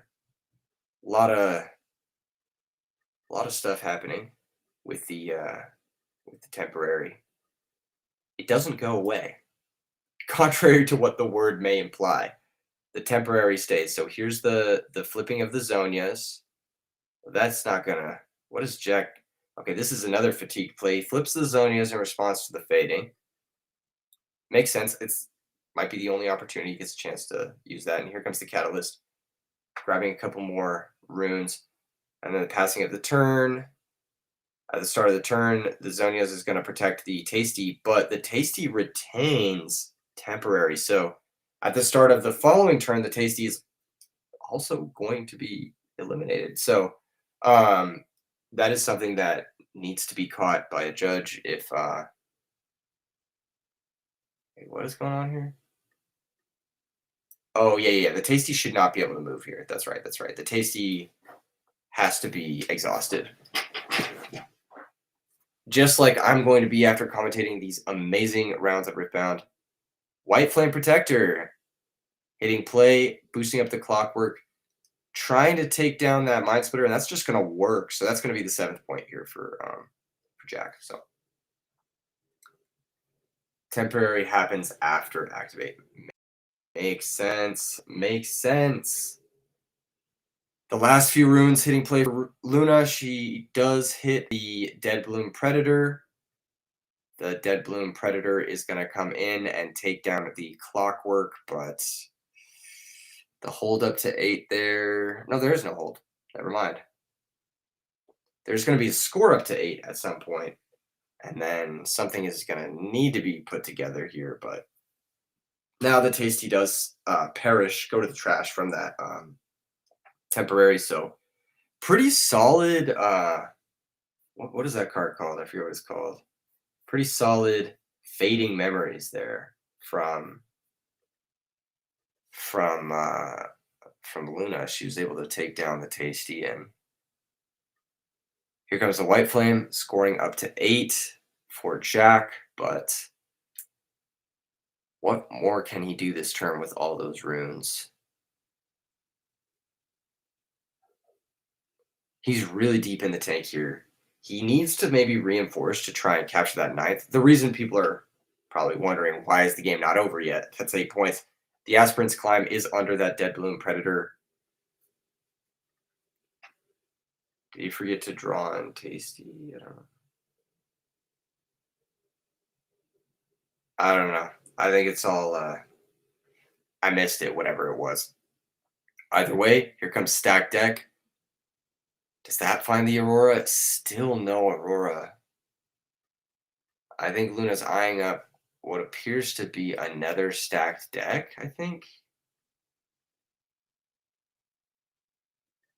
He doesn't draw for the 8th point because there's Aspirant's Climb. You draw for the superfluous points, I believe. Yeah.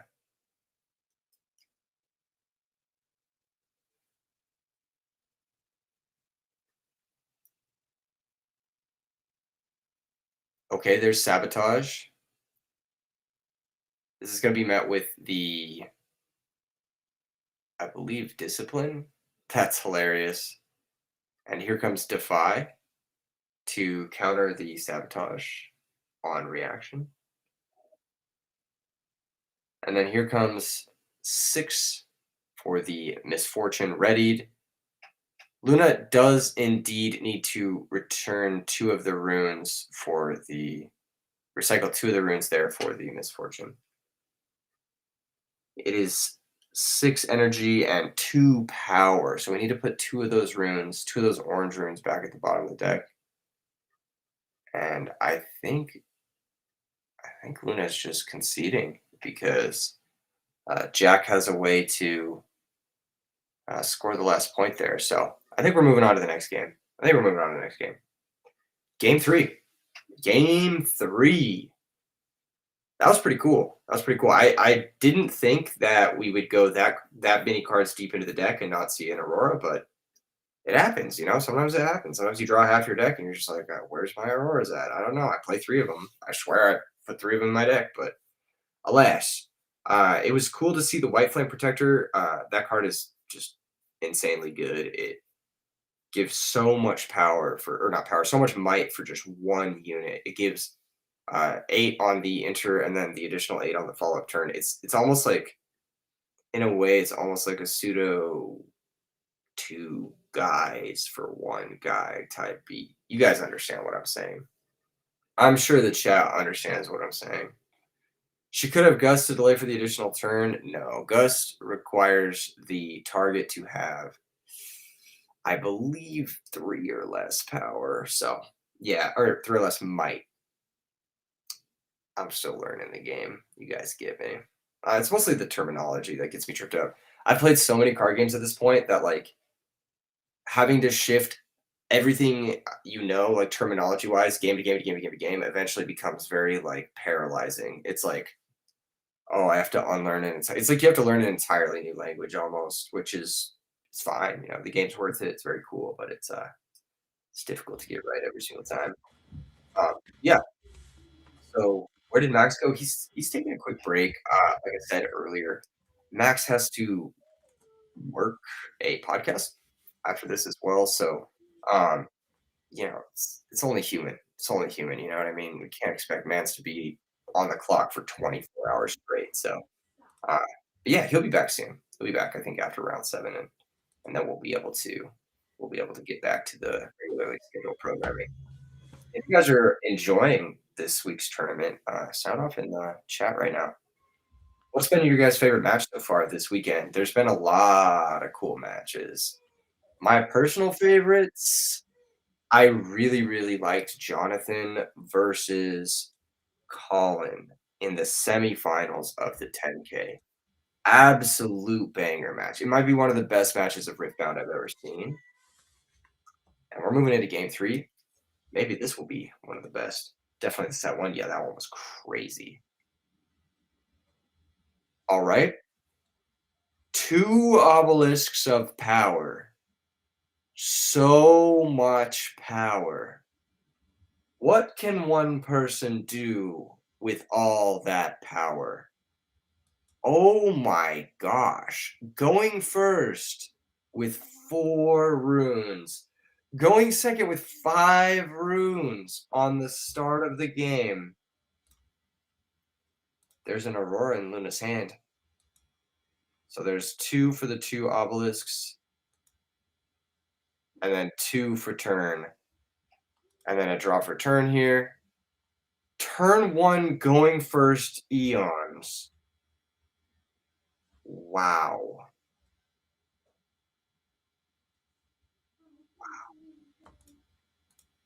That is so many runes. Look at all these runes. Insane amount of runes. Okay, there's the Poro. There's the Pit Rookie. 5 runes on the first turn of the game for Jack. If that isn't a serotonin buff, I don't know what is.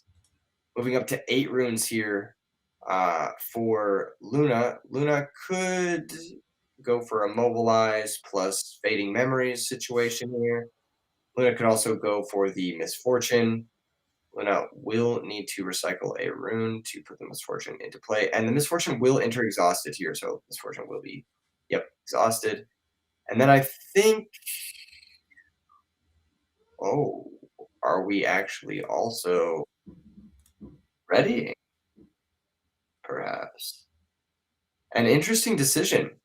Scoring a point here, getting on the board. I wonder if the mobilize will be played in Luna's hand, because if Luna doesn't play this mobilize, that Aurora is not getting played next turn. So this is an interesting tempo play here with the misfortune. I don't think Jack will have trouble taking out the misfortune, but if he does spend his turn on it, that means he's not spending his turn on potentially sabotaging the potentially upcoming Aurora. So,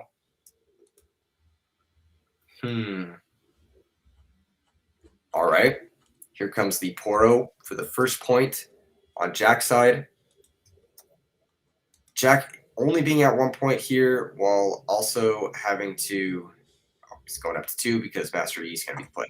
But he is going to have to face off against this active Aurora, which is coming down on the 3rd turn of the game. Double Obelisk of Power is insane. That's like, this is like custom game type stuff. This is like a you start with all your stuff and I start with all my stuff, and we see whose is better. Drake the draw, and yeah, it's just going to be a Dazzling Aurora slapped into play. Free units for the rest of the game, 1 per turn, and let's see which one gets hit here. Possibly Mind Splitter being the most backbreaking, I think, because it can take away Jack's follow-up and give Luna the perfect information. There it is. There's the Mind Splitter. And we're going to take a look at the hand here. There's a Dead Bloom, a White Flame, a Defy, and a thing. And take the White Flame. There you go. Scores up to 4 points with the holds on both obelisks. Jack is not out of it yet, but it looks kind of tough. Not impossibly tough, just a little tough. It's a little tricky. If he wants to leave up his interactive pieces, that means he can't commit more to the board, and this is where things start to backfoot. Just a pass to be able to leave up those interactive pieces, but a couple of runes here. There's a Dead Bloom Predator in Luna's hand, so Luna can have a pretty insane turn here, or could fire off that Mind Splitter. So yeah, quite a few things could be going wrong here for Jack. He's got a Dead Bloom, Tasty, Defy, and Luna's just going to take the Dead Bloom. Luna does need to return 2 runes here. Can't forget that. Got to recycle those runes for the cost. Let's see if that is that needs to be done. So yeah, hopefully Jack or Luna or the table judge catches that. Let's see. Luna needs to recycle 2 runes for the Mind Splitter. There you go. All right. Looks like it was caught. All right. And now 2 more open runes for Luna. Does Luna want to press with this Mind Splitter? I don't think it's that bad of an idea. It's going to be met with a stun, though. So is that how you wanted that to go? Maybe. Who knows? Hitting a Dead Bloom here would be crazy. Oh my gosh. And that's going to be another point for Luna. And it's going to deny a crucial hold point for Jack. Jack now will only go up to 5 instead of 6. He needs to find a way, while getting hand ripped basically twice, to crack through this Dead Bloom Predator. The Yi does have ganking, so Yi can hop over there, but Jack's going to need a little bit of a buff somewhere along the way to get that Yi over the Dead Bloom threshold of 8 might. Yeah. This looks really tricky for Jack. Those hand rips taking out the 2 units. What did he pick up for turn here? I can't even see. Man, hitting that Dead Bloom was nasty. That's why you got to play Dead Bloom Predator in this deck. It does stabilize you in these situations. Yeah. All right, counting out the runes. Let's see what Jack's all about. He's got 7, 8 runes and recycling 1 Tasty Feyfolk. So this will give him the opportunity to try and swing into that Dead Bloom Predator with both the Yi and the Feyfolk. Luna can then just say, all right, I will fight or flight your Feyfolk, trade with the Defy that we both know about, and then knock out probably the Yi. Probably just take down the Yi here. Either way, they're both going to get taken out in the turn cycle, so it doesn't really matter. But actually, yeah, no, they both get taken out during the turn cycle. Jack's going to move the Pit Rookie up, forcing commitment from Luna to take out the Pit Rookie. Jack already scored that battlefield this turn, so he's not going to gain a point from that. But third Mind Splitter, the draw. That would have been like if you top deck specifically the third Mind Splitter. I was going to say, if you top deck specifically the third Mind Splitter, that may be the reason to kill the Feyfolk first, because then the Mind Splitter can see the new card that's drawn off the Feyfolk. But it doesn't really matter because you can just still swing the Mind Splitter into the Feyfolk. The Mind Splitters, sorry, into the Feyfolk and see the new draw. So that's going to trade because of the Uju Blazeman. The card is going to be drawn. Here comes the Dead Bloom Predator. That's going to go ahead and just take out the Pit Rookie here. And then, yeah, not even going to go after the cards in hand because who cares at this point, right? You got an open board. You got command of both battlefields. You got an active Aurora. Dead Bloom is going to reinforce the Mind Splitter to defend against potentially a Feyfolk plus a pump spell. And at this point, Jack is like, man, this matchup sucks. That's what I'd be saying. I'd be like, how do I ever win this? Here comes a Sabotage. Taking a look. Going to go ahead and take the Fading Memories, but Jack's probably seeing the writing on the wall. Next turn, that Drake is seeing play. The Aurora is also going to spin the wheel again. Here comes a First Mate. Aye, Captain.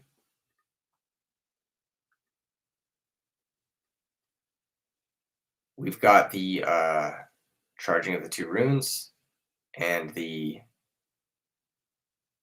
draw for turn is going to be... I didn't see it. Might have been another Drake. Yeah, a second Drake. So tons of units drawn this game for Luna, but does it even matter? It's the real question. Here comes the runes. This is going to be a handshake. Fist bump. There you go. Jack's going to fall down to 6-1, which is still in contention for top cut. Luna's going to climb up to 6-1, which is obviously in contention for top cut. And both players are going to put on an incredible show for us there. Looks like I've got my boy back. Yes, sir. Yes, sir. What's How up, goes Mac? it? How's the round? I saw Jack got lost the down pair. Yeah, he got smoked. I think that matchup's pretty bad. You're basically playing an Aurora deck without Aurora versus Yeah, exactly. with Yeah, Aurora, so when they get established, yeah, definitely rough for sure. Yeah, that's not an easy one to win. He did manage to take game 2, I believe. Yeah. He took game 2. Yeah, he took game 2, which is impressive because that matchup is really bad. But yeah, took game 2. Ooh, I heard you did a good job too. Chat's piping you up a little bit. Heard you were rocking it solo pretty good. Good job, my guy. Good job. Thanks for holding it down. Shout out the chat right now. No, I appreciate it. I appreciate it. Yes, I could commentate Misfortune Aurora all day, bro. Yes, sir. Yes, sir. If you're just saying Aurora trigger, flip Mind Splitter, that's all I need to hear. That's all I need to hear. Yes, sir. That was our round 7. Looks like Tristan and Kaban did, I believe, draw. So we're waiting on some results here before we're able to get into top cut. Looks like Jason did win his round as well. Jason is the Edison Yu-Gi-Oh! Oh, nice. That's world nice. champion that I was mentioning earlier, and it looks like he's positioned to get into top cut depending on how he performs in the next round. I don't know exactly how the draws are all going to line up, but yeah, pretty much. I heard there was some Well- weird judge thing going on. What was happening? There was a judge call. The judge call was, I believe, someone forgot to draw for turn. I don't know. I don't know exactly what happened. I didn't hear from production, so I don't really. It got resolved. No issues. You know. That is No fair. problems That is fair. there, Yes, so. sir. W judges in chat once again. W judges for sure. So yeah, that was a good match. The double obelisk game was pretty crazy too. Just starting with 5 runes is nuts. Yeah, for sure. Definitely. Yeah. Absolutely. Are you excited for the next round, I guess? Of course, because this is. Do we get confirmation that Swiss is only 8 rounds today? I think we do have confirmation that it is only 8 rounds. Because I wonder if I it's think production potentially less now. Production put on stream, it said round 7 of 8 on stream. Oh, nice. So, Perfect. Yeah, perfect, so perfect. I believe it is 8 rounds. And then we will cut to top 8 shortly after. So good stuff. Yes, sir. Did you manage to grab some food? No, actually. So I am my wife and I have split roles in how we operate in terms of our kids, and I'm in charge of bath time. And these streams have been running that we start almost immediately after my kids wake up and go until after my kids go to bed. And this is 3 days in a row, so I haven't been able to give them their bath. So when you offered to give me a round off, I'm like, dude, I'm gonna just go give my kids a back. I was trying to give you a break, like, but then you had to go do your parental duties too, yes, man. Sir. Of course. Never a minute off when you got yes, kids. Sir. Yeah, kids come first for sure. So they're all good. Absolutely. They're all bathed. They're ready for dinner, and then they'll be heading to bed before we are done here. Yeah. Meanwhile, I was bathing in some epic Riftbound action. You know what I'm saying? Yes, sir. Yes, sir. Quite jealous for sure, but I'm sure this round 8 is going to be super sweaty. Potentially getting a win and in type situation for this top cut, and then we can hop into our 3-round top 8 top cut, which would be really, really hype. Yeah, I'm pumped for it too. I think we've got what looks like, I believe Tristan won his. I thought they drew. Interesting. But Luna won with Misfortune Aurora. George is obviously in contention. Jason is in contention with Annie. Daniel is in contention with Master Yi Aurora. And then we've got LND with Kaisa. Yeah, LND is one of the OG. It's not Legends Never Die. I think it stands for something else. But it's they're one of the OG teams from the community Discord back when that was like under like 1,000 people. I think it's LOR. Very Is supposed to LOR Never Dies might be what they stand for, but it's something like that. I see. Yeah, like Legends of Runeterra. Yeah, Big fans exactly. of that game, probably. Exactly. Looks like Mo is still. Oh no, Mo I think was the intentional draw. I believe we're waiting on 2 tables. We might do an interview. I think an interview would be cool.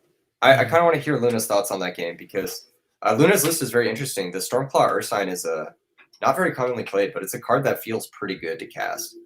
I don't know if you're familiar with the Stormclaw Ursine.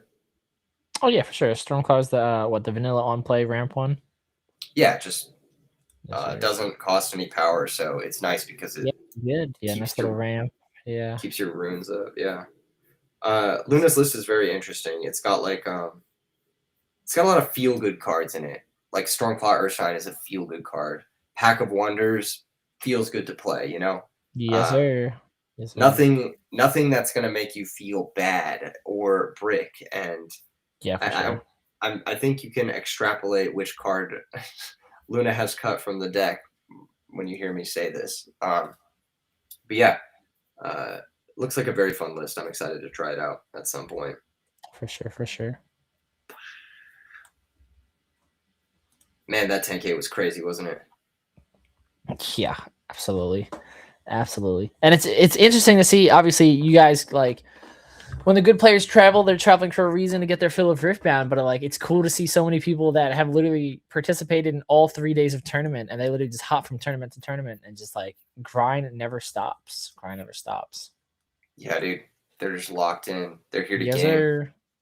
I don't know Yes, if sir. I could do that type of thing. I mean, I could do it if it was like I play a tournament and then I go hop on comms for the next tournament or something like that. Like if it's like different things, but it's still Riftbound related, I think I could do For that. sure. Yeah. But I think playing 3 tournaments back to back might fry my actual brain. Yeah, for sure. For sure. You Like definitely need a that. break after it. Absolutely. Yeah, that is a different level of competitive spirit for sure. Yeah. Man, Twitter was popping off too. Twitter was going crazy with it. There's a set that has to play, but not sure if it's a win and in. Never mind, it's pretty low. Okay, never mind. I was just reading the messages out loud. Standings. Let's see. Jack was the 1 seed. Wow. Jack was the 1 seed and then lost the pair down. Interesting. Yeah. I think that's a tough matchup. Oh yeah, so we do just have 2 undefeateds left after this. Yeah, that makes sense. Tristan and Cabin. I apologize if I'm butchering that. I think though they played this round, Tristan and Caban. That makes sense. Oh yeah, so we technically do have 1 undefeated, so we will have another pair down. Yeah. Because I'm looking at standings, I guess before this round finalizes. That makes sense. That makes a lot of sense.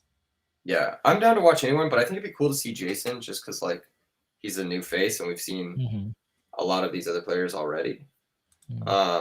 Lance, no, I did not do stuff in Magic the Gathering. I was Chrono Clash, Digimon, Star Wars Unlimited, Riftbound. A lot of people tell me there is I forget what his name is. There's a League of Legends streamer that apparently everyone thinks I look identical to because of like where my eyebrows are and like my glasses. I have to I forget what his name is. Let me try and find him for you, but everybody tells me that I look like this guy.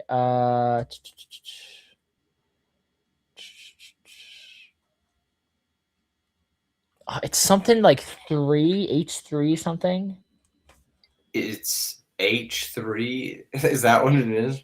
I don't know. I don't know if that's the one you want to go with right now. There's a lot of drama surrounding a certain H3 on the internet. Trick. That's what it is. Trick 2G, not H3. It's Trick 2G. Yeah. I get that I look like Trick 2G all the time. I see. Yeah, I get this all the time. Interesting.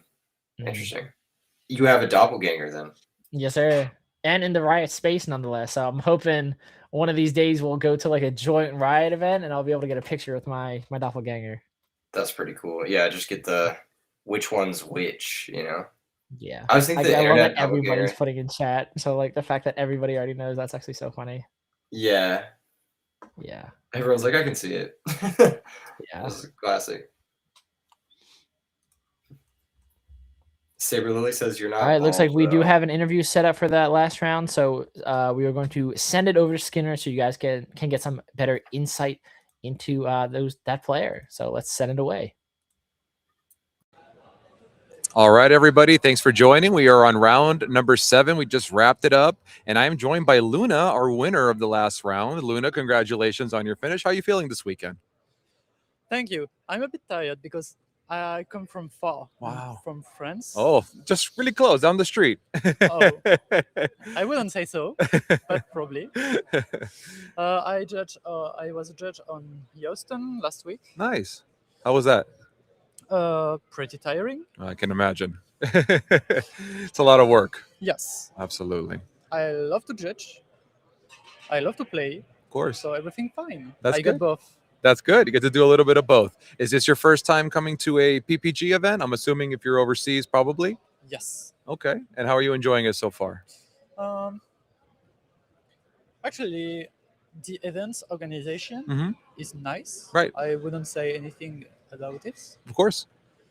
I'm more enjoying an event according my performance. Of course. I think I wasn't at my best on the 2 first days, and I learned about a lot on the 2 first days. Yeah. And today is the day I perform the most. So yeah, that's obviously the day I enjoy the most. Of course. Yeah, that's absolutely true. And what do you think is making the difference today versus the last 2 days? Are you just drawing better? Or is there information that you've learned throughout the weekend that's helping you today? What do you think? No, actually, yesterday I lost against 2 Kaisa. Mm, Kaisa was a matchup I couldn't Right. actually deal with, right. but I reflect a lot of it about it yesterday night, and I think I got the right strategy to deal with it today. Mhm. So every Kaisa I met today, I beat them. Good. Yeah, take them out. I'm not a Kaisa fan myself, so I love to see a deck coming to really, Yes, be strong against it. Kaisa kind of looks unfair. Right. It looks like a deck that would be released on the second set. It's For really sure. um, Very developed for yes, the yes, it's yeah, really in advance in the world meta. for sure. But clearly you did some pretty powerful things yourself. Yes. Being able to slam mind splitters and dragons into play every turn. Was MF always a choice of a deck you wanted to play, or is this more of like a meta call that you thought would be good into Kaisa? I played MF Aurora as soon as it was a thing. Okay. So Love that. when Stack Deck released, Good card. before even the game released, Mhm. when Stack Deck released, I knew that MF Aurora was the best Aurora deck. Right. And Aurora generates a lot of value out of nothing. So And ganking is great as well. Her power is just being able to apply that to a mind splitter or a Drake. that's good. Right. But I think on the next set, Yes. Sivir would be better. Well, I have heard people already crafting with Sivir, so I'm really excited to see Yeah. what things come in the next set. Is that the champion you're most excited for in the next set, or is there anything you've been looking at in particular? I know we're still on set 1, but people are already looking into the future. So what do you think? I'm Do you like? looking into the future as I well, can because imagine. I'm mainly a judge before I'm a player. Right. So I'm looking about the cards from the next set because that's what interests me the most. Of course. What would I play on the next set? Probably Irelia, because that's the most obvious deck. She seems very, very strong. Absolutely. The Chaos domain seems like unfairly in advance, aside everything else. Absolutely. So anything that's Chaos related seems very strong. Absolutely. Yeah, I found it strange. They even gave counter spells to Chaos, which I was like, okay, I thought that was going to be only in calm, but it looks like they're getting a little bit of everything. So yeah, it does seem to be very, very powerful. Even if that's not an absolute counter spell, that's the same. In fact, that means that every opponent will have to play something, keeping 2 energy in just in case. Yep. Just in case, because at any time it can happen. Yep. There is only the green that got defy that can defy this Sure. to avoid a hard bargain for 4. Right.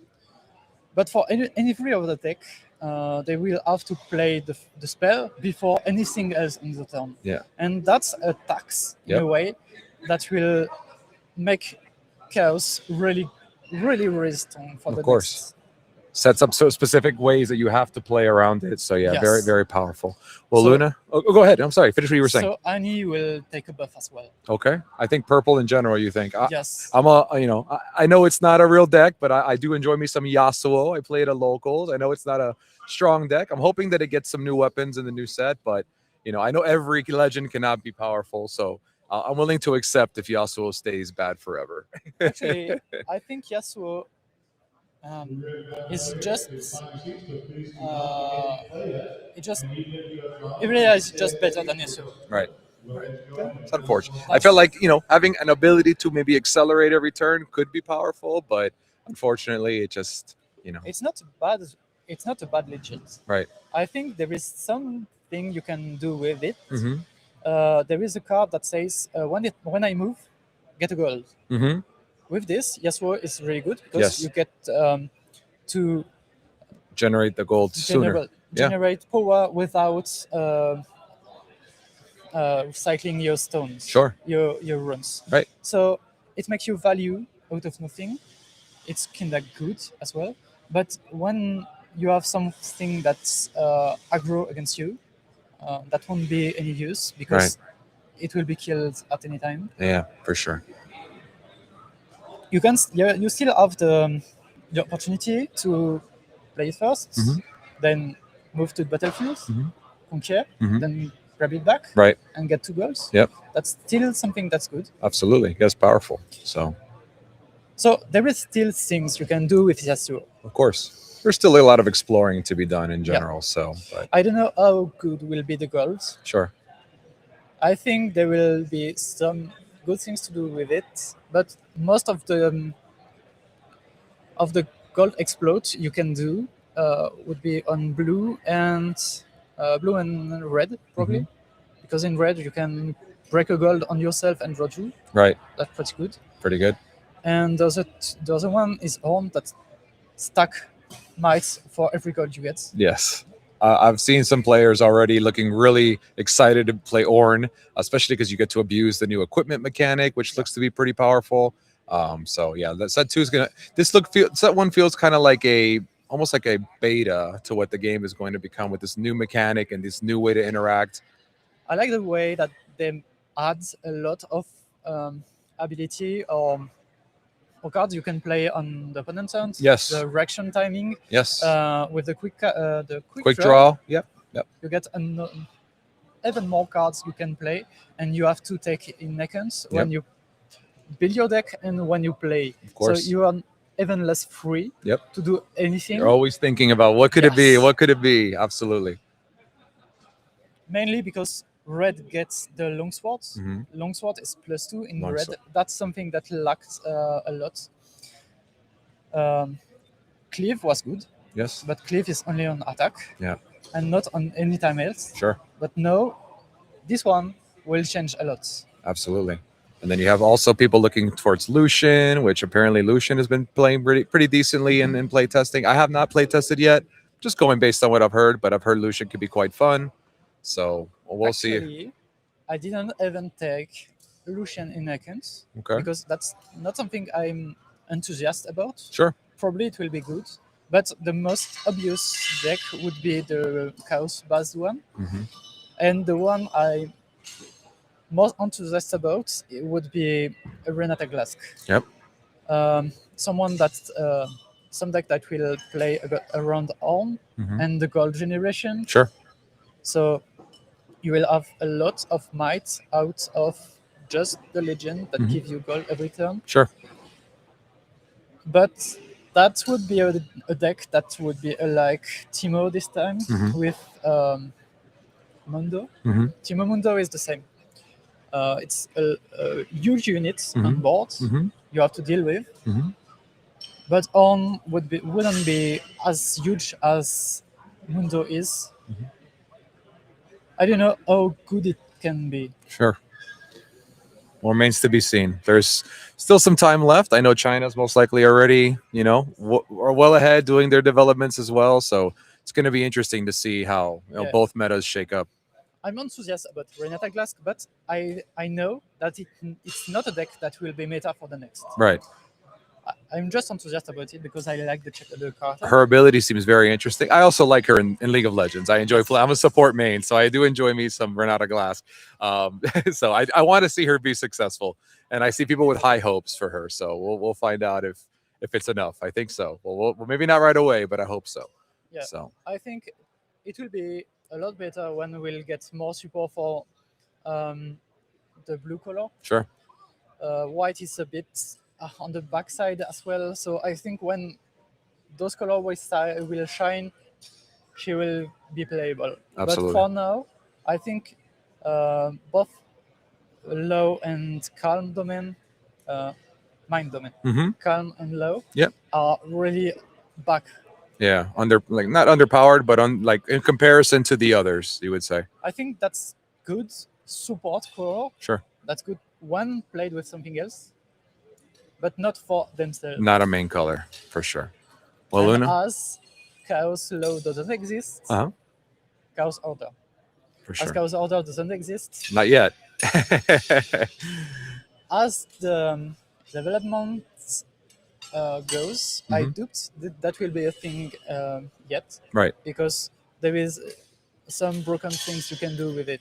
Yeah, I think they said set 4 was going to be the first set that we had like Fury Calm. I think Akali might be Fury Calm. I haven't revealed which characters are going to be which, but they said set 4 will be the first, enemy colors. So we'll see. I don't know if they're going to explore all the options, but it'll be interesting to see how they balance that when you're able to, as you said, combine 2 colors that maybe were too powerful and put them into the same deck. Yes. Just don't give Aurora to blue. Please. Just don't do this. Please don't do this.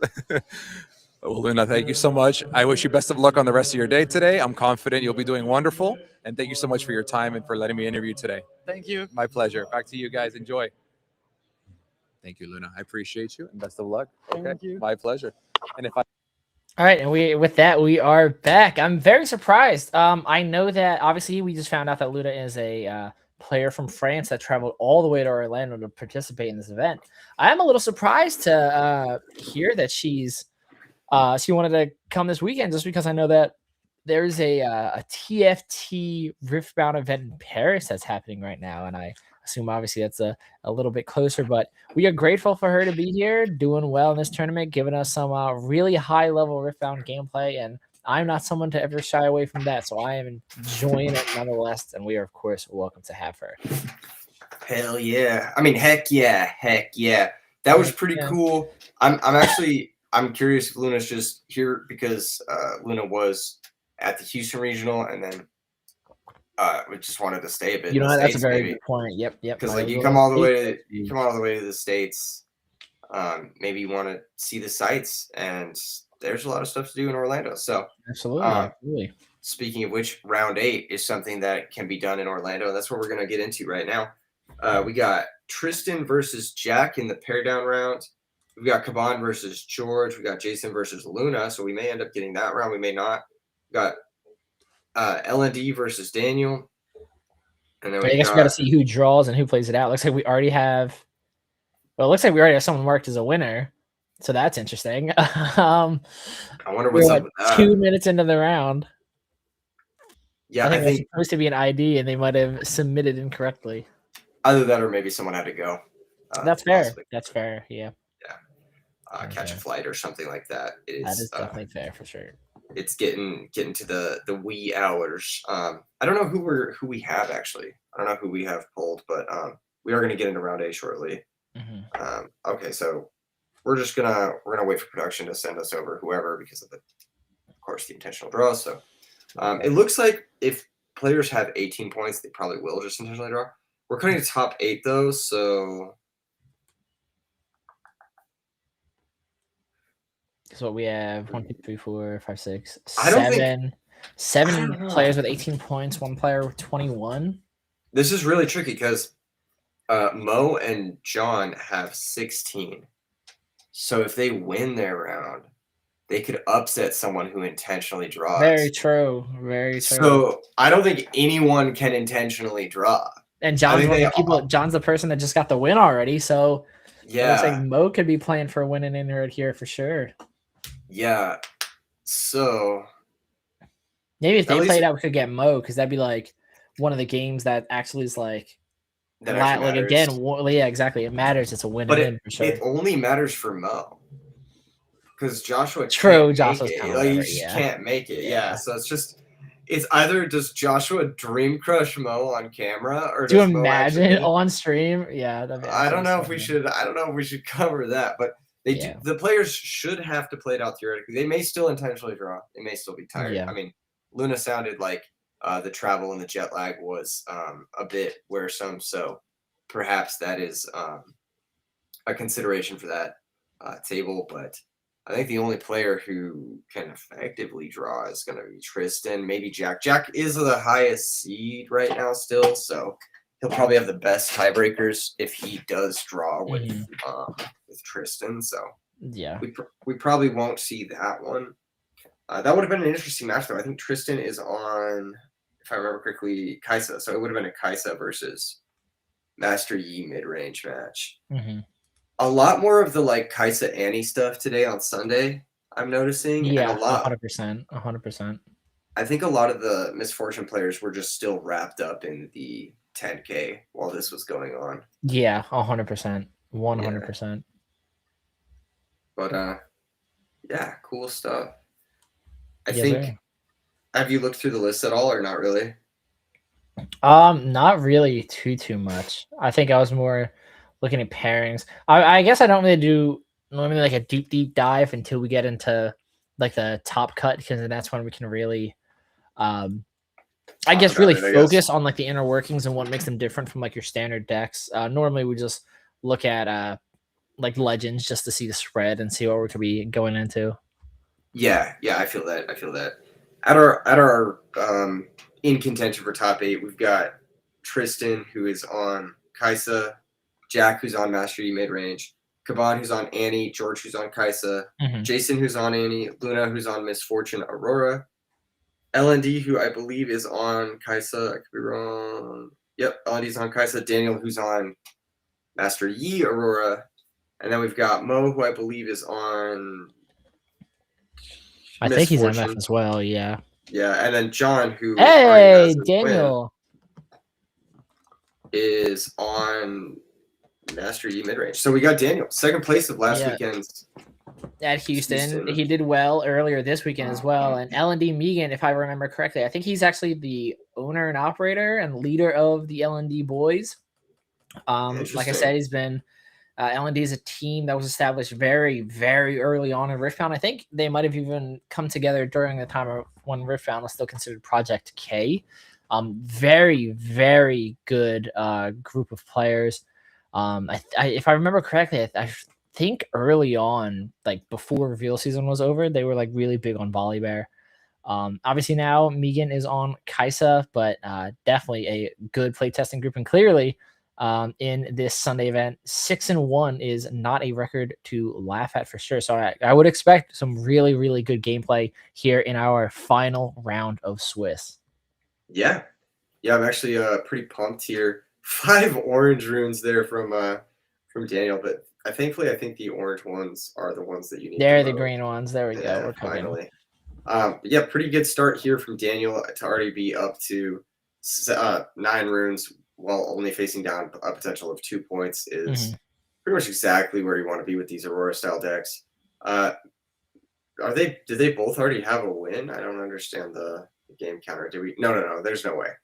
No, I'm sure it's just they were around just just because the interview went a little bit long, so they might have just not have been able to update everything yet for the overlay, and they wanted to get us this high level feature match as quickly as possible. So shout out to the production team. You guys are killing it behind the scenes. There's a turn 3 Aurora. So pretty good. Daniel doing Daniel things. Yes, sir. And there's a White Flame Protector. A little bit less of a yes, sir, but Dazzling Aurora turn 3 is not bad for sure. Still pretty good. I love that card's art. It looks so good. It's like one of the shiniest boys. Very good artwork indeed. Just feels a little bit rough being your first hit off the Aurora. I think you normally want to have that in your hand. I know a lot of Aurora decks normally are fine with almost anything being played directly from the Dazzling Aurora, but maybe White Flame to be able to drop it on one of your units so that you can attack in later might have been a little more ideal, but you can't really bat an eye. Like you said, turn 3 Dazzling Aurora, you are in a phenomenal setup. Facts. Where is Megan from? Do we know the origins of the LND boys? I do not. I think they're actually like all around the country. I'm not sure if they're all from the same area. I see. Maybe if there's someone in chat who could shed some light on us, if there's any LND fans in the chat. But we do see the red Accelerate Kaisa come out, not accelerated. Actually, yeah, not accelerated, yeah. Okay, so passing back, yep. Some more runes, draw for turn. It looks like I see a Defiant hand, possibly Dead Bloom. Possibly. Yes, sir. There's the Dead Bloom. I think it's a very good Dead Bloom, too. Yeah, that's a nasty Dead Bloom. Only 3 up. I don't think it's not really too much. Yeah, LND's just going to let that go. Drawing his card off Sentry. Dead Bloom scores Daniel's first point of this game. I'd be surprised if we don't see White Flame exactly move right into Aspirants, which is pretty good. Tying this game up here, and then with 1 up, most likely, if he doesn't have a charm, most likely ending turn, triggering Dazzling Aurora to play out another body. Oh, another White Flame, sadly.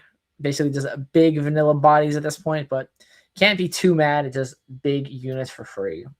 Yeah, just getting a free 8-mite unit is crazy, by the way. I noticed that I lost my train of thought, but yeah, going base is interesting. Is there a reason for him to sort of like split up where they're at? I don't. Maybe not giving LND the chance to Kathian Rain and attack into White Flame Protector, because if Kathian Rain is here to clear the battlefields, at least. Well, I guess technically he could still Kathian Rain to clear. Like if he targets the White Flame in base and then do like minor pings on the Dead Bloom, he can still clear. I guess I'm not entirely sure, but I think that is. Was it 2? No, we see Watcher. Playing around the Watcher might actually be exactly what it was. Yeah, but then Chad has a good point. It does also help with Yi ability. If you have 2 units on board. Right. Yep. So like this Dead Bloom technically would be a 10-mite unit, but is now a 7-mite unit. So as it currently stands, it would crash, but of course we see the cleave come down. So now the Dead Bloom is a 10, and the Watcher would be a 10, but the Defy comes down, negating the cleave, and Dead Bloom and Watcher will crash. You know what? That was a pretty crazy interaction. Yeah, I totally forgot about the Yi ability. We've been watching so much Misfortune Aurora this weekend that that +2 on defense is not something that was crossing my mind. But it looks like he's in a pretty good spot to like mount a counterattack too, even if Megan does decide to start sending stuff in. Yeah. So we do see 8 swinging into what would be 8 minus 30, go to 2. Puts a 7. So, of course, Daniel will trade with the Kaisa as Megan does conquer Aspirant's Climb, scoring him his 3rd point of this game 1. It looks like it's actually his 4th point. I'm kind of uncertain where that 4th point came from. Did I miss something? I'm not sure. Yeah, I probably just missed something. But yeah, Megan seemingly moving into Dreaming Tree to score the self-proclaimed 5th point, which will once instantly passed over to Daniel is met with a Dead Bloom Predator, scoring Daniel his 3rd point. And then scoring his 4th point by moving White Flame in, doing a really good job with cleanup on Daniel's end. And then ending turn, having the Mountain Drake come off the top off of Dazzling Aurora. This feels like you're trying to hold back the flood with a bucket a lot of the times. It's like the first bucket can sometimes stop the leak, Did Megan just pass? I think they're calling it already. Yeah, I think he passed games. I'm telling you. Yeah. This matchup, the Aurora Yi into Kaisa, is brutal. I didn't realize. I thought it was significantly more even, maybe even with Kaisa having the advantage here. I didn't realize that Master Yi was basically just like a hard counter. Maybe it's just the fact that obviously it's Daniel who is like such a decorated player, but I didn't realize Master Yi had that good of a spread into Kaisa. Like, and we've definitely seen. I don't think have we seen a Master Yi lose to Kaisa yet? Master Yi Aurora definitely hurts Kaisa game 1. But we haven't seen a Kaisa actually beat Master Yi yet this weekend, I don't think. I think everyone we've seen at least on feature matches won. Yeah, the Master Yi has been smoking everybody but MF. But yeah, the reason why people have moved more towards the MF is just because it's slightly better against like Annie, and it's also slightly better against the Aurora Mirror. You get access to those Mind Splitters, which is a pretty critical point. Yeah, I think the Sabotage and Mind Splitter package, I imagine, would be really good. But also, if you're playing an MF, right, I think it doesn't feel as bad if you reinforce in those battlefields, which of course is really, really nice. You don't really care about the Master Yi ability since you're going to have 2 8-mite units on board, which is really, really good. And then, of course, having access to the Misfortune Legend ability, being able to just gank over at any time to clear out the other battlefield is so gross. You get a lot of upsides being in purple, like Luna was saying during the interview, the stack deck and the mobility cards, as well as the mind splitters and the ganking as well. But Master Yi is really resilient to burn because of how big the units are on average, and like deflect. And I think as a champion, Master Yi is a little bit more effective than Misfortune, because Misfortune does have less might, does defend for less, and then also does cost 2 power instead of 1. So that's fair. I think there's upsides and downsides to playing the Master Yi over the Misfortune for like your Aurora deck of choice, but I do think that the more popular pick this weekend at least was the Misfortune. So we haven't really had a chance to see this matchup. The Kaisa deck into this, if they have the what is that card that pops the gear? You know what I'm talking about. Which out of what? Like what color? I think it is out of red. Thermo Beam? Thermo Beam. Yeah. Thermo Beam is significantly better against Master Yi than it is against Misfortune, because the Thermo Beam gets like kind of stuck in hand until the Aurora sees play, but the Misfortune deck can just like curve Mind Splitter into Aurora and rip the Thermo Beam. That's fair. That's definitely fair. Yeah, it's much more potent against Master Yi. So I know Daniel was doing the side into mid-range strategy, the smokescreen side. So we'll see if he decided to side out the Auroras to blank his opponent's Thermo Beams.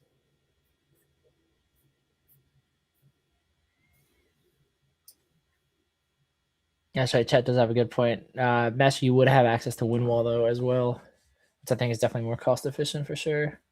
But I mean, it's a body too. Having a body and a counter to Dazzling and like a walking counter to Dazzling is pretty good for sure. Yeah. We do see the turn 2 Catalyst on Daniel's end. Definitely cooking. Definitely cooking.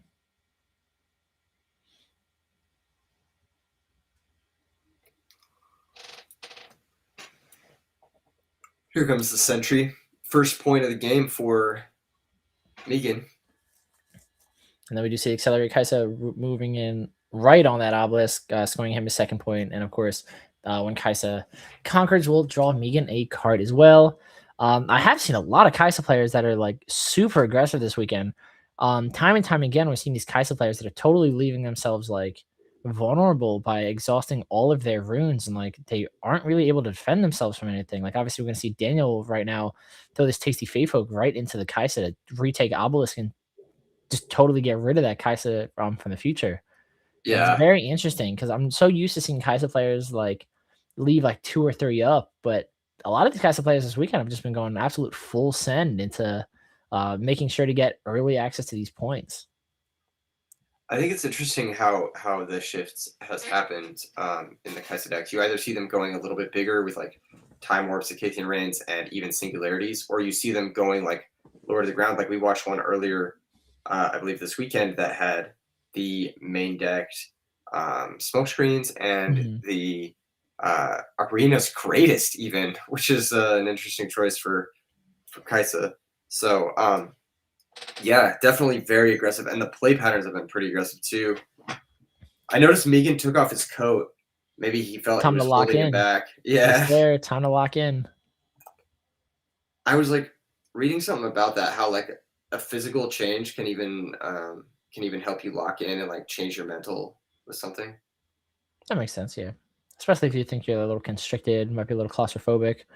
It's giving the feeling that putting you in the headspace of being a little bit more free when you're not like really bundled up could definitely make a lot of sense, make you feel more comfortable. Facts. Tasty Fate Folk is going to take down the Kaisa there. There's an army kind of building for Megan, but if Daniel just has like an Aurora or something, the game's just, it's not just over, but it's a tough situation to be in. I think we do see the win wall in Daniel's hand, so we do see the Master Yi move in. Most likely going to take out the Grove of the God Willow. Not enough to left to have Windwall. We might see Zonia's Hourglass be hidden at one of these battlefields, but don't want to push yourself too far out of Dazzling Aurora zone, but that is exactly what you see. The Zonia's being hidden at Grove of the God Will. If there was a battlefield that you would like to protect, it's definitely that one. And then with that, we simply pass it back from Daniel to Megan.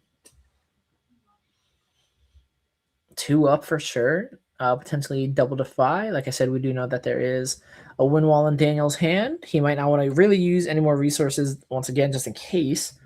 He does draw into the Dazzling Aurora to really get his engine going. Might be sitting back and enjoying that Zonia's as protection for his Master Yi. Megan just taking a second, evaluate the board state.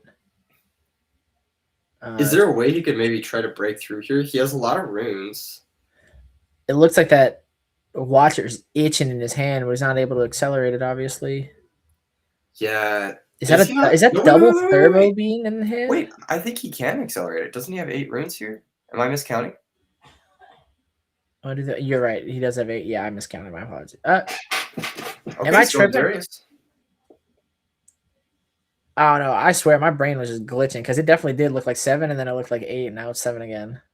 I think there's one in that pile. There should be 5 in that pile, but one of them's like under, the other one's like obfuscated.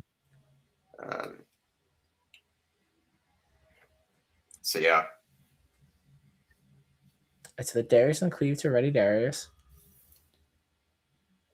Ooh, yeah, so 10 moving in here to take out 6, but will be 8 off of Master Yi Legend ability. Of course, we do see the Zonia's flip, saving the Master Yi from being defeated as Megan does conquer Grove of the God Willow and scores himself his 4th point in this game.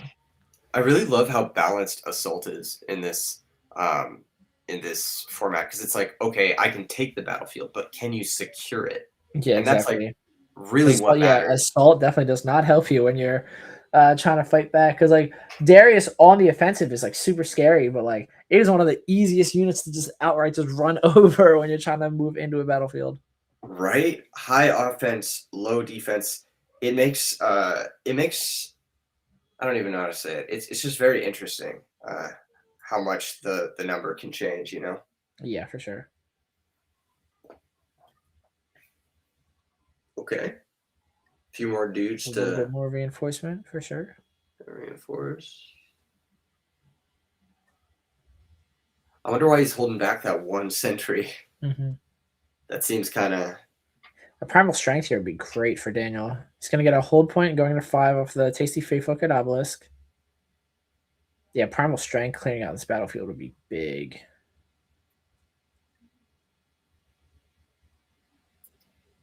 Looks like we have Unyielding Spirit and Windwall in hand. Yeah. So the Master Yi back at base could come in and try to take down that Darius, but there is still 2 runes up on Megan's side of the field. Maybe like smoke screen. This is game 2, so a lot of different stuff could be in at this point. Or is it a challenge? Windwall. I think Unyielding Spirit. Yeah.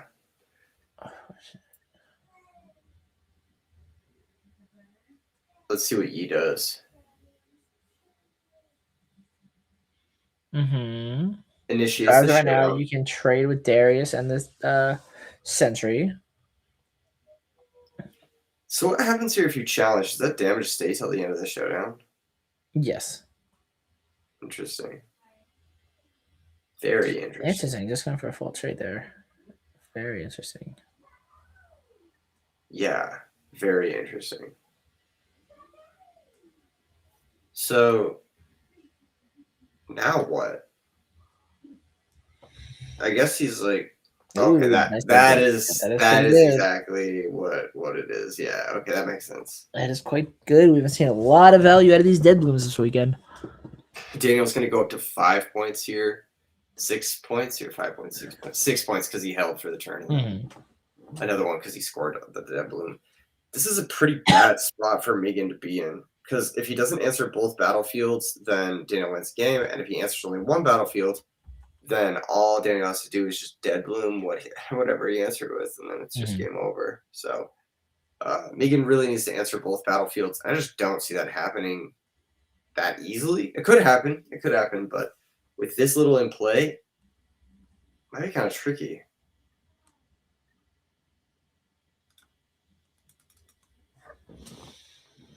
Oh, another watcher. Yes, sir.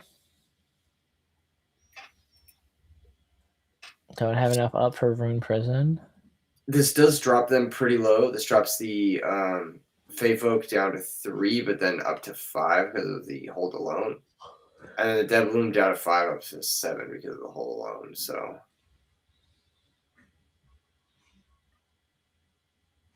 what is going on here? I think he was just looking at his trash to see if he's seen an Unyielding Spirit yet. Ah, I see. Okay. Yeah, he was looking for a Defy since Megan only has 1 up, but I'm assuming there's any type of counter spell that might make it so that he's not able to save his Watcher. Does he pass? No, he's not passing, right? No, you wouldn't play it ready if you. Yeah, that's why. It doesn't make any sense. I saw the points changed, and I was like, "Hello."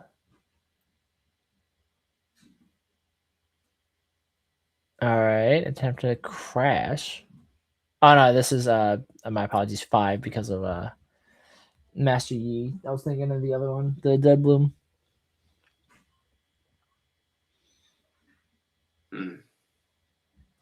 So Watcher's able to take down the Tasty.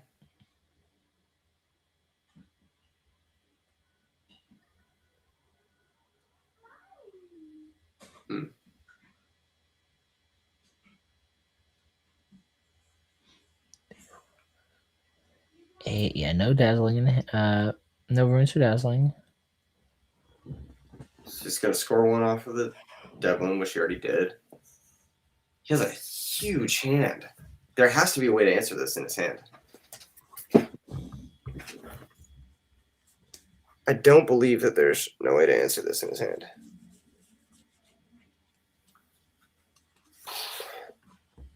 Maybe like he has 2 dazzlings in hand. Jeez.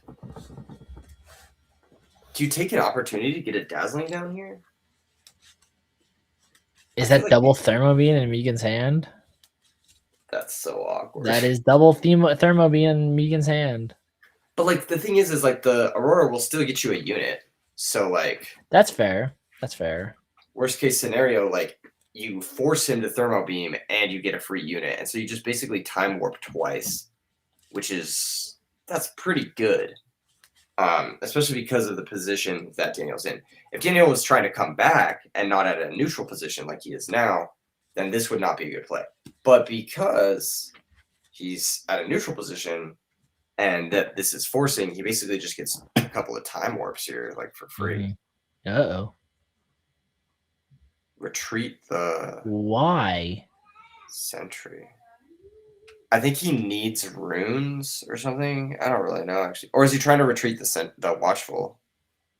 If it's the Watcher, that makes sense. The Sentry is weird, but I thought he pointed to the Sentry. Yeah, wait, what? He did. Because if he hits Dead Bloom here... Yeah, what was... Yeah, why would you... I'm not... I saw him shake his head, but like, why did he... I think you're right, though. I think he was trying to do it so that he could get the rune this turn, and that way he could have like a full thing up next turn. Yeah, but now you gotta... Yeah, that was a big risk because that Dead Bloom was huge. Oh my goodness. What a disgusting hit. And I think that's actually the last Dead Bloom, too. Correct me if I'm wrong. There might be one in hand. There may be still 2 Dead Blooms, but man. Yeah, I guess do we have Time Warp in hand? Yeah, we do have Time Warp in hand. Yeah, so I guess he was gonna Time Warp. Yeah, I think that was definitely a wee bit greedy. Sometimes you gotta take the risks.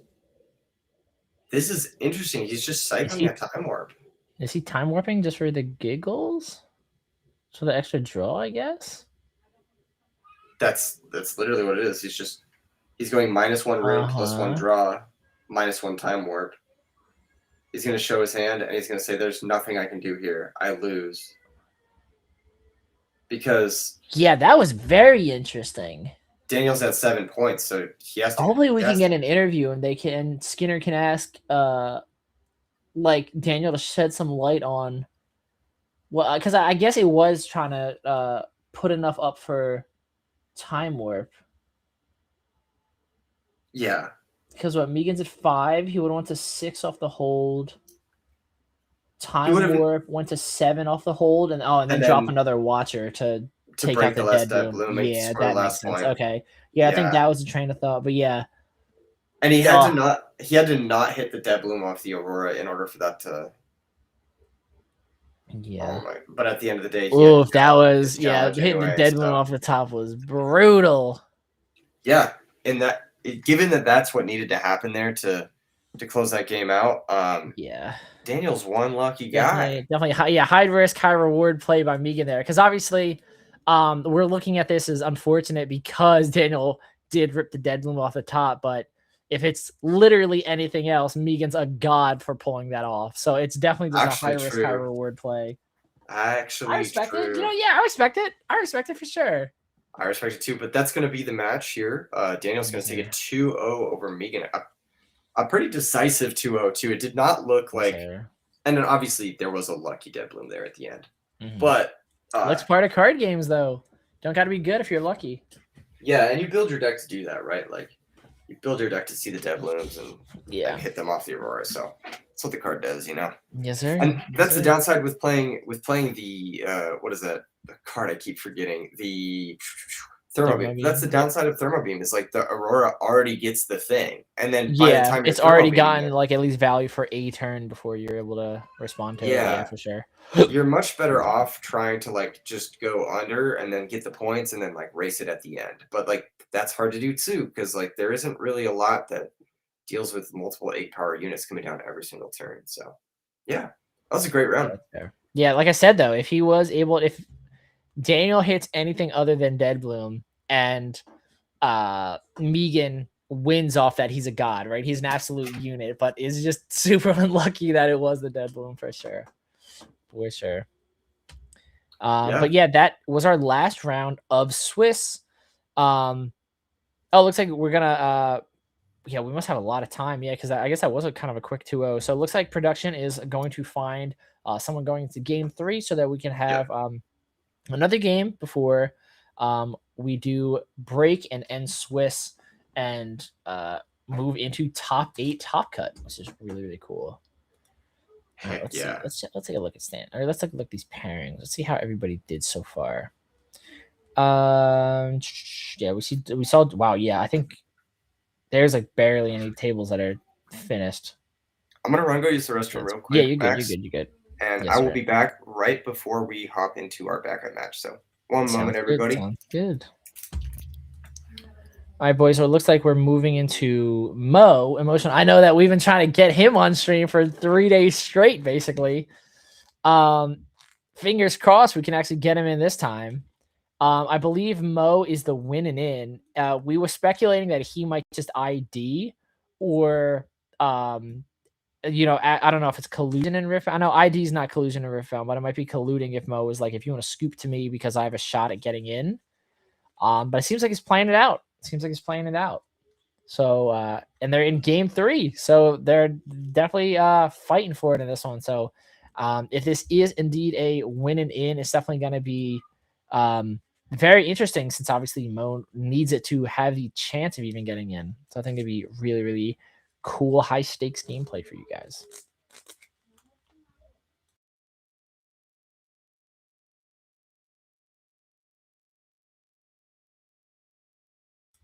All right, if we take a look at standings, I guess this is so it looks like Jack, even going X1 and losing to Luna after that last round, is still the number 2 seed. So he is the highest placed X1, so not bad at all. Oh, they're wrapping up game 2. If it goes to game 3, we'll pull it. Okay, dope. Hopefully we can get some more Riftbound games for you guys. Dead Bloom's nuts. Dead Bloom is indeed nuts. I don't know if you guys saw it. There was a trail. I don't want to call it a trailer. There was like a video advertisement for Riftbound. I think it was right after the card artwork got changed, and they showed what the new Dead Bloom art looked like. And Dave was like, "Oh, this card's so good." But there's something about the fact that it was a rat edge, right? And I was like, if they thought that the current Dead Bloom is fair and they had to change it from something to this, I really want to know how crazy Dead Bloom was before. Because, like, obviously we see how insane of a card it is now. I'm very curious to see what it looked like before they made tweaks to it to make it more fair. You know? Very, very interesting.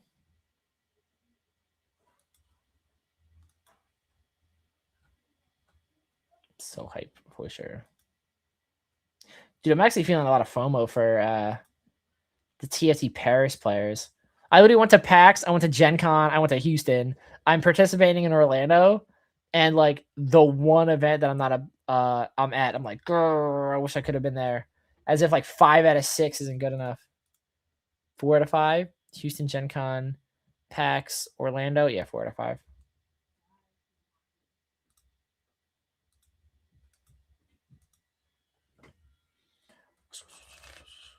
Whatever it was, bring it back. I know, dude. I would have loved to see that Dead Bloom. It must have been so cool. I need the goal, right? A lot of people are like, oh, I need to make it as a content creator so I can like be rich and famous and like make a lot of money or whatever. I would love to make it as a content creator and so that I can be one of those players that gets invited when new card games are being created and you get to like get in on like the beta of like all the cards and stuff. I think that'd be really, really cool. Blevins pulled a signature yelling from his parrot. Yeah, I saw that. I saw that on Twitter. That was pretty sweet. Shout out to the boy Blevins from Turn 'Em Sideways. I love watching the Winning Point podcast. Big W for him. I think he's the next content creator that I'm really interested in meeting. I'm a huge fan of theirs, and I would love to meet him in person. Who were you talking about just now? Blevins from the Winning Point podcast. They're getting set 2 packs there. Yeah, they do. There's content creator invite events where you can play in pre-release events, and that's what Blevins was at. But you know, subtle flex. I was able to participate in the one in Houston. Woo! Very So this cool. is my Jax pre-release deck we're cooking with. I think the only person that beat me in Houston was I forget. I want to say Golden Glue. I don't know if that's his real name, but he's like a league coach. I was able to. He was the only person that beat me, but I think he had a Relia, and his Relia deck was pretty good. That's very cool. How was the pre-release event in Houston? Sick, so sick. Shout out to Diana and Dave for inviting us.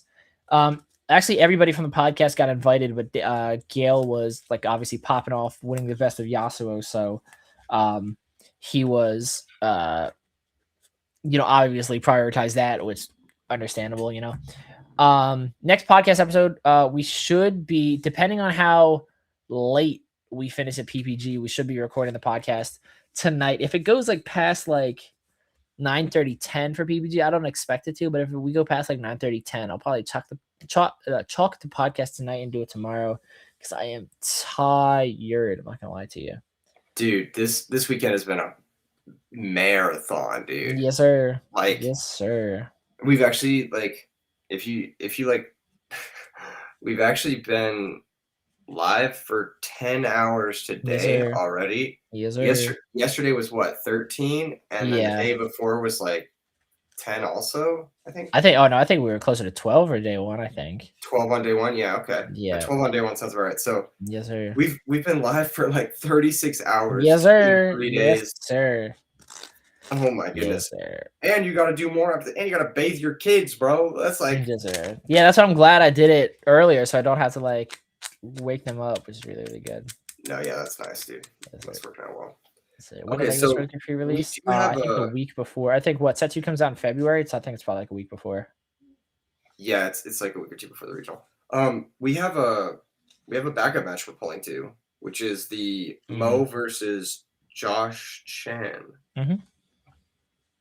Mo is on Misfortune. Josh is on Aurora, not Aurora, Master Yi mid range. Yes, sir. They are possibly going to a game 3, and then we'll get it for game 3. But yeah, if they do a game 3, they're pulling them, and that'll be Yeah. our backup match. yeah, I'm pumped. And then after this, it's top 8. Yes, And sir. And then we did. I wonder if they're gonna. I think I feel like we definitely talked about this. Obviously, day 1, they split. Just top 8, and then I'm very curious if they do that again, because I actually saw in one of the discords that 15 out of the 16 players wanted to split for the 10K, and what's his name, Colin from I don't know if any of this is true, but Colin from Challenger was the one that wanted to play it out, so they had to like play it all the way. So I'm very interested to see if today might be a little bit different. Just to see, obviously, if you're confident in your abilities and you think that you can take the entire event down. I think if I know Jason, he'll want to play it out. Yeah. Yeah, if I know Jason, he'll want to play it out. But I don't know. The other players might not all. want to. Yeah. Oh, yeah. Because if one person wants it, then yeah, we're playing it out for sure. Yeah. If only one person wants it, then it has to happen. Yes, But sir. you might not. I mean, they might be tired. They might all be for sure. chilling. You never know. It's been a heck of a weekend, right? So yeah, absolutely. Yeah, a lot of Riftbound being played. So yes, sir. Yes, sir. Yeah, that could be the case. Or I don't think anyone else in here I think would maybe want to be staunch about it, but I think Jason's the type where he'd want to play it out. Mm-hmm. And he is on Annie too, so it's like it's not the least fatiguing deck you could play, but it's a less fatiguing deck than like playing an Aurora Mirror every round. That is fair. Yeah, we still got 9 minutes left in this round, and then you guys know the vibes. Yes, sir. Venray, it's actually funny you say that. I like no content. I'll word it like this. The first video I ever put out on my YouTube channel was a deck profile of a 1K that I won. And I think we split to top 8. And there was one guy that was like, I don't want to split. I want to play it out. And then we went on to top 4, and I played against him. And then we were presented again, like, do you guys want to split out top 4? And the guy was like, no, I want to do it. And at that time, everybody thought like the best deck was Omnimon, and the top 2 decks were Omnimon and a deck called Rookie Rush. And I was playing a green deck that my friend cooked up that was like a really good answer to both of them. And I was in the process of 2-0ing him, and then literally as like I cleared out his entire board, he was literally like, I guess it's too late for me to say that I want to split, right? And I'm like, yep, sure is. Now that I have a win in sight, absolutely, for sure. Yes, sir. And I mean, at a 1K, we're good. And I think we did end up splitting in finals, and it was a nice little chunk because I was just so tired, and my wife was there, and we were trying to go get some food. But yeah, we take those. Heck yeah, dude. I think I would have in Riftbound at least. The only way that I would say no to a split is if I get to like George's level. And I am so far away from that yeah, the second I'm offered a split, I'm like, yeah, let's do it. 100%. I would never split. Yeah, that's right. Keep Crazy. Gambling. 90% of gambling. Yes, sir. What's the meme? The diamonds at the end of the tunnel meme. You know the one. Yeah. You know the one. Oh, the one where it's like 99% of gamblers quit before they hit it big or something. Yeah. Yeah, something like that. Yeah. Yeah. So that would be the my mentality behind it. It's like you could win a lot more, you could win in this case a lot. What's first place for this? Like $1,000 worth of prizing, or I don't know. I know they're broken up into tickets, and I think they're like 1,100 tickets, which if math, I don't know. It's like 5-ish a ticket, right? I don't know the value, but I think you win like 1,100 tickets for first place, and I think a box is like 100 130 to like 160. So you get a decent amount of boxes. Yeah, that's like. I think it's at least the case. It's at least the case. It's like 8 boxes. Yeah, it's. I think it might be more than a case. Yeah. That's not bad. That's really good, actually. Yeah. Okay, so we got. Oh my God! It is Mo. I follow him on Twitter. I do not, but I should. What's his Twitter handle? I think it's emotional. Oh, is he emo? Just kidding. Nice. Oh my God! Game 3 double obelisk. Holy, we're in for a fun one. This isn't even the first double obelisk. You missed the first double obelisk, but that one was crazy. Who won game 2? That's a good question. I guess we'll find out. I guess it's whoever goes second won game 2. Man, the misfortune cards look crazy shiny in his corner there. I can't wait till we get the foil Master Yi cards. They're gonna look so good. First MF top 4. No, this isn't. What? We had a MF just win the 10K. The 10K, yeah. And this isn't top 4. This is the last round of Swiss. Also, like saying that after Aliantrazi has gone X and 2 in like the last 5 tournaments total is like insane. Like, that might be what she's referring, or this person's referring to, is like this weekend is the first like where like MF has been top 4. That might be like just this weekend overall. I think the Friday before Houston there was a tournament where Aliantrazi won it. So. Oh, did he win the? I forget. It was like a 256 person event. I wonder if they did win. Yeah, I think he won a tournament on the Friday before the. Interesting. Could be wrong about that. He is okay, just him. I see an Aurora in hand, so say less. Okay, so it does look like Mo won game 2. 5 runes turn 1 is ridiculous, by the way. That is so silly. You can stack deck and Eons turn 1 because of this. That's pretty good. That's that. Isn't that what we saw Ali do to like dig for his dazzling? I think so. Yeah. How are they 5-0-1 in round 8? Should be 6-0-1 most likely. Yeah, this probably just not updated. Yeah. No, Mo is 6-0-1. Oh, that's Josh is 5-1. Right now, or something like that. Yeah, because Mo has 16 points. No, 5. Yeah, I think Mo is. Yeah, Mo is probably 6-0-1. I think Josh was probably like 6-1. 5-1? Wait. 5-1-1.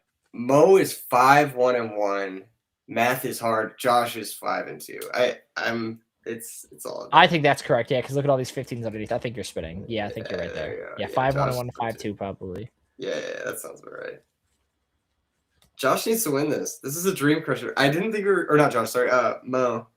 I didn't think we were gonna cover the dream crusher. I think this is a win and in for sure. For Mo. I think 6-1-1. Yeah, I think 6-1-1. But not for Joshua. Not so for Joshua. Yeah, so it's very much like, nah, I'm not gonna let you get the chance. That's so fire, actually. Okay, Master Yi coming in for the first point here. Not where you want to be. Was a sabotage play there? There it was. It took one of the Aurora, I believe. I believe he has 2 Aurora though. That's a lot of purple. That's a lot of purple. Yeah, he has another Aurora. So unless there's another sabotage, like he's just fine. So you mobilize, and then you can. Is that a rebuke or ride the? Ride the wind. I thought it was rebuke as well. Could be a rebuke still. I don't know. It looks like ride the wind though. Oh no, that's rebuke. Yeah. Yeah. I don't think you want to play the rebuke though. Can you just pass in this situation? I guess if you rebuke it, saves you a couple. 1, 2, 3, 4, 5, 6, 7, 8, 9. I mean, if you do rebuke and spin both of them back, you hit 9 next turn. It might be worth saving your rebuke just because it's so good in the mid to late game with like Dead Bloom and Soul Gorge and stuff. I don't know what most play. I wouldn't be mad at either because if you rebuke, well, I was gonna say if you rebuke here, you save yourself from watching Joshua get the hold point and the gank over to Obelisk. Because if you rebuke it back to hand, obviously he can just come right back out and conquer but then that'll be most of Joshua's turn. Oh no! What? Sabotage. Second sabotage? Second sabotage. Mo is like, what the Holy. heck? Joshua says, I'm not letting you get top 8. Holy. Oh my, we're watching dreams get crushed. That's live. crazy. That is so funny. Wow. That's I feel bad, brutal, dude. Holy. but I also don't because it's funny. But he still has a Drake. He still has a play here. All right, don't count him out. He could still and a primal strength. Okay. Holy, dude. And Josh hasn't really developed that much, so he has 4 points, but it's you're right. I think it is early enough that Mo could be able to stabilize and change the play style from banking on Aurora to just basically playing like just big boy spam, you know? Yeah, and now that the runes are all in play, like as long as Josh isn't finding like tons more pressure, then this Drake is gonna go to town. The gank. Wow, yeah, this I think this is probably the most amount of points I've ever seen a Master Yi chosen champion get. Because he really is just bouncing back and he's getting the hold and then bouncing to the other one. Yeah. Alright, just a pass of the turn. Let's see what Mo's able to find. First Maybe mate a third Aurora. I think it's a charm too. Top deck another Aurora right here would be crazy. Another Mountain Drake, not bad. That's not bad. Low key Mountain Drake move in. Yeah, low key Mountain Drake move in, take out Master Yi, and then slam down another Mountain Drake to reinforce. Defend yourself with either the Ride the Wind or the Rebuke. Oh no, he just has the Rebuke. Yeah, just the Rebuke. Wouldn't be the worst play in the world. Alternatively, you could go Misfortune, and then when you swing with it, no wait, it costs too much. I was thinking if you could play the Drake and the Misfortune at the same turn, but I don't think you can. The Zonia is going to get burnt there. Most Chris's first point. I think we are just going to see the Mountain Drake come down. Yeah, makes sense to me. 9. Yep, because now he has the ability to defend himself with Rebuke. Not bad. Not bad at all. 20 power is not bad. Yeah, especially if we do see some Primal Strength, Unguard type action to beef him up. Yep. Crazy game 3. Keeper. Yep, Clockwork puts Josh to 6. 6 is quite a bit of points. That's where it's 7 now. Primal Strength puts him to 14. Can we double Primal Strength right here? If you do, you're going to get cooked by Rebuke. Yeah, the Rebuke is going to be... Oh, no, first mate. Interesting. Retreat. Interesting. Okay. Going for a big push turn, probably. Mo gets a point on hold, putting him to 2. He can potentially go to 3 if he wants the Misfortune over, but I think it's not the worst thing. Oh, but just was 6. Yeah, I don't think you can afford to separate these units right now. Oh, well, you have Primal Strength and Rebuke. I think I'm using Fading Memories here. Obviously, we see it in hand. I think to get rid of that Messi, you could be really good. That being said, though, he has Defy in hand, right? And Fading Memories, if I remember correctly, is defiable. Yes. So he'll have to... Either the Primal Strength or the Fading Memory is going to get hit by Defy here. So, like... Yeah, so I guess Fading Memories wouldn't be the worst thing because you can bait out the Defy so that Primal Strength doesn't get stopped. Yeah, I think, like, baiting it out with Fading Memories. Or you could go Misfortune here just to get her in play. Yeah, no, a little bit more... And reinforcement. Okay. I like it. Yeah, this Defy's about to do numbers on that Primal Strength. I know. Mo's got to be aware of that, though. At least by game 3, you know? You got to be aware of the potential for Defy, especially because Joshua's just been sitting there doing nothing. Like, what else could be in his hand, right? Like, it's basically just pump spells or counter spells. Like, nothing else is going to rot like that. Low key. We see Charm in hand. He's one away. Can you charm away the Mountain Drake on the other Obelisk? Oh, but you have Rebuke and Primal Strength. You have Defy, though, so you can at least stop the Primal Strength. But if you charm away the Mountain Drake, send 2 units in to kill the Misfortune, defy the Primal Strength, and then just and then still get rebuked. That's what Rebuke and the follow-up Mountain Drake, yeah. All right, let's see what the Mo draw goes is to here. 5 now. Oh, Sabotage is disgusting. Yeah. Such a good draw. I think you're just going to defy this just to keep the information. Yeah, because otherwise you're just giving up information and yeah, exactly. And most likely they're is- going to get rid of the defy anyway, so you might as well just keep the information yourself. Yeah, but there goes the defy. Now the fading memories and the primal strength are pretty much good to go. So Yeah, I'm definitely fading memories, Master Yi right here for sure. yeah, Having said, he might be afraid of another one. He does have 2 left. I think just taking out the unit. He has 3 copies of Master Yi in his deck.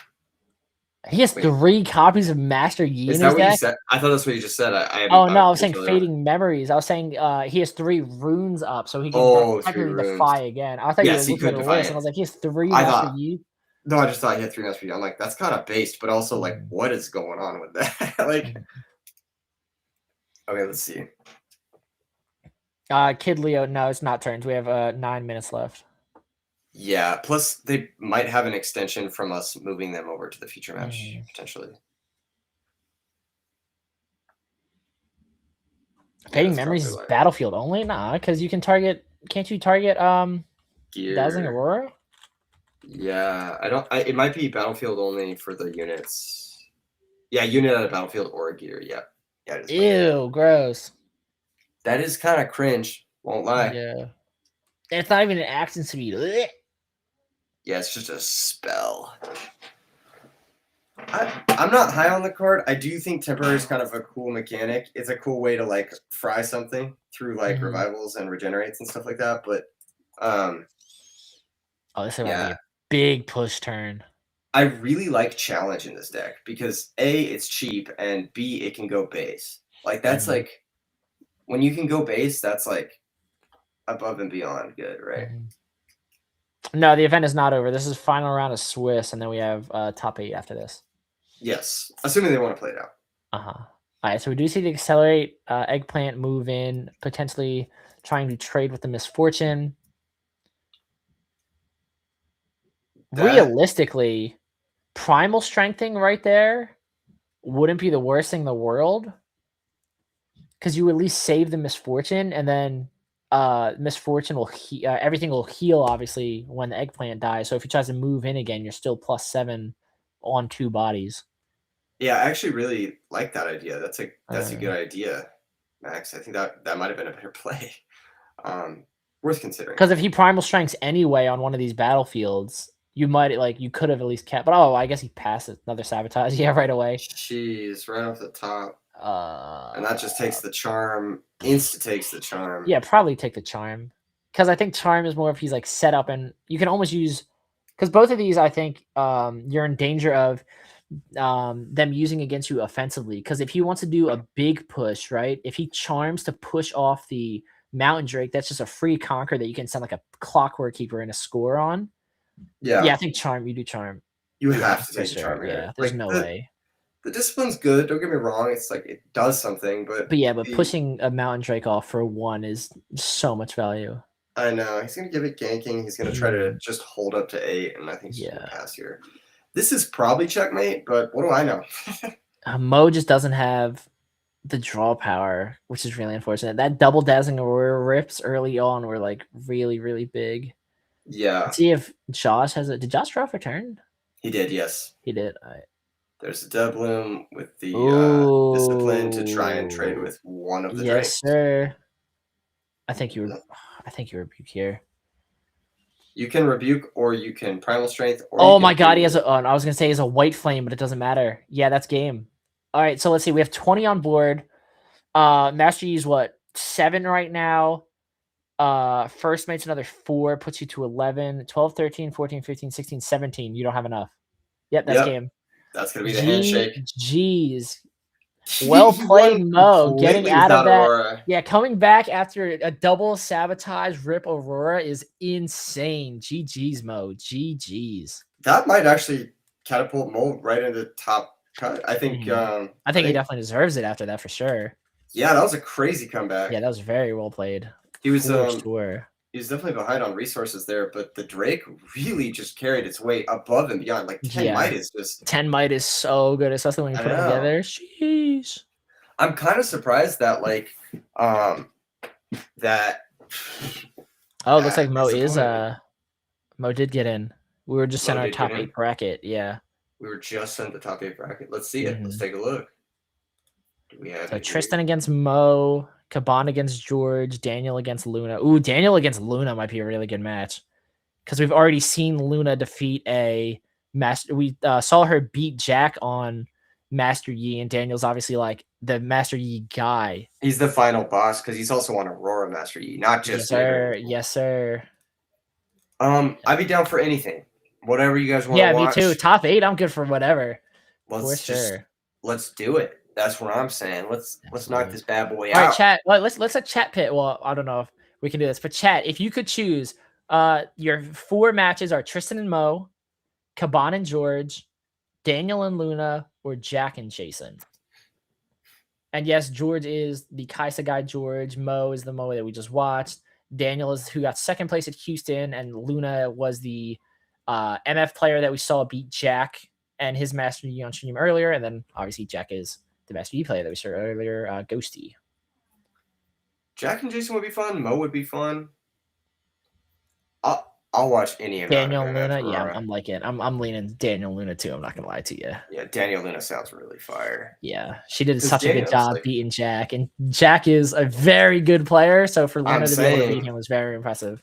But Jack doesn't have Aurora. That's the thing. He can't like Aurora to fight the Auroras. You know, he was just trying to put some poros up, and it's just like those poros, dude.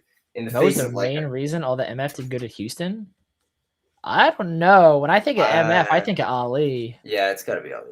I mean, he won, so that he's the. When I think of Mo, I think of Volley Bear, because Mo was really big on Volley Bear early on. I'm a big Volley Bear enjoyer myself. I think it's a very underrated deck. Yeah, for sure. Ghosty has been playing for months. This is his event. That's why I was like, I have so much respect for Ghosty as a person and a player that's why I want to watch Luna versus Daniel, because Luna beat Ghosty and Daniel got 2nd at Houston. So I know that Luna Daniel game is going to be phenomenal. Yeah. I think that there's a lot of good stuff going on in here. I could actually be down to watch Ghosty versus. Yeah, I'm down for anything for sure. For Ghosty versus Jason. Tristan is Akado? No way! I follow him on Twitter. What? No way! I didn't know that. That's hype. I've seen his tweets as well. No way! It's crazy, like meeting people, and it's like, oh, you're you. You know, it's like, oh, I know that guy. Actually, crazy. Yeah. Oh, I could watch any one of these. The math on the fly, but it should be the results. Gotcha. Okay, we'll see once all the rounds are submitted. It looks like they're just wrapping that up. Mo list is the one that most MF used that topped Houston. LOL. Isn't Ali the MF that topped Houston? He was the undefeated going into day 1. I know. Or finishing day 1. A buddy of mine named who goes by Nova was playing a similar list to Mo's. Interesting. It's I don't want to give away too much, but it's really heavy-handed on the Drakes. You noticed multiple Drakes in that last game, so I feel comfortable revealing that much. Drake just being a drop that doesn't recycle your runes and allows you to keep a pretty big mana advantage, or rune advantage, I guess. And then it is also on Rebuke, which you saw, and a couple other like interactive cards like the Fading Memories and the Primal Strengths, like you saw as well. So heavy on the interactive Leo stuff. was ranked number 1 after Swiss day 1. Wait, Kid Leo, are you the person that got the game lost for the deck check? I thought that was Ali, because I heard that was 8 wins, 1 loss. Yeah, I thought that I'm tripped. Damn, my information is just shocked. I know Ali was undefeated after Swiss. I know he didn't lose any rounds. That's what I thought too. Yeah. Yeah, but he must have. Leo saying that was him. I know Ali. Yeah, my information might have just been totally wrong then. But yeah, I was definitely told by multiple people that Ali was the. Yeah, he had draws. Undefeated after Swiss. Well, technically undefeated if you have draws. So. But he was undefeated. That your information is accurate. All right, let's look at this one. Oh, so it's Tristan and Luna. This is the real one. Tristan versus Luna, Caban versus Jodge, Daniel versus Mo. I think we should watch Daniel versus Mo if I had to take a pick, and then Jack versus Jason. Because that's MF. Ooh, yeah, because that'll be Dazzling Aurora, or that'll be Master Yi Aurora versus MF Aurora. I'm down for that for sure. Yeah. Sign me up. Houston, because I'm sure. Sign me up, champ. Put me in, coach. I'm ready. I'm ready for the commentary action. I'm just happy to see so many people respecting Misfortune Aurora. Dude. Yeah, look at that. Yeah, Kid Leo #1. Where's Ali? Ali was 9th was ranked 9th place on MF. Yeah. I'm looking at the list. Gotcha. Yeah. That's weird. Yeah, my information was wrong. Interesting. Because now I'm looking at the actual official graphics from Houston. Yeah, Ali was 9th place after Swiss Kid Leo was 1. Gotcha. Yeah. Wow. Yes, sir. I apologize, Kid Leo. I do apologize. My information was incorrect. You were on Mo's list or something very similar. Kid Leo, I think I played something similar to your guys' list too. I was on 3 Drake, but I actually ended up going up to the 3rd Dead Bloom. But someone gave me your list, and that's what I played. And I cut the 2nd bullet time for the 3rd Dead Bloom. Wait, Kid Leo, did you win best at MF? I don't know who won best. I think the best of MF was in top 16 of last weekend. But it just makes me happy to see people playing MF because everyone in my play group says MF isn't good, and I'm just like, what are you talking about? Like, the deck is insane. Like, how can you read Dazzling Aurora and Mind Splitter and not understand, not understand the truth? You lost top 64. Gotcha. Kid Leo, how did you feel about that structure? The basically go 7-0 and then cut to single elim rounds and then get kind of owned if you lost top 64. I feel like just having more rounds of Swiss is probably more ideal. But I could be wrong. How did you feel about it as someone who made it all that way? Trinity John. Am I tripping? Wasn't Trinity in this event too? I think Trinity was in this event. Yeah. Yeah, that's the person. Yeah, that was the person that won best of MF. Interesting. Yeah, Houston.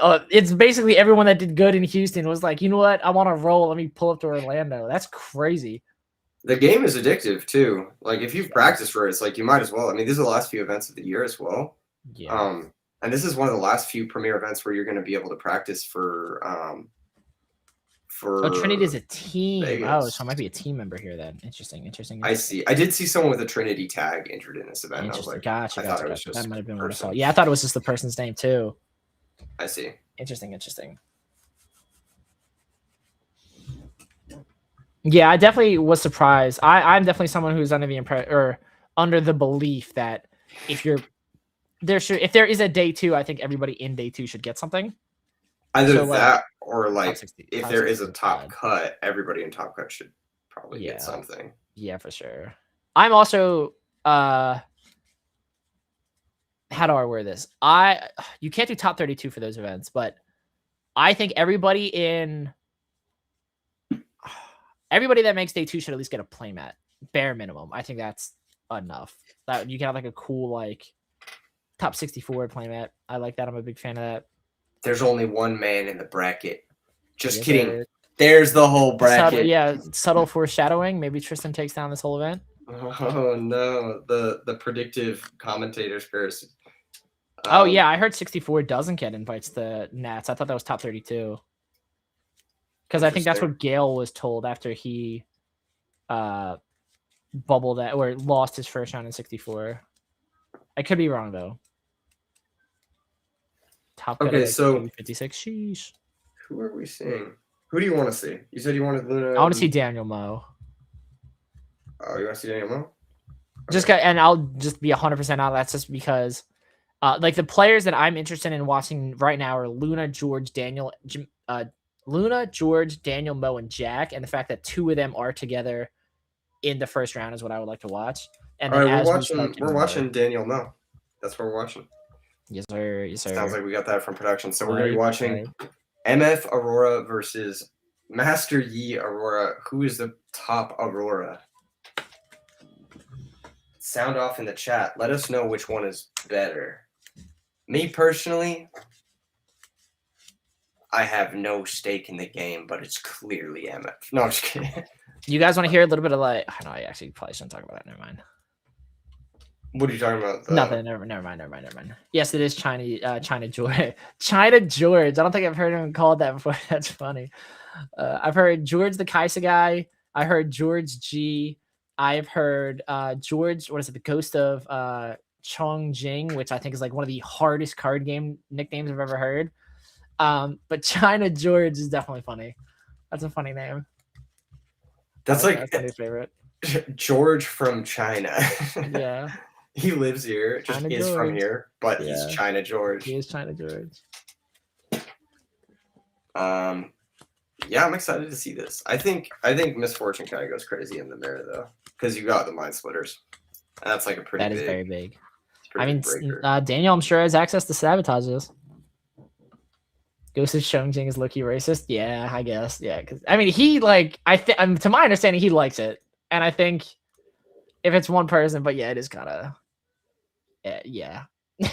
I don't know if that's what they call him. If that's what they call him in China, I mean. Yeah, I mean that is his title. Yeah, but he's like a god over there. He said that like after he won his event, like a bunch of people were like offering to like take him out to eat and stuff. Like they love him over there for sure. That's really cool, actually. Yeah, that is definitely like a hype. That I'm sure like that was like such a cool experience for him. Dude, just going to China and playing an event alone is sick, but let alone winning it, you know, that's and they like I said, everyone that community apparently was like super welcoming to him. So I'm sure that experience was like super hype. You know, if you're a card game player anyway, you're a card game player still, you know, it's like we're all kind of under the same umbrella. Absolutely.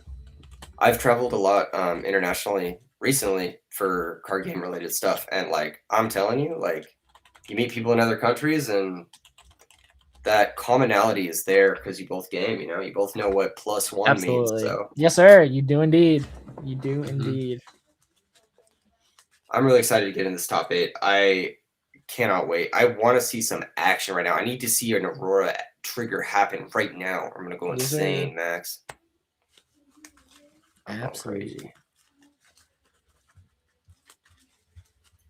Yeah, people in Digimon used to make fun of how I said yes sir too. I just really like it. I just think it's like a woo, like a nice little celebratory thing. Yeah. It's your calling card. Yeah, people actually I think Digimon is definitely probably the biggest community that I ever had as a content creator. And people wanted merch that just said like yes sir on it. I was like, yeah, maybe. I should have made one. Merch coming soon. Yes, sir. Let me know I got a guy. Jeez, fire. Yeah. It's gonna be lit though. I wonder if they're doing anything like prepping before this. Are they doing deck checks maybe? Probably, yeah. Yeah, it's probably something like that. And of course, get them seated and such. Probably when I get finalize the rest of the tournament, I'm sure. Probably get like everybody else finished up before they hop in. But I think they do. I mean, he was kind of doing the bracket before what I assume the rest of the tournament was off. So maybe. Yeah. Man, I can't wait to play. I really want to play some Misfortune after this. I learned some new stuff this weekend. I mean, I told you I'm hyped to play Victor, so I'm hyping there is a spike in Misfortune, and then I just sneak in under there, score my 8 points before MF is able to establish a dazzling. That'd be pretty neat indeed. Yeah, I also want to try out Volley Bear because I need to get Volley Bear practice before the next set comes out. Yes, sir. Yes, sir. That new, I think it was you who was tweeting about it. That like equipment with Warwick. Sounds yes, cool. sir. Sounds cool indeed.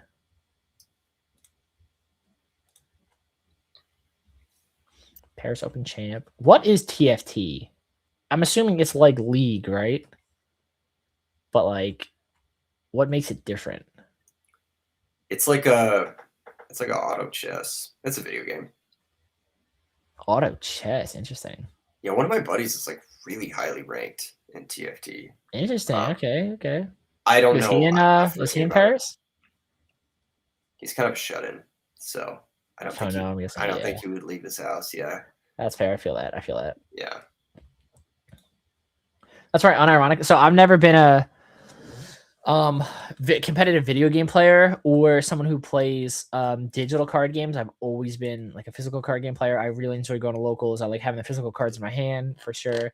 But they just announced a Star Wars. Lucasfilms Games is doing an official Star Wars digital card game, and I'm like, bro, I'm about to go all in on that for sure. If I can just play this game without spending money and like without having to leave the house, that sounds kind of dope. This is a bit of an aside, but have you seen the new Knights of the Old Republic thing that they're doing? Yeah, but it doesn't come out till 2030. Bro, why would you tell? I Yeah, know, dude. I'm like, why would you show me this? I want to be literally dead. Like, what the hell? Because they gave us the KOTOR 1 remaster announcement like years ago, and that's not even coming out for a few more years. And it's like, why do they keep announcing things that like I can't play for years to come? It's like bumming me out. That's messed up. That's honestly messed up. Why even say something at that point? That's what I'm saying. People are gonna forget about it. But, it's so frustrating.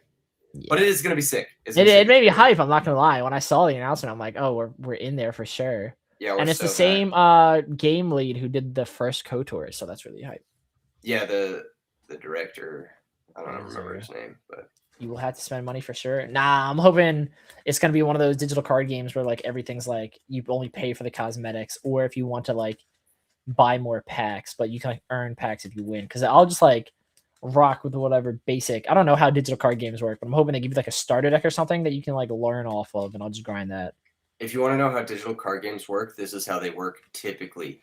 You take out your wallet, and then you take out the credit card, and then you input the number. And then you win. And then you win, and you start winning. And then the new set comes out.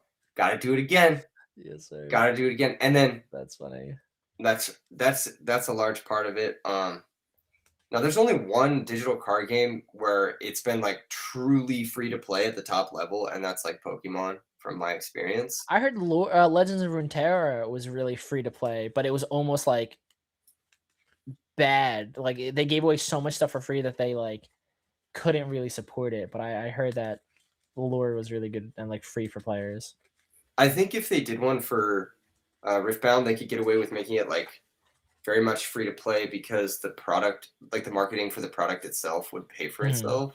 Because that's kind of what Pokemon does. Like their online thing is just like completely free to play. Well, I mean, they're like aren't they like the biggest franchise on the planet or something? They're like worth like $1 gazillion. So I mean, yeah, that makes sense. Yeah, Pokemon does print. I'm not exactly certain the actual numbers on that, but they do print for sure. Gotcha. Yeah, especially we are getting Mo again. Like I used to play. Yeah, I used to play the. Well, I didn't play it until I got a gaming PC, but I picked up the old. I think actually this year I got into the Old Republic RPG. It's just really easy, which is kind of unfortunate, just because like you hit the level cap on like every area like instantly, and then you kind of just shred. And like to my understanding, they cap your level, but they don't cap the buffs that you get off equipment, so you're just running around and smoking everybody. It's a good story though. Yeah. Yeah. That'd be cool to check it out. Yeah, highly recommend for sure. The OG KOTOR was like kind of a formative memory for a lot of people. Yes, myself included, yes, sir. So. I didn't have because the KOTOR games, I think to my understanding, were exclusive to Xbox, and I was a PlayStation 2 kid growing up, so I didn't get to play KOTOR until I got like an iPod Classic, or not iPod Classic, iPod Touch for Christmas one year, and it was available on the App Store. So I bought both of them and I grinded them out. Game was fire for sure. That's so sick. I guess this is public list since it is Top Cut, so we can start talking about stuff. Yes, sir. Luna's not playing Bullet Time in the main, which is sick. I think that, which is probably why she's doing so good today. I'm gonna be. I was saying it all weekend, and you were indeed. Boom, starts having success. Yeah. Mo is only playing 2 Dead Bloom Predators. I don't know why. Interesting. That's crazy. It is on 3 copies of Primal Strength, so just maxing that boy out. Only 1 Ride the Wind and only 1 Rebuke in the main. Interesting. Yeah, so Luna has actually, bullet like, time in the sideboard though. yeah, but like you just At least it's never not. It side doesn't him in. clog up main deck. Yeah, there's very few matchups where you actually want it. Like you want it for Victor, but like there's not that many matchups where you there's really no want it victors that here. badly. Yeah. 2 Deadbloom. Wow. Yeah, I understand the logic. Because someone gave me this deck list last weekend for Houston, and I was like, 8 units period. yeah, that's what I was saying. Like 8 well, units technically is what 9 with the misfortune, but yeah, wow. Yeah, a lot of people were saying like you either play 8 or 9 units, and I'm just like, I want to play 11, and it's gonna be fine. Like, but I don't know. I do like the list. I like Primal Strength. It seems to be putting in the work for a lot of players.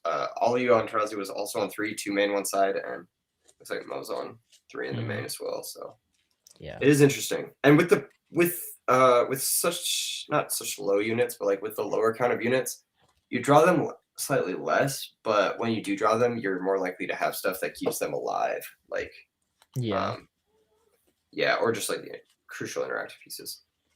It's like no singles to buy. Obviously, go to craft opening, which is usually how you get the crafting currency. Gotcha. I will say, yeah, I'm not a fan of buying things digitally because then I feel like I don't own it, and I don't really like that. Yeah, it's so like I don't know how much I'm gonna want to invest in card game, but like being able to play a game because like now that I'm a dad, it is kind of hard for me to find time to like go to locals and play with my buddies. But if there's a game where I can legitimately just like open up my laptop and go, then we're good. Yeah. Okay, so big pile shuffle here on Daniel's side of things. What does Daniel have for this matchup? What was I about to look at? Daniel's got 2 sabotage in the main. He's got 2 rune prison in the main. He's got a 3rd sabotage on the side. That's it, honestly. I don't even think Daniel's going to be siding that much. He's probably going to be bringing in the 3rd sabotage, and that's it. Yeah. This is going to be a pure Aurora race. Daniel's on 2 Drakes, only 2 White Flames, 3 Tasty, and 3 Dead Blooms. I'm actually really excited for this one. This is because obviously, like, I know Mo's a good player and he coaches a lot of people and he has Metafy and everything. And it's going to be very, very interesting to see him go against someone who got 2nd place at Houston. These are going to be 2 really good players. And I will say, I just know Mo's Metafy is going to be popping off if he beats Daniel here for sure. For sure. I agree. This matchup is probably favored for Misfortune. It's probably favored. So interesting. But the 2 Dead Bloom thing is interesting too. It's like this is the one I wonder matchup. if that's going to be like a big handicap in this situation. I think the bigger handicap is that Mo doesn't have Volibear and he also doesn't have Soul Gorger. So like his grind games doesn't have. Oh yeah, he's the volley inside. Yeah, but no Soul Gorger period. Yeah. Yeah, he sides in the volley for this matchup. Very interesting. Very, very interesting. So like game 1, there's a chance that Daniel just outpaces him and then gets a faster Aurora and then just runs him out of units. Yeah. And then game 2, Mo brings in the Volibear and then has that trump card. But then game 3, it's pretty much anyone's game. Especially it's gonna be an interesting one for sure. Yeah, for sure. Yeah. Have we seen a Master Yi versus Misfortune yet this weekend? I covered one round 7 when you were on break. Gotcha. Oh, duh. But that was just against Jack's Ramp Yi, right? It wasn't against. Yeah, it wasn't the Aurora. Yeah. These are definitely the 2 dominant Aurora lists right now. Yi getting 2nd place in Houston, and of course Misfortune getting 1st place at the Orlando 10K. Yeah. But no, this is not the metal best of card. To my understanding, Daniel has already got his graded. I think he got like a 9.5 at BGS. And it's so funny to have a 1 of 1 and then they give you an imperfect grade. It's like, bro, what is the point of reference? They did that with the prize cards in One Piece, which I thought was so funny. They also did that with there's a 1 of 1 in Yu-Gi-Oh! Called Tyler the Great Warrior. Yeah, the Make-A-Wish kid. Yeah. Yeah, he got his graded and they gave it like an 8. And I'm like, there's only 1. There's nothing better. Didn't they do that with the One Ring for Lord of the Rings too? Yeah, I think so. It's so silly. It like doesn't like what is the it's so I'm arbitrary. sure it might just be like ever so slightly off-centered, but yeah, that's unfortunate. They gave the One Ring a 9. Yeah, that's what I thought. Yeah. it's like if you're the last man on Earth, you're gonna be a 10. You know what I mean? Because there's no other options. That's a pretty good equivalency. I like that. You know what I'm saying? That It's is like, pretty good. Yes, graded in slab is legal. If you grade your legend, you are allowed to play it. interesting. I know I've seen people play it in hard cases, so that would track. Looks like a ramping from both. Double aspirants climb. So this is a 10-point It's a game. long game. I think Daniel wins the long game. He has more units. Yeah, centering and condition, I think, is exactly what it is. Centering is like so huge, and it's so unfortunate because you literally can't do anything about that. They say centering is all relative. Condition is relative. If it's the nicest one that exists, then it is the no, but the thing with centering though is like they have the actual like a lot of cards obviously have borders, right? And if there's it's my understanding that's how they go off centering, because sometimes the artwork isn't centered, but it's off of the border. So like if it's like 1 millimeter on the right, but then like 1.1 millimeter on the left, that's considered off-centered, and that's like what throws it off. So even if it's like mint condition, it's not correctly centered. And again, you can't do anything about that. This is how the card came. Interesting. All right, so first point is going to be scored here by Daniel with the Tasty Fey Folk. Yeah, Tasty Fey Folk being your first unit out, it's really, really good because Mo deals with it. Obviously, Daniel just gets rewarded, which is really nice. Yeah. Doesn't look. Ooh, oh my gosh. Dazzling already. 3 copies. Triple challenge, double dazzling. Holy. What is this stacked hand? Was Daniel it still organized? What is he at? 1, 2, 3, 4, 5, 6, 7, 8. Yeah, so I think Daniel needs to. If Daniel double sabotages here, this is going to be huge. Does he have double sabotage? He has double sabotage in hand. I think he's going to sabotage one. You're kidding and he's going to see the other one and rip it out. Oh my! This game is cursed. I mean, you know what? Mo should have maybe cast Misfortune last turn to like. I don't know. I mean, we saw Mo literally just survive a double Dazzling Aurora rip, and look, here comes the other one. Yep, he said, "Get it out." Back-to-back games for Mo where he has to play with a double Dazzling Aurora rip. Dude, my man is so unlucky. Good. Holy. Like I said, we did just see him dig himself out of this hole literally the very last feature game. So we know that he is capable of doing it for sure. But I'm not going to say... definitely does not feel good. This is a very different position. That's so crazy. Dude, I can't believe. Because you just know that Mo went and was telling his friends, like, dude, I got double rip for Dazzling Aurora, and now it literally happened immediately. I don't know anybody that happens to once in a tournament, let alone twice and back-to-back. I mean, he still has the third Aurora, so he could get lucky. But I don't Another sabotage would be so gross. And he just rips it out, like, perfectly. That'd be cheese. At least he doesn't have to play into a Mind Slitter. Yeah, that's true. Let's see Daniel slap his Aurora. I cannot believe we just saw that again. That's so disgusting. Yeah, that's so crazy. Already, Daniel's I thought he was already on 5. Game 1, just because. Yeah, but he has to get to 10 because it's double aspects. Yeah, he's only halfway there. Yeah, it's not even. Oh my goodness, what is this game? I know, right? It's so silly. I find your center, not bad, not bad. Find your center, more like find a center and immobilize, and you have Catalyst. Obviously, I'm assuming you just Catalyst right here. Yeah, if you just need to develop. But what he only has, yeah, because Catalyst, and then he has the Phi open. Yeah. Ooh, nice, doing a nice little cleanup, yeah. There's the charm. And then potential Defy incoming. He has a fighter flight. He could. Yeah, he only has one though. Yeah.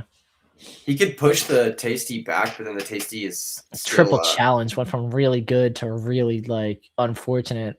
Because I was looking at triple challenge, like, oh, he's definitely gonna have Dazzling online. All right, let's see. Do we Defy here? Because you have Mobilize in hand. He has to save his unit. I mean, there's no other way to do this. Mm-hmm. All right, so I'm assuming off of that, then Daniel's gonna go for the Catalyst play. Might be a little, just mobilize that way he can defy in case there is something scary next turn. Yeah, this still gives him Aurora plus defy next turn as well. So yeah, I like this. I like this.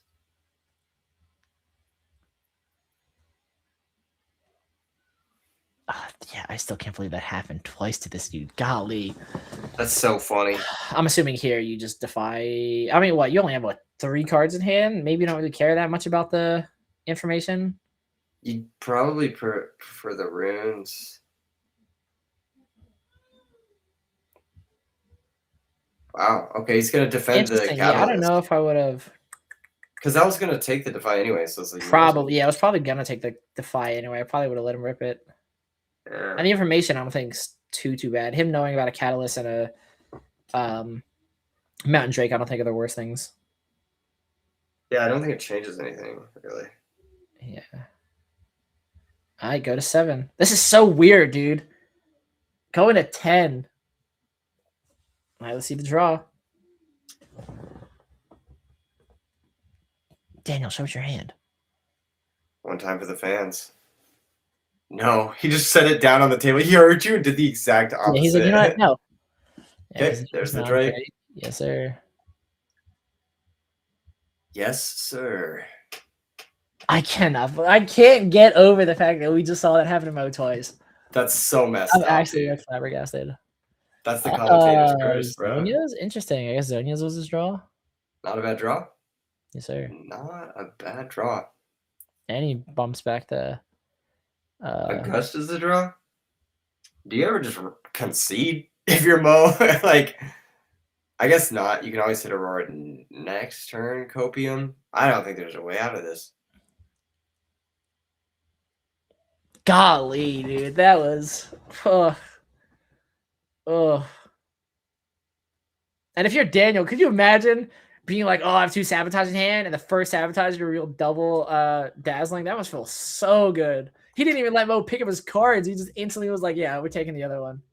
Yeah, that's like the nastiest part about it too, is like after the first sabotage resolves, you're gonna do the second one because you know the other one's in there. Like it's so messed up. It's not like a counter spell or something where you like might accidentally tap out and allow it to resolve or something like that. It's like you know it's there, so you always go for it, you know? Another Mountain Drake. So gross. I think that dude, this is 9-0. No, the game is over. It really isn't anything left. Yikes. Okay, let's see the hand. Oh, brother. Oh my god. Not my catalyst. You don't get real value out of the sabotage, dude. Yikes. Yeah, Moshe is so unlucky. His hand is literally the worst hand I've ever seen. It's unfortunate so bad. because, like I said, if he gets at least one of those dazzling auroras online, triple sabotage or triple challenge isn't bad at all. But I mean, double sabo ripping dazzling aurora is just disgusting. Holy. Yeah, dude. The fact that it happened twice is so fun. It's so fun. Having that happen to you twice in back-to-back matches is absolutely unheard of. You will never see that again. You might not even see another double sabotage rip 2 dazzling aurora, and it just happened to Mo twice in one tournament. Like that's. You know what's funny? It didn't just happen to him twice in one tournament. It happened to him twice in one tournament on camera, so no one can deny it. We got it. We have it as footage forever. Literally happened to this guy. Oh my god, dude, that's so unlucky. You know, if I'm Mo though, I don't think I'm mad about that situation because, like, if anything, I'd laugh, right? Because what are you expecting to do there? Like, you know what I mean? He's just like his opponent just has it. I'd be pissed, but you can't even be like, it's like, all right. Yeah, I mean, you didn't lose. Your opponent just like was like, yeah, I'm just ripping all your important pieces out real quick. And then he didn't draw on anything else that could have helped him. Oh my gosh, his hand was horrible. Was it like bullet time and a bunch of like things that are only good once you have a unit? He's doing like all removal that like requires you to either have a unit on board or like burn all your runes away. So just put yourself in a position. That's like the thing. Like when you start cutting units, you don't see them as much. So going down to 2 Dead Bloom possibly is a problem for. You know, right? You're spitting. I think you're spitting. Yeah, absolutely. Like that's exactly what's gonna happen sometimes because you've built your deck a certain way, right? Like, the bullet time alongside the 3 challenges alongside the double sabotage is just definitely like, a big obstacle to overcome for sure. What a... And then he drew Gust too, like the most. Yeah, I'd be like, bro, card. are you kidding me? Come on now. Yeah, just like the card that is an auto side out in this matchup. Looking at the siding patterns, there are 3 Gusts. They all need to come out, right? So they're probably going immediately to be the Rebukes and the Volibear. So yeah, that's fair for sure. For sure. Looks like he's siding out the challenges as well in some capacity. Yeah. So I think challenge is definitely in there for more of your obviously matchups when you're not facing down units that are the exact same size as you. Yeah, totally. Or in some cases bigger. Oh, yeah, Gus can go for sure. Absolutely get Gus out of here. Yeah, so the Gusts get sided out, the Fading Memories, the Rebukes, and the Volibear get sided in. Yeah. And you're probably not bringing in Unyielding Spirit because like there's no spell or ability damage, right? So yeah. I can't believe that just happened to Mo twice, dude. Holy. I'm so sorry. Funny. I do feel bad. This is definitely, I see someone say that dragging him on and cursing him. That'll be now the second person. We actually didn't bring Prismat on stream today because we brought him on twice this weekend when he was undefeated, and both times like he just got absolutely like run over. And it's just like, yeah, the stream curse is definitely real, like 100%. But at least Mo was able to win, even though we cursed him last match. But yeah, he was just not able to come back and recover from this game 1 on this top 8 feature match. Facts. Justice says you can check lists mid-match. Because it is top cut, they have made the lists public, which is to balance the field for scouting, basically, or people who have been on feature match for top cut. So because the lists are public, we are able to discuss them openly and kind of discuss the stratagems that may be employed here. Good pull. Good pull. I still can't believe. Chat, what are the chances that happens to Mo again? I was going to say, well, it can't happen. It happened twice, and we can make it 3 times. Oh, my God. Oh, dude. Although, to be what a fair, way to go out. Holy. We didn't have Prismat on stream today, and he's not in top cut, so maybe we should have streamed him. 3rd time's the charm, right? Exactly. We reversed the curse. Yeah. That was at Vialmaw and Sigil. Yep.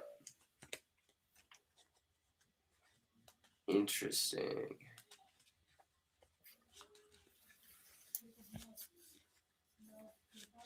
I can't. I'm still not over that, dude.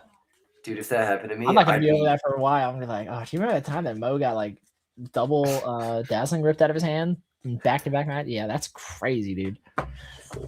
I can't wait for him to do a recap video of Orlando and talk about this. That's gonna be such a fun video to watch. Just a highlight clip, and it's just like, bro, what was I supposed to do? Getting hit twice, yeah. At SCGCon in Houston, Prismatic bad luck. Rip. There's this guy who plays Yu-Gi-Oh! His name is Paul. Mm-hmm. Some of you may know him, but he says after a certain point, it's not bad luck, it's just the deck. True. All right, back-to-back mobilizers from each player. Yeah. Mo gets put to 5. Mo is cooking here. Catalyst, yeah, pretty good. He's hitting. Ross, this is Blarg 1111. Some of you may know him as Blarg. Mm-hmm. Do you see a stack deck? Nah, stack deck there would have been really good. Is he just a one-trick combo game? I only play retro, so I don't know. Ooh, we see the Rune Prison's in on Daniel's side. Nice, that's nice. Yeah. Oh, yeah, he's like, I got lucky last time. Let's see how we do. No Aurora. Yeah. Lucky dodge for Mo. Yeah, very, very lucky. Very lucky dodge. I think Daniel was probably feeling it because I definitely would have got the vibe too. The way that Mo was moving, I'm like, he has to have it in hand. And then he just doesn't. And then he has the Mind Splitter, and you're like, oh no. Yeah, I was about to just do it back to me. Yeah, and the Mind Splitter can take units. That's the scary Mo part. is in a significantly better spot than Daniel in this game for sure. Double mobilized, nice. Build your own eons. Yes, sir. Mom, we have eons at home. Yeah, I mean, Mind Splitter has to come down. I mean, if Mo's luck keeps up, dude, he's obviously, there's no dazzling in Daniel's hand right now, but like Daniel's gonna rip one off the top for turn. Like I just feel it. Yeah, that Rune Prison's going. Yeah. No. Oh, interesting. He might have wanted to discard it so that he can't get the draw to dig into Dazzling. But Yeah, Rune that Prison's makes a sense. really big card. I love my Rune Prisons in Aurora matchups. Yeah, it is a pretty good card here, actually. Daniel has no cards in hand, though, so he's already out of gas. He's kind of smoked. Yeah, he is not in a good position for sure. Because he like dumped his hand for like all these ramps and the sabotage, but obviously doesn't really matter if you have nothing you're building towards and you have no more gas. I might go Vilemaw here. Yeah. It doesn't even matter though, right? Because Misfortune. Does not going in a sigil those. Yeah, I guess fair. Yeah. As I was going to say, you don't want to spend more runes here than you have to. There's a bullet time. Another Mind Splitter. Oh my gosh, how many games are we going to see bullet time in hand and see it not get played?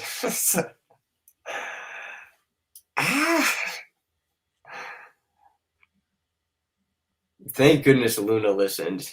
At least one person listened and proved my theory correct. You just don't play it. Mm-hmm. Wait, 1, 2, 3, 4, 5, 6, 7, 8, 9. So you can Mountain Strike here?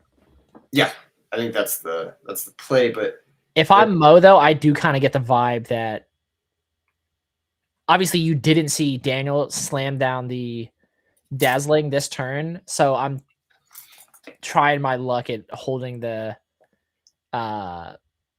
Mountain Drake, or not Mountain Drake, Mind Splitter for a later turn. That being said though, Daniel's in a situation where he's top decking.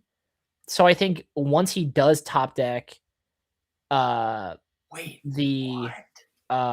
no, this is what I would do too. But the issue is since Daniel's top decking, from this point forward, Mo will never get the chance to interact with Daniel getting drawing into Dazzling Aurora, because as soon as Daniel draws it, it's coming down. So Mind Splitter is gonna have to be used for something else. Yeah, no, that makes sense. But I'm just saying with the playing the Drake here, instead of swinging with the Mind Splitter into the Master Yi representing Primal Strength, taking out the Master Yi, and then playing the Drake to secure the Vilemaw makes the most sense to me, personally. But the Rune Prison would have turned off the Mountain Drake. Or the the Rune Prison is known then. He didn't. Yeah. Okay. Yeah, because that was what he revealed off the Mind Splitter too. Yeah, okay, so he knows that there's a recycles for the sigil, passes a turn. Yeah, then this makes the most sense because of the. You could also just do it to force the Rune Prison. I think if that was the play though, I'd probably would have the Mind Splitter just to rip it out. Why not swing the Mind Splitter into the Master Yi if you know about Rune Prison? Because then Mind Splitter dies to Master Yi. Because Master Yi's I guess you're trading your legend ability. You're trading your primal with Alright, let's see. Draw. Okay, so now this is a situation where I might Mind Splitter. Because now that there's a draw that he has access to that he doesn't have the opportunity to play. So like if I'm going to Mind Splitter with the hope of hitting Dazzling Aurora, I'm probably dropping it right now. Yeah, which is exactly what he's doing. All right, show us what the new card is. I think it's a Charm. What's Zonia's, I think. Yeah, on for it.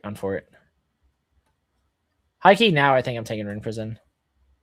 Maybe not. Maybe the Catalyst so we can't draw.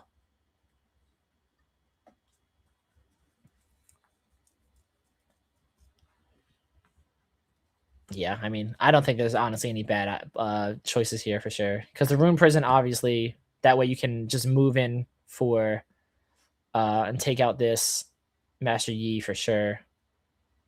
Yeah. That makes sense. That makes sense for sure.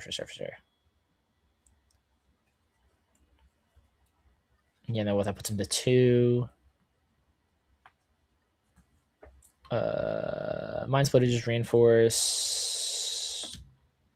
I think I might have done gone into Sigil there. That way, if I have another, that way I can just use my Mountain Drake as the unit that I'm gonna have bouncing back and forth with Misfortune.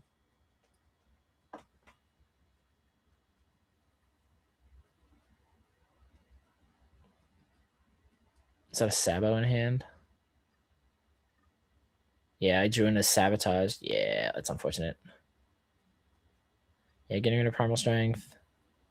This is so rough for Daniel. Holy.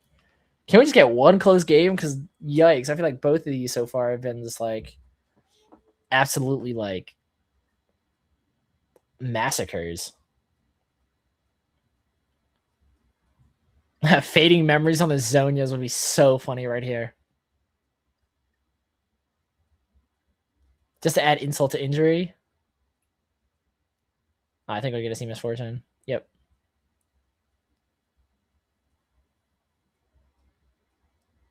I think I'm putting MF in Biomall, yeah.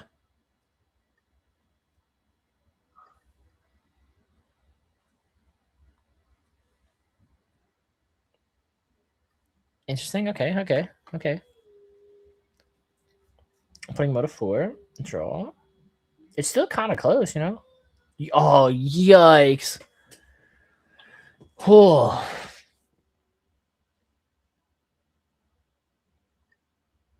Yeah, I mean, keep enforcing, dude. Which is 6, presenting lethal already. So do we need Dazzling Aurora, Dead Bloom? Yeah, I was gonna say Dead Bloom and then maybe Charm, but now you're just that's Mo. That's Mo. Let's go game 3. Yep, exactly. Yep. Yikes. Who?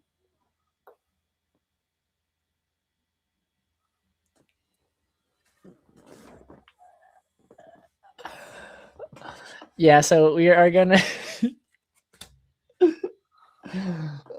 we are going into game 3. Very interested to see if there are any side deck options or if they're both pretty comfortable feeling this. It stinks because in Daniel's situation, like the the Zonias you need in this matchup, right, to protect yourself from when you start getting hit with your opponent's big units, but like it definitely feel like it was clogged up a little bit there.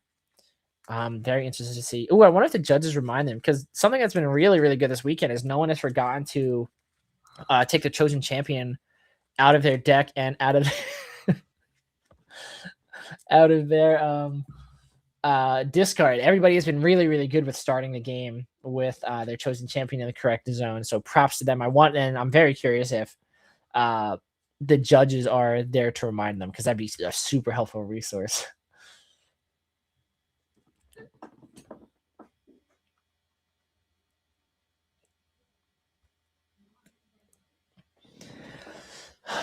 So what kind of change? I mean, again, this is a this is a situation. I'm sorry.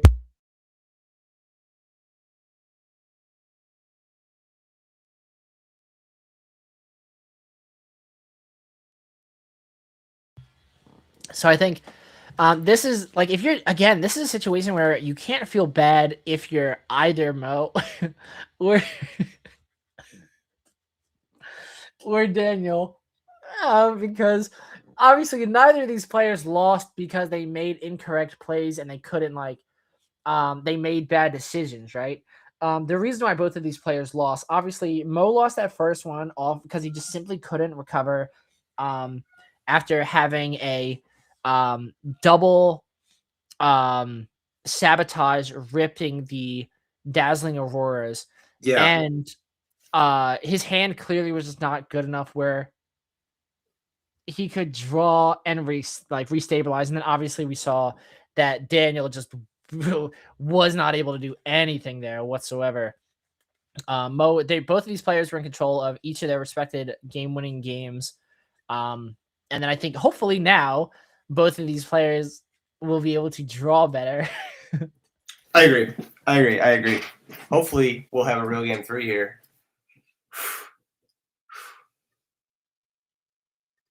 I may be narcoleptic. This is bad. I think I need to see a doctor, dude. Like, I'm actually, like, concerned, bro. But yes, this match. Very pumped.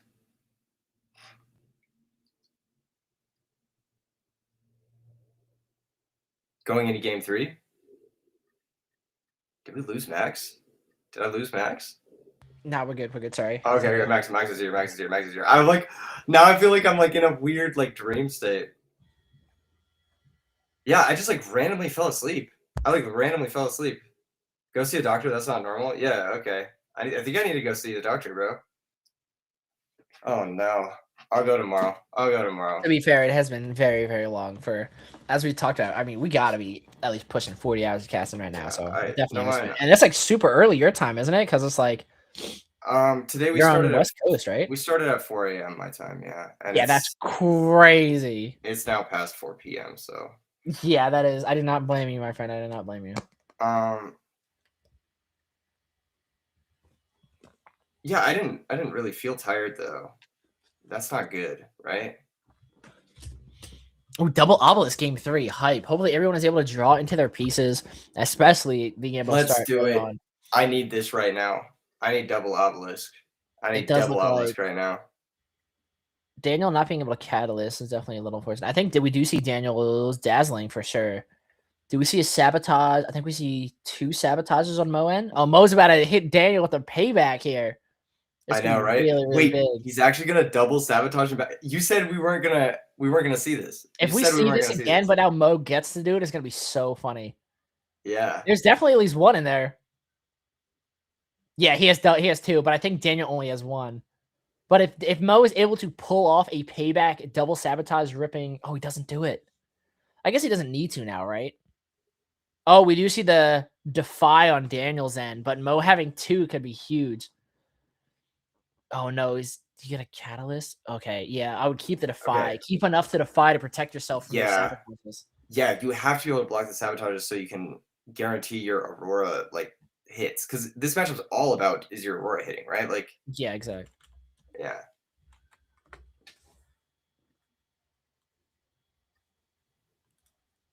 Yeah, here we go. You got to defy this. Yeah. But guess what? Guess who's back? Sabotage number 2? If I'm Mo, I'm like, he's sabotaged for a reason here. I don't know. Do you have the runes to be able to sabotage again and then Aurora next turn? Are you just gonna risk it and like run? Yeah, because I guess you don't technically have to risk it, right? Because he can't Aurora you next turn. Yeah, he's not in Aurora range yet. Yeah. Yeah. So you can wait and see if he draws Aurora the next turn as well. Yeah. It could be close though. And hindsight's 2020, right? Because obviously he knows, or he doesn't know what we know. He can't see that there's one in there.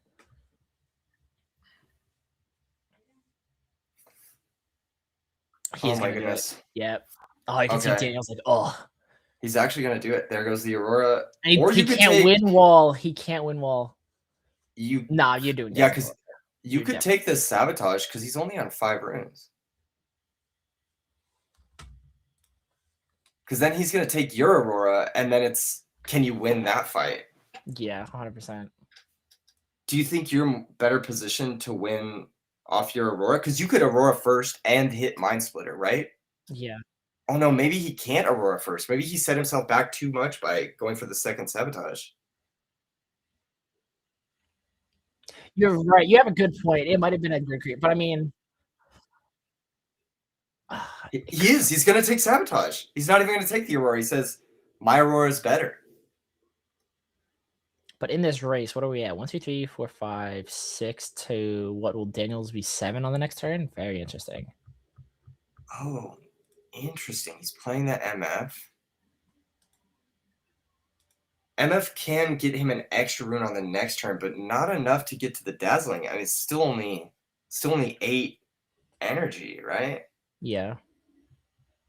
Or 8. 1, 2, 3, 4, 5, 6, 7, 8. Yeah. He's still 1 short. But at least Mo knows it's coming out. I'm very curious to see if this plays out in Mo's favor. Okay, so he floats 1, scores 1.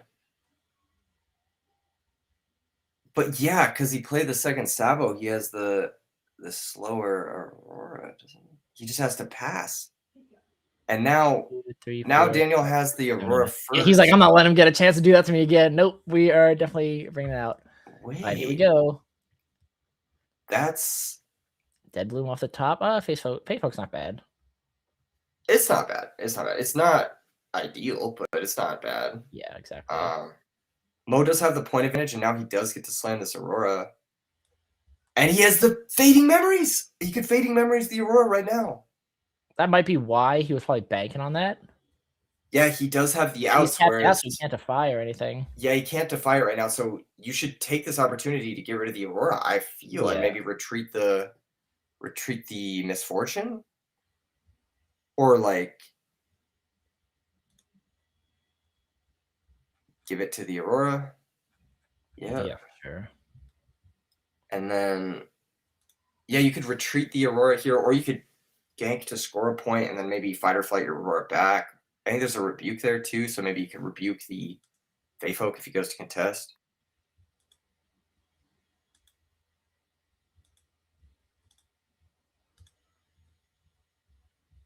Temporary feels bad for sure. I think Mo's in a really good spot. Yeah, Dazzling goes. Top deck another one. Dead Bloom's not but no units. Big sad. Getting another draw here. Pretty good, pretty good. Wow, that's a first point. Golly. I feel like this game is like so much farther than, or it would have been so much farther, but yeah, just getting the first point early on, we do see TT5. The fact that Zonia's isn't mandatory here, I think is really, or is mandatory here is really rough, because if I'm Mo, I'm like, yeah, let me do what I can to push this Tasty Feyfolk off for sure.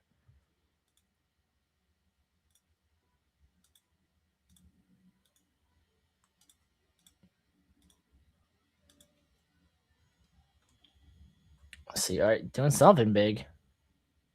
2 orange. Do we see? Is that his own Dazzling? Yep. There we go. There it is. All right. Now we got a game, boys. Now we got a game. All right. Let's see. So we have 2 left. See, purple's really good because you can have 2 left for anything. Oh, we got the rebuke. That's pretty nice. Yeah. Just pass. That's fine. I was muted. The orange volley off the top is good. I was talking the whole time and I was muted this time. Oh my gosh, this is so frustrating.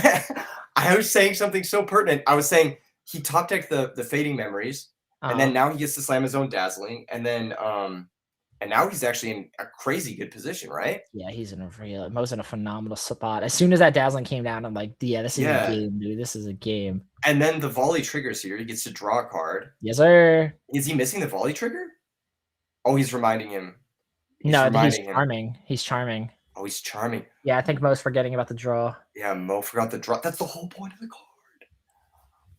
Oh my goodness. I mean, if I'm Mo right here, I'm rebuking that Mountain Drake for sure. Yeah. I'm not losing that volley. I'm definitely not losing that volley. That is your best chance at winning this game. And then on top of that, you get a score because he just charmed it for you. So yeah. Yeah, I think the rebuke is good. However, the rebuke can be met. Oh, is he's gonna go fight or flight? That's gonna get hit by the defy. Yeah, you can't. Yeah, you have to rebuke. But I think he has Windwall in hand, doesn't he? Does he have Windwall in hand? Do we know that? I thought he had it earlier because I remember him not being able to do it because he had only 1 green. Yeah, no, he did because he only had 1 green. Yeah, that was this. Yeah, there is the Windwall. Yeah, there is Windwall. And then here goes the whole board. Oh my goodness. He doesn't have he doesn't have Dazzling though. That being said though, Dazzling into Dead Bloom could be really bad. Yeah, that could be really bad. Because like the Dead Bloom doesn't clear either of these. A stack deck. Yeah, with the Volibear gone now too. Like, oh my gosh, that was a crazy. That was a crazy charm. That was the only way he was going to take out that Volibear. What a charm. Yeah, that was unfortunate. Yeah, charm is so good, dude. That card is messed up. When you compare cards like... The only way that Daniel gets in a better position than this, I think, is if he finds another Dazzling Aurora. Yeah, or if he finds like some sort of like... That's so frustrating, like not frustrating, but like tilting because now he can't like clear either of these. Yeah, the Master Yi is putting in work right here. That +2 off that legend ability is crazy. I didn't think it would matter this much, but it's like really mattering, especially because Mo doesn't have like Soul Gorger, or he doesn't have like multiple Volibears. Just double Wind Wall. Yeah, double wall. He said, "I want to discard the other one." He made him switch them. That's so funny. Am I tripping? Did he just discard both of them? Am I tripping? No, he said, "I want to discard the Yeah. other one," and he made him switch them. That's so funny. Denart says, another charm, brother. That is messed up. Relax. Yeah, relax, brother. Just one cost, destroy your Drake. Work in this game. Put that in the trash. Oh my gosh. Daniel just needs to hold for 2 more turns. He needs to hold out for 2 more turns, and he's got this. He had an Aurora play. It got nuked. All he has to do is hold out now. And here comes the Master Yi as just an additional way to hold out on the final turn, perhaps. Max runes from Mo. What does he find? Stacked deck. I mean, you got to play it. What was the question? Don't know. I don't know. But yeah, I'm assuming stack deck here. Yeah, you got to dig, right? Yeah, stack deck. He's like, I don't even know. Catalyst, Mind Splitter. I think that's Dazzling right there. Yeah, but like none of those get you there. You would need like Confront plus Drake, or like Confront plus... I don't even know. Yeah, you need Confront plus Mind Splitter. I don't know if he plays Confront. Let me check. Oh, he just doesn't play Confront. He has no way to like burst out of threat outside of that one Ride the Wind. Yeah, it's a yikes. Yeah. Oh no. Oh no. And there's no Fight or Flight to like push back one of those guys so he can at least get established there. Mm-hmm. I will say at least we did see that him not sabotaging the Dazzling Aurora didn't really do too much, I don't think, because it only ripped off the Tasty Fey Folk, and that was it. Yeah, and it would have done a lot had he... Okay, so here's the rebuke. He's gonna have to establish here. This is what he needs to do, right? He needs to like just put up dudes here, but he's just being 2 points back. I guess now 1 point back is definitely really rough, and he doesn't have access to his own charms. He does get to rebuke plus Mind Splitter the unit, so he can take the Drake. Yeah, for sure. And then he can reinforce that one Aurora, but... What are the rest of the cards in his hand? Because he might want to take this Wind Wall, depending on what the spell is. Yeah, exactly. Because if Mo is like another rebuke or something that he wants to make sure that Daniel can't utilize. I see. Or that he can't get full value out of Wind Wall. There's the Drake. Of course, yeah. Have to put it there. And then, I mean, this is where we might see Misfortune coming crazy. That being said, though, if Daniel is able to move in and reinforce... Daniel tapping out for that Master Yi allowed Mo to rebuke there. If he hadn't done that, then the rebuke would have never resolved, and then I don't think Mo could have broken the spot. You know what I mean? Yeah.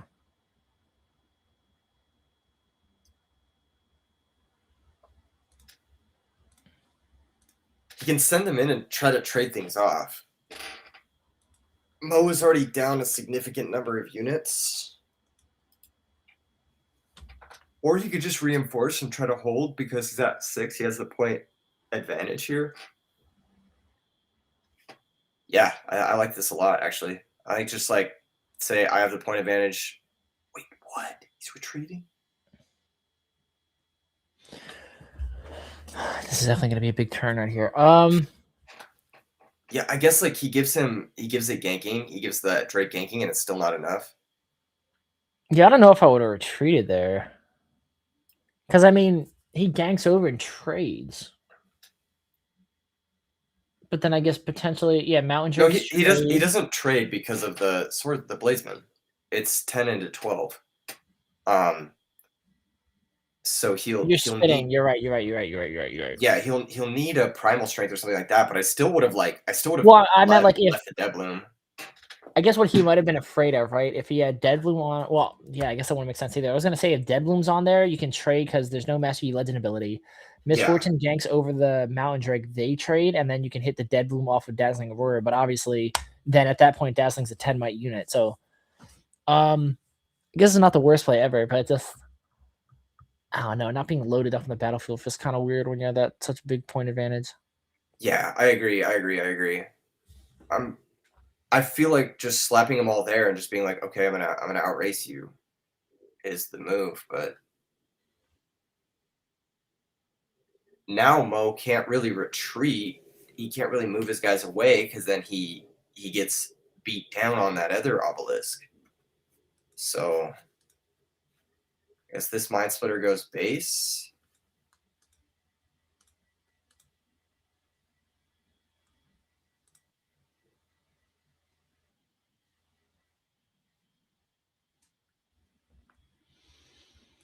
All right, now it's on Mo. I mean, he's getting close. He is. Yeah, not being able to. How does he gain the point advantage back though? Yeah, I know he can't clear this. If he pulls back one of the Mind Splitters, he's still defending for 17. And Daniel just pushes in with what? For 10, 20. 14, 20? Yeah. I can't believe this Zonias hasn't been popped yet. This thing has been sitting here forever. I know. It's just been a game of chicken. One big dance fest here. Retreating is insane. I think he wants to take that, throw 2 units at it next turn. He might be, well, I guess retreating isn't too. I guess hopefully like what we see Mountain Drake ripped off the top to reinforce that obelisk. I mean, it's one more might. Yeah, you have to go. I think you have to go battlefield here. Yeah. Yeah, because you can't afford to lose that obelisk. Interesting. Very interesting. Okay, so Daniel scores up to 7. This is a big draw step here from Daniel. What does he find? Can he find a way to score that last point? Is it maybe like a Tasty or a Dead Bloom or just something he can do to like Triple charm, even though we've already seen 2 this game. Yeah, another charm. 3 this game. So just take them out of your discard and then just play them and then push them all back and move and you got it. GG's. He could also just like front load all his power into the obelisk, and I don't think Mo can break that. With just, I guess it's 24 from the ganking. Oh, what is this? Just Dead Bloom into the enemy obelisk to trade Dead Blooms. There's the Zonias. And here comes Tasty. Plus Discipline on the Tasty. Okay. He's going to draw a new card as well. This is going to trade off the Mind Splitter. Okay. All right, we're getting close. Draws off Discipline. What was that? So what did he draw? We saw he has Rune Prison in hand. Low key, if I have Rune... Yeah, everyone says he's being afraid of the bullet time. Yeah, that's because I think if he put everything on that obelisk, then I think he just wins, right? He just holds it guaranteed and then he just wins.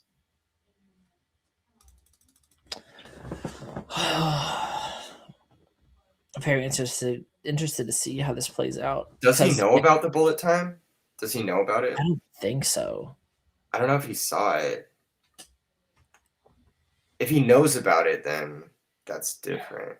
Oh, he drew the Zonias. Okay. Rune Prison could be big here depending on how Mo pushes this next turn. Yeah. Daniel will need to conquer both battlefields now, though. He's not getting a hold. So. No, he has Mountain Drake. No, I know, but the 2 Mind Splitters can just hunt down the Mountain Drake. Well, that's what I'm saying. He has Rune Prison, so he turns one of them off.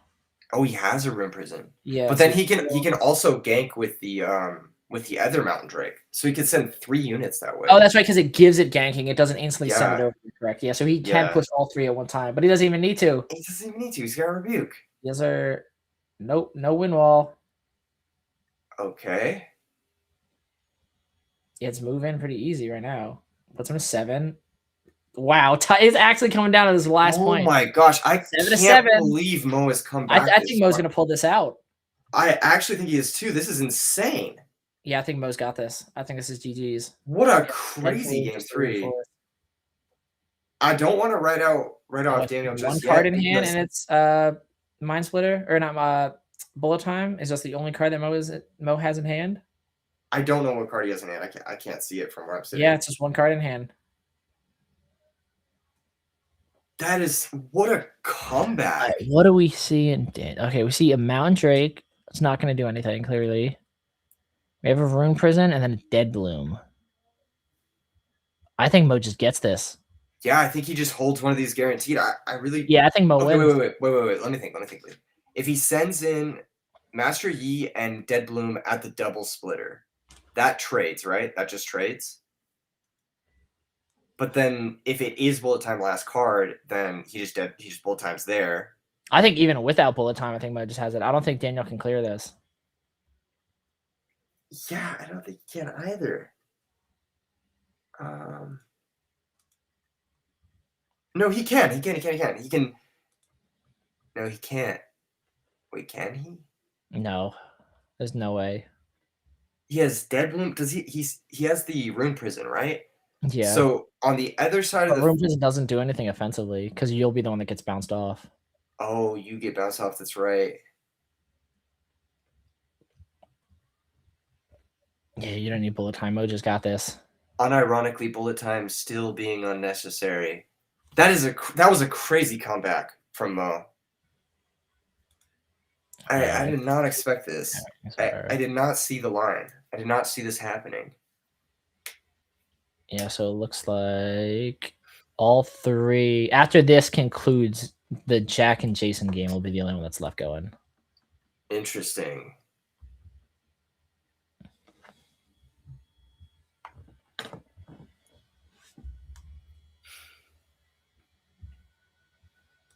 It looks like George and Tristan both won theirs respectively. Yeah. Okay, he's sending in the Dead Bloom to trade with the Zonias. Okay. Plays the other Dead Bloom. Is there something here? No, there's no way. I think he's just trying to go through it. But yeah, I think we're about to see a fist bump.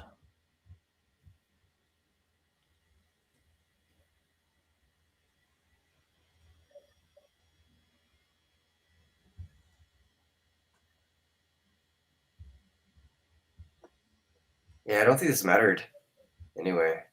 But...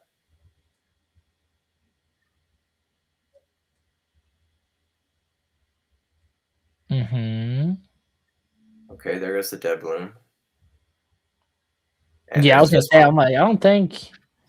I'm even without, because obviously, like we've seen time and time again that these players just see the lines when we don't see them. But I think that was definitely. I think that was checkmate. Yeah. Even without the Bullet Time, like you said, that was a good catch. Everyone's like the Bullet Time here is insane, but the Bullet Time was unnecessary. He didn't even need it. Like the position was all he needed. The Aurora went crazy that one. Yes, sir. Yes, sir. So that's 3 of our 4 top 8 feature matches. Or top 8 matches. Woo. We've got one more we're waiting on. Yes, sir. Refresh. Yep.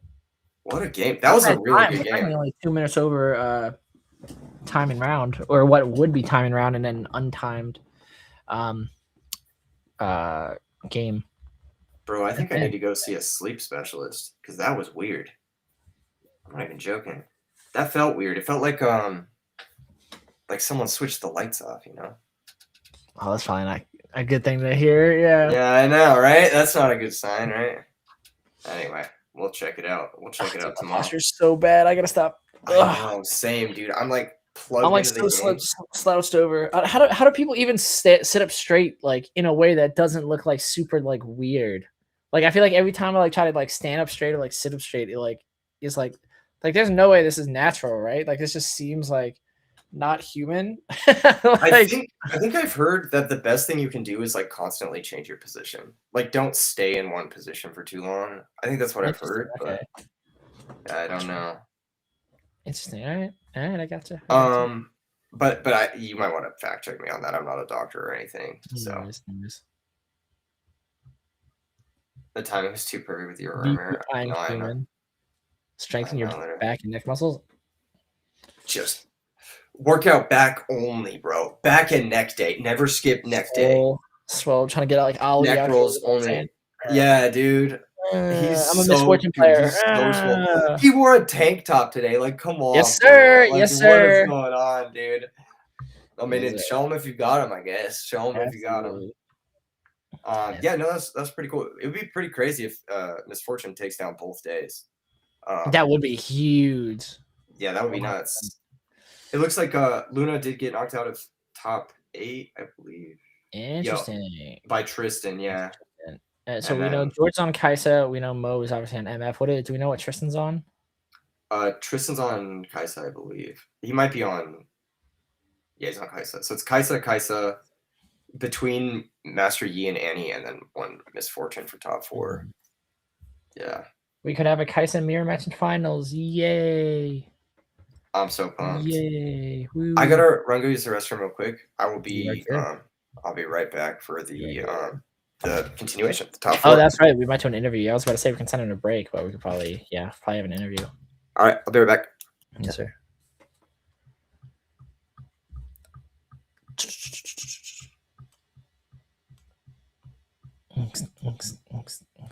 All right, so this is our current 3 out of our top 4.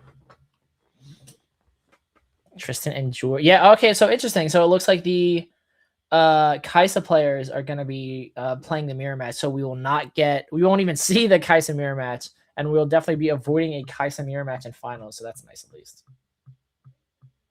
So don't worry about it at all, boys.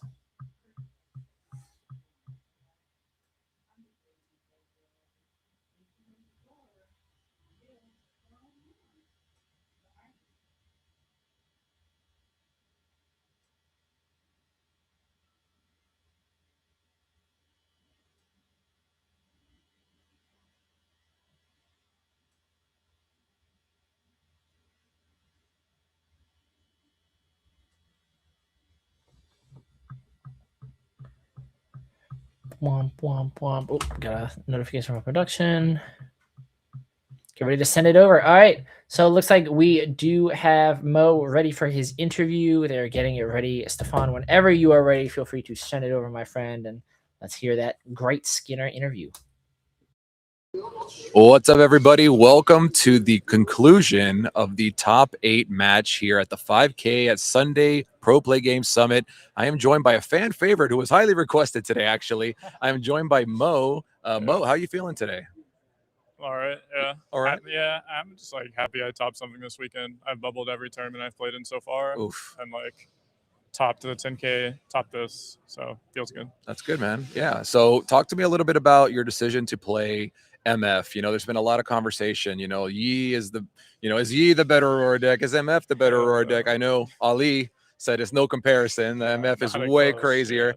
Yeah. Pretty close, 3 games. Obviously that game 1 double sabotage after having the same thing happen to you in the previous match. What's going through your head when you lose both Auroras there? Yeah, I knew I lost that game because I put 2 Drakes to the bottom. Mm-hmm. I think I stacked decks too early. Like I usually try and save stack decks in Sabo matches. I thought he was on 1 Sabo main board. It's open deckless. Mm-hmm. I got it flipped. He's on 2 main and then 1 side. So I thought he was only on 1 main. So I was like, if I have 2 Aurora, I can't lose the game. Wow. So that was just like a mistake by me, right? And then when I put 2 Drakes to the bottom, I knew it was like over. I had to draw like exactly 3rd Drake. I don't have volleys in the main. I don't have any big units. That was mentioned also. You're not playing volley and Soul Gorger and stuff. Yeah. Yeah. So it was pretty rough, but like it didn't matter. Mental Boom was like whatever. I tricked him in Battlefields game 2, and that like super helped me out. Yeah. So yeah, that was, and you got a crazy game 1 with double aspirants, which unfortunately, it was not as close as it could have been, but it was still cool to see that, you know, was a potential 10-point crazy game there. So yeah, the craziest games are always like the double obelisk games. I think double obelisk. Yeah, we saw a lot of crazy ones this weekend. Yeah, I think we're pretty favored in the really fast big mana games because it doesn't give them time to do all of their like Zonia, Sabo, E, get early points, like any of those advantages that they get from their accelerate stuff. Sure. So I kind of usually I put obelisk going first, like always. But he knew that, and so that's why I swapped it to my second game because I know that he likes to play obelisk at that point also. So we did a double obelisk game, and he let me go second, which like I think it's the only time you choose second is when it's double obelisk. So I think that was pretty not. I think that was a misplay, but it worked out. Yeah. For sure. And then game 3, you know, obviously these decks you can't say they're behind because you could go from their opponent could be at 7 and suddenly you come back and you win the whole game. So I guess, you know, Twitch chat and, you know, some others were thinking maybe it was the door was closing for you at the end, but obviously, you know, but they, you came back and absolutely, you know, closed the set out. So, you know, how does it feel to, you know, be able to secure that win and just, like you said, you were able to top this weekend finally. So.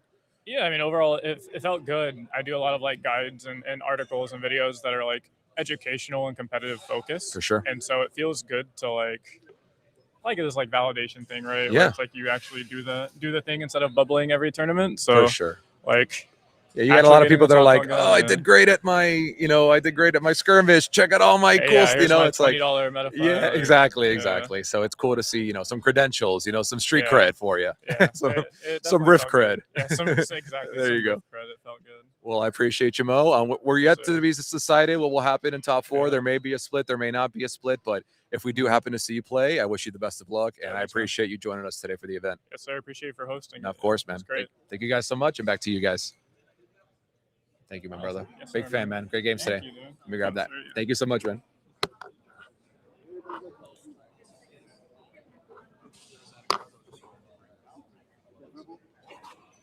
But then fucking Diego ended my run. I ran into dogs. I was like, well. Yep, that's one by heart. All right, we are back. Good interview as always. Thank you, Skinner, for that. Hopefully you guys enjoyed your inspirational Mo interview. I know obviously he's a fan favorite. I'm very interested to see if these players will play it out, because what is it? It's almost 8 o'clock there for them too. What time is the venue? Does anyone know what time this venue closes?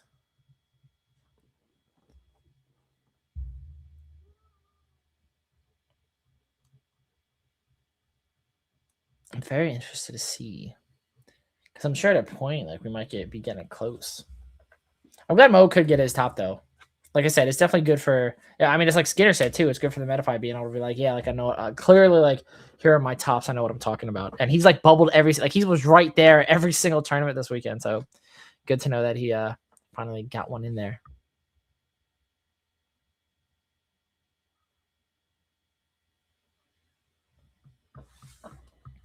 I think we're still waiting on one. We'll be putting Mo again to avoid the Kaisemir. Let's go. Let's go. W. Stefan, our stream manager. WWW. Jack and Jason are still going. Gotcha. Okay, so you got 50 minutes for the round, but the place closes in 20 minutes. Yikes. Does it actually close in 20 minutes? Oof. Oh, it does close at 8. Interesting. Chat saying that the venue closes at 8 o'clock. Very interesting.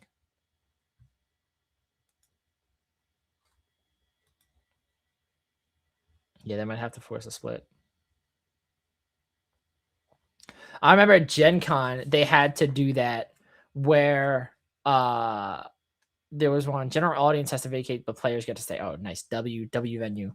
At Gen Con, since they do the card game stuff in the Indianapolis Colts football field, all the workers are like union or something. And it's like a hard, like on, I think it's the Sunday or whatever the last day is of Gen Con. It's like a hard at like 8 o'clock. So there was 1 year for a Digimon event where they were just like, that's the last round. We're done. Everybody has to leave. And like the tournament is over. Your final placing is your final placing. And it's like actually crazy. So I have seen that before. Yeah, but I mean, he said that players get to stay. So we are going to see if the players want to play it out.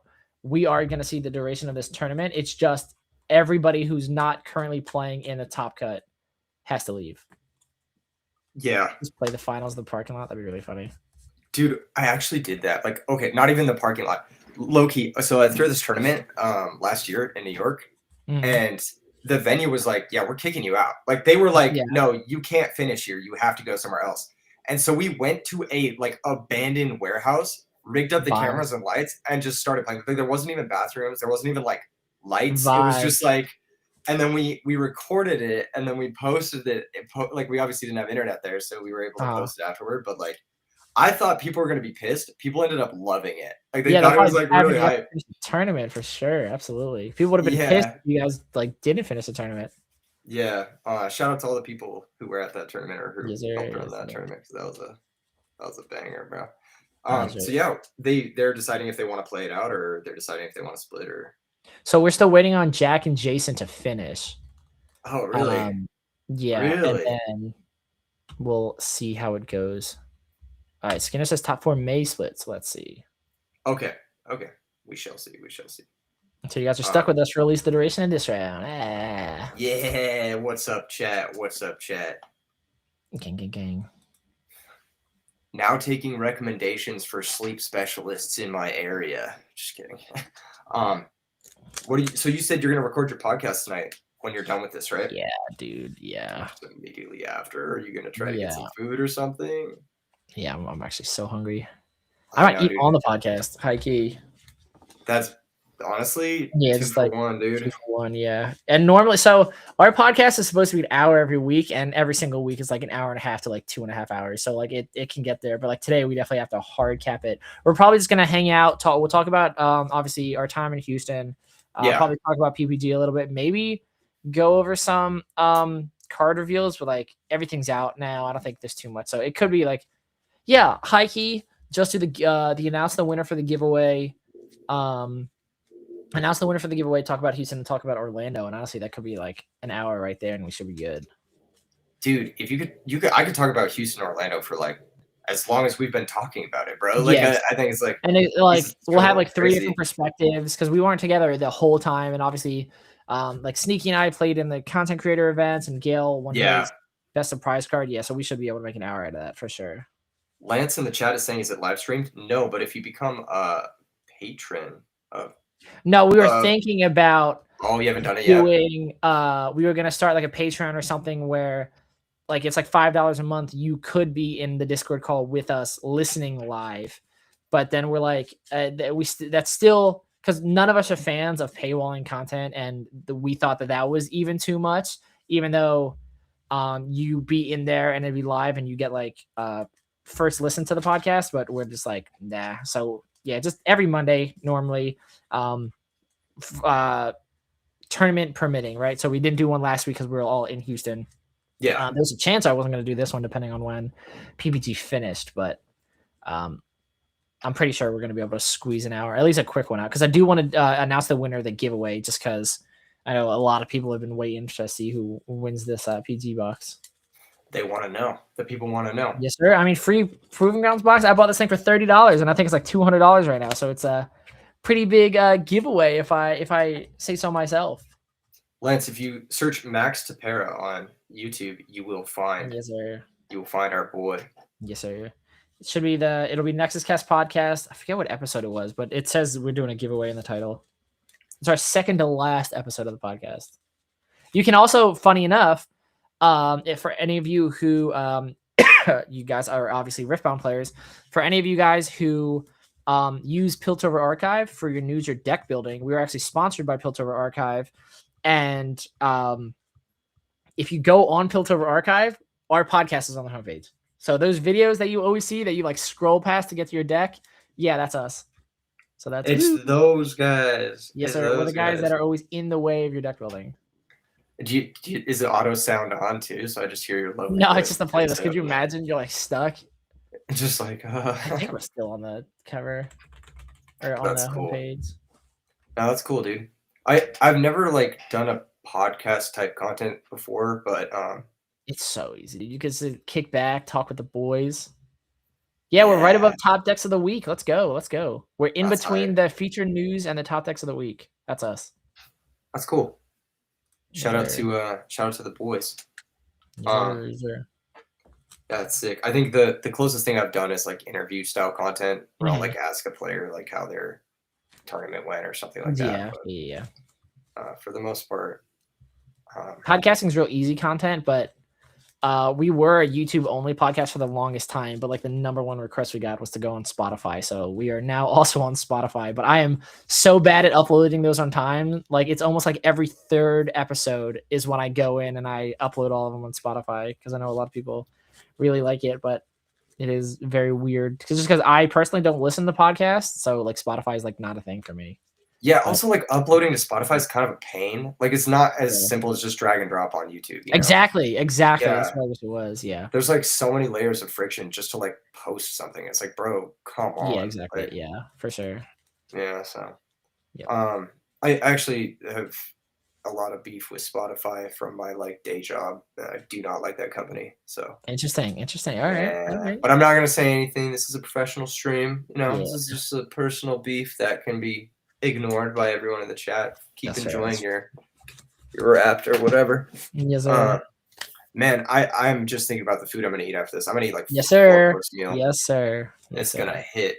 I'm excited to see Mo again. I was blown away that game. Game 3, I did not think he was gonna win. I thought he was like so far behind. I didn't think it was possible. It's very interesting to see how successful he can be with like such limited units too. I thought that would have been more of a handicap, but clearly he's popping off today. So yeah, it was like 2 insane top decks back to back, and like one weird misplay from Daniel where he like tapped out and didn't hold up wind wall to counter a rebuke, and it was like it was like these weird things that you wouldn't think would change the entire course of the match, but they like immediately mattered, like immediately afterward. 100%.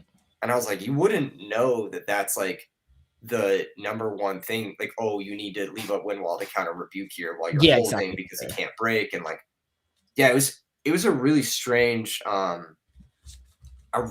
sequence that led Mo to win that game, and I was very impressed. A win's a win. We take those for sure. Absolutely, we take those for sure.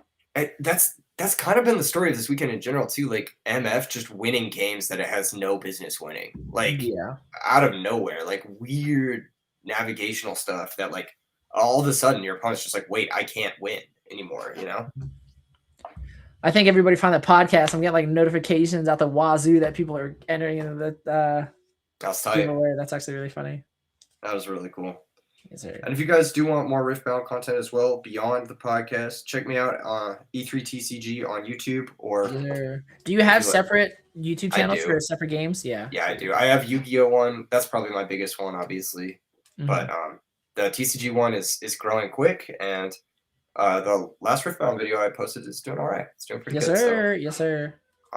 Check it out if you guys. Yeah, let me give you a little job. I enjoy Riftbound podcast or content. Let me go over there real quick. I think I've only got 3 Riftbound vids up, but after this weekend, I'm going to be making a ton more. I just dropped E3 TCG, right? E3 TCG. Riftbound.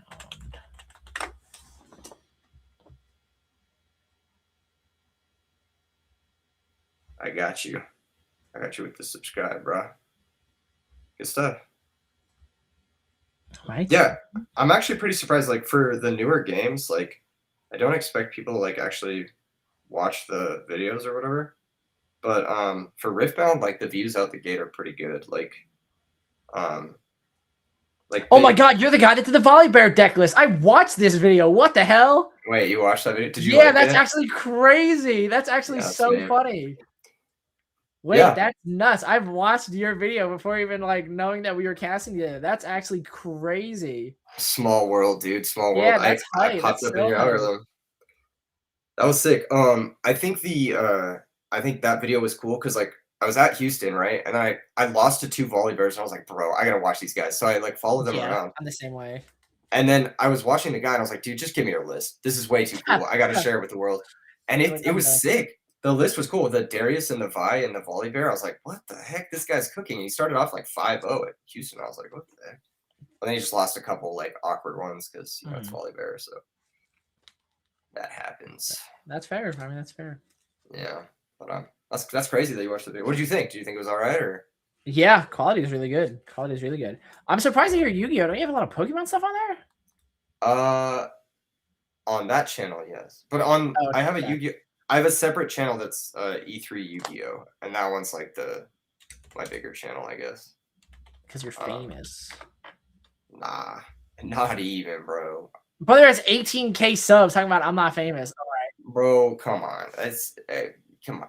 18K. That's 18K. I'm not doing those views. I'm doing like maybe 10K views on the Yu-Gi-Oh vids, bro. It's not real. It's not real, bro. Brother, I get like 1K on my podcast talking about some 10K views is real. It takes 10 of my episodes to do, or 10 of my videos to do one of yours, and you're talking about something. Oh, it's not real. It's not real, bro. Maybe it's like it's one of those things where like once you get to a certain level, you look at the next person and you're like I'm nobody. I feel like there definitely is that has to be always a thing for sure. Yeah, totally. And a large part of it's just doing the tournaments too. Like if you do the tournaments for like a long time, then it's like pretty solid way to build a fan base, I think. Nice. So. That's nice. W. And it helps, dude. It helps that the tournaments are like kind of retro-y too. So it's like the exact age group that's on YouTube as well. So very true. Very true. We are getting the notification that top 4 is not splitting. So we will be watching Mo versus Jason for snap your feature match. They said they purposefully wanted to avoid forcing you guys to watch the Kaiser. I'm down to watch Mo versus Jason. Jason's a homie. I know him personally. If it's the Jason I'm thinking of, I've paid him out multiple times because he's won a lot of my tournaments. So let's go. Yeah, it's pretty cool to see him have success in Riftbound as well. Actually, we were hanging out in Las Vegas not that long ago, and I was like, "Hey, have you played Riftbound yet?" And he was like, "No, I'm not going to get into that." And it's so funny because like now he's like so into it that he's like went to Houston, is at the PBG Orlando. He's planning on going to more PBG stuff. It's like he's like a super meta follower too. He's like playing Annie, so yeah, it's I was really just funny. On the list up, yeah. I feel like we haven't seen Annie that much today, right? We saw like so much of yesterday, and I don't think we saw too much today. We saw like almost none today. Like surprisingly low amount of Annie. Yeah, for sure. I think you're right though, because so many of them played yesterday. Yeah, I think this matchup's it's pretty close. I didn't think it was close, and then I was talking to some people about it last night, and they were like, "Yeah, it's way closer than you think." I think it depends on how they each open. Like if Mo's not able to gain enough momentum early on, get into his ramp. Yeah. And then obviously if Annie's able to just go super aggro super early, then it should be. Yeah. So Annie's interesting, right? Because it was a Proving Grounds deck, right? So it's like it's kind of under the radar. It kind of flew under the radar like early on. I feel like it didn't. Yeah, especially a lot of it did because the devs came out and like Dave Guskin literally said, Master Yi and Annie won't be meta. Like that was the exact message that was sent in Discord. Yeah. And then now after Houston, people have been like tweeting it at him nonstop because like Annie and Master Yi are pretty good. Every time I read Annie and then I read the legend, I'm like, how is this not just the best thing you can be doing? It's so absurd. Yeah. Like, add back the color combination too was so gross. Yeah, exactly. It's like you got the best mobility and you got the best aggro units in Darius and Vi. It's like, can it get much better than that? I don't know. Yeah. And stack deck. Say less. Yes, sir. I'm very pumped to see this match. This is a matchup that we did see, though. We did see it. Alion Trazi lost this matchup. It was his only loss in the 10K, I believe. Was against Annie. Okay. Interesting. Yeah. So, this is I think one of those matchups where if the Annie just gets in, it just gets in, you know? Yes, sir. If I'm Jason, I'm probably pretty happy that I'm going up against MF Aurora as opposed to like going up against like a super Kaisa with like tons of hate, you know? Yeah, for sure. Right. Let me just close out some of these tabs. And then we got Jason's deck list pulled up. It's favorite for MF. Interesting. I mean, I think if we didn't see that one matchup where there was that one Annie player that rushed down the MF, I would believe it. But like there's definitely the chance that like if MF stalls and Annie is able to just absolutely go nuts and hit the perfect line, Annie can run away with it and run away with it quickly. I've played this matchup against Jason specifically, and I haven't been able to beat him. So obviously I'm not Allian Trazi, right? I'm not Mo, so take it with a grain of salt. But the matchup it's pretty hard. Like it's definitely not one of those matchups where you can do things and then find out. You know what I'm saying? Yeah. Yeah. So you really got to know what you're doing going into it. Otherwise, you're gonna get smoked. And I think that some of the key cards like Challenge and Ride the Wind, they can be a little bit awkward because you need to get a unit down first. So, and then another thing is that Vi is actually really hard to deal with for Misfortune Aurora. You don't have a lot of like clean outs. That being said, he's got the Primal Strengths, the Rebukes, so who knows? I guess we'll find out. It's gonna be an interesting matchup. Yeah. I guess we should ask the chat who they got. 1 for Jason, 2 for Mo. Who you got, chat? You got.